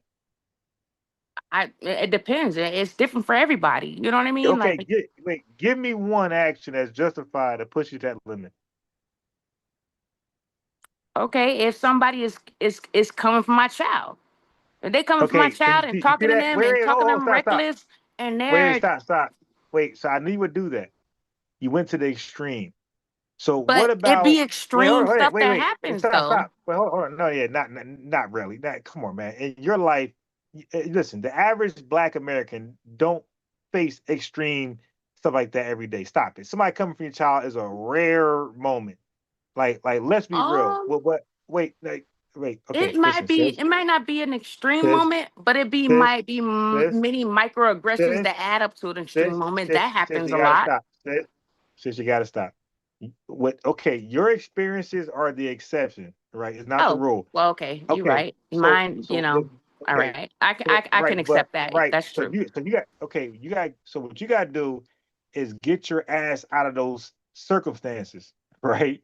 Because the average Black American are not facing those circumstances. Their child, somebody's coming at their child. There's 50 million of us, and we don't know what that is. I ain't True. never asked myself to my child, right? So what you going through, you got to get yourself out of that situation. No, Get out of I'm that not in it. I'm environment. just speaking on past, you know, what I had been through. With, Okay. like you said, Right. every experience is personal and it's No, individual. right. But hold on. But But there's as a something called the collective, it happens more than not. That's all I can say yeah. about that. There's something right. But that don't mean nothing. That's not numerical. Nothing. I'm Yeah, saying I don't numbers wise. got. Yeah, I don't got Right. that. All right. But I'm saying numbers wise. Okay. The average Black American do not experience people coming after their children. Like True. that is so random and far and nothing. And so Depending on the what we person. yeah, but no matter that doesn't like most of us don't know what that is. I never experienced that in my life. All right, but listen. You're lucky. Right, no, not lucky because I'm a Black American who got Black American friends and relatives, and they don't experience that either. You dig? And I'm 48 years old. I'm a young guy, so I know a lot of people. I got grand nieces and all type of shit, and nobody experiences that. That's a rarity. But this is what I'm gonna tell you what we do experience though. We Okay. experience road rage. Okay, that is a Road rage. common Oh thing. yeah, Right, right, that's off right, that's out of right. control. Yeah, Yeah, that's true. exactly. Road rage. We experience road rage and a lot of driving temptations to act a fool. That's what And we it did. Some yeah. of us might experience police brutality, and some of us might experience coworker discrimination, things like that. But Mm-hmm. the child thing, that's a rarity. That is rare. I'm not gonna lie, that is rare. Super rare. Super But rare. it just depends on the collective and where you're at and what you're going through and Right. where you're But at. hold on. Like But for me I'm trying. personally, Wait. I had a lot of Before well, microaggressions hold on. against my daughter. No, I'm Like saying my I daughter, know. when she was coming Wait, up, hold on. Wait, just 1 second. I don't mind you telling your story, but I want you to say that whatever was going on in your inner circle, mm-hmm. okay? Like for example, you mentioned your daughter. Let's talk about it. Since you brought it up. Okay. Okay, so what? So let's now look. What age it started? My daughter was in high school. She was going to school Okay. on the south side over here in Okay. So Atlanta. now listen. When you said daughter, I'm gonna say right now, the most of us was thinking of a little ass girl. We were not thinking of a damn adolescent. You did. Okay. So now your high schooler, what grade? Okay, you're right. She she was going through that in 10th grade, 9th, 10th Okay. grade. So now she's 15, 16, right? Right. So what was she actually going through? What she went through was she had a coach, like she had in her younger years when she was little, she used to have asthma and I had to go through that whole No, asthma no, stuff with her. not young. But fast I want to forward, start from right. high school. High school, her coach did not like her. And she Okay. had high blood pressure in high school. So what And was okay? So what was she doing with a coach? What sport was this? What activity?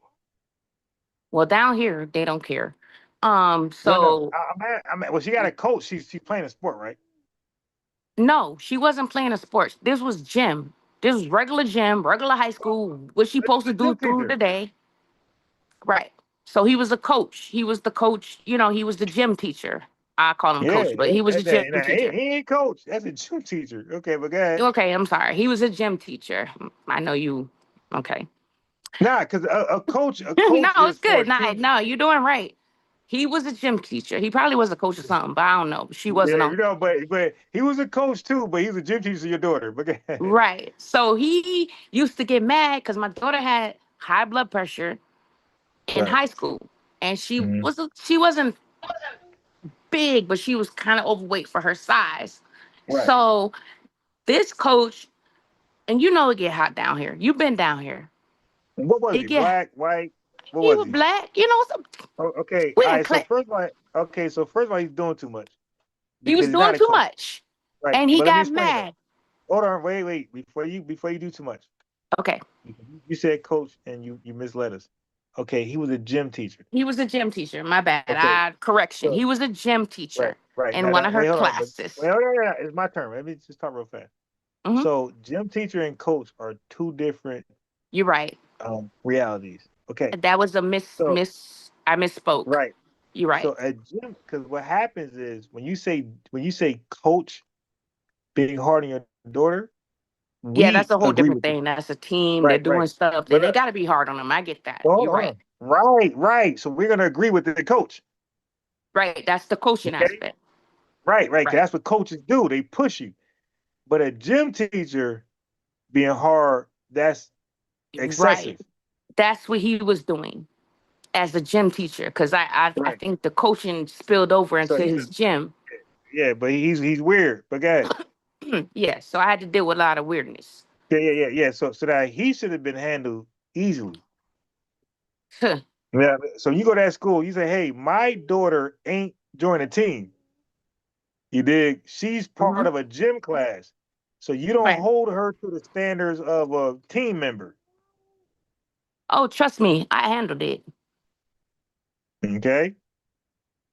I handled it. Because right, but And with I'm the saying nurse, like because sometimes it be the nurses too. The nurses, when they say they don't Mhm. feel good and they say they sick, they trying to act like they're getting out of class. When my daughter Right. says she's sick and don't feel good, she really not sick and not doing good. And that's what I'm talking about. That type of stuff. Yeah. But all I'm saying is all I'm saying is certain arguments. That's why people hire lawyers. There's certain arguments that's like superior. Right. So what well, I'm just saying what I would have done. This is off the wing. I'm winging it. Okay.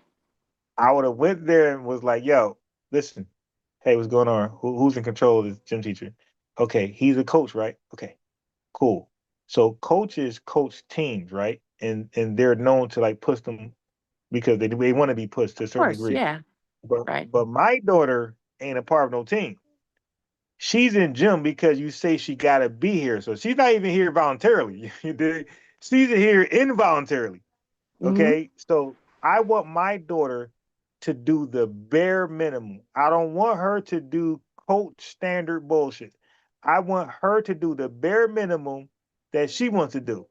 So I don't want nobody pushing her, blowing no whistle, nothing like that. No team part, no team. So how are we gonna address this going further? Like, so that's how I'm gonna talk to people that's in power there. All That right. So makes is that sense. clear? I don't want my daughter being pushed. She don't want to be pushed. Gym is something that you guys say she got to do. She don't want to do it. You making her do it. Mm-hmm. When you join a team, it's not something forced. Is willing. That's what they want to do. This ain't a team. This is gym class. So I Mm-hmm. want her to do the bare minimum. Explain to me what the bare minimum is, and I'll make sure she do that. I don't want you pushing her. Okay, then I would have had them put in writing the bare minimum in gym class, and I'll make sure she does that only. So don't blow no whistle, don't yell. She's gonna do the bare minimum, leave her alone. Okay, that's how I Mm-hmm. would handle it. Don't push her. Yeah, of course. Okay, she don't Well, value gym class. She value other shit, and this ain't her thing. Okay, so we ain't gonna blow whistles and be coach in gym class. You're a gym teacher, you ain't coach, and and that's that's if. how that. That's how I would have Mhm. handled that on record. I would have recorded myself, but I would have had my personal recorder, and I would have had that in writing, and that would have ended that meeting right there. That coach would have got a stern message. Now, listen, man, this is documented. So if this goes Mhm. on, this is now abuse. Okay, Mhm. so what we doing? Leave my daughter alone, my guy, teacher, do gym, harass other motherfuckers. But this right here, it ain't going this way, and Right. you're gonna find out in the worst way, my guy. Okay, Eh, so So as we are. right, and I'm gonna tell you what I had to do because of all of that. Because of the school systems that she was in, they basically was like, "Oh, he's a teacher. He's doing, everything with everybody." Like that's how they blanketed it. So let me tell you what I did. So Okay. because of that, and I know, like, look, my daughter had high blood pressure. She can't be running out in 90 degrees, no shade and sun, and you having them run 100,000 laps around the track and do all that, and you sitting there, and you got your fan, and you got your ice water, and you telling the kids keep on, keep on. And that coach had a lot of people pass out from heat exhaustion. They made me because I was so adamant because I fought for my daughter the only way I knew how. We're not given a handbook how to do things, but I was like, no, you're not gonna do this to her. She's having medical issues doing this, so I had to get a doctor's note for her to not be able to go out when it was 1,000 degrees and Did you run out there. But I record? did what I had to do. Did you record any of those interactions with the school? They don't even honestly they don't even want cameras, nothing even Excuse in there. me. Excuse me. I Listen. didn't because I Excuse me. couldn't. Wait, hold on. Stop. Right now. Okay. Listen. You got to be solid. I don't want no excuses. All right. I don't want none of that. It's a flat out question. Did you record any of your interaction with the school? Yes or no? D- Only paper wise. No. Audio record or Video, video. audio, no, they didn't allow Audio. that. Okay. So no. Yes, they do. Okay. Let me explain to you. There's something called a First Amendment constitutional right. You have the right to freedom of press. When I was a senior, I had a Hmm. camcorder, one over your shoulder. I recorded my senior year in high school. Oh wow. Okay? Okay. Yeah, senior year. They Yeah, don't I had a even want their camcorder. kids to have cell phones No. to record stuff Okay. down here. Listen. What I'm telling you though. That's because they're humans. Humans violate laws all the time, right or wrong. Didn't Exactly. we go through Jim Crow? Exactly. Okay, so people gonna violate your rights. Don't cops abuse people and do weird stuff? So Yeah. people gonna violate your rights all the time. That's why you gotta have a record. So what you were supposed to do is have the conversation recorded. Now it don't gotta be in plain sight, it could be in your pocket. It could be your phone recording. Our phones have a record button, and you could black your screen as recording, right? And it's going to be hearing everybody. I do that all the time. So they don't even know they don't even know they're being recorded. But that is your constitutional right to record And they try people. to act like it's illegal to do that. Like you're recording me without my consent type Yeah, thing. but you're not listening to me though. I'm Okay. listening though. I'm just saying what their Right. counters, how they, you know what I mean, No, but discourage I'm people. hearing. Hey, listen, I'm hearing you, and I'm hearing their counters. Okay. Nobody has an expectation of privacy in public. That's an American constitutional law. Nobody in public have rights to privacy. Does that make sense? True. But isn't the school considered private grounds when you're inside the building? Ma'am, is it a publicly funded school or is it privately funded? Oh, okay. That makes sense. Yeah. It's a Okay. public school, So yeah, so that makes right. sense. Okay. Exactly. You gotta So stop. that applies to that too. They try to act like Okay. it's separate and we don't know the Ma'am, difference. the You're right. government, I'm learning. everything government involved is public. Libraries, everything. Precinct, Okay. all that is public. You have a right to record all that stuff. That's what Thank the you, first. because Okay, what you gotta do, what you should do, is you to First Amendment auditors. They show you how it's done. Okay, they go to motor vehicles and record. They go to motor vehicles and record. Okay, and the workers they get mad and they call the cops and the cops say, "Hey man, what can we do? You work for the government." And the government is public. They have a right to record you in public. This is not a private, this ain't CVS, this ain't Walgreens. Walgreens can kick you out. That's a private business. But Okay. public businesses, government ran facilities, precincts, jails, they cannot tell you you cannot record. They'll tell you that, but it's illegal. And you got to know that. Okay, but what I was saying to you was this. Even with them saying that, you can record privately. You don't need to let them know you're recording. Right, of course, you're recording, but I didn't know. No, Like, hey, no but. Wait, stop. Slow down because you make an excuse for yourself. I'm saying there's no but. Everybody has a record feature on their phone. You can press the record thing, you can blacken your phone, and you can have them talk while they're secretly being recorded. Not publicly. You can record them secretly. So see, I'm that's saying a is key what I'm aspect that saying not is all of us know. You know what I mean? That's all I'm right. But saying. okay. I get that, and I'm saying that was an option. You can, Okay. but you know what's funny? Like people won't record. Hold on, let me say this. What's funny is that people don't know that, but they were secretly record their boyfriend and girlfriend though. like they were secretly record other shit, but they won't secretly record the stuff that matters the most. But their boyfriend, they'll secretly record him though, and he didn't consent. But they recorded him. They're recording their mother when she's spazzing out, right? But they won't, and they'll secretly record a police officer, but they won't secretly record the people in school, which you can do. That's your American right. Right, which a lot of us don't know. That's all I'm saying. Right, but that's why I talk about Thank you for civics. bringing that up, because I talk about civics here. I talk about your constitutional rights here and there. I go over it. I play videos where That's why I'm detectives. glad you're a scholar, because we need people like you in our community. Like, we need y'all. Like, y'all are imperative. Like, because there's a lot of stuff we just don't know. And we just be like, oh, wow, we can't do that. Okay. You know what I mean? I'm trying to find and figure it out this way or that way. Right. And that's why I also cover civics, right?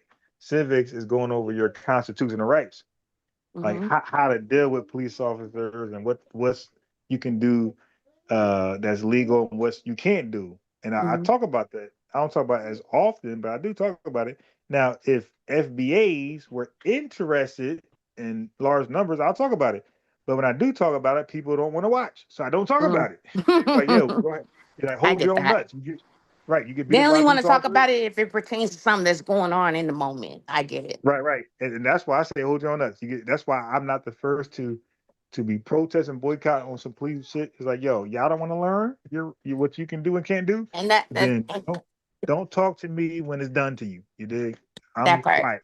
And I get that. And that's why I listen to, when you come on YouTube, 90 to 95% of the time I'm listening to what you got to say, because I know it's something, even if I heard it before, I'm getting reinforced, or I'm learning something I didn't know. So, you know what I mean? But like I said, I did handle it because I got, I went through all that with her at that age, and I did the best I could do at what I knew, because I didn't really know nothing. You know what I mean? And I got through it. And they was like, oh, she need a doctor's note, blah blah blah blah blah blah. I got her the doctor's note, and he couldn't mess with her. Then he was mad. She was sitting next to him sipping tea and with her ice cup next to him while he over there working everybody like a dog. And then he had a few people have like heat stroke when they pass out or whatever, because you working them in the sun too much and there's no shade. You know how hot it get down here in the South. You live in the South. You know what I mean? So That's facts. That heat crazy. But hold on, before you say one more word, let me let the brother say something. Yeah, of So matter course. of I'll fact, mute I myself. had a question for him. So guess one. You there, right? Yes, sir. I've been here for a minute. Yeah, of course. You gotta. That's what happens when you call in and people talking. You gotta stay quiet and listen. Okay, I it's your got you. turn Yeah. now. Right. Okay. So so your YouTube name was what? Izzo. Izzo. Right. This is Izzo. Okay. So Izzo. Yeah, this is Are you okay? Are you indigenous? Yes, bro. Okay. Damn, why you so hostile? I'm asking about your background. He's like, yes, bro. Like that's a bad thing. Is being indigenous a bad thing or a good thing? Bro, I'm not sounding frustrated or nothing, bro. It's a good thing, bro. I love being from this land. I really do. Cool. I love my native ancestry. I love being from the tribe. I really do. He says indigenous. You know, indigenous native ain't interchangeable, right? You told me this before, but I do appreciate you for the No, scholarship, bro. Forget about what I told letting you. me know that. Hey, bro, you have a moment to go on Google right now and ask, are indigenous and native interchangeable? So this is my thing when I'm on live, when I talk to folks. Wait, hey, bro, listen, I'm talking now. Hold up, stop. Go ahead. I'm talking to my audience and you. Okay, on TikTok and YouTube. Okay, this is what I do. I'm so transparent that I tell my audience, my subscribers and followers, that you don't got to take my word. You can go Google it while we're talking. Indigenous and native are not interchangeable words. They mean totally different things. Native means one thing, and indigenous means something different. They're not the same word. You cannot use those words interchangeably, okay, in English. Now, here's a follow-up question. You trace your genealogy records trace to indigenous people, correct? Just reaffirming. Yeah. Okay. Where do you trace your genealogy? Is anybody in your genealogy on a slave plantation? No. Okay. You're not foundational. Not as far as I went back to. Not as far as I went back to. Cool. I got it. So based off your research so far, you're not one of us, my guy. How so? Because you're not foundational. If foundational starts at the plantation. Foundational means you literally built the infrastructure which we know now as America. That means that your ancestors labored for cotton, sugar, rice, and tobacco, and then the steel mills, and then the coal mines, and then the railroads. So the wars don't count either, bro. Don't do that. You're gonna break it. Don't do that. What was it? What was your question? I said, do the wars count too? Because they did fight on wars. Hey, bro, wars don't count. We're talking about. Listen, the word foundational. Okay. Foundation means the infrastructure of America. It began with the economy. The labor introduced the economy paid for the resources that led to the steel mills, the coal mines, and the railroad. You need money to buy that stuff. Okay? So the money came from labor that introduced cotton, tobacco, rice, and sugar. So My if folks were you're sharecroppers though, bro. no. You just said that they didn't take part of a plantation. Sharecroppers were former plantationers. Okay? Yeah. But no. That was happening though. No, look, brother. Look, I may be ignorant, but we Yeah, did it have the sounds like it. land that we were working in North Georgia. Like, you know what I mean? Okay. Like, Well, I'm hold not on. all the Well, way up on my wait, family's wait. history because, I you know what I'm got it. saying? Like, it been a lot of I deaths got it. other, like, back then. I got it. Izzo. Mm-hmm. Listen, my guy. Sharecroppers were former enslaved people. So there's something called slavery after slavery, or worse than slavery. So when we fought in the Civil War and we got a break, the Triple K and the former Confederates, they they played on the 13th Amendment and they started to lock us up for the ridiculous bogus charges and they put us back in slavery. But these were former enslaved people already. These were not indigenous people. These were people who already served on plantations who were now sharecroppers and convict lease people. Okay? Yeah, I follow you. Okay. So if your genealogy doesn't trace you back to a person on a plantation, you are literally not one of us. But you can ally with us, you can be friends with us, but you are not of our lineage. But I'm not African, though, brother, and I'm like from America. I'm black. I've been black my whole life. Dang, you know what I mean? You're not black. You're not black. You're indigenous, like you said. Indigenous Break it people are down not for me, necessarily. fool. Okay, I got you. Black describes people who were on a plantation. That's the ethnogenesis. Black describes people who ethnogenesis started from the plantation. So if you don't have any ancestors on plantation, you're not black. You're just indigenous. There's nothing wrong with that. Be proud of being indigenous, but you're not one of us. But you can ally with us. We can share the same fight, whatever. But you are not of our lineage, and we're not of yours. So if I do travel to a plantation through these sharecroppers, would I be a part of the lineage? And I'm not saying that like for a grip. I'm just like, I'm really curious, brother, like what constitutes this? Because like we really need to have these conversations of what constitutes No, but I just the told you. FBA. It's black and white. I just told you. Foundational is people who literally built the foundation by their hard forced. Listen to what I'm saying to you. Forced labor. That means white people had you forcibly picking cotton, tobacco, sugar, and rice. That's called forced labor. That's not voluntarily. You're not getting paid. You have no choice. It's do that or DIE. Okay? Those people are foundational. That's my ancestry. Now there's indigenous people who didn't go through that. And guess what? They're not foundational. They're indigenous. I know it's a lot of semantics, bro, with this. No, it ain't semantics. That's history. That's history. You either pick cotton or you I didn't. know it's a lot of history, but it's the way. It's not you, brother. It's not you. It's the way. It's the way the historians move the goalposts, not the historians, but like. It's not historians. Forget historians. Forget historians. Historians don't determine who's FBA. We do, right? No. I'm not saying the historians. I'm saying like the people who recorded the history kept moving the goalposts. Hey, bro, no. That doesn't matter, my guy. That doesn't matter. The bottom line is this. This is the bottom line. If your ancestors picked cotton, you're foundational. If they didn't pick cotton, they're not. Okay, I'm not doing semantics. This is what makes you foundational. Did you pick cotton or not? If you didn't, you're not foundational. If you did, you're foundational. Okay, that's it. Though. All right. Okay, because we don't do power players. Okay. Then don't say you didn't. Then it's okay. If you picked cotton, then you were on a plantation.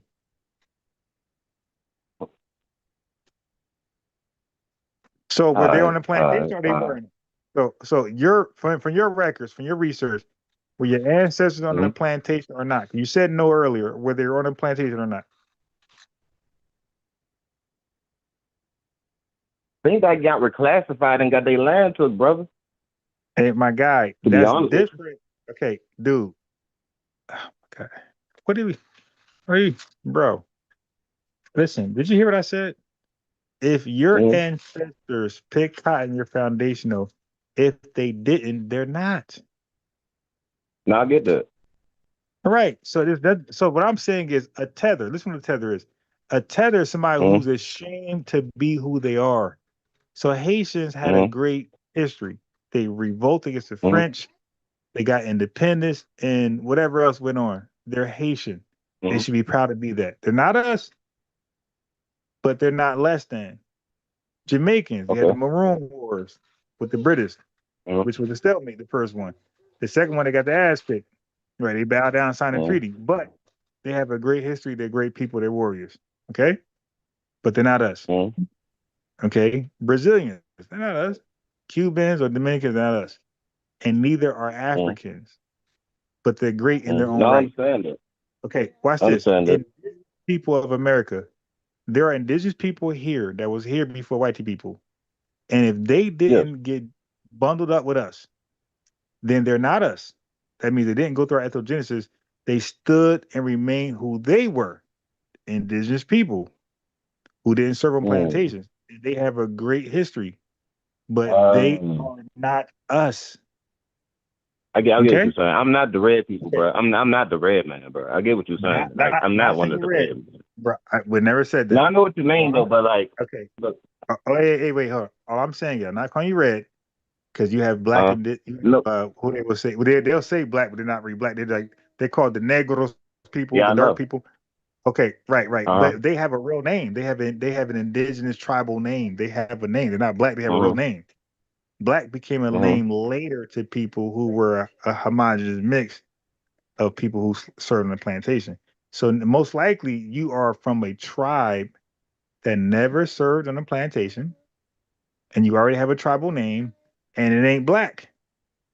Just like Nigerian ain't black, Haitian ain't black, Jamaican ain't black. None of those guys are black. But it's something to be proud of, though. You ain't us, but you're you. We ain't you. We're we. You feel me? So just because you ain't us, don't do the EIC. EIC mean ethnic inferiority complex. When people find out they're not one of us, they get depressed. It's like, no, you can be great being a Haitian, Jamaican, Nigerian, indigenous person. But I'm not neither of them, bro. Right. But I also mentioned indigenous. You cut into early because your brain. I said Jamaican, Haitian, Nigerian, indigenous people. Right? They are not us. They are them. And they're proud people. They're great in their own right. And so are we. We are not the indigenous people who never served on plantations. We're not Haitians. We're not Nigerians. We're not Jamaicans. We're us. And we're proud. Right? So just because we're not them don't make us inferior. Just because they're not us don't make them inferior. Be proud of who you are and rep your heritage. But cosplaying is where it gets offensive. Yes. It's not a cosplay though, brother. And no, it's cosplaying. If you said what you said earlier, you said you can't trace your ancestry to a plantation. So I said, cool, no problem. You're not foundational. Then you asked why. I explained it. But now, if you're trying to make yourself foundational afterwards, that is cosplaying. No, it is, but right. Like, yeah, I know. It's like, you know, when you say certain words and certain. Hey, bro, but we got hella respect for indigenous people, bro. Like, we hope they win. We ride with them, but we understand we're two different people. Is that okay? Bro, I get what you're saying. I do get what you're saying. Does that make sense? It does, but it just means I got to do further research. Am I lying? Bro, but no. Your research is done. You said no, it's not, bro. I only did one. I only got one. I only got like one ancestor I really know about. I got two for real, but he a European. He you know what I mean? All right, that's it. You're European and indigenous. There you go. No, bro. That's way far back, brother. It's what I'm trying to get you to understand. Like a lot of FBA people, like Americans have European admixture, bro. They do. Right, Not but you all of them, okay? but they do. Yeah, but no. An Mhm. ethnogenesis doesn't rely on biology. So I want everybody to understand this, even the Pan-Africanists. Exactly. Yeah. Wait, hold on. Mhm. No.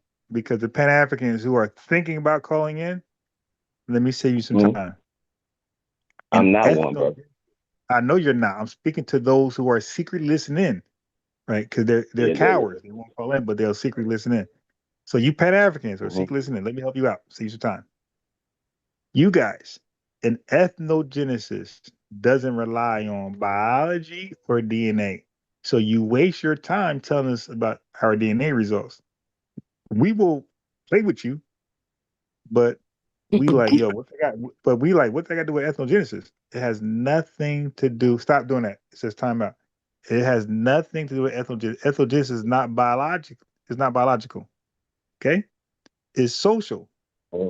Okay, so indigenous people, that's a biological thing, but to be FBA is more social than biological.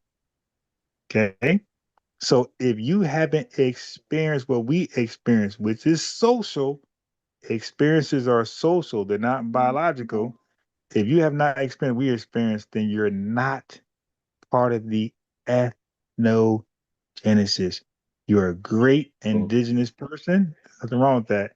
But you're not FBA, you're not Native Black American, and don't cosplay, because the ally that we can have with you, it becomes a full relationship once we realize you're cosplaying. Now we don't want to hang with you. But if you're a But proud bro, indigenous, listen to me. If you're I always no, identified as black. I always been black. My ancestry has always been American, bro. Like, and that's the thing. Okay, I'm lost now. You're saying the word black. Black and indigenous are not. Black represents an ethnogenesis. Indigenous represents the lack of an ethnogenesis. Do you understand that? So you can't be black ethnogenesis and indigenous no ethnogenesis. That's like a contradiction. That don't work. So this is why I was warning people who say they're Indian. It's like, bro, it's nuanced because the Indians had slaves too, breeded. The whites had slaves too, breeded. It's like a whole Guess it's what? a lot of admixture, bro. And guess what? No. Listen, the Indians who had slaves, who was doing the work? The indigenous or the slaves? The indigenous or the slaves? Who was working? Hey, bro, it's a simple question. You said the slaves. right, I had the slaves. right. So the slaves were foundational, not their slave masters. So guess what? When Abraham Lincoln abolished slavery in 1865, those slaves were enslaved by the what they call the tribe. What's those 5 tribes? I keep forgetting the name. But those 5 Seminole, tribes. Cherokee, Chickasaw, Choctaw. No. There was a certain name for the 5 tribes. This is a certain historical name. But it kind of Civilized tribes? Yeah, civilized tribes. Okay, there you go. Uh-huh. The 5 civilized tribes, my guy, they're not NBA. The people who were freed from their captivity, those people were classified as freedmen, not their captors. So one more time. The 5 civilized tribes that had slaves, when their slaves were ordered to be free, their slaves were categorized as freedmen. Not categorized. They were, yeah, you could say categorized. They were categorized as freedmen, not their captors, not the enslavers. The enslavers kept their original identity. So those people you named, the 5 civilized, they're not NBA. It was the slaves they had captive. That's why I say plantation is everything that got to do with who's one of us and who's not. That's why I invited you back on. Because I sense from your language in the chat, I sense that you're not one of us. So that's why I said, hey, call the phone. Let me back on. And I was right. My spidey senses were right. You confessed that you have no slave ties. True. But it's okay. Yep. We still could be friends. So we friends, we allies. I got Jamaican friends. I got Guyanese friends. That don't mean you're the enemy. I'm Black American, bro. No, you're not black at all. But go ahead, sis. Could I'm I Black piggyback off American, what you brother. were saying about that? Yeah. Because right now I'm he's not a cosplaying. historian like you are, but these people seem to forget that when we were on those plantations and enslaved, the only reason we have white mixed with us is because they, you know, assaulted our people. That's That was the not only reason, everybody's or story. we would have never did it. Like that's the only No, you reason that right we though, but have. that's not everybody's story. Okay, it was it was like it's okay, okay, okay. It was a couple of people that was in love compared to the masses. No. That's not love. Okay, that's like saying R. Whatever that Kelly. was. Thank you. No. Well, hold on. I'm gonna Wait, let you. I'm gonna let you go on yeah. from It there. was a union. You could say it Wait, was a hold on. union or something like that. Wait, no. It went on union. That's like saying R. Kelly victims were in love with him. Like, stop it. No. Or Thank you. no. Listen. It's not love when you're the slave and he's the slave master. When you, by you saying no, by your no could be a death sentence. That's not love. So when he's approaching you aggressively, right, intimately, and your no can be a death sentence, that's not love. So imagine a guy, you walk on the street, a guy want to holler at you, like, yo, man, what's up, mama? And you felt like your no means your life ends right there. It's not love if y'all have a relationship afterwards. You felt like you had no choice. Okay? So that ain't love. There was no true love between a white T slave master and an NBA slave woman. Thank you. The true love is when everybody's free and there's no gain or no loss if she say no.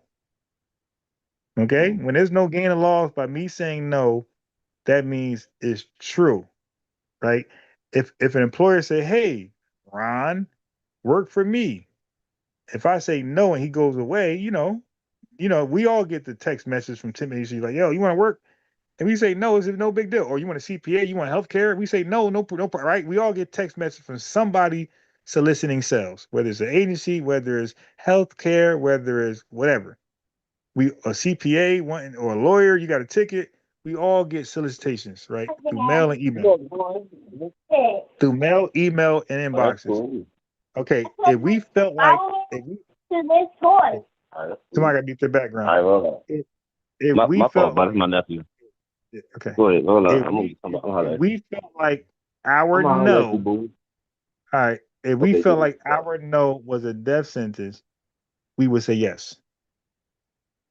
But in law, that contract would be void because they always ask you, did you sign this or did you agree to this under threat and duress of violence?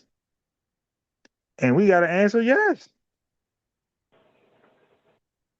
Cassidy answered yes versus Diddy. Bill Cosby, they answered yes. R. Kelly, they answered yes. Yeah, so under threat and duress of violence, that don't count as consent. Exactly, and that's the part they leave out. Thank you, Ron, for bringing that up. Thank you, because they want to skirt over that, and that's a major thing that happened in our community. Not in Britain or Somalia. They had their own stuff, but this is what happened over here. And stop comparing over here to over there, because this is over here, that's over there. What I drink over here don't affect if you drink water over there. So stop doing it. I'm gonna mute myself. In America? What, in America? Say again? Like we drinking the same water is what I'm trying to tell you. Like the same black water. We drinking the same water, but the water don't come from over here. Your water come from over there. So stop that. Stop it. I'm in DC right now. My cousin got ancestors that built the fucking White House. Okay, like, come on now, like, I'm sorry. I went in on you because I thought you was doing the most, but I'm I'm just not one of saying them. I'm that not. I'm just saying about No, the he other is. people He is. overseas, No, 3,000 he is. Hey, seas across from listen. us, want to act like our water, their I'm water. not. No, it's I'm not not. on the Yeah, reservation. yeah, yeah. I'm not on the Yeah, yeah. reservation. Yeah. He's using the same argument as them. He is one of them. Oh, okay. Who? Thank Okay. you, Ron. You acknowledge you're not one of us, and now you're trying to backdoor like you're one of us. My God, Who? you gotta. Why they do You. that? Oh my God, I'm a mute. Oh my God, cause How did I do that? Oh, That's because we because drinking you the same water. No. I don't know what that means. What does that expression mean? She said the water she no, drink we don't not affect drinking me the in my same country water. or Y'all whatever. Like, drinking damn, shit on the I'm in floor the water same country as and you. running Like, out the I was street water. born here. I got ancestry here just like you. As far back as No, you. you're not just like us because Getting you red said line that. just like you. No, you're not like us. Stop lying. Okay? Stop lying. Red line. Okay, let me get you out of here because you trolling right at this point. Oh my goodness, bro. Let me get you out of here. Let me get you out of here. But I'm not getting no Indian chat, bro. It's At this okay. point, I'm It's getting okay, carried Ron. just He's like the rest tried of the it. niggas, bro. He tried it. It's okay. He tried it. let me get you out of here. Yeah, but I already cooked you, my guy. Thank you for the content. I'm But you just gotta like go.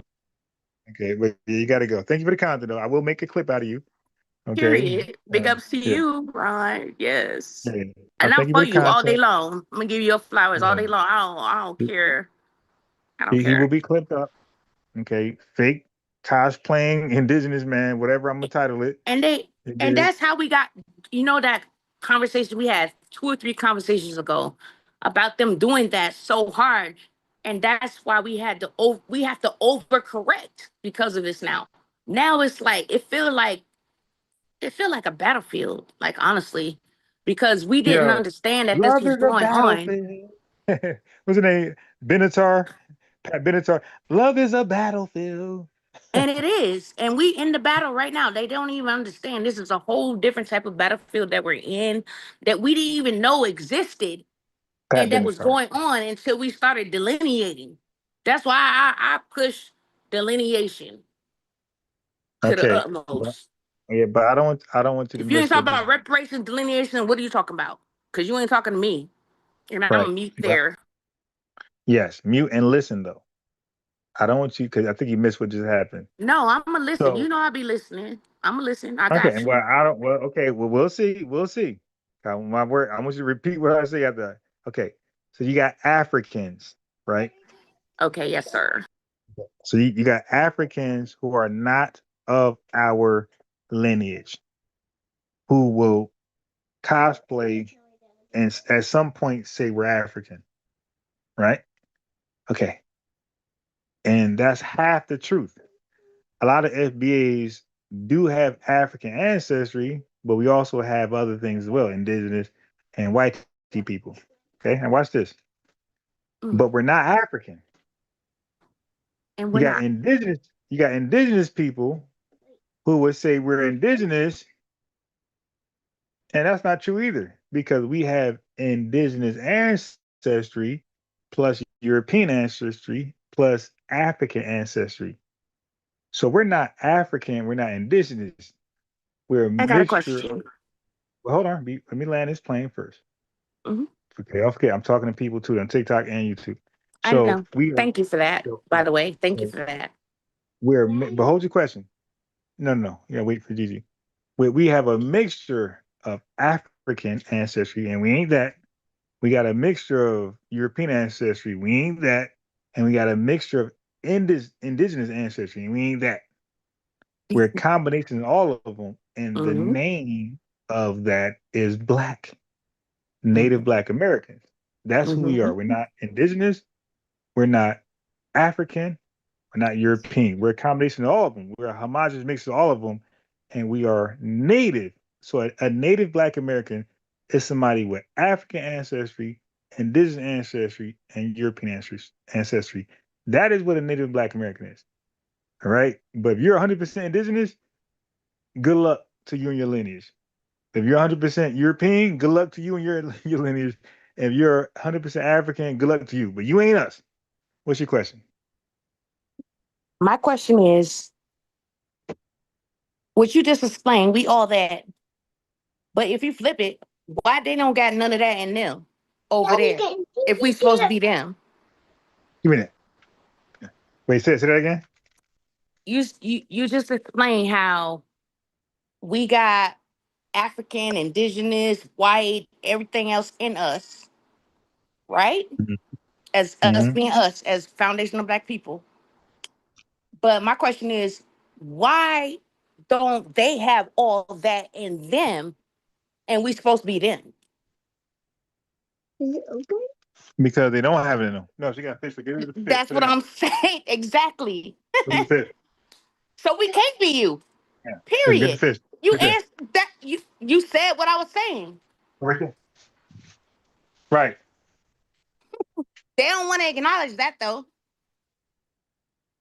Right. But I make it very plain. And you do. If you can't trace your genealogy to a plantation, you're not us. You're not part of our What lineage. African in Somalia, wherever they're in the 54 countries, can they place their ancestry to a plantation over here when we've been cut off for 500? Give me the documentation. Y'all don't even write stuff down for real. Excuse me, I'm gonna fry it. But we supposed to be flat back and part of you, but nobody else is. That's dark as hell. Where this came from? How did that work? I remember my family come from a military family. I was in Hawaii, right? I was in elementary school. I was young. I was little. I think I was in elementary school. You remember when the black Reeboks was cool? Remember them? 5411s, size Yeah. 7 and girls. The black Reeboks, the high top black Reeboks. They was cool. Remember? We was in elementary school then. We about 7, 8, 9, right? Mm-hmm. And I seen this Indian boy. Not Indian from India, as far as indigenous American or Asian, what they call, whatever. I would, our name for him is not his. And that's not good to say, but that's all I can describe him Yeah. as from back then. He was a dot head. Indian. This Indian. Yeah, No, he don't was say that. He was one of them. You're gonna be shadow man. This is Indian. And I'm young, I'm Black, I'm 7, 8 years old, I'm in elementary school. And I see this little I would say don't say that because not all of them got a dot. right, of course. But that's how I'm saying, you know what I mean? No, I got you, but I you get being it. that's like a slur. I know, Like, I get it. so What's this- another word I no. could use? What's another Indian. word? Give me another You word. say Indian. Indian. I'm giving you a word. I've said like No, 90 because times. Indian could be Native American, Indian could be that. So No, we talking about a no. specific group. No. Listen, now you're being like him. Okay, all right. There's an actual country called India, right? Right. Okay, I'm gonna say the Indians from India, not the Native Americans. No. Stop. That ain't being rude. I'm sorry. There's a I ain't trying country to be. called India, but you are though. Okay. There's a country called India, Mm-hmm. and the people who live there, the indigenous people, they are called Indians. Okay. Okay. I don't know what you're talking about. Okay. Right. The people called Native here are Black Americans, and people here are called indigenous people. There are no Indians here. Right. The Indians Even are though- Indian. Right. Okay. No, don't matter. No. The Indians, there's no country here called India. So there's no Indians. You're There's right. indigenous That's true. people and there are native people here. The Mhm. Indians are in India. And they need to take that all the way back for themselves too. Like for real. Honestly, that's a whole nother That's it. They topic. got nothing to do with us. Now we're That ain't our fight. That's not our fight. They got to work out their own But problems. piggybacking off of what I'm saying, now this little Indian kid, because I'm a kid, I'm 8, and I'm looking at him like, you got stringy hair, but you Black like me. You Black. First thing he said, what you think he said? He ain't Black because he ain't. He's Indian. Yeah, so you misapply that to him. Okay, and I'm looking at him okay. like, Wait. So what would you say? Okay, let's do reverse role. now I'm confused. Wait, hold on. No, let me unconfuse you. I mean, as a kid, I was. I got you. But let's unconfuse you. Okay, Right. so let's do it in reverse. Okay. Isn't he dark as you? He was darker than me. Okay, so now he's darker than you. So let's say you look at you and say, "Hey, I'm darker than you. You're Indian." What would you say? I would have said, you're right. I would have said I'm black. Even though I'm Right. not Well, black no, no, like a no, fan no, of the color no, no, black no, no, on paper. no. Stop. Slow down. You just rambling. If he Okay. said you're Indian, right? What would you say? He say, "Oh wow, you're dark like me, like the people in my homeland. You're Indian, right?" What would you say? I would have said no, I'm not Indian. Right. And he gave you the right answer too. I ain't you. You ain't me. Right. That's when I learned the difference. Mm-hmm. I didn't Mm-hmm. know it was a difference before that because I was a kid. And I seen that look. I was in Hawaii and I seen that Indian little dark brown brother say he wasn't black. And I'm like, and I, cause we was taught about the social construct of um black as a color. So I'm like, you're black, I'm black, we black, right? He's like, no, you black, but I ain't black. And I'm like, huh? How the hell? And then, oh, I'm gonna tell you one side. Fast forward, I went to, I think it was a liquor store. I don't know where I was at. I was in a liquor store gas station / liquor store gas station. I don't know. Cause they own all of them. Most of them. I Yeah. ain't gonna say all of them, most of them. And this Indian dude, I swear I never seen nobody that dark in my life. He looked like he came from Africa. Like he looked like he was blue black. Like he was so, I've never seen it in my life. But because of that encounter that I had as a child in elementary school, I knew no matter what color he was, how blue black his skin was, But eat he food and wasn't take it off. But he get the wasn't food us. and eat it all. Don't cry. And that's some deep shit. Cause he was a blue black Indian. And they out there. I seen one. I don't see them a lot because they try to promote, the brown caramels and the light skinned ones, but I seen a blue black one with my own two eyes. And because of the encounter that we talking about, like I said, that I had with the Indian that did that to me as a elementary kid, and I don't know no different. I just looking at, what I mean, like how we taught, like if you this color, you black or whatever. And when he said he wasn't, years later, when I seen that blue black Indian, I'm telling you, he looked like a wok with grease on it. Like that's how dark he was. He looked like a black wok with grease on it, but I knew he wasn't us. And that's a deep impact. And that's a deep cultural divide. But now all of a sudden, because of all of that, they want to color over it, and now all of them black because we delineated. Okay. All right. And I'm gonna shut up and mute right there. And I'm Ron, I need you to talk. I need you to say something. Like for real.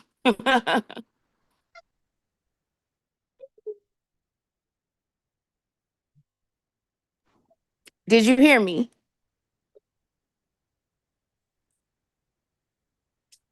Unbiased.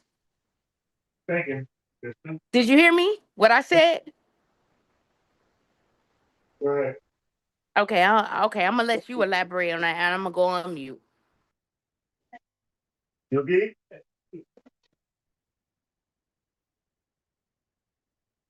Yeah, man, it's real, bro. It's real. I'm trying to tell you, it's real out here, and the cosplayers will not be rewarded. The cosplayers will not be rewarded.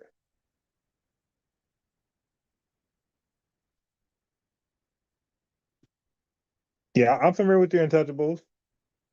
I uploaded videos on Untouchables over 15 years ago. Okay. I've been on YouTube for 17 years before any guy even fathom YouTube. I've been uploading videos on YouTube for 17 years. Wow. I Okay. just want to Yeah. say thank you for doing what you do. I appreciate you because I really wasn't on YouTube like that. I really only got on YouTube. I'm not even gonna lie. I'm gonna tell the full truth. Like after the election that happened, and I was feeling some type of way, and I Which thought election? Which election? this last one, the last one that got the person that's in office now. Mm-hmm. I was on YouTube dibbling and dabbling, but I was, a voter, the typical voter before then, and did, the typical voting, the way we vote, and I did that. But after this election, and I started going on YouTube and say, they were like, you know what? And I seen uh the Latinos, the Spanish speaking people, even though they speak different dialects of their Spanish, all the Spanish speaking people and the white folks, because I'm talking to you as a regular person that don't really even be into that like that. And I seen that they was like, and it was all over YouTube. I will vote, and they had the salsa music playing for Donald Trump and all that. I'm like, why y'all gonna do that? Like, huh? So that Okay, got let me help me you that out. got me curious. Let me help you out. Let me help you out. Because a lot of okay, first of all, what is the race of Latino people? And I didn't even know that most of them can classify as white. I No, didn't I even didn't know ask that. that. I didn't ask that. I Huh. asked you, what is the race of Latino people? What do the race of our Latino people? No, no. What is the race of Latino people? Before that, I thought they was just Spanish.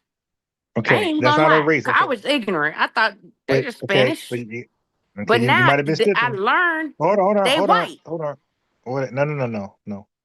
You ignored my question. I don't know. You might be sipping. You might be a little tipsy. I don't know. I'm a little But bit, you're not but listening. we ain't I talking could about that. tell. I could tell you're not listening. Now I Okay, know my so people. you're saying Wait, what no, no, is no. your Ain't no and you so. do Ain't no so. Hold on, hold on. okay, what is the race of Of Latinos? Latinos, you gave me Hispanic. That's an ethnicity. What is the race of them? I, I'll, s- I don't know. Outside of white, I don't know. Thank Did I you. just learn? That's the best answer you can give. I don't know. I was waiting for that answer. I didn't want no guesswork. You don't know. I don't know. Latino, got it. Let me help you out. Okay. Latinos racially are either black or white. Mm. Okay. So the ones who are white Latinos, that's because they're white Latinos. Mm-hmm. All right. And the ones who select black, that's because they're Afro-African Latinos. Oh, All so they right. get a So, choice. Oh, okay. well, no, it's who they are. It's who Based they on who they are. are, they get a choice. Yeah, Okay. yeah. They have genealogical records too. Right. And some of their records lead to somewhere in Africa, and some of their records lead to Spain or Portugal. And Okay. those are the white ones. Right. They're ethnically white. Right. Mm-hmm. So That when they makes register, sense.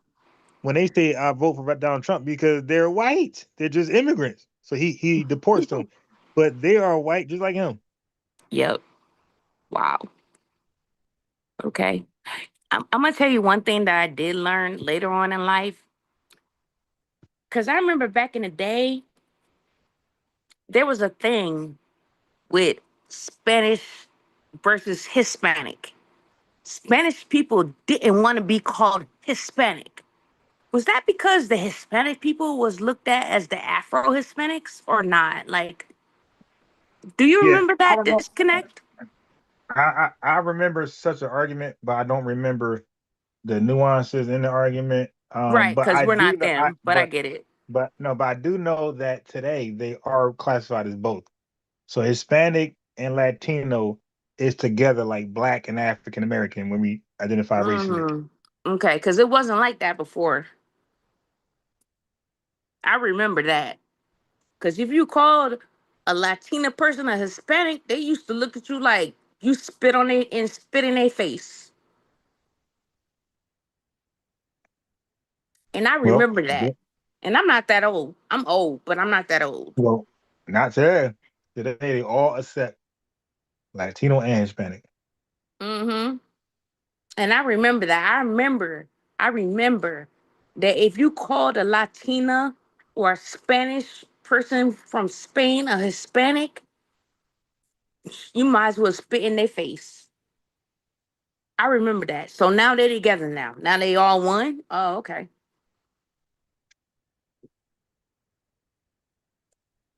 That's what we saying. That's what it is now. Ready? I'm gonna count to three. 1, 2, 3. Stop trying to eat your food. If I come back here, give you back. If I come back here, give you back. Because if I'm not mistaken, I remember Hispanic was really only associated with Mexico. That north-south thing. Because, Spain is way north and over the seas from the Mexicans. That north-south thing we was talking about earlier. But all I'm saying is that I don't know when it's changed, when now they all one, Hispanic and Latino and Spanish, because it used to be a real clear separation with me coming up. If I called a Puerto Rican a Hispanic, they was insulted. Period. Do you remember that? Wait, what was that? You broke up. What was that? Do you remember when if you called a Puerto Rican a Hispanic, they got insulted back in the day? Nah, I don't remember that. You don't remember that? Oh, I do. They was like, I'm not Hispanic, I'm Latin, I'm Latina. Wait. So why would you call a Puerto Rican Hispanic? Why not just call them a Puerto Rican? Because if you said like the Spanish speaking culture overall, and we called them Hispanic Yeah, but versus guess what? They might see that as calling a Black American African, and we getting upset. They might say, "What you right. mad at?" So I'm not mad at them for that because they made that separation back then. Though I remember coming up, they made that separation back then.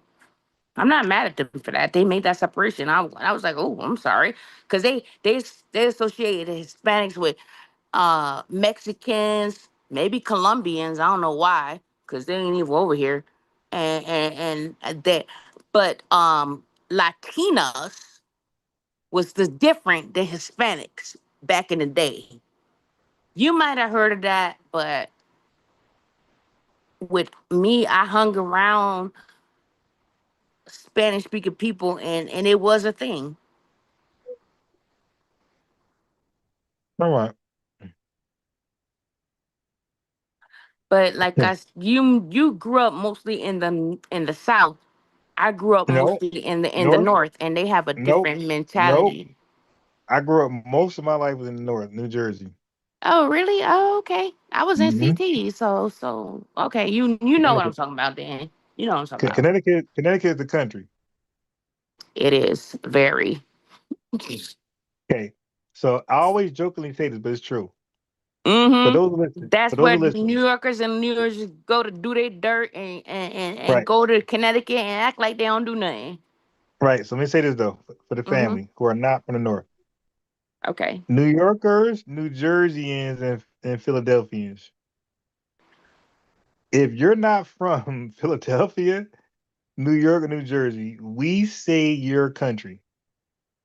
We don't care how north you are. You could be Maine, New Mm-hmm. Hampshire, whatever. Yep. If you're not from New York, and upstate New York might be called country too, but New Yep. York City, That's it. Philadelphia City, or New Jersey, if you ain't from those three, that's the real tri-state. If you ain't from those Yeah. three, we're gonna say your country. Yep. Because y'all not really a part of 13 colonies. New York is not a part of 13 colonies. People don't really know that. Maryland, Virginia, Connecticut, Maine, New Hampshire, Mm-hmm. all of that Mm-hmm. stuff is country to us. Yep. And it Okay? is. You ain't lying. Just let you know how New Jersey, New Yorkers, and Philadelphians look at Connecticut, Maine, Maryland, and all that stuff. Virginia, we look at these folks as South. Okay, even though they're not. They're not technically Right, South. that's true. They northern Southerners. That's all. They Yeah, just but Southerners that right. moved to the north. That's it. We consider this guy as South because the way they talk, the way they dress, the way they conduct Yep. themselves is And 100% that's a fact. opposite to us. That's a fact. Because Maryland is Northern. They be like, you know how we do. We don't do that. We don't do that. And y'all don't claim them either. No. The tri-state don't claim them. We only claim, even Connecticut's country. We only rock with Philadelphia, New York, New Jersey. Outside of that, Because a we New don't. Yorker tell you, yeah, we not a part of the 13 colonies. Y'all stand on that in New York. But that might be true. I never heard that. That might be true. But I'm just saying. But they're From really like, not though. But I'm just saying from a culture. I'm just saying from a Because cultural. they try to group them all in as New Englanders, and New York I got you. and New Jersey say, no, we not New Englanders. We don't claim that. We not a part of the 13 colonies, so we're not New Englanders. That's what So a small group over there say. let me ask You you can look this. it up. So I will. I'm a researcher. So you're And saying that you're saying the original 13 because I know 50 nifty United States from 13 original colonies. 50 nifty United States from 13 original colonies. Each individual state deserves and a they say New York bow. ain't in it. Let's salute them now. Alabama, Alaska, Arizona, Arkansas, California, and Colorado. And you're saying New York. Okay, hold on. That's what they say. That's what they saying. I don't know who the And they they is, stand on it. but you're saying it. I don't know who the they is, but I know you're saying it. Let me see. I'm saying it from what I heard them say. And I'm like, huh? That's the Okay, 13 colonies. Y'all part of the thing. but They're like, I no, only we wasn't part but of it. I'm like, huh? but I only got it from you though. I didn't get it from them. Okay, well, it's New Yeah, York. so I'm So just letting you know what the other talk that's going on about it. okay, so listen. Never repeat that again. I just Googled it. Yes, New York was one of the original 13 colonies. It was a middle colony that began as a Dutch territory before becoming an English colony. So never repeat that again. New York was an original 13 colony. And that's what I was saying. But they was walking me down like, no, we wasn't part of the Yeah. So original so 13 so colonies. I'm at like, what some do you point, mean? That's wait, New England. so at some point you have to use your Google. Stop arguing people and Yep. use your And you're smartphone. right. Why you Send me got a that. Oh my God. smartphone? Send me that. Because I want to screenshot it. Send me that. Yeah. Why you got a smartphone? You got an iPhone on top of that? I do. Oh Send my it. God. Yes. How I give you my email. Yes, she just spent $1,600 on an iPhone and don't use it. Huh? I said you just spent $2,000 on an iPhone, you don't use it.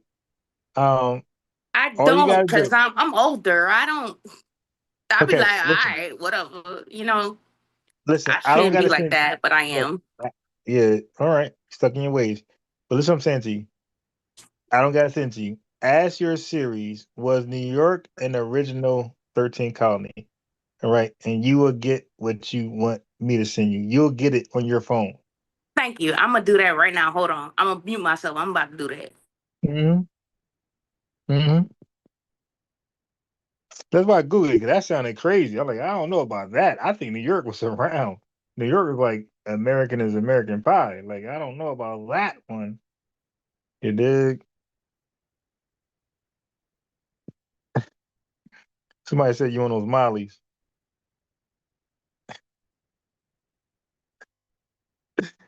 Somebody said you want the 50 pack. But that one. Um, They need to stop because I don't do no drugs. I don't do yeah. nothing. Yeah, I'm saying like they saying that I that's so might, I common sense. might, you know, What? indulge in having a little cocktail or something, but outside of that, I don't do nothing. My stuff Yeah, no. clean. Yeah. If I don't be careful, I'll be the next body that been snatched. I already know they done took my stuff Oregon, and did some stuff with it, and I can't prove it. Oregon, Organs harvested. Yeah, you ready to relax. Period. Who? I'm going to tell you, and I'm going to tell the world. When I had my daughter, I was 24. And why is the doctor going to tell me that he never seen an umbilical cord so thick and healthy? Who says that to a patient? Period. Doctors just say that. But does anybody else have a record of them doctors saying that to them? Is that a normal thing? Well, if they didn't have a healthy one, they're not going to say it. That is super thick and healthy? Right. They If just they didn't like have that. they say your baby is delivered, your baby healthy. They don't say nothing about the parts they took out of you. Okay, I get what you're saying. Right. So the Okay, then doctor. that's all I'm saying. And I'm a Yeah. mute. So the doctor's like, hey, I need that. He's like, yeah, I need that. Thank you. I know you don't want That's it. how Thank I you. know. Look everything out that they took out of that little boy that drowned in the thing. They took all the important stuff. Wait, hold on. Wait, let's deal with you. The With me. doctor. And I got another scenario for you with me. Wait. Let's start right there. The doctor took your umbilical cord, and you got a whole bunch of other kids you don't know about. I had my daughter. That was my first daughter I had. I was young. I was in my prime. 23, 24. That's your prime. Your daughter probably got 9 other twins. Because the doctor took your umbilical cord. He took my umbilical cord and they did some shit with it. Yeah, he done made 9 more daughters of your first one. That my daughter don't even know of. Or me. Mm-hmm. So she probably got 9 twins. Because that was weird to me. I don't know a lot because I'm not a scholar and I don't study stuff. But as a people, we know when stuff feel off and sound off. Like, why would you tell me my umbilical cord is so thick and healthy and nutritious? He said he never seen an umbilical cord this thick and healthy. Yeah, he my man got you. Yeah, but I was young. I was in my 20s. I'm like, okay, nigga, what you was like? But later on, looking back at it, knowing what they doing now, oh, you was trying to give me a hint without losing your job. Mm-hmm. And just like this, like the last procedure I had a hysterectomy, and the lady gonna say, I went to a black woman and she did it, whatever, whatever. We can't always trust that, but whatever. And I was done with what I was going through with the fibroids. She said my fibroids was cross section across my uterus. I would have never been able to have no kids. Because after that, when I was doing like with my dude, I would have had probably 3, 4, 5 kids. But because my way my fibroids was doing what it do, she was like, but, and she said, I ain't never seen that before. And then she said, I thought your uterus gonna be huge. Like I've been banged out. I don't know. That's what I'm thinking in my head. You know how we count belts and stuff with women, and like she been thrown to the dogs, that way. And she was like, it was so little. I could not believe how small it was. And your stuff was stacked across it diagonally that you would have never been able to have kids.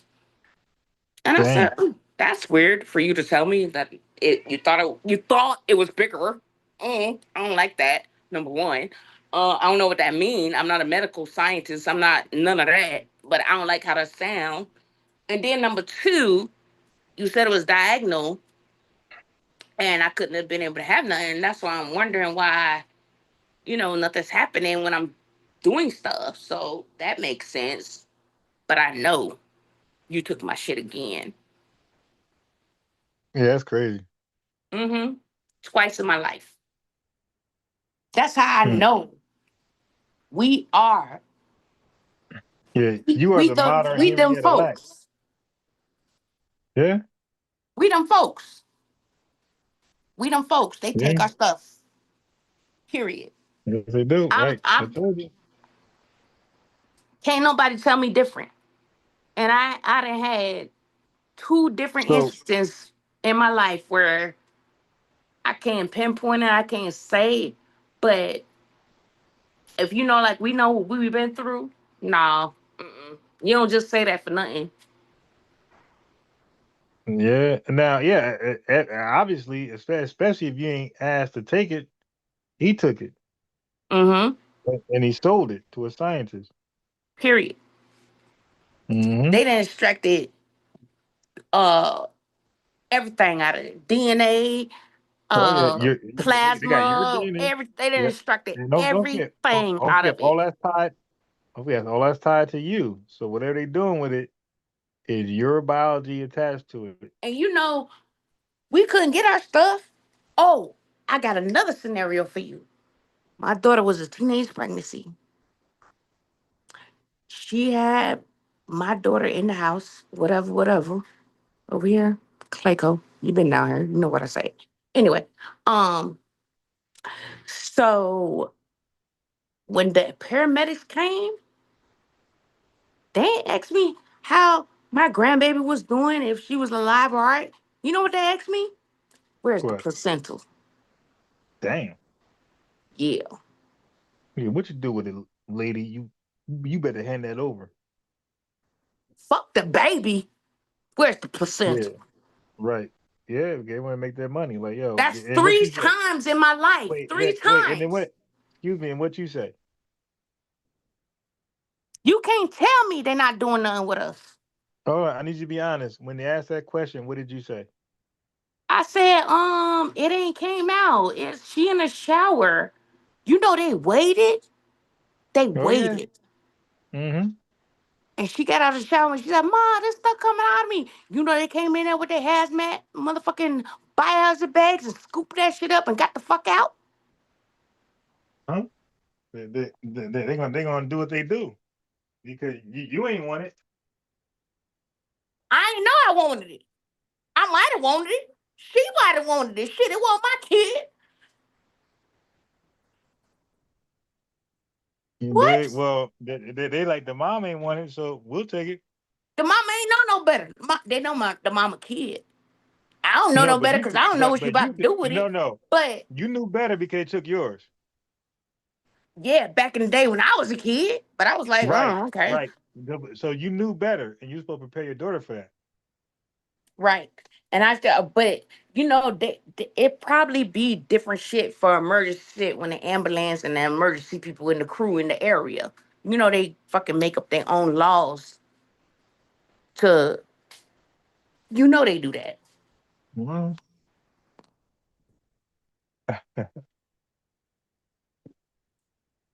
If I'm lying, I'm dying. I'll tell you. So, you know, that's that. It is what it is. That's what happened. But all I'm saying is that happened 3 times in my life. So I don't believe nothing they say. I'm one person, and this is supposed to be a lifetime experience and it's experience with a single human being across the planet. Not even gonna say across the planet, across the U.S. between Black Americans. All right. And this happened 3 times in my life. So you got to call in next time I tell they call in. Hey, Huh? any African TikTokers want to call in? Now you gotta stay on. You gotta talk to the African tether because I be trying to tell them what you just said. They don't believe me. Okay, I will. That's cool. Cause this is my life. This is what happened in my life. I have the proof, the documentation. My daughter's living, my granddaughter, everything. I'm scared for them to have kids. Like honestly, for real. I ain't even gonna lie. I'm scared for them to have kids. How they did me, and this is what happened with me and with my generation that came down outside of me. If you're doing this with me, what are you doing with everybody else? And am I supposed to feel some type of way? This is what I just told you is stuff that happens once in a lifetime between whatever across the nation. Michigan, California, Texas, Louisiana, from the east to the west, the north to the south. I gave you 3 instances that happened in my lifetime while I'm still alive. Praise Jesus. Praise Jesus. Yeah, period. So, hell no. Delineation and reparations. No, we need our money. All of it. For all of this. And then let's not forget every freaking plasma block they got on every poor corner in the hood where we're at and trying to give us $25 for our life source. That's We it. need reparations for that too. Damn, $25. Am I right or wrong? Crackhead. Yeah, there we got a crackhead there with $25. Yeah, $25, $35 for my life force. Yeah, they're like, hey man, hey, here's $25. Y'all making $10,000 They're like, hey off man, of here's one 25. person. Here's You don't get us $25. $25, $30. Go get you 5 nickel bags here. Okay, cause yeah, that's included too. That's included too, because we know they ain't in Mary Poppins neighborhood. Are they in Mary Poppins neighborhood? Do you see any CSL Plaza, DSL, whatever they called? Do you see them over there? They don't want them. Hmm? They don't want the Karens. They don't want them. Are they over there where Karen at? But Karen is okay extracting from us. And that's where they're mad out. This delineation is putting a flashlight and the fire to the flame with it. Like we flashlighting it and lighting it up at the same time, because no, you're not about to do this. If you don't have CSL plasma talking about, oh, donate, do greater for the community, why not saying that in Karen community? If it's so good. Because that's another way outside of stealing our stuff when we have our babies and extracting stuff from us because we voluntarily, they know we already, hard up and need a little cash. We gotta pay some money and we need $20 right now. So we're gonna give you $20 right now for $13,000 of worth of life force. But we're gonna give you $20, $30 for it. In your community. Yeah, they make like that make crackheads. sense. Yeah, that's called a crackhead discount. That's called a crackhead discount. That's the new crackhead era. And then the migrant community want to act like we just doing the most, and they don't understand we fighting them on so many different fronts.